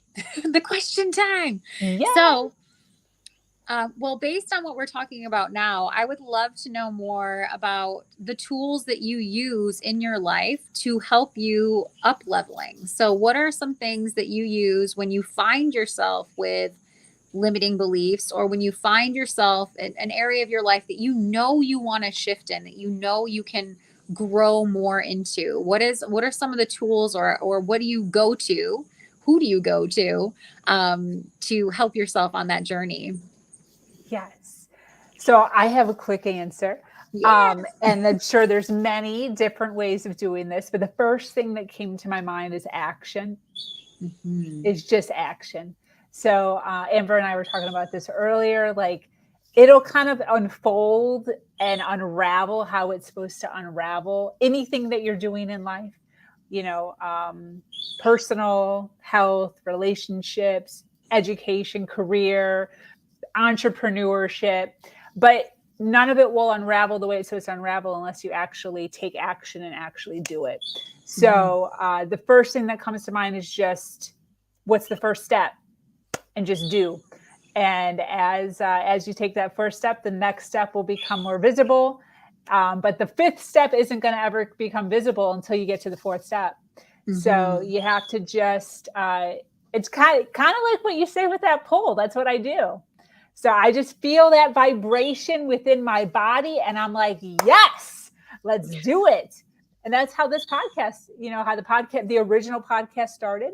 That's how this 12-hour marathon started, is just, I had an idea and I acted immediately. I did not think, I did not overthink, I didn't wonder, I didn't ask a bunch of questions, I didn't go to anybody. I just acted and took a step. And here we are. I love that. It sounds like almost like you're the follow through on the nudges even, right? Like if you have an inspiration, then you immediately go to, you trust that. And I think that's so huge, is that, you know, some people will feel a nudge or some sort, or they'll get that spark of inspiration and they'll be like, oh, but, and then they fall into all the limiting beliefs and they fall into all the questions and they fall into the fear and they fall into the doubt. Yep. Instead of just taking that first action step and saying, no, I know that source gave this to me for a reason, or I know my soul, whatever it is that you want to call it. I know I received this inspiration for a reason. I should just take that first step. I love that. That's so good. Absolutely. Absolutely. Christine actually said something really funny. She said, Sabrina, I thought you would say bouncing ideas off of Dane. This is why she's saying that, though. So I'm doing so much, like between my coaching, building programs, my YouTube, my podcast, and I'm also in the sobriety world with that community. I have my hands in so many different pots and I love every bit of it, but my mind is still always going. Like I always got all these brilliant ideas, but I have so much going on right now. I choose not to start any more projects. So, but now when I do, I constantly still have ideas. So I'll bounce ideas off of my fiance and I'll say, I have this great idea. I'm not going to do it right now, but I have this great idea. And I'll just like spew this whole thing out. That's just like, to me, just amazing, but just time, you know, there's only so much time. So yeah, a lot of my ideas are being bounced off of Dane right now. That's so funny that she said that. Amber, do you have anything to add? Can you re-ask the question, Nicole? Yeah. So I'm wondering, my question really is just like, when you're feeling like, you know, you're in a space of that next upgrade. So there's a knowing, right? There's almost like, it's not that you're necessarily feeling stagnant, or maybe you are, but that what is the thing or the tools, or what's your go-to in helping you to get to that next level? When you are feeling like, wow, I'm, because for me, it's sort of like I feel the shift coming. It's almost like a pullback. Like I feel like I'm a slingshot in a way. And I get this like, oh, something big is about to happen. And so I'm wondering, for other people, what is it that you do? What are your go-tos in then taking those next steps? Do you have tools that you use, or? So I absolutely love this question, because I love that feeling, and I love how you described it as a slingshot, because I very much feel like it's the same kind of thing where, you know, and sometimes it's, you know, this big thing, like you're just on the edge, or something. Like the way I see it is like, I'm just standing on the edge and I'm just about, like, I'm almost there, but I'm not quite there yet, right? I'm almost there. It's coming. I can feel it. And I know, like in your first question, you said about like the limiting beliefs or whatever it is that might be currently holding you back from that. What do you go to? And my first thing is always just either to speak out loud to myself or write it down. Like whenever I'm on that edge point of like, there's something I need to do, there's something that's happening. I literally, like verbal diarrhea. I've got like voice notes on my phone where I've just like spilled it all out. And like, if I get it out, then somewhere along the line, I'll either say something, and this goes back to like that intuition where I would just be like, That's it. That's the thing that I need to grab hold of right now. Mhm. But once I've got it all out, then I will identify. So if there are beliefs that are stopping me, if there are things that are holding me back, just by feeling it, whether that's to somebody or just to myself in a room like a crazy person, that's fine. I wish I had a cat, so at least I could say I was talking to the cat, but I don't. Then I identify what might be holding me back. And if there is a limiting belief, then I will use EFT myself to tap on it. But I also love to go to practitioners. So I have my own coach that I've been working with recently, Amoya. She's amazing. She's also NLP. She's a lot of timeline therapy. So I will go to them. Hypnotherapy. I've had some hypnotherapy sessions as well. I literally just throw everything at it. If you know that this is the big thing, this is the edge, this is the one thing that you need to do or figure out or overcome or whatever it is, like if it's that one thing that you're being pulled to and you're right there, just throw everything you've got at it. I don't really care what the tools are. Just don't ignore it. Because I think what happens is a lot of time we just for a lot of people and a lot of my clients I've worked with, they're like, I've got this thing, but I'm just trying to ignore it because I'm supposed to be in my job working whatever it is that I'm supposed to be doing, or I've committed to writing this book, and even though it's not feeling like the thing that I'm being called to do right now, I've committed to this. And I'm not saying making commitment in sticking to it is wrong, but it means that you're ignoring this massive calling, this thing that you're being pulled to over here, or this opportunity that's open to you. Throw everything, like Sabrina's like, just take action. I'm like, yeah, take action, and then throw everything you've got at it. And guess what? If it turns out to be nothing, or it turns out to be not that thing, go back to what you were doing. Like 9 times out of 10, there's a way back. Like you'll find out when you actually just start doing it. Unless you burn all the ships. Unless you burn all the ships. And then if you burn all the ships, you know what else? You'll find new opportunities and new doors, because there's always a door open, right? So even if you burn all of this is a good example for people that leave really high corporate jobs or something, and they know that once they leave, there isn't a door for them to step back into in that particular job, in that company where they are, right? Yeah. But they're not leaving all of their knowledge behind. They're not leaving all of their skills, their experience, and everything else behind. They're still going to take that with them to wherever they choose to go next. 100%. But what happens if they do stay there is they'll always be wondering, what if? What if I'd done this other thing? Well, you'll never know because you didn't do it, right? So, and you either have to be really okay with that choice and just be like, no, I'm in the right place now. This is where I'm at, it's good. Or you take the other option, you take that risk knowing that you've tried. Yeah.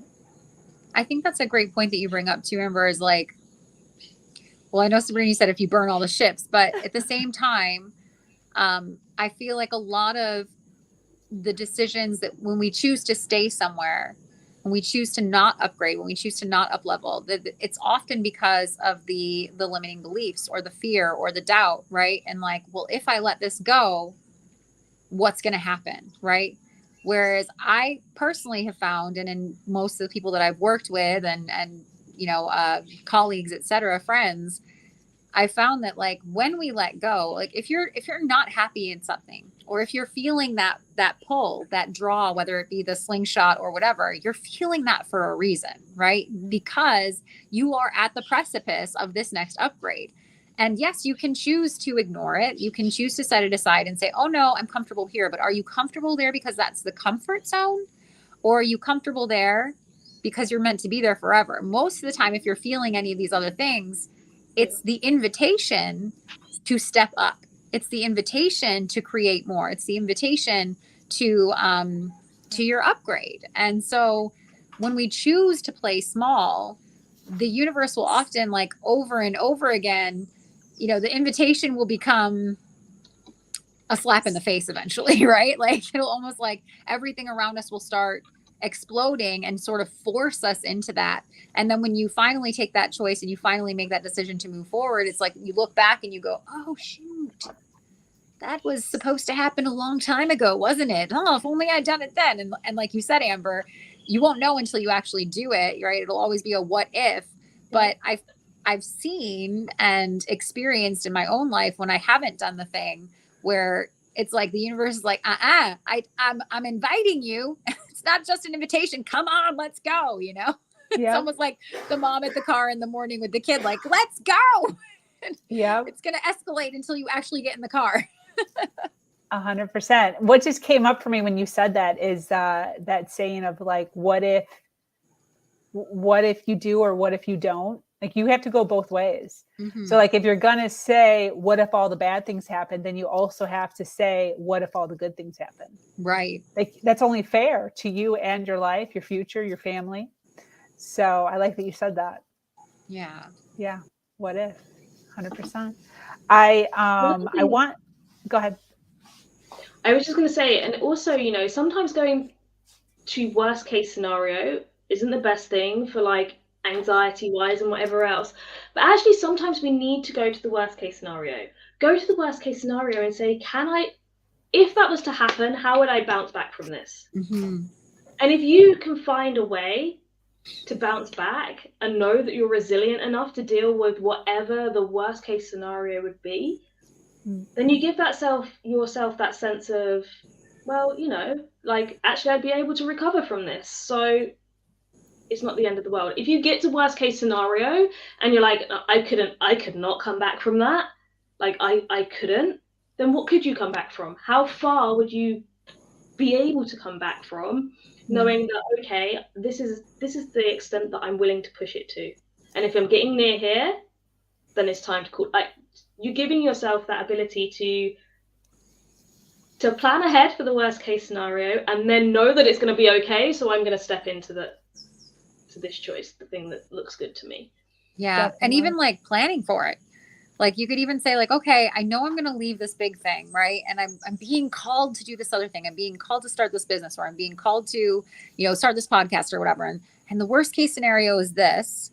Okay, so maybe you spend the next 2 months like saving up for, you know, putting more into your savings so that you have that cushion, or doing whatever. Like, you can actually plan, right? Like, when you take yourself there and say, this is the worst case scenario. Okay, so how do I avoid that? In the next 2 months, can I start taking these steps over here and put something aside so that I can really make this choice and step fully into it without the fear anymore? Like, helping yourself along the way, I think is really helpful. Because I think taking it back to like when you were talking about NLP and neuro-linguistic programming, I feel like the vast majority of our lives, like, we're programmed, you know, from 0 to 7, we're programmed. And as we move through society, as we grow up, everything that's happening to us is, you know, reticular activation. We're seeing it over and over again. It's being reinforced in us. The program is being reinforced. And so what we're being called to do now, I feel like this time in our world, we're really being called to like reprogram, to like delete all the programs, defragment everything that's within our nervous systems, and kind of bring ourselves back to a baseline of like, oh, like, actually everything that's been happening around me was programming me to believe. And as Amber said, like, the beliefs are just like things that we choose to keep persisting and believing, but it's not necessarily true most of the time. It's something that we can reprogram or rewire ourselves even to experience a completely different life through our mindset and through how we show up for ourselves in the world. So sometimes taking a look at the worst case scenario is like really just reprogramming, right? And saying like, oh, okay, maybe that wouldn't be so bad. Like, there it is. I found that, like, actually when I was preparing for my birth, I did that. I like ran myself through all the worst case scenarios of like going through labor and having a child. And so when I came there and my child, like, my labor was crazy, I was like, oh, this is no big deal. Actually, I was completely in denial of the fact that I was in labor. I couldn't even believe it. This couldn't possibly be labor. It's not anywhere near as bad as what I thought it was going to be. Like, turned out to be easy peasy.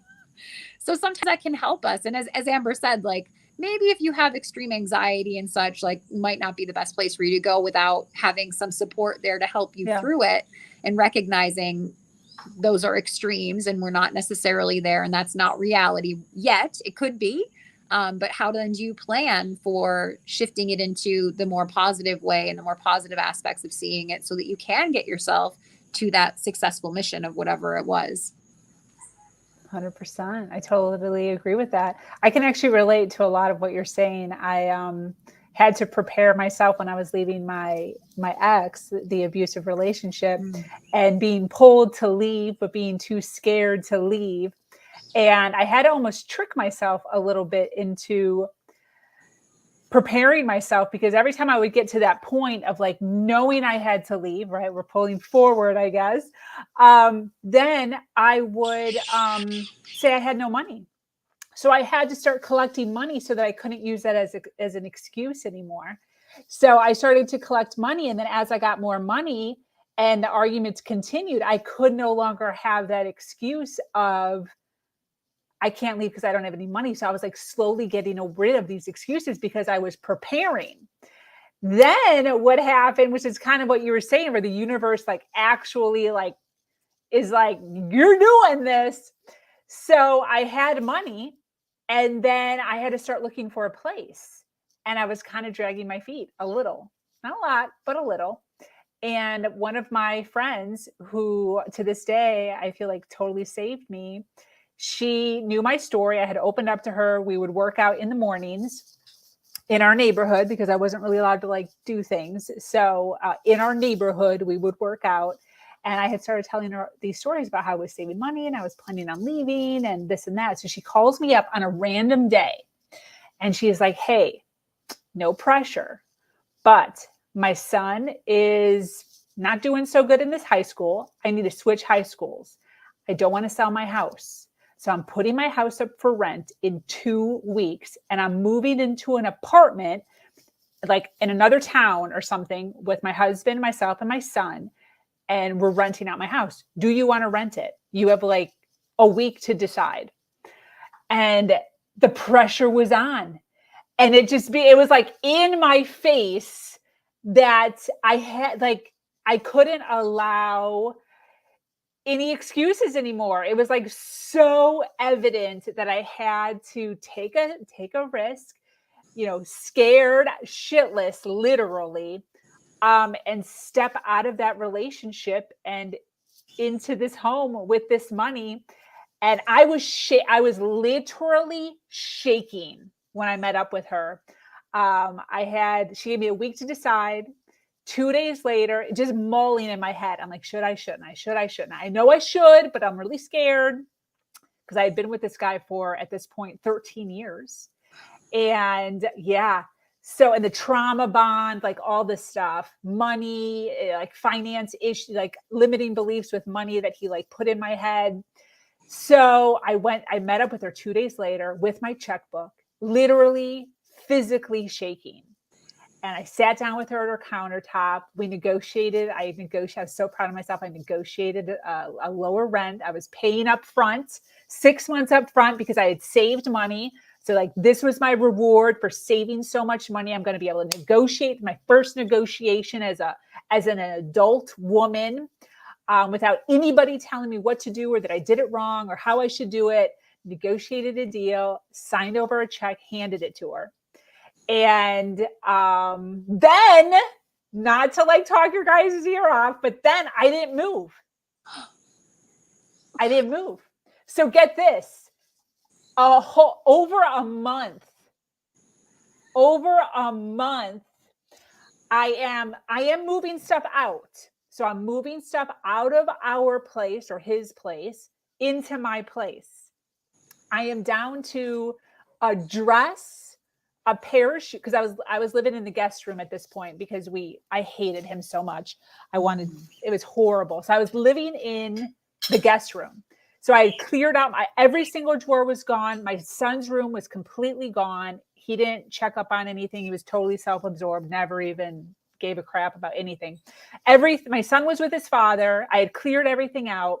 I was living in his house for probably about a month with a dress, my hair product, a toothbrush, and like a pair of pajamas and one pair of shoes. And I would just go to my house, and like change and like alternate the dresses or whatever. So then to push me, one day I'm at the Container Store. I will never forget this. I'm walking around. I get a phone call. It's my partner. He's like, what the fuck are you doing? And I knew exactly what I'm like, what's going on? And he's like, I just went into your room and it's empty. And I'm like, it's not empty. There's a dress. And he goes, F that. He just starts obviously freaking out. What are you doing? Get back here. What is going on? Where are you at? So he had taken the robo vacuum that we had that would like do the floors. And he went into my room. He never did this. He went into my room and opened up my closet to run the RoboVac. And there's one dress hanging in the freaking closet. I had hundreds, like I'm obsessed with dresses. I have like hundreds of dresses. Well, at this point I hadn't because I had sold them all on eBay. But anyways, at a point I had hundreds of dresses. They were gone. So he opens the thing. There's no dresses. He starts opening the drawers. There's nothing in the drawer. So he calls me. So then there was like no going back. It's like, girl, we're fucking doing this. We're doing it. So I didn't go home right away because I'm my own woman and I can do whatever I want. So I was like, I'll come see you when I'm ready. Like, I don't know. I'm freaking doing shit. I'm running errands. So a couple hours later, I went back to his house and we sat down. He, begged for me back, whatever, blah, blah, blah. And I made it easy for myself. I wanted it so that when I left, I could literally just stick it in my purse and walk out. Mm-hmm. So exactly what you said. Sometimes you have to do that extensive of planning because our minds won't allow us to step forward into who we're supposed to be. So, but if you don't do that preparation to allow the universe to, topple you into your future, then you're going to be stuck. So I had done so much preparing. I just couldn't take that step. So it literally had to push me forward. Crazy, right? Yeah. It's intense too. And I think a lot of people are in situations like that where, the mind will say over and over again, I couldn't possibly leave. I couldn't possibly leave. And in situations like you said, where, where you're in an abusive relationship or you've been with this person for so long that they've literally been mind controlling you and manipulating you into believing that you couldn't possibly do this without them, or you couldn't possibly, or you're not, there's a lot of different situations in life where it's not just as easy as going like, oh, of course I could do that. Like, I'm going to do that right now. It's hard adulting. There's a lot of things to consider, especially if you have children or, whatever the case may be. It can be intense to make a choice to really take that next step when it comes to really upgrading your life. So sometimes it does take a bit of planning. And I guess that's why I was asking the question, right? Is sometimes a decision isn't just like a yes or no decision. Should I do this? Once you get that yes, it becomes like, okay, what's the plan? And taking that first step is most important, but sometimes there's other factors that you really have to look at in order to be able to take more than just the first step safely. Yeah. 100%. A question that I wanted to ask you is, what is one of the worst scenarios that you've gone through? Ooh, there have been lots of them. I think honestly, personally, it was finding out that I was pregnant, which I know you can relate to this, and that for some people, when you find out that news, it isn't. For some people, it's the most joyous occasion and they've been wanting this forever and they're so excited. And for me, I was not with that person. We were not in a partnership. I lived in a foreign country, as a matter of fact. And so we were completely in different places, not just physically, but also in our lives and what we wanted for our lives. I was committed to living here in Costa Rica. He was committed to life in New York City. And so it was a decision for me of, I was 35 when I found out I was pregnant. And so that, again, becoming a mother is such a blessing, but it wasn't something that I had planned in my life at all. And so I know it can be really hard for a lot of people to hear, this was my worst case thing that happened, but it really completely derailed the whole plan of my life. But I knew when I found out, I knew this was a blessing and that it must have meant that there was an entirely different plan that I didn't know about. But it was kind of, it was difficult. It wasn't kind of difficult. It was the most difficult situation I'd ever gone through in my life. I was very meticulous about planning my life up until that point. I knew where I was going. I knew what I was going to do. I had this super successful business in New York City that I had built by myself. And, I had really done all the things that I'd wanted to be doing. It was always my choice and my plan. And step by step, I chose to move to Costa Rica. I knew what I was doing. I mean, I kind of, like I said, there was not really a plan for once I got here, but I knew that it was a full move, and I knew that I was be supported here. And I could do all that because I was alone, because it was just me. I was an independent woman. I knew I could handle whatever came at me. So when I found out I was pregnant, it was sort of I took it on as the same sort of challenge. Okay, I'm an independent woman, but I know I can handle whatever comes my way. But it took a lot of shifting my mindset. Honestly, there was, when you're pregnant, there's a lot of hormonal stuff that comes up, and your body is changing, and your mind is changing. The hormones are shifting. You're growing a human. There's all these things going on. And I wasn't prepared in any way, shape, or form. I didn't even find out that I was pregnant until I was 11 weeks pregnant. So it was just truly a shock in every way, shape, and form to not. How did you find out? Tell us how you found out. Well, I basically just, missed my moon. I didn't get my period. And so I was like, this is really weird. Because the first month, I had a light spotting, which, wasn't completely uncommon. That would happen to me at least once a year. I would have just a light cycle. So I just thought, oh, that was a light cycle, not a big deal. And then the second month, I was kind of like, that was also a light cycle. So that was, I was really busy. I was traveling a lot, and then I was back here in Costa Rica, and I was teaching a lot. And at that time I was teaching both yoni size, which is this womb healing workout modality that I created, and also high intensity interval training. So I just thought that maybe I was, working out a lot, and my body was kind of dealing with that. But then when I missed it the third time, that's when I was like, okay, this is not normal. And at that point, then things were shifting. I was feeling, my breasts were feeling weird. My body was feeling, I was extremely tired. Again, I'm teaching all these classes. So at first I was like, I should be exhausted. I'm doing a lot, physically doing a lot. But then, then I started getting nauseous as well. And so it was like all the combination of all these things. I was like, wait a second. Did you go to a doctor, or did you I peed on the stick first. Okay. And when the stick said positive, I made an appointment to go have a sonogram done. And that was when I found out, you're 11 weeks pregnant. Wow. And what was your thought process? Where were you at mentally when you stared at the stick? I was in shock and disbelief and denial, all those what is happening? Because the incident, the conception, if you will, the actual conception was just one time that we made that choice to go there, and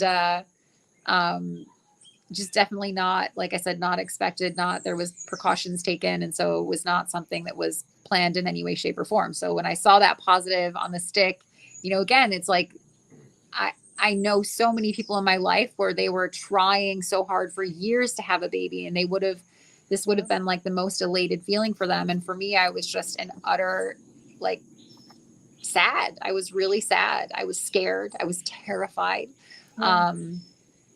What was I going to do? How was I going to possibly go through this? His father and I were not even in contact for the past 5 weeks. We were living our different lives. It was like, okay, I'll see, we kept in contact for the first few weeks, and I came back, and it was like, I'll see you next time I'm in New York. And if you want to come down to Costa Rica soon, let me know. But it wasn't we were not in a committed relationship at all. And so, I was terrified. It was going to the biggest shift I could have ever imagined, and not at all planned for. So it was my worst case scenario, really, How do you deal with that now with the father? Is there a connection? So when I finally got in contact with him, which took another 2 months because he had lost his phone and I wasn't able to contact him. I had to get into contact with some of our mutual friends and say, hey, can you let him know that I really need to talk to him? And he was actually at that point, you know, now we're talking like 3-4 months later, he was living with someone else, and they were opening a restaurant together. And so it was really a bombshell in his life as well. When I sent him the message and said, I really need to talk to you. And then when I spoke to him and told him, hey, this is what's going on. You know, he was also in shock, and his girlfriend was there and heard what was happening, and she lost it.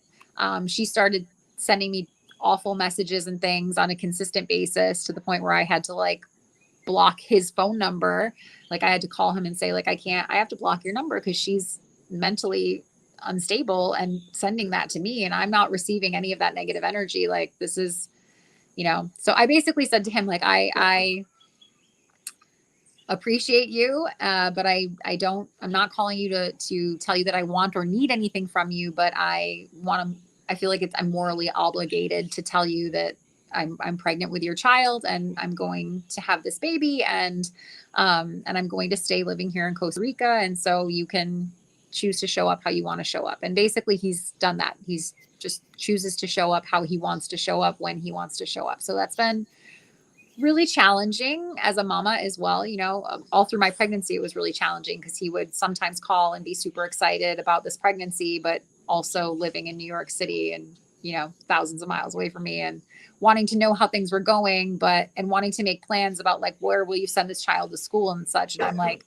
I'm just trying to get through this pregnancy right now. Like, I don't think you understand what being pregnant is and what that entails. And, you know, this is really hard. And so, it was just a really difficult situation. You know, when you're pregnant, you want to have support. You want to have someone there that is loving on you and loving on this baby and taking care of you, and excited about this child to come. And, I think I was 18 weeks pregnant when I told my family.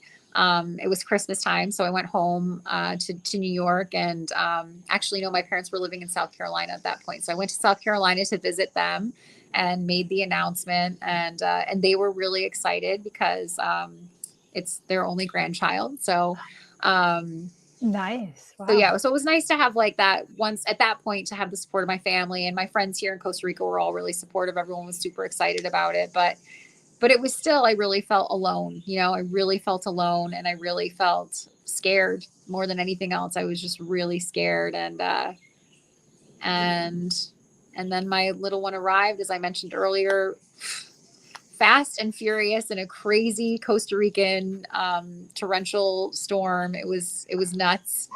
I remember that. Yeah, I think I probably told you this story before. Yes. It's like one of the craziest incidents of my entire life was giving birth. But I had a natural home birth with no doctor present because he came so fast. And I had planned to have a water birth, but he came a bit early as well. So my doctor had not come yet to give me the birthing pool or any of the tools or anything. So thank God I had a friend that was at my house. I had just moved the day before, so she was helping me to unpack. And and so I had my little baby, and it's still been not worse, but it's just been the most challenging experience of my life to be a single mama and raise my child in a space where, my family is not here. I don't, I have my community and my friends who are here, but I don't have any actual family in this country. So, so we're really on our own, and it's been a journey. Yeah, for sure. Especially if that wasn't necessarily something that you were looking for. Right. Exactly. Like people used to say like, oh, when are you going to have a kid? You're in your 30s now. You know how people do that. Like, first off, if you're out there, don't ever ask people that. Like, it's not appropriate to be asking people that question. Yeah. But it wasn't a thing for me. I never really had this calling in my life. Like some little girls are like planning their wedding and planning the white picket fence and all that. I never wanted any of that. Like, I just wanted to travel the world and experience all the different cultures and all the different kinds of people and learn. And, I thought that would be my journey. And so it wasn't a thing for me. It really was not on my list. So, it was interesting when that became my reality. As I said, I really had to, I remember talking to like two people and saying, well, I'm receiving this gift from God and trusting that this is the next big thing for me, the next path that I'm supposed to be taking. You know, it wasn't in my plan, but I'm going to go with it. And yeah, birthing in the Costa Rican jungle was the craziest, incredible, primal, and really, honestly, like that whole, as I said, you asked what was the worst thing I've been through. I made it through it. You know, Yeah. I made it alone. Yeah. Through that entire pregnancy, I grew this beautiful human and birthed him in the jungle. And it was sort of a culmination in a way, because 2 years prior is when I had gone on this whole journey of healing my my womb stories and whatnot. I had been molested Wow. as a child, and I had gone through sexual assault as an adult as well. And so I really needed to do all this healing within my physical body and my womb around those traumas. And so I had been on this journey. I had created Yoni Size, which is this womb healing modality. And then I had, you know, gone back to New York City and was with Phoenix's dad again, and you know, made that choice to go there. And it was just interesting because I had been calling in my divine masculine partner for like 2 years, and I guess I just forgot to mention that I wanted him to be an adult, not a baby. Wow. So yeah, he took me on this journey of really needing to find that balance between my masculine and feminine, and finding Wow. the strength to show up for someone else on a daily basis and show up for myself even. You know, it was like Yeah. he really, the journey through pregnancy and into motherhood has been the most life-changing thing for me, and the most rewarding in so many ways as well, you know. Definitely. Yeah. I want to ask, you know, one of the things that I'm really dealing with right now, and I know your son's 4 or 5, he's younger. 4, yeah. He's going to be 5 soon, yeah. My son's 18, so obviously, yeah, there's a difference there in age. You But made it. I'm dealing with something right now, and I don't know if you can really even relate or answer this, but I am I'm telling my story now. Mm-hmm. I'm telling my whole story. I don't care. And for me, not to get back at anybody, but for the women out there who are going through very similar things, that need to know that they can come out on the other end. Mm-hmm. And the issue that I'm dealing with is telling my true story. It sounds very much like your story. Like, it wasn't good. Like, it kind of sucked. And what that's going to sound like or feel like for him, right, when he comes across that or hears that. I guess my question is, do you have any advice? Do you have any thoughts on how you're going to do it yourself? Well, give? I think that's huge. And I have been the same since I found out I was pregnant. You know, it was literally like, again, a bomb in my life. I had been such a perfectionist, and so like, these are my choices, I have everything planned. It was like, how am I even going to tell people that I'm pregnant and I don't have a partner? How am I going to tell people that I'm pregnant and there isn't going to be a partner? How am I going to admit to people that this father is in a different country even, and that was basically like a one-time thing for us? Like, it's not something that's an ongoing thing. Like, you know, there was so much like shame that came up for me, guilt that came up for me. And so I had to deal with that alone. And I just decided, basically, this is my truth. Like, I can't just lie about this. Like, you know, like, why would anyone lie about it? But like, you know, this is my truth. I have to share my truth, and I have to understand that this whole situation was brought to me because it's a part of my soul story. You know, that it's not something to be ashamed of, that it's something, as you said, so that other women who might be going through this can find the strength as well.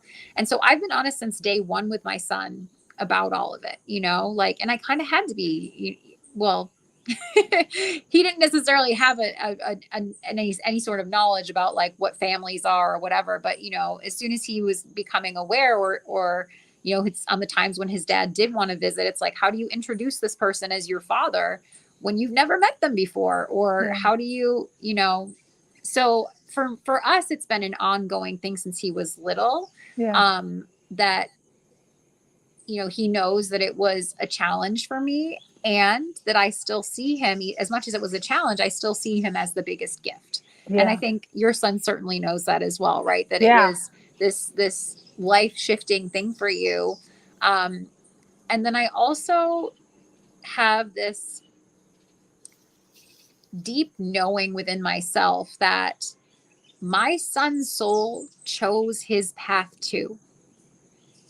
He chose his father and me. He chose me to be the portal to come into this life, and he chose this man to be the seed to plant that conception for his soul to come through. So I truly believe that, you know, he might not recognize it now, but he knew what he was choosing. And I believe that all of our souls wrote that contract up in the other realms, and that we chose to go through this lifetime and these lessons together on our journey to learn from it, you know. And it's really interesting to me to see how the catalyst that my son was for his father and his father's side of the family as well, because there's some like repeated patterns there, generational things there. And I see how he is challenging me to break generational patterns as well. So I really see it as like, the more he knows now about the whole situation, the more we can work together on ending these generational patterns and showing up for the bigger picture of our souls and our family constellations as well. So I love that. Yeah. Yeah, that totally makes sense. Christine's saying, I came from a summer fling. Not knowing my biological dad, honesty is key with the kids, definitely. Was my soul path not having my real dad in my life? Yeah. My soul came to heal, experience abandonment, generational cycle breaker. Exactly. Wow, Christine, I just got full body chills reading that. I'm like, oh my gosh, I did not see that, but you must have been typing it. And yeah, that's truly how I see it, is that I think that, you know, our planet is waking up in these different ways of this huge shift that's taking place, and we're being pushed to it in so many different ways. And so many of our souls are really coming in here knowing that we are meant to be these generational cycle breakers, that's my job, you know. And as hard as it is, it's not easy. We have to face it, and we have to be the ones to stand up and do that. And yeah, I love that you mentioned like being that summer fling, and not, you know, that we have to have that honesty with our children. So for Sabrina as well, that's the answer, right? Like, he's going to come across it, and or do you speak to him about it now? Have you had those conversations? Very lightly. But just recently, and I had talked about this earlier, just went into a full-on ugly cry on screen, as I do often on this podcast. But I was talking about postpartum, which I just recently started to talk about. Yeah. And I didn't talk about it. I talked about a lot of things up until, you know, 6-7 months ago, 8 months ago. But I just started talking about my postpartum about 8 months ago, because of the fear of his father intervening in some way, saying I'm crazy. So I kept that story a secret, and I got very emotional, because it's very frustrating to be an early mother alone. My story is very similar to yours. Wasn't expecting it, like barely knew the guy. You know, we had known each other for 4 months. And I went into, I didn't know it was postpartum, but like real thoughts of harm for myself and for my baby, like really bad thoughts, and feeling inadequate as a mother because of those thoughts, you know, feeling like there's something wrong with me because of those thoughts, but then also going through my own trauma of having my entire family disassociated from me because of religion, my entire church disassociating from me because of my sin. And then not having anyone to turn to for thoughts of like, I don't want to look like a psychopath and have him taken away from me in any way. So as much as I wanted him to be taken away from me, I didn't want him to be taken away from me. That's very confusing. No, I super went through the same thing. Yeah. So, you know, just now he doesn't know that, but I've never told him that I wanted to kill him. That's not like a thing we've ever talked about. Right. So but it's something that I have, like what you said, like a cycle breaker, like I have to tell that story. It is Right. in my like journey to speak that story on what happened, on my thoughts, because I have been called to help other women realize that when those thoughts are coming, I don't want to say they're normal, they happen, but you need help. You need Yeah. a community, you need a doctor, you need to go see somebody, you need some assistance, you need somebody in your home with you so you don't do anything silly, because you do love your child. It's just there's stuff biologically going on top of Right. whatever trauma you're dealing with. Right. It's a lot. So Yeah. that just scares me to like, how do you talk about that? How do you, I mean, yes, yeah, I could just bring it up, but just the feelings that come up with, as I talk about it very passionately now, Yeah. and not wanting it to, not wanting to have him hear it elsewhere, have him Yeah. hear it from me, but then I'm procrastinating having the conversation, because how do you even have that conversation with an 18-year-old? Right.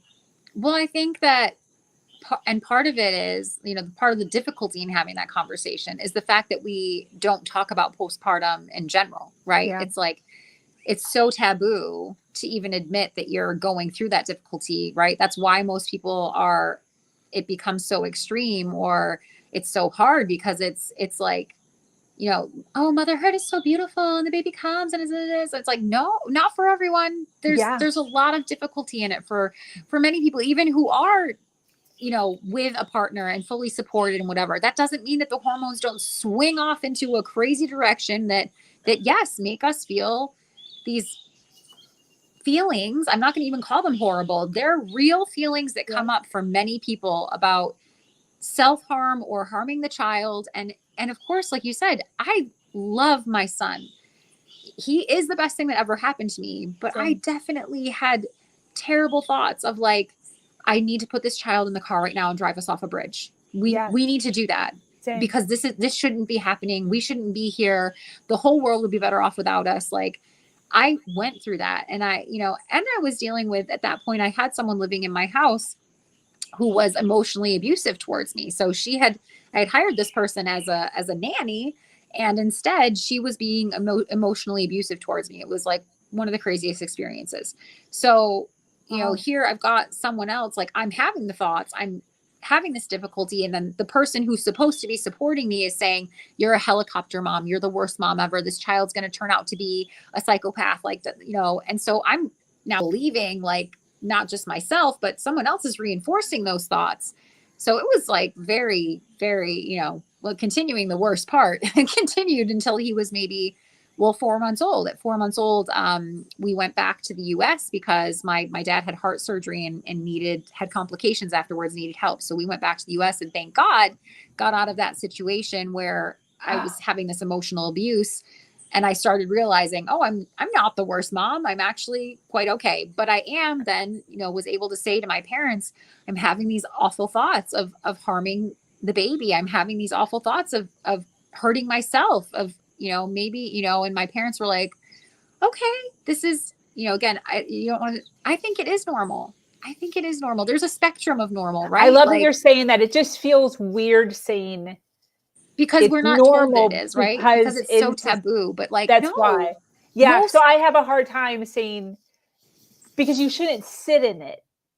Right. Like, you shouldn't sit in it and let it just fester, and that's your normal. But it's normal for those feelings to come up. It's normal for those thoughts to come up, because there is this huge shift biologically happening within your body. Yeah. And, who knows what your outside factors are.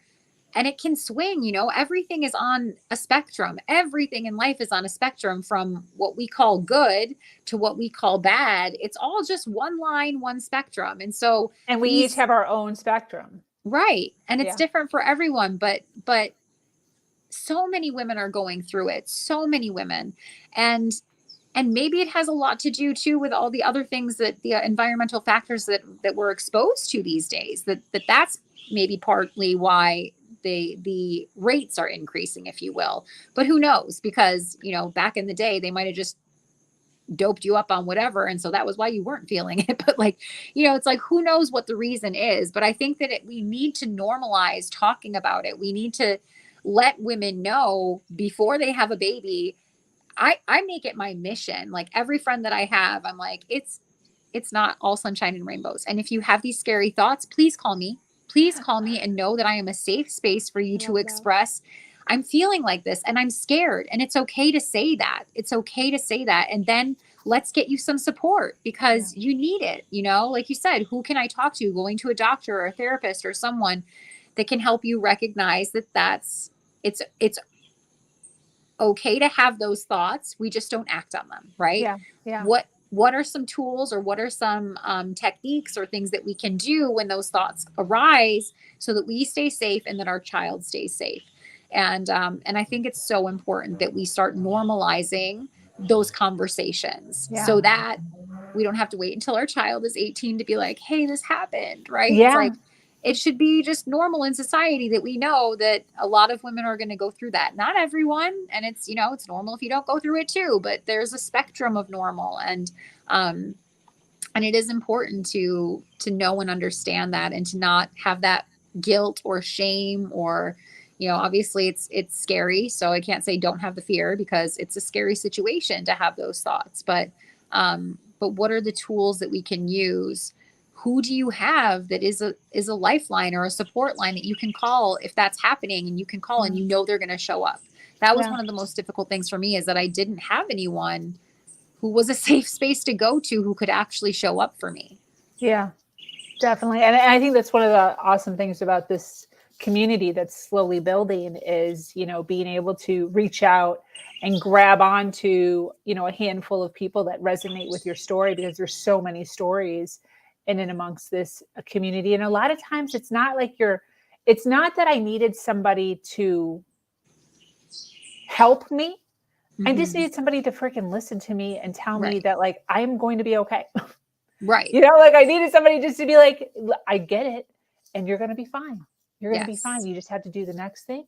You got to wake up tomorrow. If somebody would have just been there to do that, so much of the heaviness would have been lifted. Yeah. Cause it's hard too. It's like you said earlier, you're like afraid someone's going to take the baby, but you also don't, you know, it's like, it was so hard because when someone would come over and say like, oh, let me, you know, I remember we traveled to Germany when my son was 8 months old and to stay with a really dear friend of mine. She, you know, wanted to meet him and wanted to see him. And so we went to stay with her for 2 months and she would be like, oh, let me take the baby out. I'll go take him for a walk and you can shower and do whatever. And I was like, for whatever reason, I was terrified to let her leave with the baby. I was like, no, you can't do that. You can't be alone with him. Is it, you know, and like, why? Please, you know, please go take the baby so that I can rest or take a shower. But like something in my mind was like, no, she can't leave with the baby, you know? And so it was like this really weird situation and you can't explain it. And again, that's why you kind of need someone there who was like, it's okay. It's okay that you're feeling like that. Like, yeah. Or just to tell you that's not, because I was guilt ridden with just being a horrible mother. You know, like same with you. I had the same exact. Well, our stories are actually very aligned. Yeah. But all of my girlfriends were always goo goo gaga over like the wedding magazines. I never cared about the weddings. Babies, always wanted to hold the babies, babysit the babies, look at the babies, take pictures of babies. I don't care about any of that stuff. So, you know, it's like when it's not in your, like, you don't view it in your journey. Right. That's like super, even just that is super traumatic. Yeah. To have that thrown at you. And then on top of everything else, it's heavy. So, and it's happening every day. Yeah. It's happening every day. And it's tough to like continue going through it. Like when I'm like, you're like, he's 18 now. I'm like, wow, you did it. And like knowing again that our beginnings are kind of similar. Like, okay, yeah, I can do this. Yes. And it goes by so fast. I still feel like he's 4. Right? I don't even know what happened. And it really makes me appreciate my parents. It really makes me appreciate my grandparents Mm. because it went by this fast for me. I mean, imagine my grandmother. Yeah. You know, she now has like 4 generations she's looking at. Like, that's crazy. You know, to be able to see that and view that and be alive for that, and you still feel like you're 30 in your mind, but then you're like 80. Like, that's huge. You know, that's crazy. Yeah. But yeah, it just in a blink of an eye. In a blink of an eye. And I can tell that you and I parent very actually, I don't know if we parent very similarly, but I embraced everything. I embraced everything. I can say that, you know, a lot of moms are like, I wish I would have spent more time. I know. I wish I would have spent more time. Yes. But I know I spent all my time. All my time hugging him, kissing him, playing with him, doing everything. He was my buddy. He was like my right-hand man. He was everything to me. I know I did it the way I was supposed to do it. So I have no regrets, yet still too fast. Yeah. Too fast. Yeah. And I think I was just going to say kind of the similar thing is that I know it goes by so fast. So I'm trying to be so present in it, right? I'm trying so hard. I really have arranged my life so that I could still work online, so that I can be home with him. I've tried to be present with him as much as possible. And that's not to say that we don't have our difficulties and our challenges. Like I still feel like motherhood is the most challenging job I've ever had in my whole life. It challenges me in ways every day, you know, and it's the thing that brings me the most blessings in my life as well. But I feel like I know that I need to be present in it. I know that I need to find the joyful moments, celebrate those joyful moments, celebrate the milestones, be present for them. And, you know, what the most important thing I think about parenting is that your child knows that they're loved, right? As long as they know that they're loved and that there is a strong foundation in that there. I mean, I remember thinking like, I don't even know what love is. Like, how will I do this? I don't even know, like, people talk about unconditional love. What is unconditional love? I remember being terrified, you know, and then also in postpartum being like, oh no, I'm doing it wrong. But I was there for him. I was holding him. I breastfed him. You know, I did all the things that kept me present with him. And you know, it's like, I'm doing my best. I'm doing my best every day. And yeah, I might be not doing everything perfect, but I don't think there is a version of perfect. Again, it's like life is a spectrum. Everything is a spectrum, and I'm doing my best in every given moment. So that's all I can do. 100%, 100%. And whatever trauma they are giving, because I joke with my son about this all the time. Like, I don't know. I'll tell him, like, I don't even know if I'm doing this right. I don't know. Right. I don't know if what my punishment here is right or wrong. I don't know if the fact that I don't have a lot of rules is right or wrong. I don't know if I'm doing this right. But where was I going with this? I have no idea. Presence challenge. Damn it. It was so good. I was saying, okay, go ahead, being present and how much of the challenge this is. Maybe it was something along those lines, that it's the most challenging experience. And then there's a spectrum, right, of where you're doing your best in every moment. So maybe it was something in there. But I feel you too on, like, I don't know if I'm doing this right. I'm just doing what feels right to me, what I'm being guided to. And yeah, like, I find, you know, on the days where he's pushing the buttons, right? Because it's like we're making it to the other side of toddlerhood, where they're really just like pushing you and testing all the boundaries every day, every moment. And again, as a single mama, it's like you're there, you're the only one. There's nobody else to back you up on anything. So you're just kind of doing your best in each moment. It's like the trauma is what you said. Yeah. It's like, I don't know what the traumas will be. Oh, that's what we were talking about. Yeah. Thank you. But yeah, I admit that I could totally have fucked him up. Right. I mean, I don't tell him that. I don't say like, I could have fucked you up, but I joke that, like, dude, there was a lot of shit going on.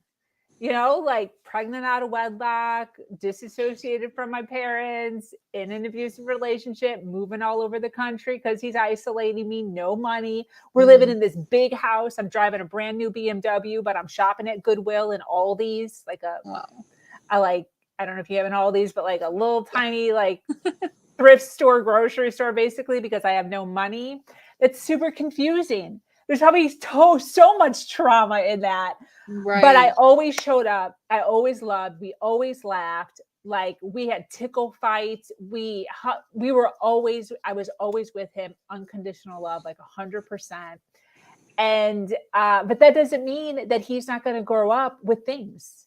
Right. And I tell him that. Like I joke about it. I don't even care. I was like, Yeah, I'm like, yeah, I do you could too. totally have crap resonating, but like that's the kind of stuff that you need in your life in order to get you through whatever you need to go through in your journey. So you're welcome. Right. I think you're right, 100%. And I think it is important to be honest, as someone made the comment earlier, like, you know, honesty with our children is huge. And certainly I don't think we should unload our shit onto them. Like that's not their job, and, you know, all that kind of stuff. But like, I think it's good to be honest with them. And, you know, I'm going through this human experience too. I am learning along the way just as much as you are.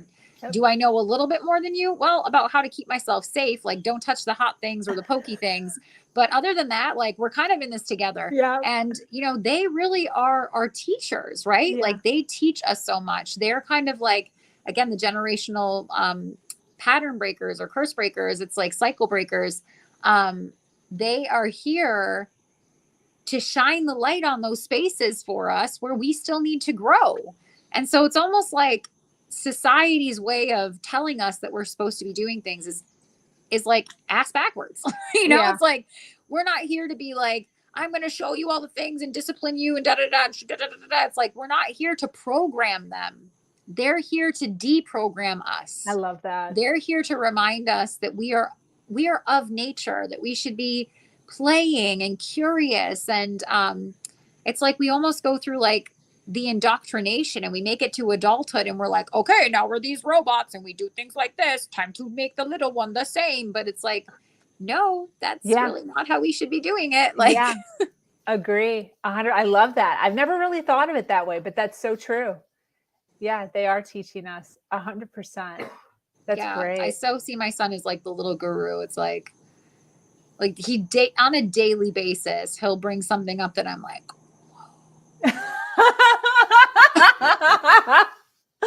oh, that's great. Wow. Like blowing my mind, dude. That actually reminded me of this isn't deep or anything. This isn't a guru moment, but it reminded me of something my son said when he was probably like 3. He was in the back in a car seat, and he always had guys. Like I know if your son always has like G.I. Joe guys, like little guys that he carried. He called them his guys. And he's in the back seat. He goes, we're driving in the car. He goes, hey mom, do you know any Chinamen?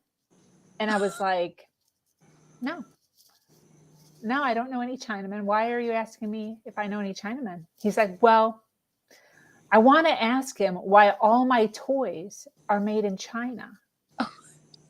And I was like, what do you mean all your toys are made in China? And he goes, at the bottom of all of my men, it says made in China. Okay. Just the cutest little things. Just the cutest little things. That's the stuff you get to take with you. Right. You know? And they're like so curious and so like in the moment, really, right? They're so present with it. He's like, this says made in China. All these things say made in China. I need to talk to someone and ask them why everything's made in China. Like that just makes sense. But as adults, we're like, oh, well, it's, and we have all these like programmed stories around things. And it's so interesting how, they can really be these like fresh eyes, right? To inspire us to see this world or experience this world with a childlike sense of wonder, that we don't know everything, that everything isn't necessarily how we believe it and perceive it. It's just how we're programmed. Yeah. So Christine is saying kids are here to deprogram us. Exactly. Yeah. They come fully loaded to evolve humanity to our next level. I love it. I love you, Christine. We are vibing. Christine actually has her own, I think it's called Healing Soul School. I don't know. All I'll send her your right. information. She's great, though. Her and I share a story of religion Okay. and leaving that religion and taking our own path. So it's been great that we found each other in that realm. And that's religion is another thing too, right? Where it's like there's a certain amount of programming that's happening there. Politics and like all the things. It's like everything around us in our world, school even, is meant to like have us on this certain wheel that we don't question anything outside of the wheel, just keep moving along on the wheel. And when we really step off it and take a look around us, it's like we can really perceive life in a completely different way. It was interesting even sorry to just kind of tangent us off into a completely different direction, but like you know, I lived in New York City for 9 years. And it was literally the concrete jungle, right? These high-rise buildings. There's millions of people taking the subway every day, going from here to there. And I really felt like I was just an ant in this like crazy anthill, and just like millions of people like da da da da. And we were all, each of us was so like self-absorbed, really. You know, it was like this is what I'm doing da da da da da. And like in New York City, especially, well, I don't want to say especially, but like you notice when you're riding the subway how everyone is really self-absorbed, because people are like running, and like you're about to miss the subway, you grab the door, you hold the door, you try to shove yourself in, and with no regard to the fact that like everybody else on this train is also trying to get somewhere right now, and you're holding everyone up, and there are like hundreds of people on this train right now. Whereas like I've seen videos of like the metro in Japan, for instance, and there it's like all very like they're so programmed to like take into consideration everyone else around them. It's like the exact opposite programming of like they literally like all stand aside. Oh, you're trying to get by me? I will move out of the way. You know, it's like it's like literally the exact opposite programming. Wow. So it's so interesting to see that like culturally, you know, all these different ways of being programmed. And so when I stepped out of New York City and moved here to the actual jungle, it was really interesting to see how like if you take like 1 square foot of the jungle, there are like 100 different organisms usually working in symbiosis to create like, you know, like there's this tree here, but there's like 7 other plants growing on this tree, and they're all helping each other. And then there's these ants that also live on the tree, as well as these other bugs. And most often they're all working together in a symbiotic way.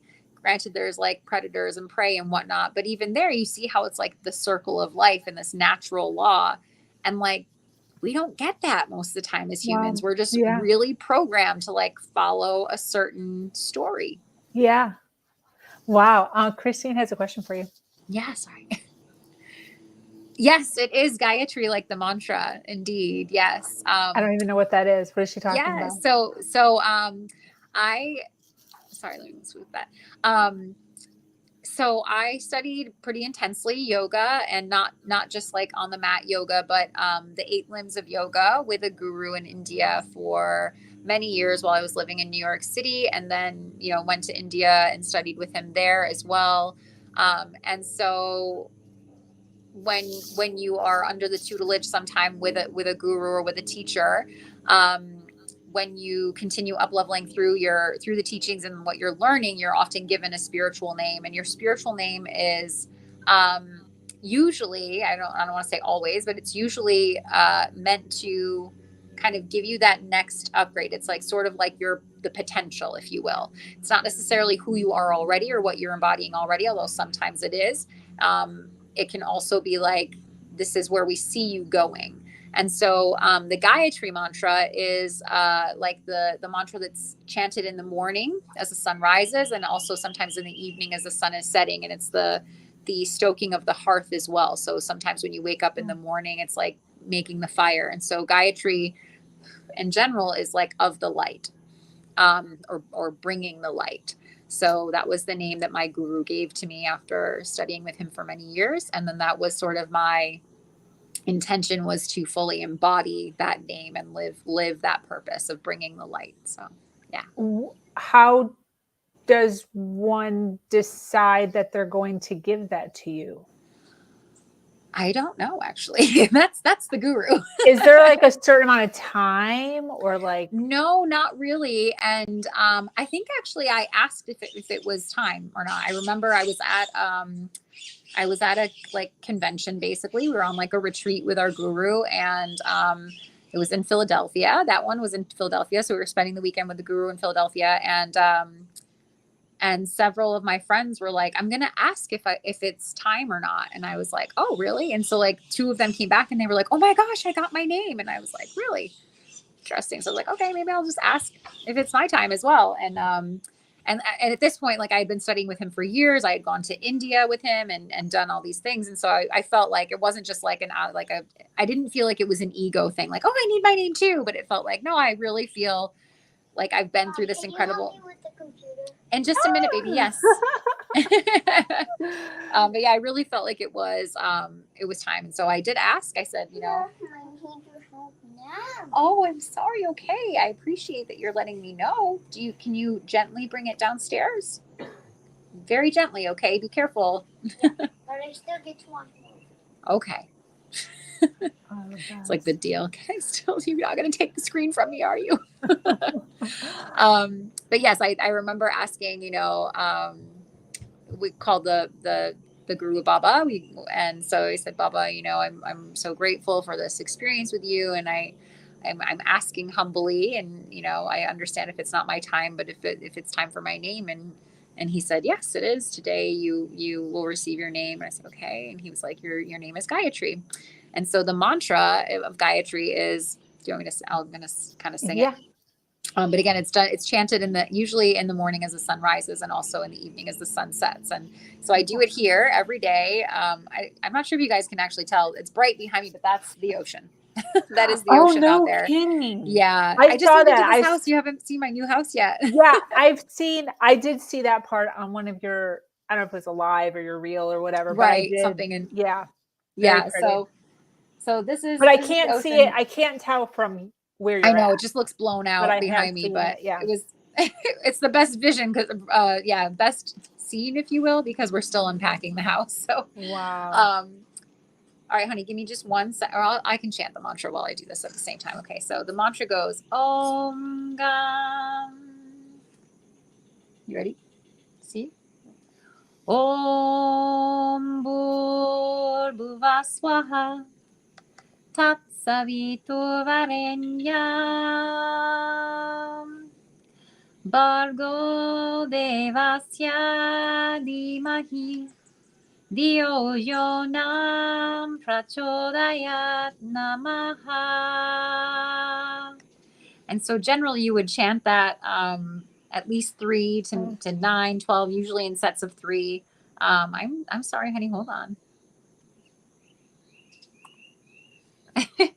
And again, that is to call in the light or to embody the light. How about this one? What's the translation? What one is that? Beep. I'm sorry. Oh, he's Hold fine. on, Mama. What's his name, by the way? I forgot. I'm like, 1 second, let me just get him sorted, because now I'm trying to do this and it's not really working for me. I couldn't even hear it. I know. Hold on 1 second, okay?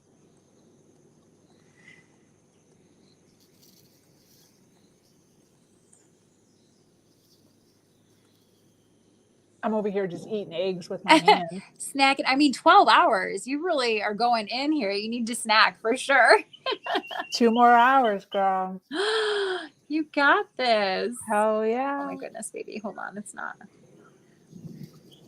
Take your time. I appreciate you hanging out with me. Thank I know you. I know you only said you were going to hang out for like 30 minutes or something. So I appreciate you sharing with me. Oh, okay. Thank you. Oh, he wants to show us that there's a giant langosta grasshopper. He really pulled my neck hard. Did you hear that snap? He's like, a huge grasshopper? Oh my gosh. Is it a real grasshopper? Yes, it's like the size of your hand. Are you serious? Yeah, do you want me to show you? Yeah. It's up on the wall here. Let me see. Oh it my looks gosh, tiny. it's really big. I'm like, it looks tiny up there now, but like it's literally the size of your hand. Wow. Is that normal? Yeah. They're called langostas.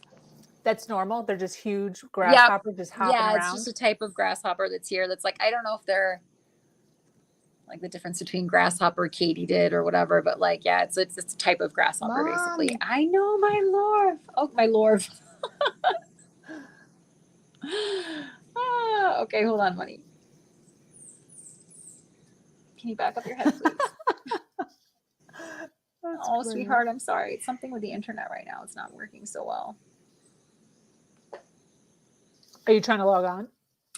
I'm trying to get him his, like, you know, videos or whatever, which he likes to watch, like these basically like fairy tale type things on YouTube, but it's not. It's just kind of spinning over here.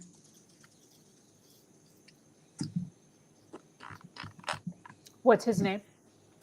My son's name is Phoenix. I knew it was something. I was like, yeah, interesting. which Phoenix. sort of like. Hey, Phoenix. Can you say hi to Sabrina? No. Are you shy? Or are you outgoing? What's your personality? What would you say your personality is? What's your personality? Are you funny? Are you serious? Are you happy? What would you say it is? Are you talkative? What kind of a guy are you? What kind of a guy? Are you a dancer? Are you a dancing guy? Your mom dances. I see her dancing all the time. No. He's You're so not funny. a dancer? He when I'm trying to dance, how did I have this before? I'm like, there's a giant grill in the picture now.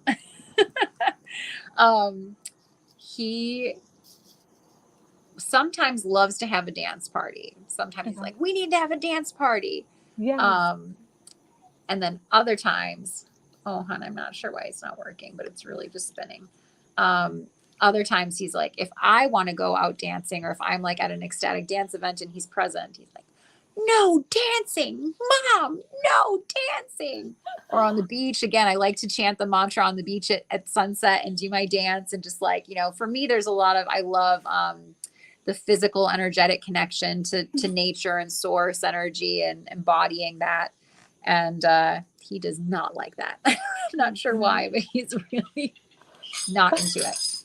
I would say that your personality is definitely strong. He's got a very strong personality, both physically strong, but like also like he knows what he wants. He will make it known what he wants. He's very dedicated to whatever he wants. He's strong-willed. Yeah.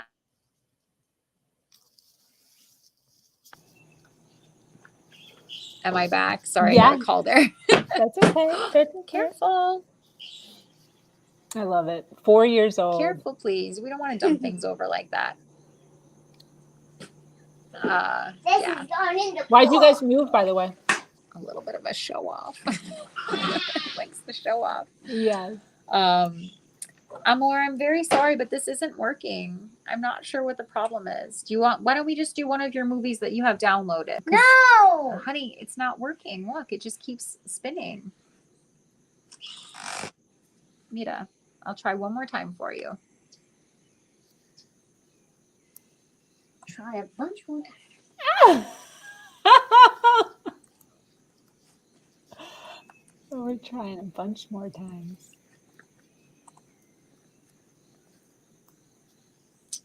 What's just spinning? It's nice that the internet is even an option in the jungle. Well, it's not bringing up the video. When I go to that page, it's not bringing up the video.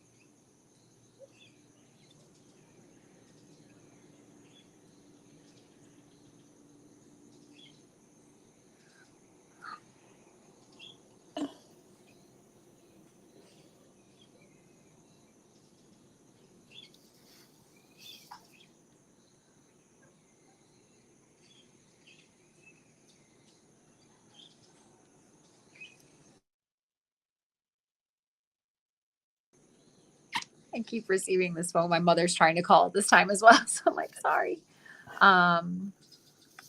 Here, are you sure you can't just do one of these ones? Yeah. You can? No. Oh, You can go, Nicole, if you have to go. It's fine. I have other girls lined up. They're just not here yet. I don't want you to feel obligated. See?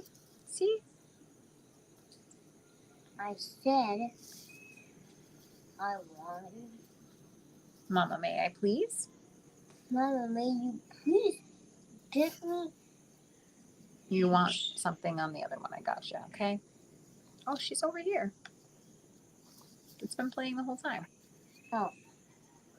What happened? That's really weird. Candy! Oh, sorry. Cheer up, Alice. Did you just figure it Carefully out? Take it back upstairs, okay? Carefully. There's going to be some ads in a few minutes. Don't tap, okay? It's just an ad. Okay. You head up the steps so that by the time you get back to your room, it's done, okay? But carefully. It's hard to get computers here. Good computers. Too funny. Why'd you guys wind up moving, by the way? Back at it. Sorry about that. Yay. Look, you've crossed the 10-hour mark. Oh my gosh. Yes. Why'd you wind up moving, by the way?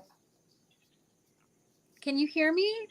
Ooh, I can hear you. I can't hear you anymore. Oh, I wonder if it's because when my mom called. I'm going to hop off and try to hop back in.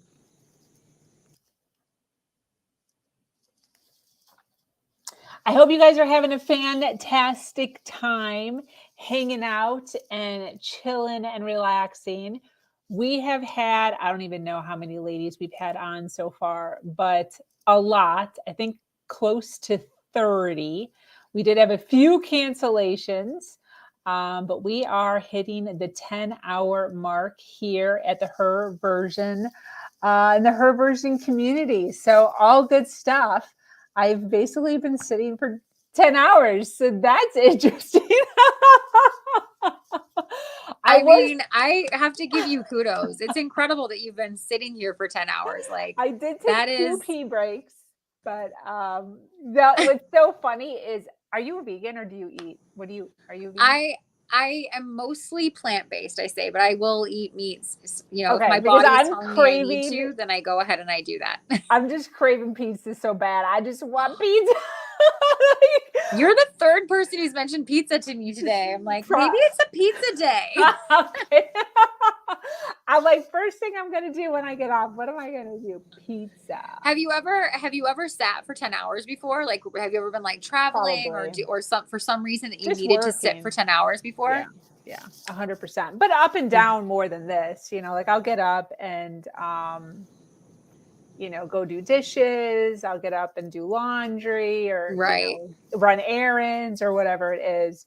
But yeah, definitely I've sat for a total, probably way more than 10 hours in a day. Do you have space in your actual space right now to stand up? Do you want to do a little physical movement stuff? I don't really want to. No, you're like, no, no, I'm well, good. I could, but like to bring the whole, you're just going to see my crotch. Right. And yeah. That's why I was asking. I'm like, I'm not sure what your setup is right I'm now. in my if you're, like, able underwear. to- So you're like, I'm not wearing pants. I'm sitting here for 10 hours. I'm not wearing pants. yeah, I actually, when I was getting ready for this, I put on jeans. Oh, and I'm like doing my makeup and I'm like, why the fuck do I have jeans on for? Like I'm about to just sit for 10 hours, 12 hours straight. Not Why in would jeans. So I took them off. Yeah. So I'm, you know, I'm doing the whole Zoom call thing. Exactly. That's why I was like, is it possible or not? So don't worry. If not, That's don't what we worry. No big do. deal. One of my first guests in the morning, her name's Julie Cotton. She does improv and, Oh, and comedy to help with, she actually coaches through it. And when I did she did a podcast with me, she stood during the podcast and she was like so animated. She was all over the place. She was dancing. She was like explaining things. Very interesting point of view as far as coaching through that. So it really like brings out your child in you. Yes. But it was so interesting watching her. So probably maybe like 4 or 5 times after her podcast, I stood during my podcast just to see. And it is interesting doing it standing versus sitting as far as your animation and your energy goes. So, you know, definitely interesting. For me, just standing for a full hour, you know, is not That's interesting. for an hour. I think that's a lot. I Yeah, love in one doing like, spot, it's kind of yeah. I can't imagine doing it for like 10 hours or something, like when they do like do you remember like back in the day? I don't know if they still even do this, but like telethons or like a marathon fundraiser thing. And they'd be like out there the whole time talking and like doing the things and interviewing the people. It's like, wow, that's a lot. But yeah, Yes. I do find that like if I'm doing like say a Facebook Live or something where I am I want to be interacting with the audience versus just sitting. I do love to be standing up and having that sort of availability for movement. I'm a very embodied animated character though. So yeah, I know. Definitely. I love it for sure. Hey, I've been wanting to ask you, I know that you did a whole, maybe a Facebook Live, you probably have a post somewhere about your hair and the cutting of your hair but I don't know why you did it or what the thought process was. Yeah. So can you tell Love to me? chat Because with I've been wondering. Yeah. So okay, so basically I used to have hair that was like down to like my waist. It was below my tatas here. And I loved my hair. I really loved my hair. It was, you know, it made me feel like a mermaid and it made me feel really feminine and I loved it. And then in September, my brother got sick and passed away. And we were able to make it there for his passing. He was on life support at that point, and we took him off life support as a family. And before I left, there were like a few days before I left, where things were looking like he was healing and it was going to be better. And I was kind of working in the energetic realms with him and doing all this stuff. And then it shifted. And so we ended up having to go and take him off life support. So he passed. And I was with him in the room when it happened. And I had this incredible experience of the veils being lifted between the two worlds of death and the energy. And I experienced, when I say it out loud, like the only way I know how to put it into words is that like I saw all of these angels come into the room. I saw all of these beings who were mostly people that I knew who have passed away come to usher him across into the other realm. That's heavy. And it was the most incredible, like life-changing experience since having my son. It was really just like, what is happening and feeling into his death as this incredible transition, which it always is, but seeing it more as like just his new chapter, you know, that it was meant to be this way. You know, his best friend had passed a year and a day before. He went the next day after the 1 year anniversary. His wife had passed like 3 years before, 3.5 years before at that point. And so I knew that he was making that choice to cross at that point. Wow.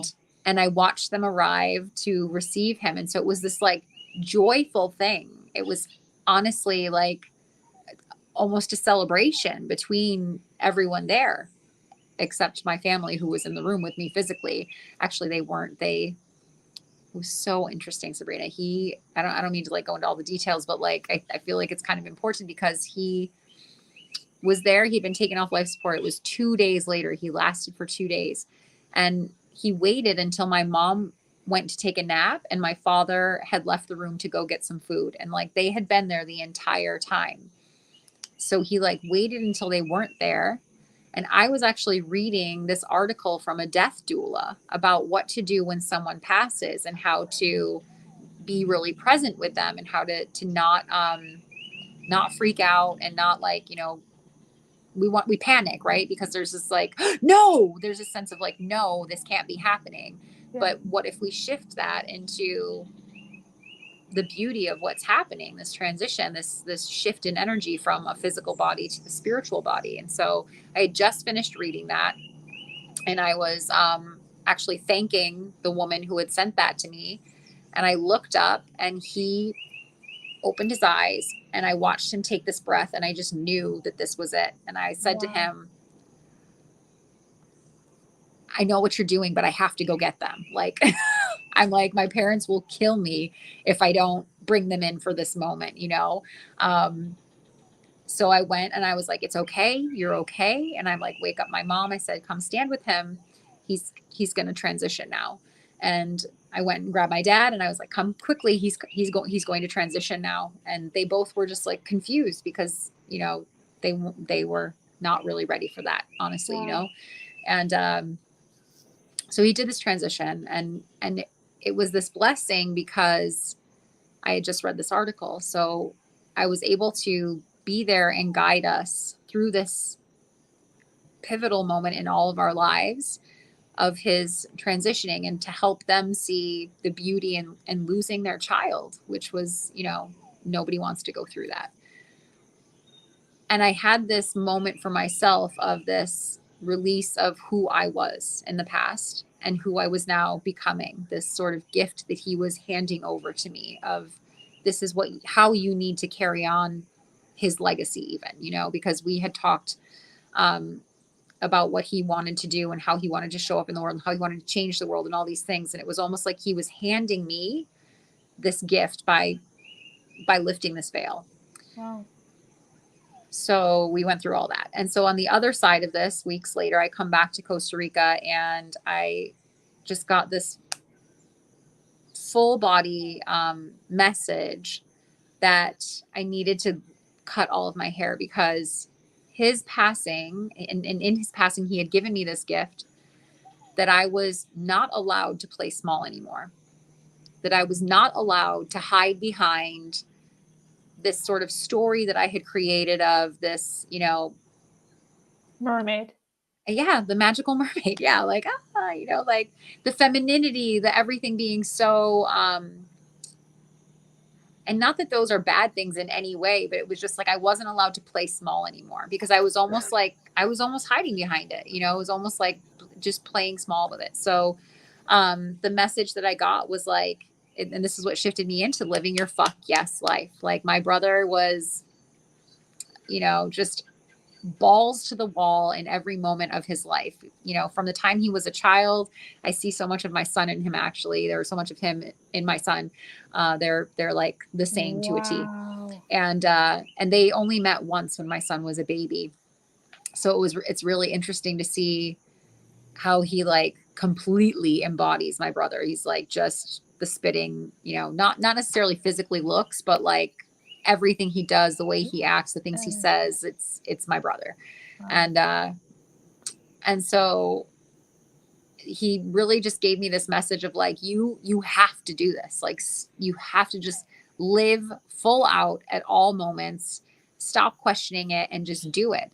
And you have to shave your head. And it was coming up on not the anniversary, but the Day of the Dead. When we came back to Costa Rica, the next day was the Day of the Dead. And I was invited by some of my friends to a Day of the Dead ceremony to honor our loved ones who had passed. And so I went to this ceremony and I told my friend about this, and she revealed to me that over, I think it was 12 years ago, that her son had passed and that she got the same message to shave her head and to go through this transformation. So the following day, she helped me with this ceremony of releasing my life and the past and all the things and the sort of, there was also a lot of like trauma, if you will, between my brother and I when we were little. And it's also the difficulties that I have with my son are the ways that I'm triggered by his actions and the way that he's the same as my brother.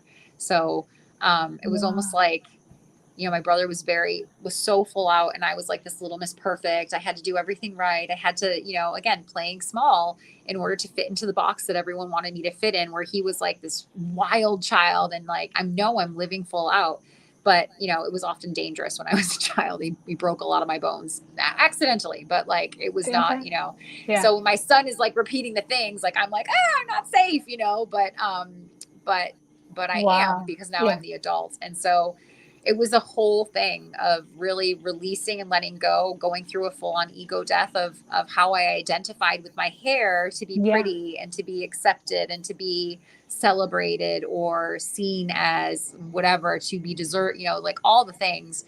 And so it was like a real challenge. And it was the catalyst to then be able to say like, no, I'm every single day I will be living my fuck yes life.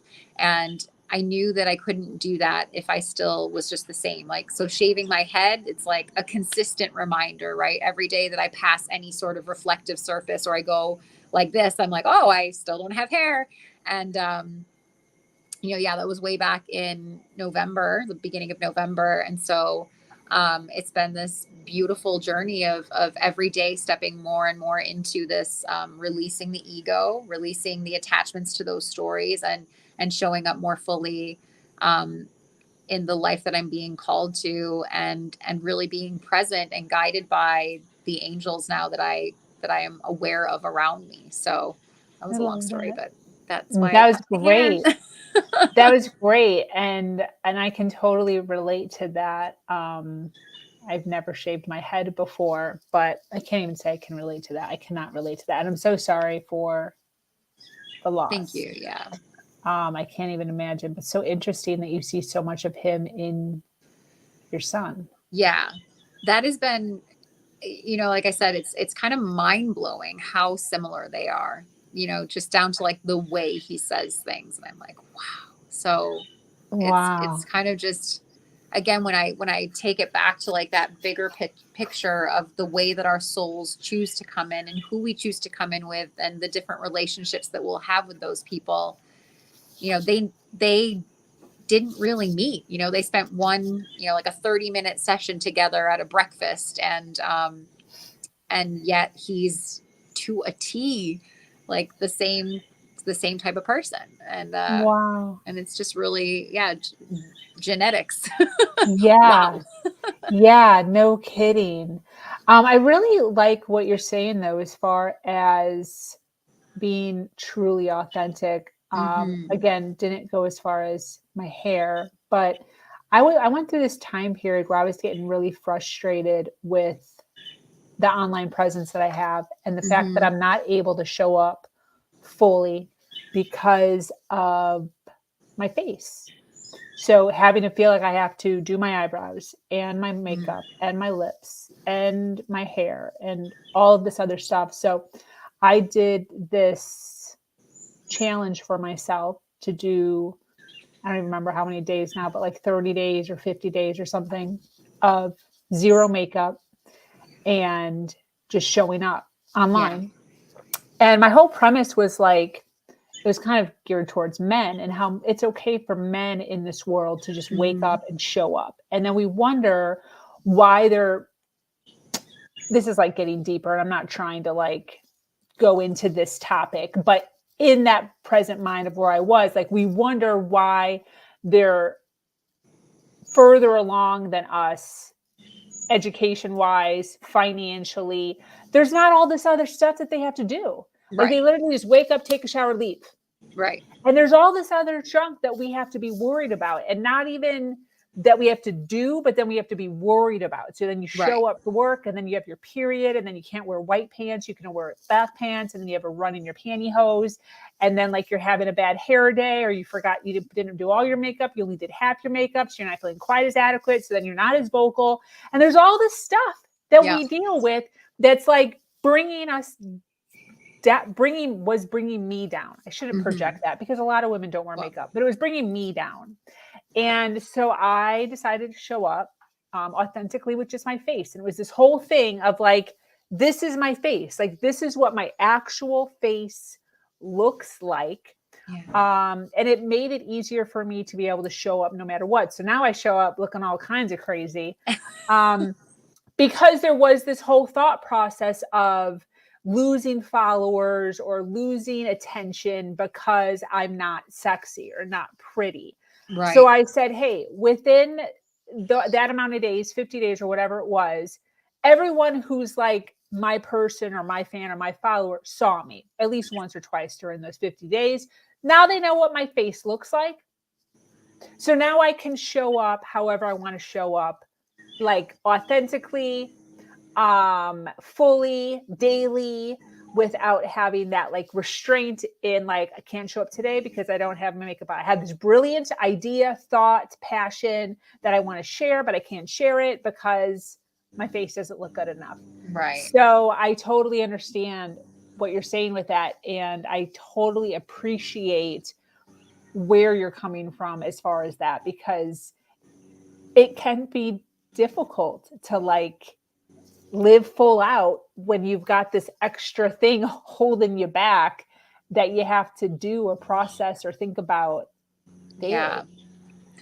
Yeah, it definitely took me through the whole ego death of Wow. the like needing, I need hair, and even down to makeup. Like I kind of stopped wearing makeup. I don't even know. I literally the other day was looking for my makeup. We've moved and I like can't find where I packed my makeup. So I'm like, well, I guess I'm not wearing it. And but you know, I kind of stopped wearing makeup a lot when I did the hair as well, because it just, yeah, it was like, how can I show up as like authentically as just myself and still be accepted and still be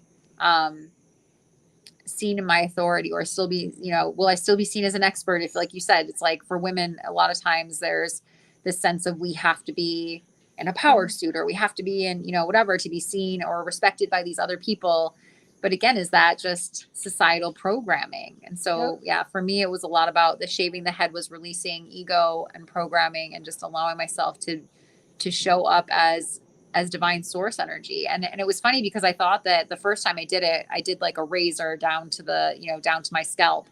And I just assumed that like, okay, I'll just grow it out. It'll be like this thing and I'll be done and I'll grow it out and it'll be the reminder and it'll be like whatever and I'll be good to go. And I've actually just taken it down. Like I'm ready to take it down again because it just feels good. It feels like me, you know, and it's funny how many people, like I will say, from an ego standpoint, I look at myself and I'm like, oh, I'm not quite as feminine, or oh, it looks like it's very masculine, or you know, I notice like when I'm driving, especially, that people will see me and then like kind of do a double take because they're like, whoa, you know, they thought I was a man and then they see that I have boobs and they're like, whoa, what's happening there, you know?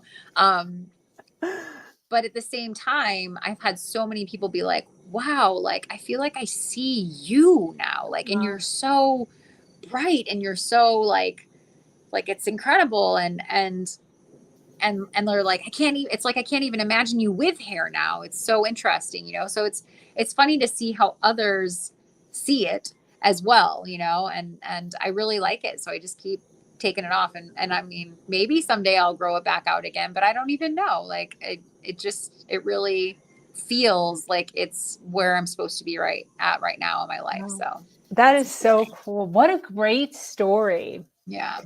What was the feeling like as I saw it? I was in the reason I didn't get the full story is because I was someplace, didn't have my headphones.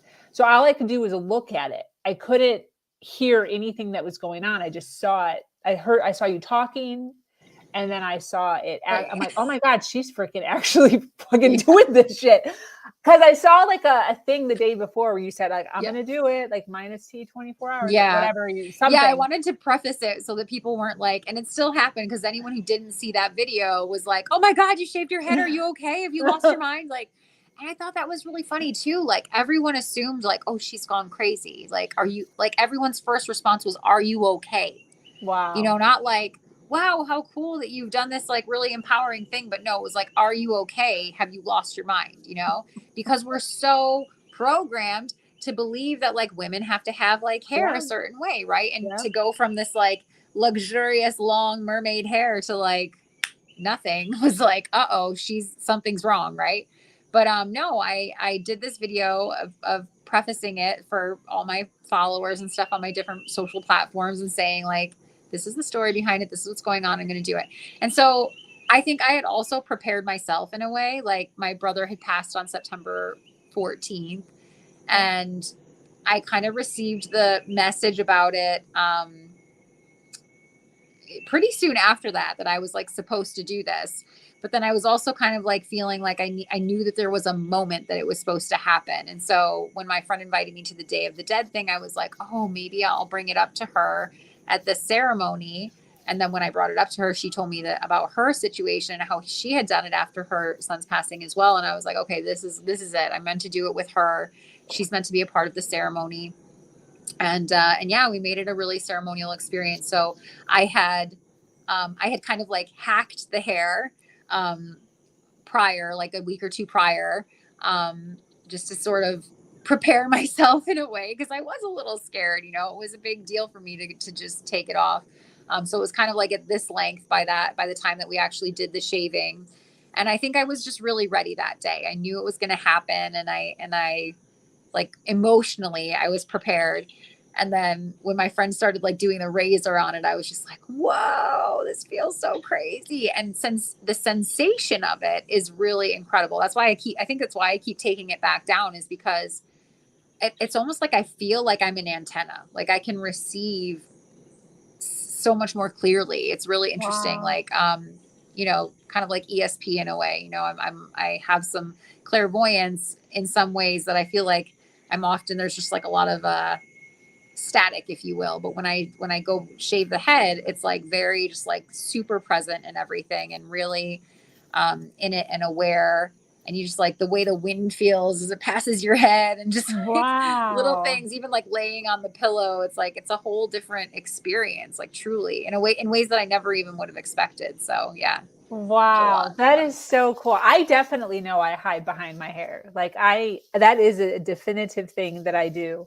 You know, I mean, not that like I'm trying to hide anything, but I Right. definitely like appreciate my hair being down and big, and for it to be a vocal point to like say something about me. Yeah. I don't know what it's saying to certain people. Certain people probably mean certain things. But I definitely, you know, I do. My whole life I have. My whole And I life. think that's normal. I think that for It's so most interesting. women, I would think that is kind of normal, you know, that like we use the hair, you know, it's kind of like an accessory in a way. Yeah, It's certainly a 100%. choice, right? Whether you want to have like short hair or long hair, or, you know, a lot of people who have curly hair are straightening it every day, right? And it's like, Yeah. it's such a choice. And again, what does it really mean? It's sort of interesting to see how, I don't mean to be like a broken record, but it's almost like, again, the programming, like, you Yeah. know, what does it mean if you have curly hair versus if your hair is straight or long or short, or, you know, all the different things. It's really interesting to see how those stories come through. Yeah. Yeah. One of the things I'm dealing with right now is my gray hair. I've been growing it out. It's probably like 4 or 5 inches right now of just like all gray. There's gray everywhere. I'm You seeing probably as you can't come see it, super but close, I'm like, like, okay, you've got some, but I would yeah, never, it's not, I mean, I yeah, wouldn't it's have not noticed. super, but like in person, it's very You're like, apparent. okay. And my natural hair is not, I dye my hair like pretty Okay. much black. And my natural color hair is like this, it's like a,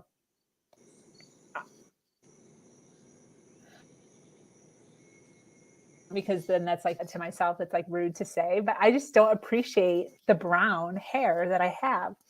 And it's not to say that it's ugly or that I don't want it. It's just like, I just like really dark hair. So but I'm doing it for the same reasons.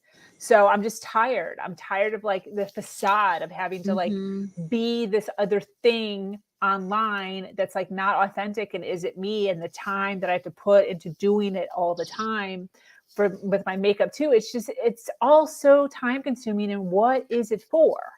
You know, why am I doing this for? So having like a real like conversation with myself and saying like, I don't want to freaking do this anymore. I grew it out during COVID, probably around the same length. And then I dyed it again. Yeah. Once everything opened up again, I didn't want to be Right. Yeah, it's seen. like, oh. Yeah. Cause like you're saying, it's kind of hidden online. So it's not like anyone could totally tell. Right. But out in public, I didn't want to be old. So I dyed it again. And then I probably did it for 2, 3, 4 months, maybe. And then I was like, I don't like this. I don't want to do it anymore. So I don't know what's going to happen. I'm putting like asterisks on everything. I'm not saying nothing. But I'm going to try it out. I'm going to see if I can get it down here and try it and see Doesn't mean that I'm not going to show up black at some point. Doesn't mean I'm not going to show up pink at some point. I don't fucking know. Yeah. But I do know that that it's interesting, and I appreciate it. It's not even that much of a big deal as I thought it was going to be. Like, I thought it was going to be this whole, like, people would notice and say things and treat me differently. Nobody even freaking cares. Yeah, So, I think it's interesting too, just because the stories that we have in our head about it, and then like when you're like saying, "Oh, the gray hairs," I'm like, "Where? What are you talking about?" Like, I'm trying to get close. What are you talking about? And I there think really it's is a lot. I love it too. I love like the women who like rock the Yeah. silver, like through the, you know, I think it's so beautiful. And That's what I'm I going think for. again, it's like a story in society that, you know, we've been told over and over again, like, oh, gray hair means you're old, but no, it doesn't. It means you have gray hair. That's it. You know, and I know I had friends actually whose hair started going gray back when they were in high school even. So, you know, for me, it's just been something that's been around. It doesn't mean you're old at all. I think it's really beautiful. So whatever you choose to do, I celebrate you in it, honey. Thank you.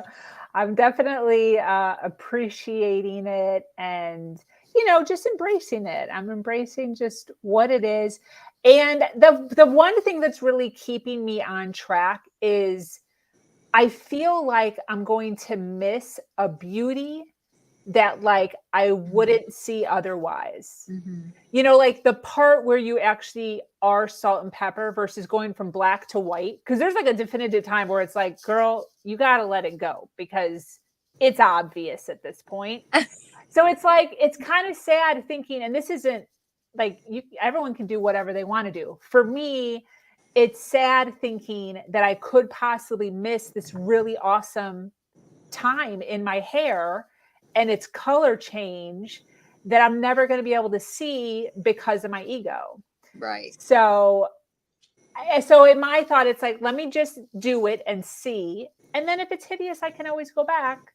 But I think it'd be cool to watch the evolution of what it's authentically supposed to look like, you know? So that's what's keeping me on track, at least. So we'll see.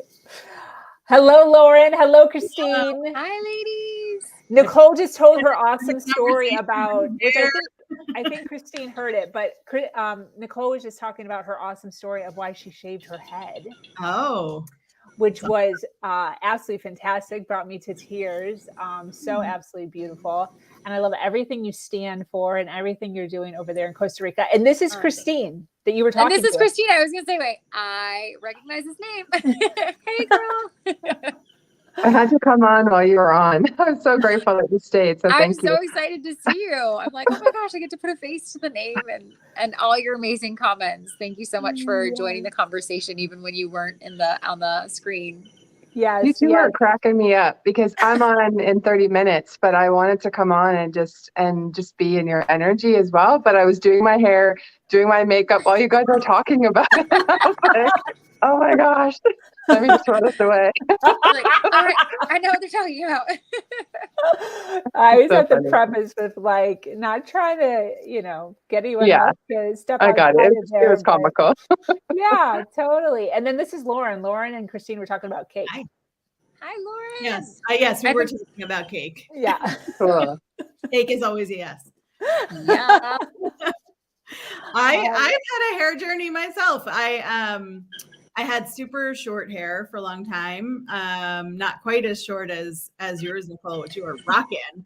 But I've had every color, every shade of red, blonde, brown.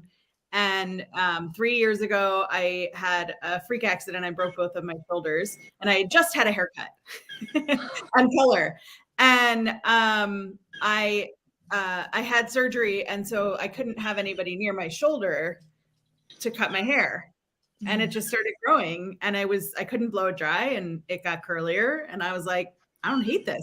You know, all these years I've been working so hard to keep up the color and keep the cut and blow it out. And, you know, and I just let it grow for 3 years. And it's now, I mean, it's in a pony, but it's now down the middle of my back. I've got a white stripe here, and I love it. And I barely do anything to it. Once in a blue moon, I blow it out, but I feel like I took off a mask. Like I was I was wearing hair. And now That's great. Yeah. It's great. Yeah. It's really, so looking at it. really freeing. Yeah. That's cool. I love that. So I would like to, you guys, Christine, tell us who you are, where you're from, what you do. And then Lauren, can you reintroduce yourself? Let's just all reintroduce ourselves. We have 92 people online right now hanging out with us, chilling. We're only left on like 3 platforms with us right now. Everyone else just kicked us off because of the time limit. No one wanted to do 12-hour streams. So we're only on a few platforms right now. But Christine, can you introduce yourself? Let us know who you are. Sure. Thank you so much. So my name is Christine Cardoza, and I'm one of the co-founders of the Healing Soul School. And our heart really is to help those who are business owners that were raised in fear, trauma, narcissistic kind of environments. That's how Sabrina and I met through our ex-religious circle. And really just empower, because how we were raised really affects how we are in business and how we are in the bedroom too. As above, so below. And so I just look at all things. In the last 2 years, thanks to this lockdown, switched businesses because I lost one, and then I started coaching online, and my spiritual gifts started to come in. So now I'm channeling, and I listen and I feel into where someone is struggling. I really want to help people heal what is in the lower chakras. So in the pelvic bowl or the sexual organs, because I feel when you can go in and get that generational trauma for many of us cycle breakers, then all the other things that are hurtful in your life or that are hindrance or have you stuck just melt away because of the energetics behind it and the emotions. So that's who we are. And we're really just here to empower entrepreneurs, just like Sabrina. I love that. Thank you. Lauren. Wow, that's amazing. Hello, everyone. I'm Lauren Lefkowitz. I'm an executive leadership coach, and I work with people to break the trap of being fine and break the work, sleep, repeat cycle that we get into. And so I work with mid-career executive, rising executive, people who want to be executives, and work with people who have gotten to where they meant to get in their career and realize it's not what they want anymore. And so I help people figure out how to set boundaries, stop people pleasing, say yes to themselves, figure out who and how they're being underneath what they're doing so that they can get the headspace and create some time to figure out what they want to be and who they want to be when they grow up.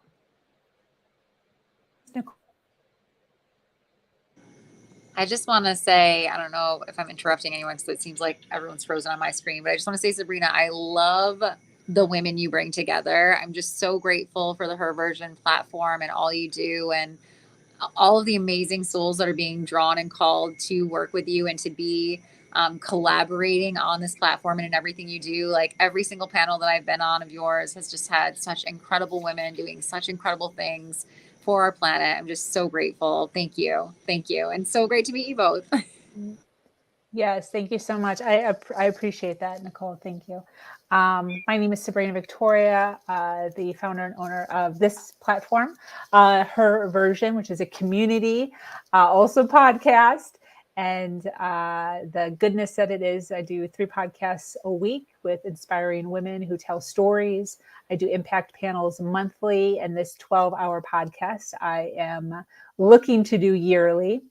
I also own a company called Human Better 365, which is a human transformation company focused on time management and organization. And I also run a community called Sober Society, which is pretty much concentrating on the I am statement. So opposite of a 12-step program that focuses on I am a alcoholic or I am a drug addict, and we turn those into I am powerfuls and I am awesome and I am sexy and I am brilliant, because we're so much more than the addiction that we are told we have. So I am looking at Christine for a question. You actually put a question up. Do you want to go with that question? I did. Was it about the childhood stuff? Yeah, I just didn't put it up because Nicole and I were talking. Yeah, no problem. Yeah, absolutely.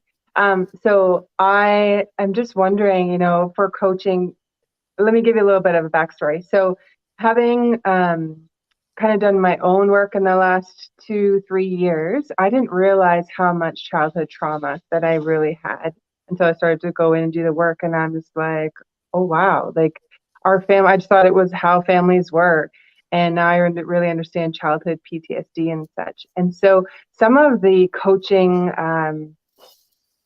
circles out there, they say, don't look at the past, right? Just focus on where you are and where you're going forward, right? And kind of that just stay focused or stay positive. And I feel like, well, I've done that for 20 years. And then, what about the trauma that is in the body and the things that my body is remembering, or any of the things that can come up when you think you've healed something and then another layer comes up. So I was just curious, with childhood molestation, not for me in particular, but for our family. I've had some people in our family that had experienced it, and just watching as the observer, but also from childhood PTSD or that, the childhood trauma. What do you do with that? I was just curious, in your coaching or in the empowerment side of it, is it something where it's like, let's just, yep, it happened and let's move forward with your pieces that you have? Or is it actually taking some time to go in and see where is it in the body? Let's move and heal that so that you can, I guess, kind of process it and let that integrate into your body. So that was a little bit more of an explanation to my question. Thank you. I feel like Nicole should grab this one.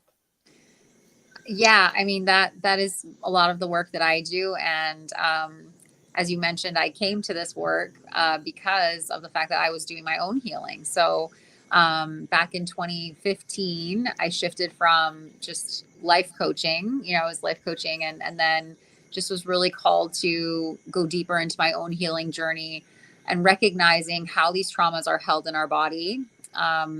Especially the sexual traumas held in our womb spaces, in our pelvic floors, and in our nervous systems. All of the different things that happen to us are stored somewhere in our bodies, I believe. And I think scientifically it's being shown that as well. So, yeah, for me, it was all about like somatic and movement work. And so I created Yoni Size, which is a movement modality that helps women not only, it's sort of a bridge, if you will. At that time, again, back in 2015, there wasn't much conversation around womb healing. It wasn't as present as it is now on the internet, or maybe that's, again, reticular activation. Like, because I started working in it, because I started doing it, it seems like it's everywhere.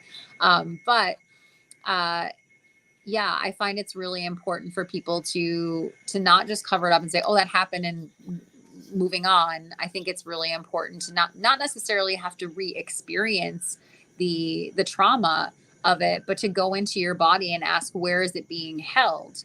Where am I storing these things in my body? And so Yoni Size became this space or a movement modality to help people feel like they were being held in a safe space to move through it, to address it, to allow it to come to the surface. And it's a practice. It's not like a one-time thing. It's not really a coaching either. It's a practice. It's a type of way of moving. It's a way of bringing yourself into this safe space to allow this to come up and to allow yourself to be present with it, to see it, to hear it, to allow it to move through and release from the body. So for me, I think it's, personally, I see it as being a very important thing for us to do. And I think that there are lots of different ways that people can address it. But I think that movement is a way that really helps, because, again, things that are stuck in the body, they can present in different ways. But I think the emotional attachment is something that often gets ignored. Or in like Western medicine, they're not going to say like, oh, you're having these issues. You know what that's probably from? Were you molested as a child? Or, it's like, it's just not, that's not, what pill can we give you? Is what they're going to say. Right. So taking it back, I think, is often really important. I'm sorry, the sun is setting here, so it's getting very dark around me, but, I think that it's really important for people to find, whether it be somatic or cranial sacral or different types of modalities of healing to address these different issues that exist within the body, and how can we process those things to move them and release them.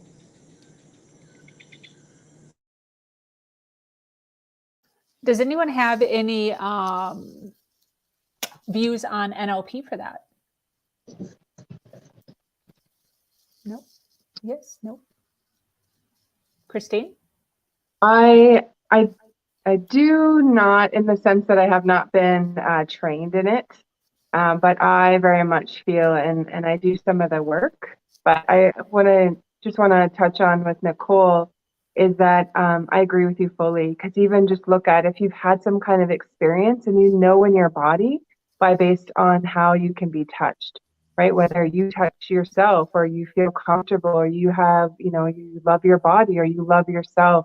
That's very sure telling signs of what is hidden in the body, what is being remembered there. And so I think it is really important that body work happens, because many people, whether they go to counseling or they think positive or, they have a YouTube degree on trying to heal themselves, right? It's all about, just not being in your head, of communicating with a power that's bigger than us and being able to move into the body to connect with our yoni. Absolutely. I love that work and the yoni size that you're talking about, because then you are able to open and trust. You're open to receive, whether it's from a divine masculine, a partner, God, source, creator, money, authority, like all of those things. And I love this conversation, because I really feel that the more we can talk about this and actually come into our body, then, more than 60% of women right now who have trouble orgasming or touching their body or are numb in their yoni area will be able to receive pleasure, which is so incredible, right? To be able to experience that. And I think there definitely has to be some more work done on that, or at least just more of us talking about it, so that people can have the confidence then to look at their own body or how they're connecting to see. It may not even been trauma from something like a big T thing. It could have been that you didn't feel seen or heard in childhood, or there's a shyness. I heard my parents having sex and I shut down at 11. And so it was like something from that. I wasn't abused in that way. There were other things going on, but it's everyone's responsibility, I feel, to take a look at what's happening in the body. Sorry, I'm dog sitting and they have a bell on the door. So I'm just gonna go and remove it. No problem. I want to ask for our listeners, what is a yoni?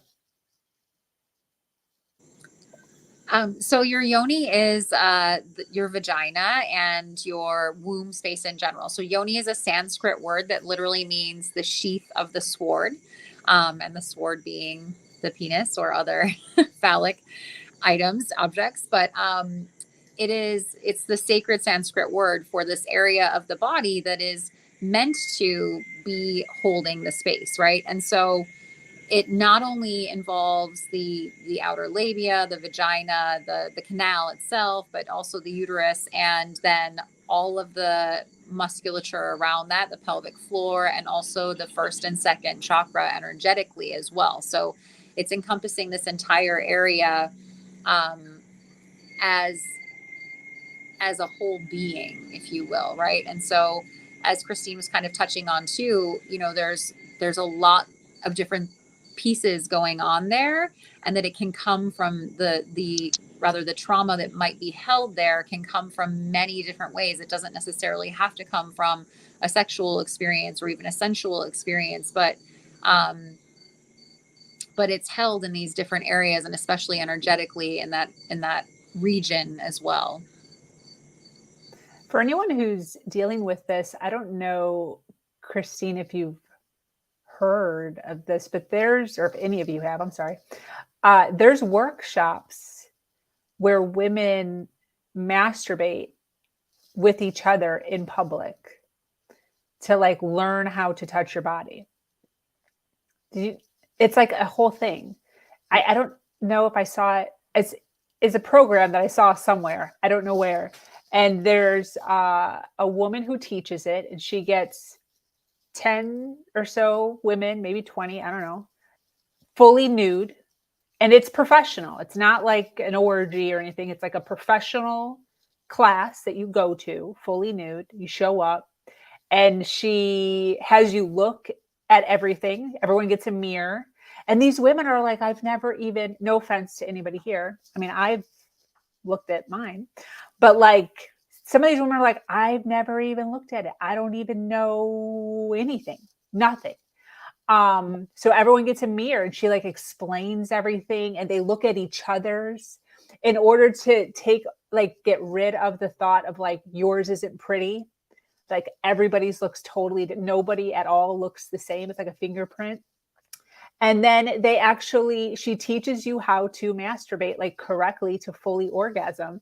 And these women like allow themselves to surrender. It takes some time and they orgasm together as a group. It's very empowering. Like I was like in tears. It was crazy. I mean, they didn't show that necessarily that part, but hearing people, they spoke about it afterwards and, they showed like blurredness and stuff like that. But it was so empowering watching it, to add on to that. Yeah, there's lots of workshops and stuff. It doesn't have to be that you're completely naked, but whether it's learning Tantra, and the basics of Tantra, honestly, are communication, eye gazing, slowing your breath down. It doesn't have to be where it's all full out and you're in a room full of other people masturbating. It all depends what level you're at and where you want to go. But someone who can get to that level, you're actually seen. You're seen by other people, and that is just empowering in and of itself. But I feel like it's such a great way for us to come back and connect to the body. We were taught that it was taboo, right? You don't have sex before marriage and you don't masturbate, especially if you've come from a religious background. And just as a society, we've been taught not to touch or connect with our bodies. We've learned how to be with another person and how to let our body parts look like we're having a good time with them, but we are so disconnected from what it looks like, what it touches like, where all the parts are, what the words are. And that is a great exercise of even just getting a mirror and having a look at your own. And if this is like constricting for you or you're like, whoa, then that's good. It's your medicine. You know where you are and you can open up, because when you can come to that place, when you can look at yourself in the mirror, give a high five, say, I trust, and looking into your eyes and just slowly moving to this place of really loving and adoring yourself, you open yourself up for so much more. The yoni is a portal to the universe. Like, we are magic, and it starts in our yoni, like in the spot, right? When you're looking down in there, and we're learning and we're growing and we're learning this kind of earth magic that has been hidden or whatever. We just weren't taught how to do it, but now we have the capability. And when you can do that, it's not even the sexual part of the orgasming, but when you have an orgasm, you are the closest to life force energy or to spirit, source, God, whatever your comfort word is. It's all energy. It's the same word. And so when you are in that delicious space, you're not thinking about the bills. You're not thinking about the argument that you had. You are just in that moment and you are enjoying it.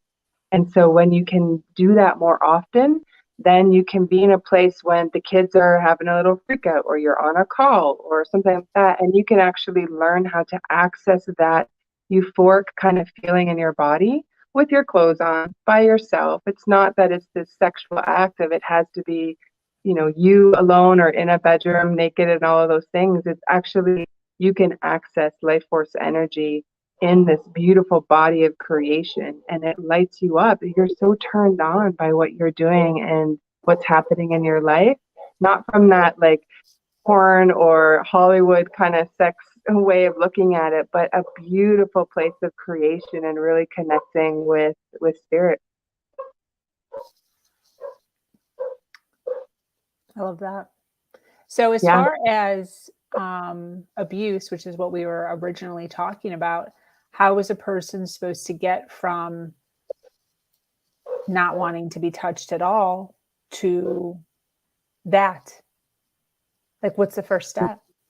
Yeah, very good question. And thank you. Very important. It's really just being able to do some eye work in the mirror. Or even if that's too much for you, to just say, I am open to learning how to trust myself. I am open to learning, what is for me, what feels good. We in ourselves, we have an idea of what feels good, maybe from experiences that we've had. But if you can take this approach of being really curious, instead of, or sorry, not instead of, but like, and I wonder, what feels good to me. We've never been asked to ask ourselves or taught how to ask ourselves, like, what's your favorite color? Or what's your favorite kind of dinner? Can you take yourself out for a date? Can you be alone with yourself and feel okay? Or are there feelings of codependency or avoidance? Usually are the two. You're a clinger or you're avoidant, right? One of the two based on our childhood. And so it's really this space of learning who you are, maybe for the first time, just different parts about what feels good to you. What in your life do you want to get rid of? Maybe, that doesn't feel good. And how you really know is how are you with touching your body, right? So if you just imagine, and might be a little bit advanced. So if someone has been hurt or something like that, just go slow. There's no end destination. It's the journey, and you get to enjoy every moment of it. But how you know kind of where you are for expansion, and if you are, more open or kind of closed and your heart is closed, is just imagine if you're to open your legs right now, whether you're by yourself or in a room full of women, clothed, nothing naked. And just that feeling of, if you were to open your legs, how far can you go? Right? And then you'll know kind of where your restriction is or that contraction. And that's your starting point. That's your medicine. It's your breadcrumb to say, okay, I'm interested. I'm curious to know what this is, to go a little bit more. I created a course called Make It Alchemy, and it's just simply to take off the inner masks, to learn who are you? What kind of childhood programming did you have? Were your parents emotionally unavailable? Do you have boundaries? Do you know how to heal triggers? Heal the mother-father wound, that crusty mother-father wound, right? Or any kind of lack that we feel that we had. We were all set up, right, in childhood. Everyone has a story. That's the soul journey of what you came here to experience. And some of them, the bigger things or the more difficult things, there's a little bit more work to do there, definitely. And just being curious in that self-discovery of, I wonder why I was a vibrational match to that, or I wonder why that was in my life, right? And universe, show me if you don't know, right? And just those answers will come. But it's coming back home to ourselves. And that's what we're doing right now. And that's been the last 2 years, really, is for everyone to slow down and really just take a look at your life and what feels good, what is constrictive, and you're like, oh, I don't want that anymore. Many people, I call it the life squeeze, where we're in corporate America, or, like a job, or I was a travel agent before, and I just started to get that feeling of, I don't want to do this anymore. Like, I love speaking about travel, but to book tickets or email them, it was like, no, thank you. And so, Lauren, I am, the people that you are mentoring, that was me saying, I don't want to do this anymore. So, sorry, that was maybe a longer answer than expected. Lauren, what are your thoughts on that, and how do you start? How do I start? Like, if someone has like that comfortable feeling of like connecting to yourself, doesn't have to be about touching, but just coming home to connect. This is not my area of expertise at all, and I feel like I'm just like learning from, I'm sitting across from me. Tell me more. I've gone on my own exploration recently, like in the last few years. I grew up as a kid who didn't like to look at myself, my face, my body. I didn't like any of it, and I settled on in my 30s that, like, okay, I'll just be like intellectual and funny, and I don't have to deal with myself, right? My physical self. And I sort of felt like two different beings. And I've spent the last couple of years, I'm actually like surprising myself that I'm talking about this out loud for being a space where I can do that. But I've spent the last couple of years working with coaches and therapists to integrate and to become like one single person. And I actually love looking at myself now, which is shocking for me, because I thought I would get to a point where I just didn't hate it. Like I wanted to have no energy around it, because any energy I had around it was negative. And now I actually like, it's kind of nice to look at myself. And so I continue on the journey because, you know, it's layers of an onion, right? I'm certainly not there. Wherever there is, I don't know what the end is, but but it's so it's comforting to hear, and to, you know, continue to hear from this community of women how normal it is to think you're not normal. And that expands, I think, to every area of coaching and healing and therapeutic work, that there is this and I think this sort of leans into my work with clients, which is there's this expectation that you fit into some normal category, right? Whatever your normal is. Oh, I'm normal, I have a husband, or I'm normal, I have a wife, or I'm normal, I have children, I'm normal, I work hard, right? And so I work with career people who think they get to a certain level, they should know everything, they should appreciate what they have, they should work as many hours as it takes. And if they're an executive, like, button up, sit up straight, be very serious. And I argue that it's not like none of us have any idea what we're doing. I was a vice president in an organization, and for a couple of years, I didn't even recognize that I was an executive.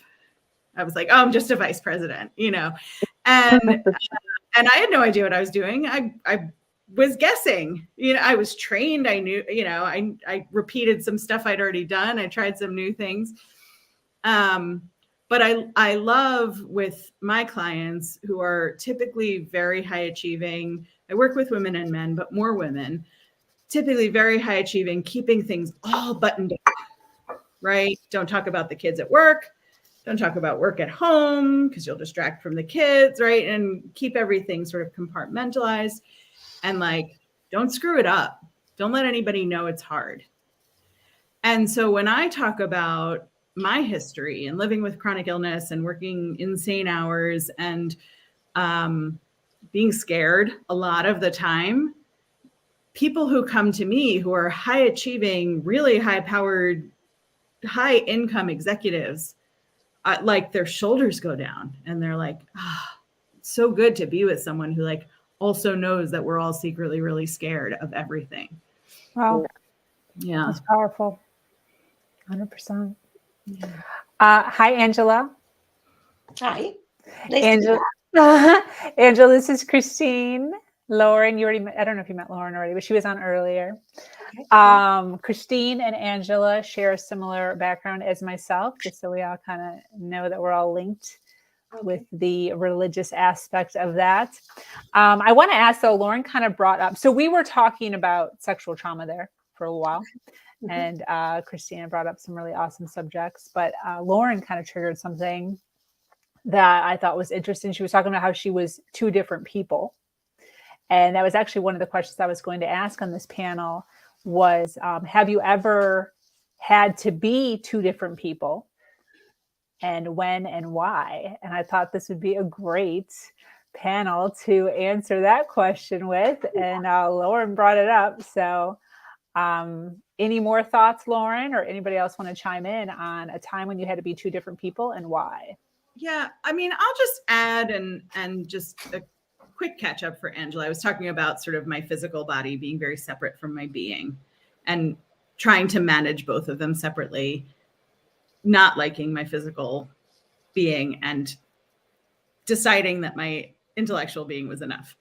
And now I've worked on really integrating. I think the people who expect us to have two separate ways of being and two separate identities, I think it's us.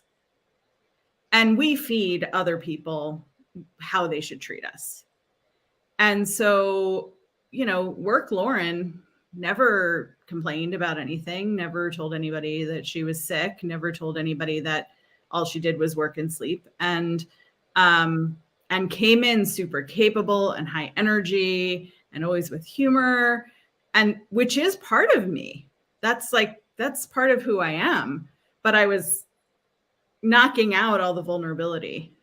And nobody was asking me to do that. Nobody was saying, like, you better not cry in the office, Lauren. Nobody was saying I couldn't have vulnerable days, or I couldn't call in sick, or ask for help.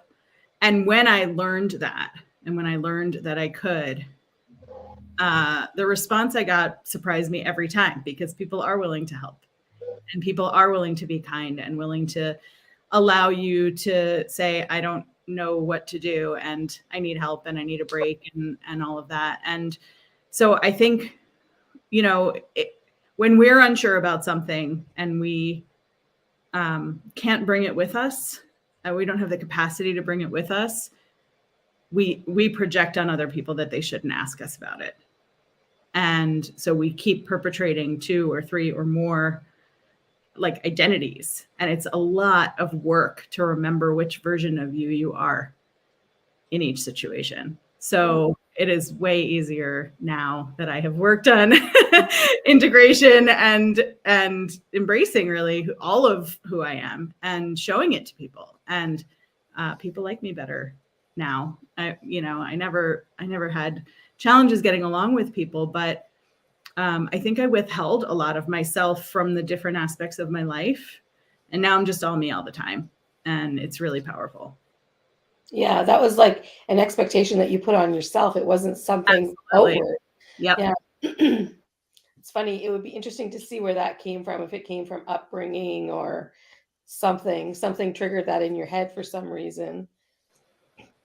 And I think growing up, like Sabrina, Christine, and I did, and I don't know Christine's background totally, but I think you have to somewhat have 2 things going on, because if you're growing up in a religion that's expecting certain things of you, but then you're out in the community, in school or wherever, you're a different person, because that person that you have to be inside the religion is not accepted in the outside world. So it's kind of weird. Yeah. 100%. Christine. Yeah, so 2 different true. people? I think that people are too different or outside of their bodies. Because when we have had something that has happened, whether it was from, a very difficult religion or some kind of abuse at home, or not feeling seen and heard, and it could be just, you have parents at home, which looks like a normal family, but maybe, the parents are working a lot, or a child passed, and now emotionally the parents are unavailable because they're mourning the loss of a different child. And there's so many different ways that we didn't feel seen or heard growing up. And so in whatever your story is, when there was something that happened that was really painful, we actually leave our bodies, we check out. And so I love, Lauren, that you were taught how to connect back into your body with who you are, so that you can be your authentic self. And it's not about being, who am I in these different circles, but let me just be who I am. And I think we get to a point where we're tired. We're tired of the facade, or trying to, keep up with anyone else in the office, or what we feel that they want us to be. And we say, you know what, screw it. I'm just going to be myself. This is who I am. And it's coming to that place of empowerment where you just want to be who you are, and you don't care who thinks or likes it. You just get to that part where you're like, no, it's just easier to be myself. And coming back into our body is definitely one of those important things. Well, I'd love to hear from the other ladies as well, but I do have a couple of things we could do, or exercises on how to come back into your body, if you want to do that after. So I would just say, welcome, Amy. You're new for me, so this is wonderful. We're talking about trauma. We don't have to stay there. And just, what it's like to be a woman, and to feel that you feel good in your body, and to not be separated. And, do you feel that people are 2 people or multiple people within one body, depending on who they're with and trying to fit in? I think she might be frozen. And I'm not for sure if you actually. Go ahead. Can you hear me? Yeah. I was listening like before I got on, but now that I'm on, my audio, like I can't hear you guys quite as well. So I don't know if you were asking me if I think. Yes. Or if you were just like I catching was. me up. Yes. You were asking me. Okay. I mean, I don't know exactly. I feel as though I've always felt that there's like, it doesn't necessarily like have to do with trauma, but this like just inside of me, there's like the calm, cool, collected me who can like go through things like whenever I have just like the inner calm, feel this. But then there's like the Amy in the background who's like, oh my gosh, like you're gonna die. This is terrible. Like, oh my goodness, like we can't handle this. Crazy. Exactly what that is, or if that's kind of like what you're speaking to, as far as like different parts of our personality helps us get through things. Definitely could be. Yeah, I mean, it's however you're viewing it. If you're viewing it as two different people, then yeah, that's exactly what we're talking about. I actually remember specifically coming to a realization or an aha moment when I was like teenage, probably like 16-ish. And I remember feeling really smart when I figured it out. I'm like, I'm two different people. And I actually had a thought process of being intelligent, like recognizing that I realized that I was being two totally different people. One person to my family in religion, and another person at school and at work. And feeling super guilty about it, which is unfortunate, but also being super aware of it, which was really cool. Um, and I think that's kind of what helped me a little bit as I got older, was that early realization of that it's not correct. Like I'm supposed to be one predominantly, for the most part, everywhere I go. So, it was definitely interesting for me. And I appreciate the fact that I recognized it so early on in my life. Definitely. Anybody else? I love that you clapped and you said to be one, and it was 11, like 11 hours, 11 minutes, 11 seconds. Yes. Look at how close we are, guys. Let me just recognize really fast. 50 more minutes until we hit the 12th hour. I want to thank everybody here listening live with us, and I want to thank the panel, everyone here, and everyone who participated today. This has been absolutely wonderful. Amy, I don't know if we can exactly entirely hear you because you are breaking up a little bit, but can you tell us who you are, where you're from, and what you do? Maybe. Nope. Okay, that's fine. Oh, okay. We're having trouble. Like maybe log off and log back in. We're just chilling. We're just chilling, yo. Log off and log back in, girl. Angela, why don't you introduce yourself? Hi, I'm Angela. I live on the east coast of Canada. As you kind of already gathered, I grew up in I consider a cult. I grew up in a cult. I left it in my 40s. My kids were preteen teenagers when we left, and that meant leaving half of their family behind because they were excommunicated from that side of their family. So that was difficult. It was a difficult thing for our family, that adjustment. I have been a wedding and event planner for the past 24 years.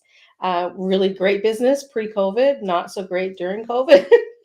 And I learned through that experience of building my business and not losing it completely, but having 2 years of low income with it, that I kind of had, the way I was brought up was like, you were never taught to have a further education. You went to school to grade 12. You never had to worry about retirement. You never had to worry. Money was not a thing. It shouldn't be a thing in your life. You had to be content with the necessities of life. So I found that I had a very poor relationship with money.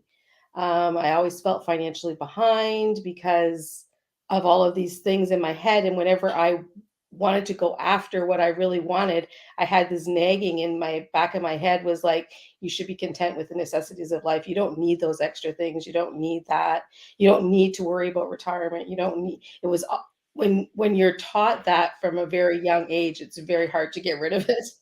And so now I kind of made it a mission to try to help women who grew up that way or have a poor relationship with money to help overcome that and, you know, maybe look towards financial freedom. And it's okay to have financial freedom. That's an okay thing. It's actually a pretty cool thing.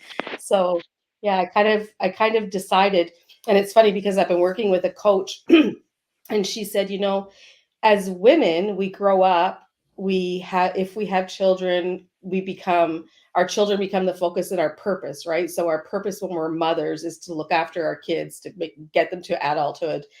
And although we still remain mothers when they're adults, we kind of are left with, okay, what's our purpose now? But the pretty cool thing is that we get to decide what our purpose is.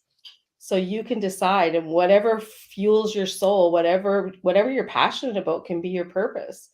And through that process of kind of losing my business for 2 years and my kids being adults now, I kind of, okay, what is my purpose? How do I feel about that? And that's what I discovered when I dug deep down is I wanted to help women get over this crazy notion that we have about money and become financially free.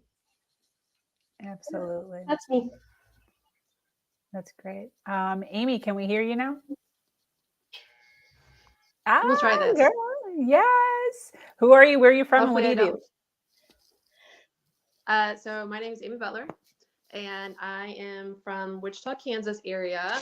I am an Arbonne consultant, so I help people with healthy living, help them get healthy from the inside out. My passion is to help people look better and feel better, but ultimately so that they can live bigger. Because, you know, like when we're all walking around not confident about how we're showing up in life and we are, you know, have the brain fog and can't really function well, it's hard to walk in that purpose that you guys are talking about because you're too busy trying to like figure out how to feel better. So that's what I do. Oh, thanks, love. Awesome. I love that. I have a question for the panel. My question is, how do you combat or get rid of or fight negative thoughts in your life? How do you fight all the negative thoughts in your life? Who's going first? Lauren? I learned to stop fighting, which for me was there was no fight. It was just like the constant negative things I couldn't do. And I learned to identify I call them monsters, which are the negative voices that are ultimately there to protect like my fear center, right? So at our cores, we have this center of fear and we want to put bubble wrap around it to protect it from ever being exposed, from ever getting in trouble. And so we have voices in our head that tell us like, you're not good enough for that. Don't try it. You're not smart enough for that. Don't try it. You can't keep up with those people. Don't get into that. And some people call them survival mechanisms. Some people call them saboteurs. Some people call them inner critics. Like there are a lot of names for these beings, right? Or these parts of your being. And for me, there's sort of two facets of my negative inner voice. One is what I identify as a really tiny, very angry old lady sitting in a rocking chair. She sits in my brain and she tells me like, everybody's out to get me. Nobody's actually nice because I'm a Pollyanna. I think everybody's nice and comes with good intention. And she tells me nobody's nice. They're out to get me. They're trying to trick me. They're trying to get me into some sort of a scam. And then the other is a little blue monster who sits at the bottom of my left pant leg and tugs on it and tells me I'm ugly or stupid or, you know, all of those things. And I've learned to listen to them and hear them and thank them for their opinion and then make my own choice. And that was a long process to get to because my resilience and my sort of, you know, tough nature was always like, well, I'm going to do it anyway. Like I'm going to prove myself wrong. Right. And instead now I listen, I hear, and then I say like, thanks, I'm going to go try it this way because this is the way that I really want to do it. And by sussing them out and giving them identities and, you know, giving my monster blue hair and, you know, really just creating space for them instead of just like pushing them down. And then they're always there and they're always loud. I've learned to say like, thanks for that opinion. I appreciate it. I'm going to go be amazing instead. Absolutely. I've done that before. I love that example of giving them characters and names because it makes it so much more visual for us. For those of you listening, that's actually a really great technique to use to actually give your thoughts, good, bad, how, you know, whatever's pulling on you, an actual identity. I actually had for a long time before I pulled myself out of my last relationship because I didn't have a voice. I couldn't be heard. I had this vivacious woman. Her name was Ginger. And in my head, she looked a lot like Jessica Rabbit, but, but her name was Ginger. And she was just this loud, gorgeous, vivacious, sexy, brilliant, loud woman that like was just looked confidence. Just like she didn't have to say anything. She was just confidence, the meaning of confidence to me. And I would, you know, when I first was stepping out of my relationship and stepping into myself, I would envision this Ginger thought process or identity of just this confident woman and what she would look like and what she would say and what she would feel like. And it really helped me I don't want to say adapt, that's kind of like the wrong word, but like move into or evolve into who I am today, which I'm always constantly evolving and learning. Even today, I've learned so much. I've probably have like 15 pages of notes here, but you know, constantly evolving. But that woman was like the first character that I really developed to help me move from one identity and then evolve into, you know, who I am speaking today.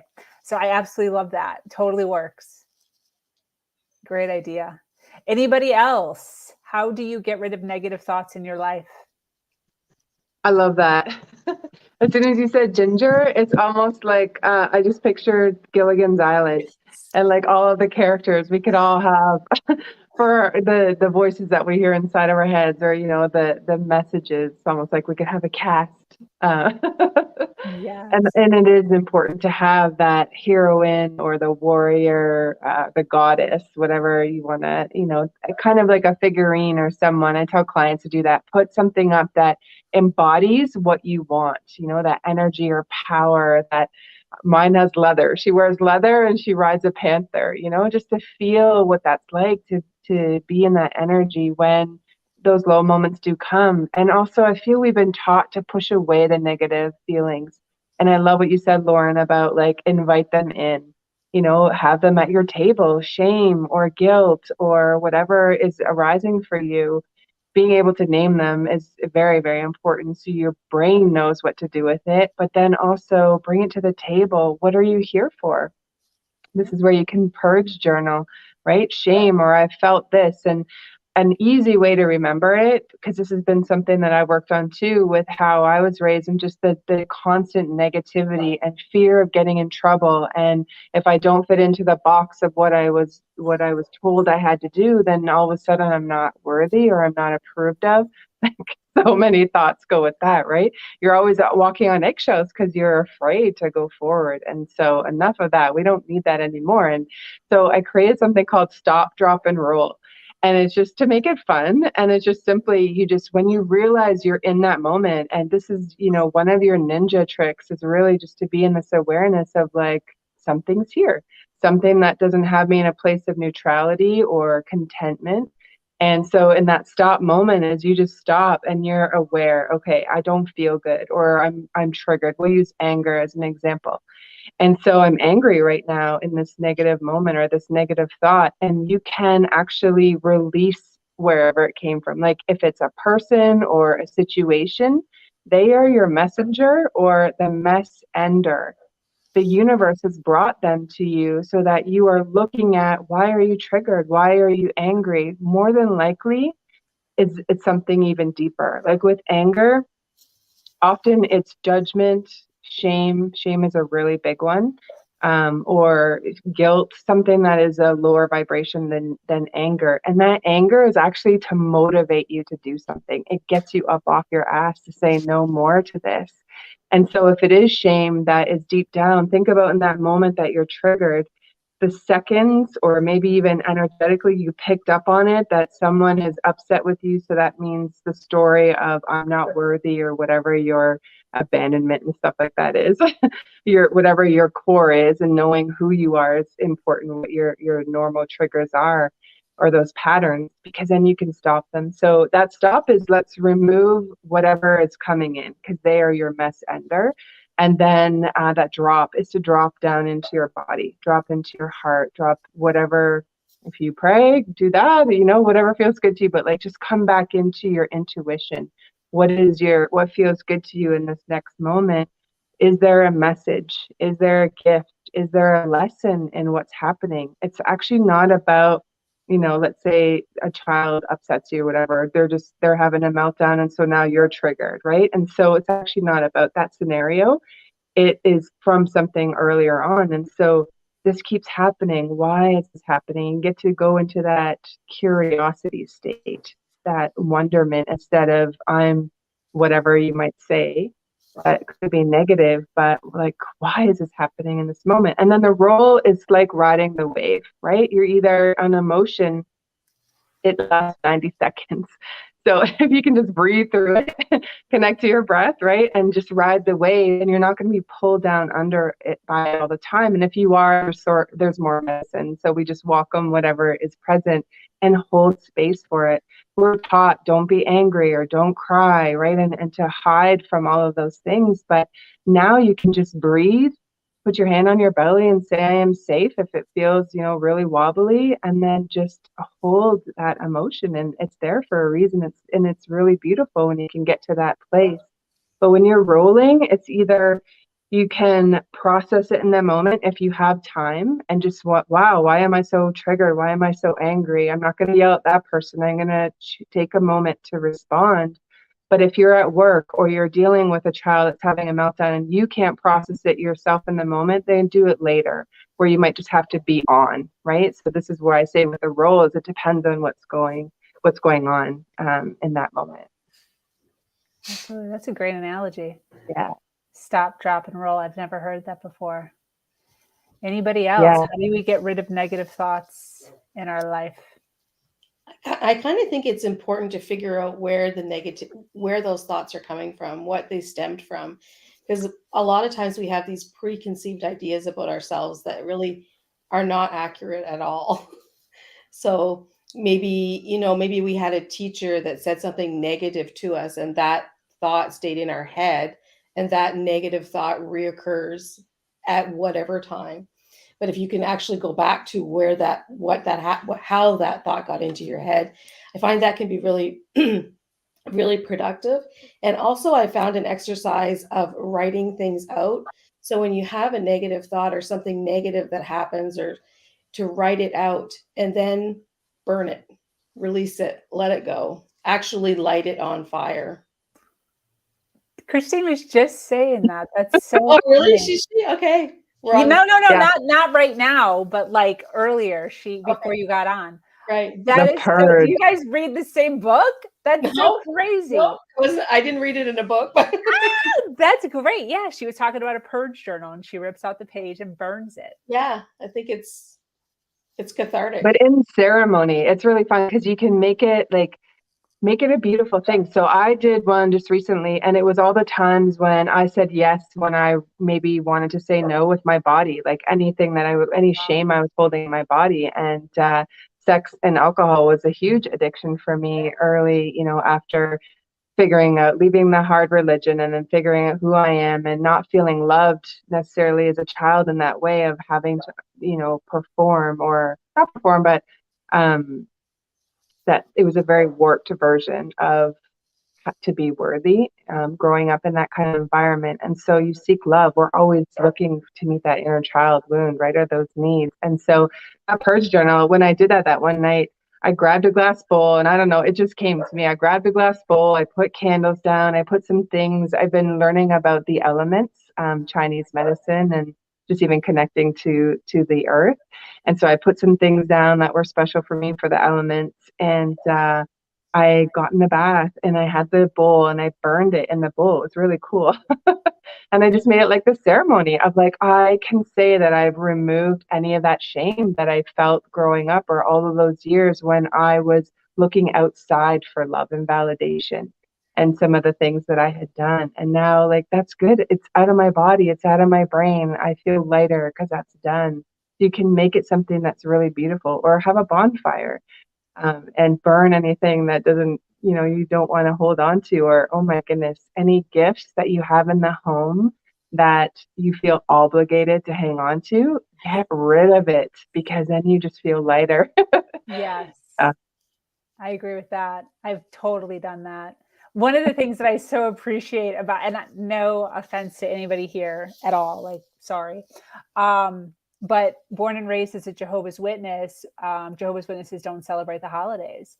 And I had to make a decision when I left that religion to whether or not I was going to start celebrating them or not celebrate them. And I had to have like real conversations with myself on what feels authentic to me, that's not like leaning towards one or the other. And I have opted to not celebrate the holidays.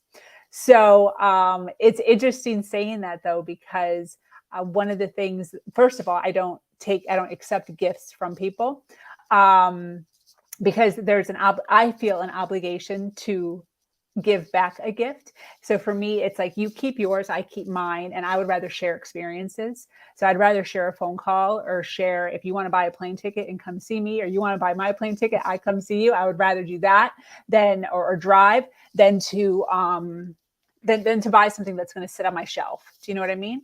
So, and then one of the things that I did, which is what Christina was said, is I got rid of everything. Things in general. No offense to anybody who has things.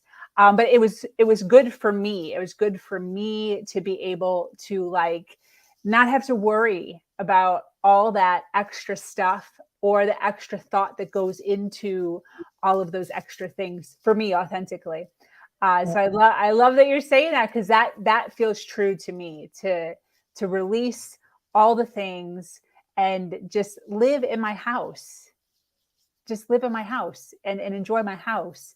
I have pretty much, I just have like one thing from my son. It was like a little tiny jewelry box that he gave me that sits on my dresser.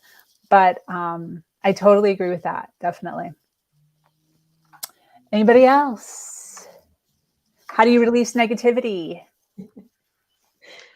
Okay, so I will say a couple of things that have just impacted me. I have a couple of things that I've learned from mentors, and one of them, she said one time that people leak, and whatever you're filling yourself with, like, you're gonna leak that on other people, whether it's good or bad or whatever. And that just really stuck with me. And so I want to, like, what I leak on my family, I want it to be positive. And you can't, pour from an empty cup. And likewise for myself, like for my own, because like people said, we all have negative thoughts, right? There are these fleeting things that come across in your mind. And sometimes they're from like your inner voice, but maybe sometimes it's like, another voice, like just trying to speak into you. And I just, I want to be so full of positive things that I pour in, that there's not as much room for the negativity. So it just it can't be there as much, or there's so much positive things that I've poured in that when the negative comes across, I've got enough ammunition in there to just like, that's not true. Like that's a lie about you. Like, that's not true. That's not true.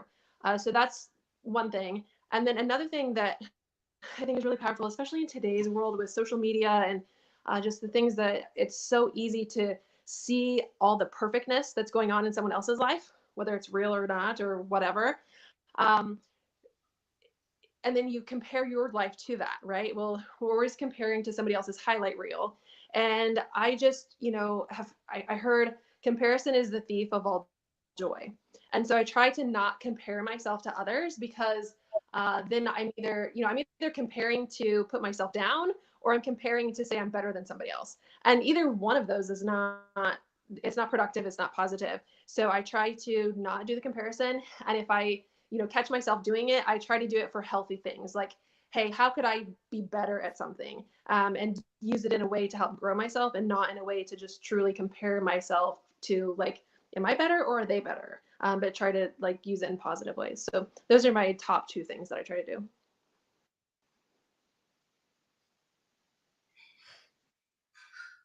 Sabrina, you're muted. Thank you, Nicole. We're talking about how to not have negative thoughts, how to combat negative thoughts in your life. Any suggestions? Well, I think that having a daily practice that helps, like, prime your mindset for each day can help as well. So for me, it really is important that I wake up each morning. I do my breath work. I think breath is huge, even when the negative thoughts do come in, to kind of drop back into your breath and drop back into source energy. Like, who am I? My natural state of being is excited and happy and clapping with my little. He's making some food right now. So he'll bring us some delicious things from his little restaurant. But yeah, so every morning just doing the breath work and having a movement practice, getting into my body and really connecting myself back into source energy, or what I call divine alignment. And that way, when things come up during the day, I'm more apt to be like, that's not my truth. Like, that's just a thought, and I can release it. And Why is your cutting board on the floor? Because it fell right as I got on the camera. And so, yeah, I was listening while I was making the little dinner, and I would just love the conversation. I love Christine. The stop, drop, and roll is brilliant, and very similar to what I'm talking about too, is when things come through. I'll maybe mute for a little bit. Okay. I do want to extend on what Nicole said, if somebody could help, because I want to acknowledge the fact that not everybody listening is in the same thought process as us as far as mental and emotional awareness. So can somebody explain or break down what breath work means? I could actually come back for a little bit. Go ahead. There are so many different types of breath work, and I really like to mix it up based on what I feel called to do that day. But there are lots of different breath work from Vedic traditions or yoga traditions, and our breath in general is a way to help regulate the nervous system, right? So if we can slow down our breath, we can sort of help to regulate the nervous system and calm the parasympathetic nervous system until we get back to sort of our baseline. So for me, it depends on what I'm aiming for, but generally in the mornings, I'm just trying to, like, allow my breath to be in its natural flow. So this is like when you're first starting out in the day, just allowing it to be. And it's interesting because a lot of times when we think about trying to do breath work, then the breath gets all weird, and it's like, oh, now I need to, like, I have to count it, or I have to do it a certain way. So it's interesting to attempt to allow your breath to happen naturally. And so that in itself can be a practice. But there's also, like, 4-8-4 breathing or 4-2-4, or, like, there's all sorts of things. And I really like to sometimes practice with breathing in, I like doing an 8 count and then holding for maybe 4 or 8, and then exhaling for the same amount that I inhaled, and then holding for a 4 or 8, because I find that it's really relaxing, calming. It gives my mind a little bit of something to do, so that it's like doing the counting. So I'm not, like, spiraling off into, like, what am I supposed to be doing today? And it helps me to be very present in the breath. If you are making the inhale longer than the exhale, then it's going to be more energizing. And if you are making your exhale longer than your inhale, then it's going to be super calming. So there's those things to think about, like what do you need in this moment. There's also like alternate nostril breathing, which can be very energizing for the body. There's Kapalbhati breathing, there's Ujjayi breathing, there's sort of like a breath of fire that really energizes the body, that heats things up and gets your metabolism going. There's so many different kinds. There's also a form of breath work that I'm newer to that is very much about like shallow chest breathing, and it happens. It's a witching hour. I've got a lot of energy. Are you going to show us? You're going to bring me what you made? Bring it out here to the restaurant.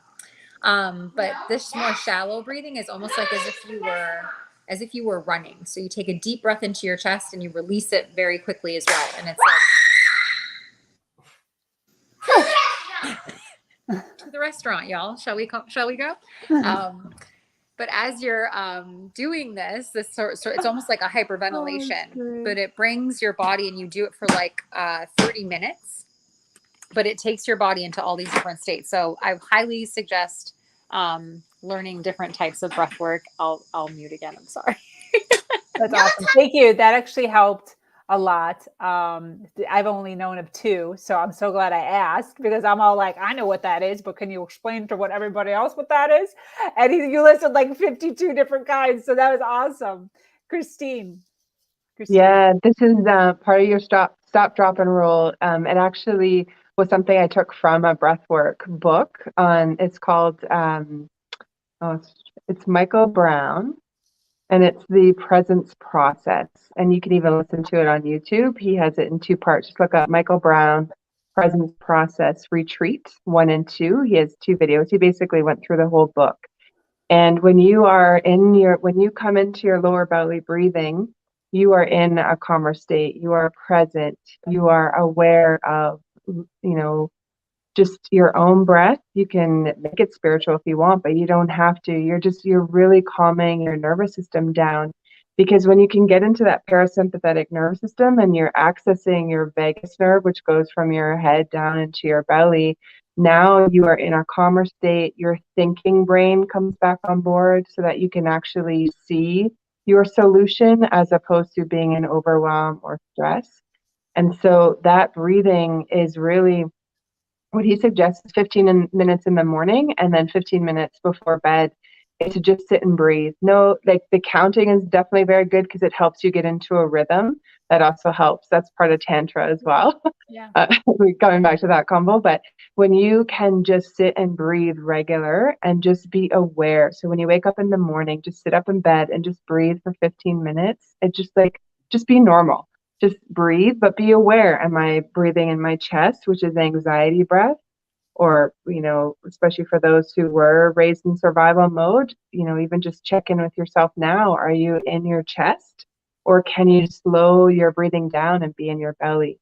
And then when you're breathing for that 15 minutes, just see what comes up. And it's the easiest way to process what's in the body. You don't have to go back and relive anything. You can just really, let whatever comes up, process it. If you want to cry, cry. If you feel angry, punch the pillows. If you feel happy or contentment, or you're just setting your intention for the day that today is going to be a great day. The biggest thing is you're present. You're living in this day instead of focusing on the past, which is depression, or on the future, which is anxiety, right? The fear of the unknown. And it really just helps you to center, to be present today, and really just take in life in what it is. Absolutely. If someone is in like a hyper state, or a really quick breath to come back to calm, it's called the bunny breath. So it's 2 quick breaths in and 1 long breath out. You do that 3 times and you're back at baseline. And then to access the vagus nerve is you can rub behind your neck 3 times, or like, doesn't matter how many times, but just kind of like you're rubbing like this on the base of your neck there, and from over under your left armpit, and just just massage it and bring it over. You're activating your meridians. You're releasing any loss or grief that might be in your lungs. You are connecting to your body and really just slowing things down. And when you speak slower, you also help to attune or to self-regulate everyone else in your family. So if a child's freaking out, come into your breath, just slow it down, speak a little bit slower, and they will mirror you. And then all of a sudden the meltdown can end a little bit quicker. That's awesome. I love Yeah. that. Lauren, do you have anything to add? I do. I'm newer to breath work, and also have just become a certified laughter yoga leader, which is its own kind of breath work. And it turns out that your body doesn't know if you're laughing on purpose or if you're simulating laughter. And you get the same benefits from both. But if you're laughing for an extended period of time on purpose, you get like extended benefit of laughing. And so the end of a laughter yoga session brings up all kinds of things for people. Some people feel super energized. Some people feel relaxed. I feel like my whole body is buzzing.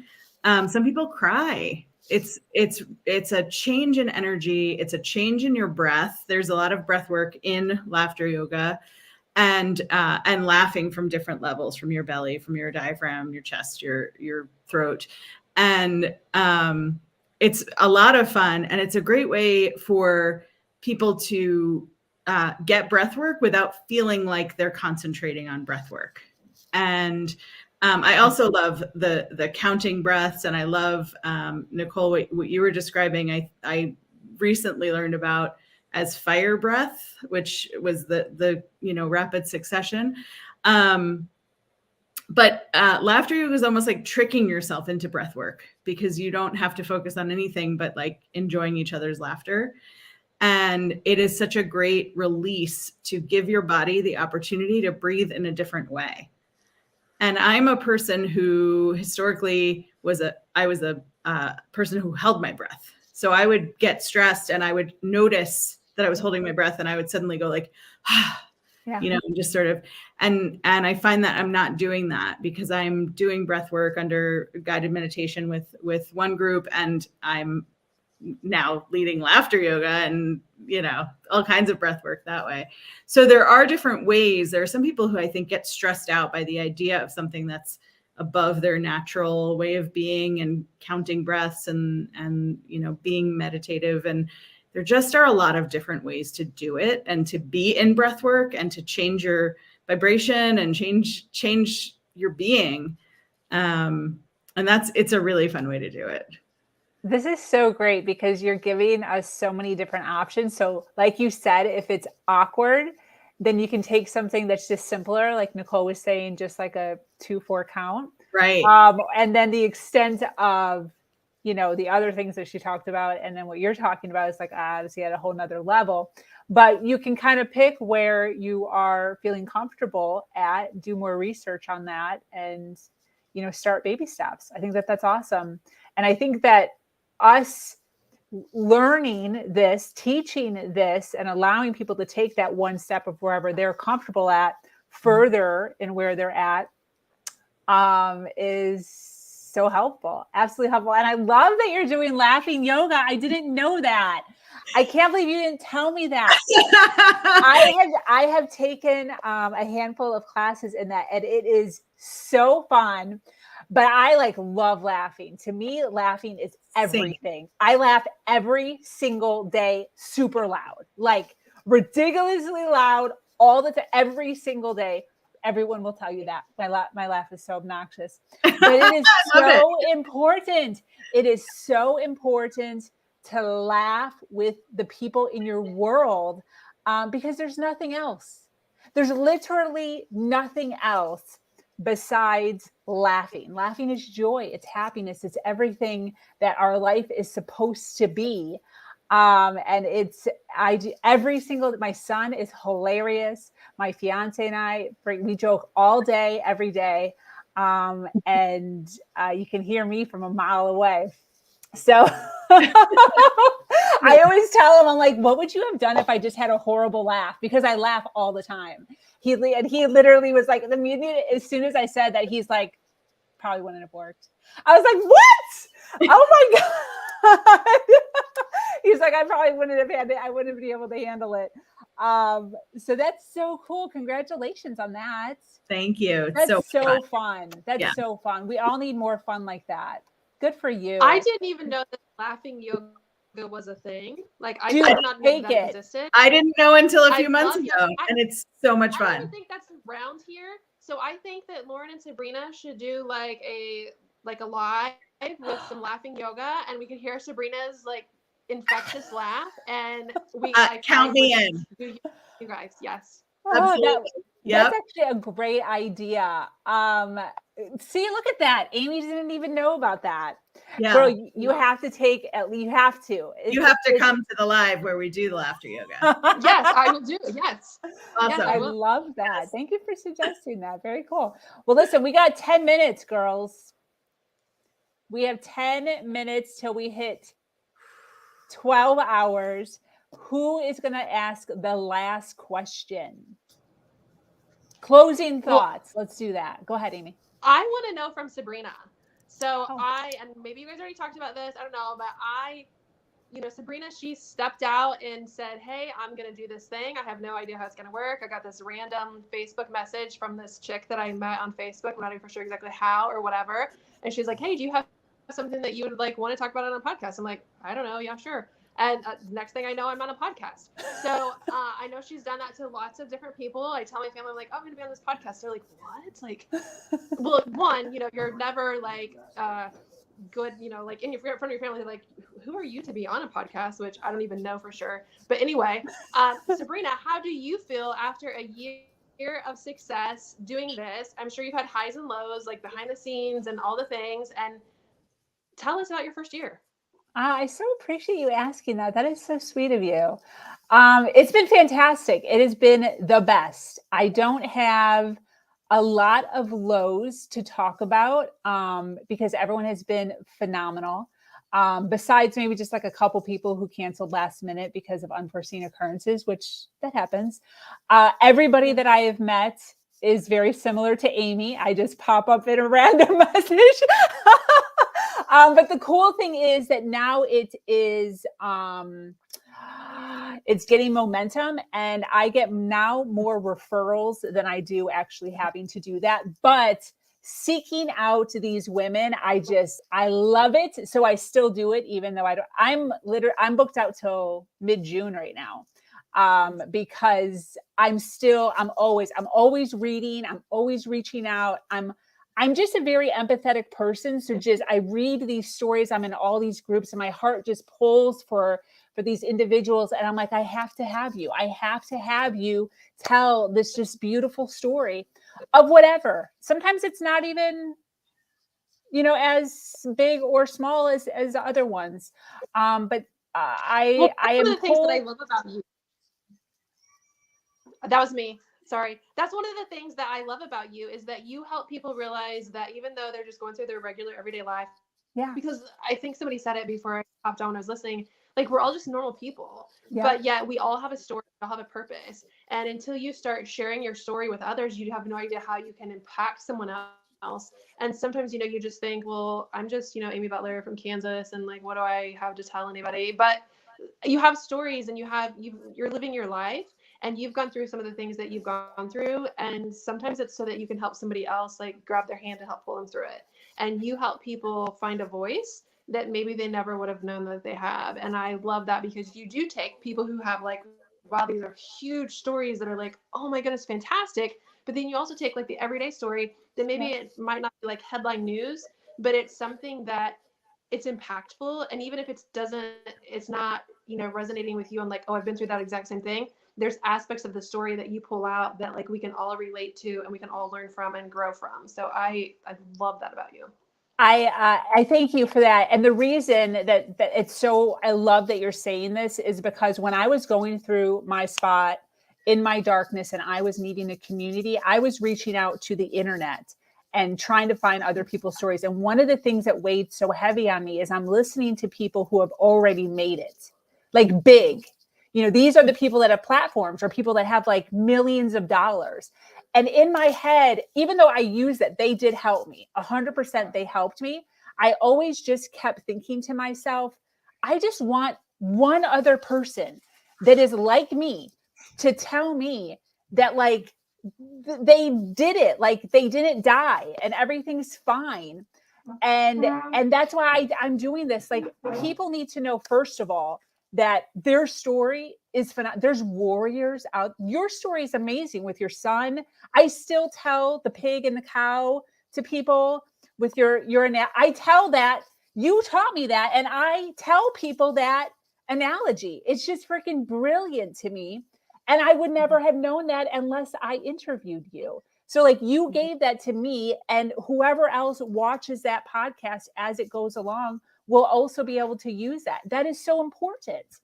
And those are the kinds of things that we all have, but we don't view that as like, it's like, that's just part of my story. I don't know, like I just did what I had to do to like get through my life. But those are the things that help other individuals get through their life and not end their life. And I was at such a point in my life where I literally wanted to end my life and my son's life, because I didn't know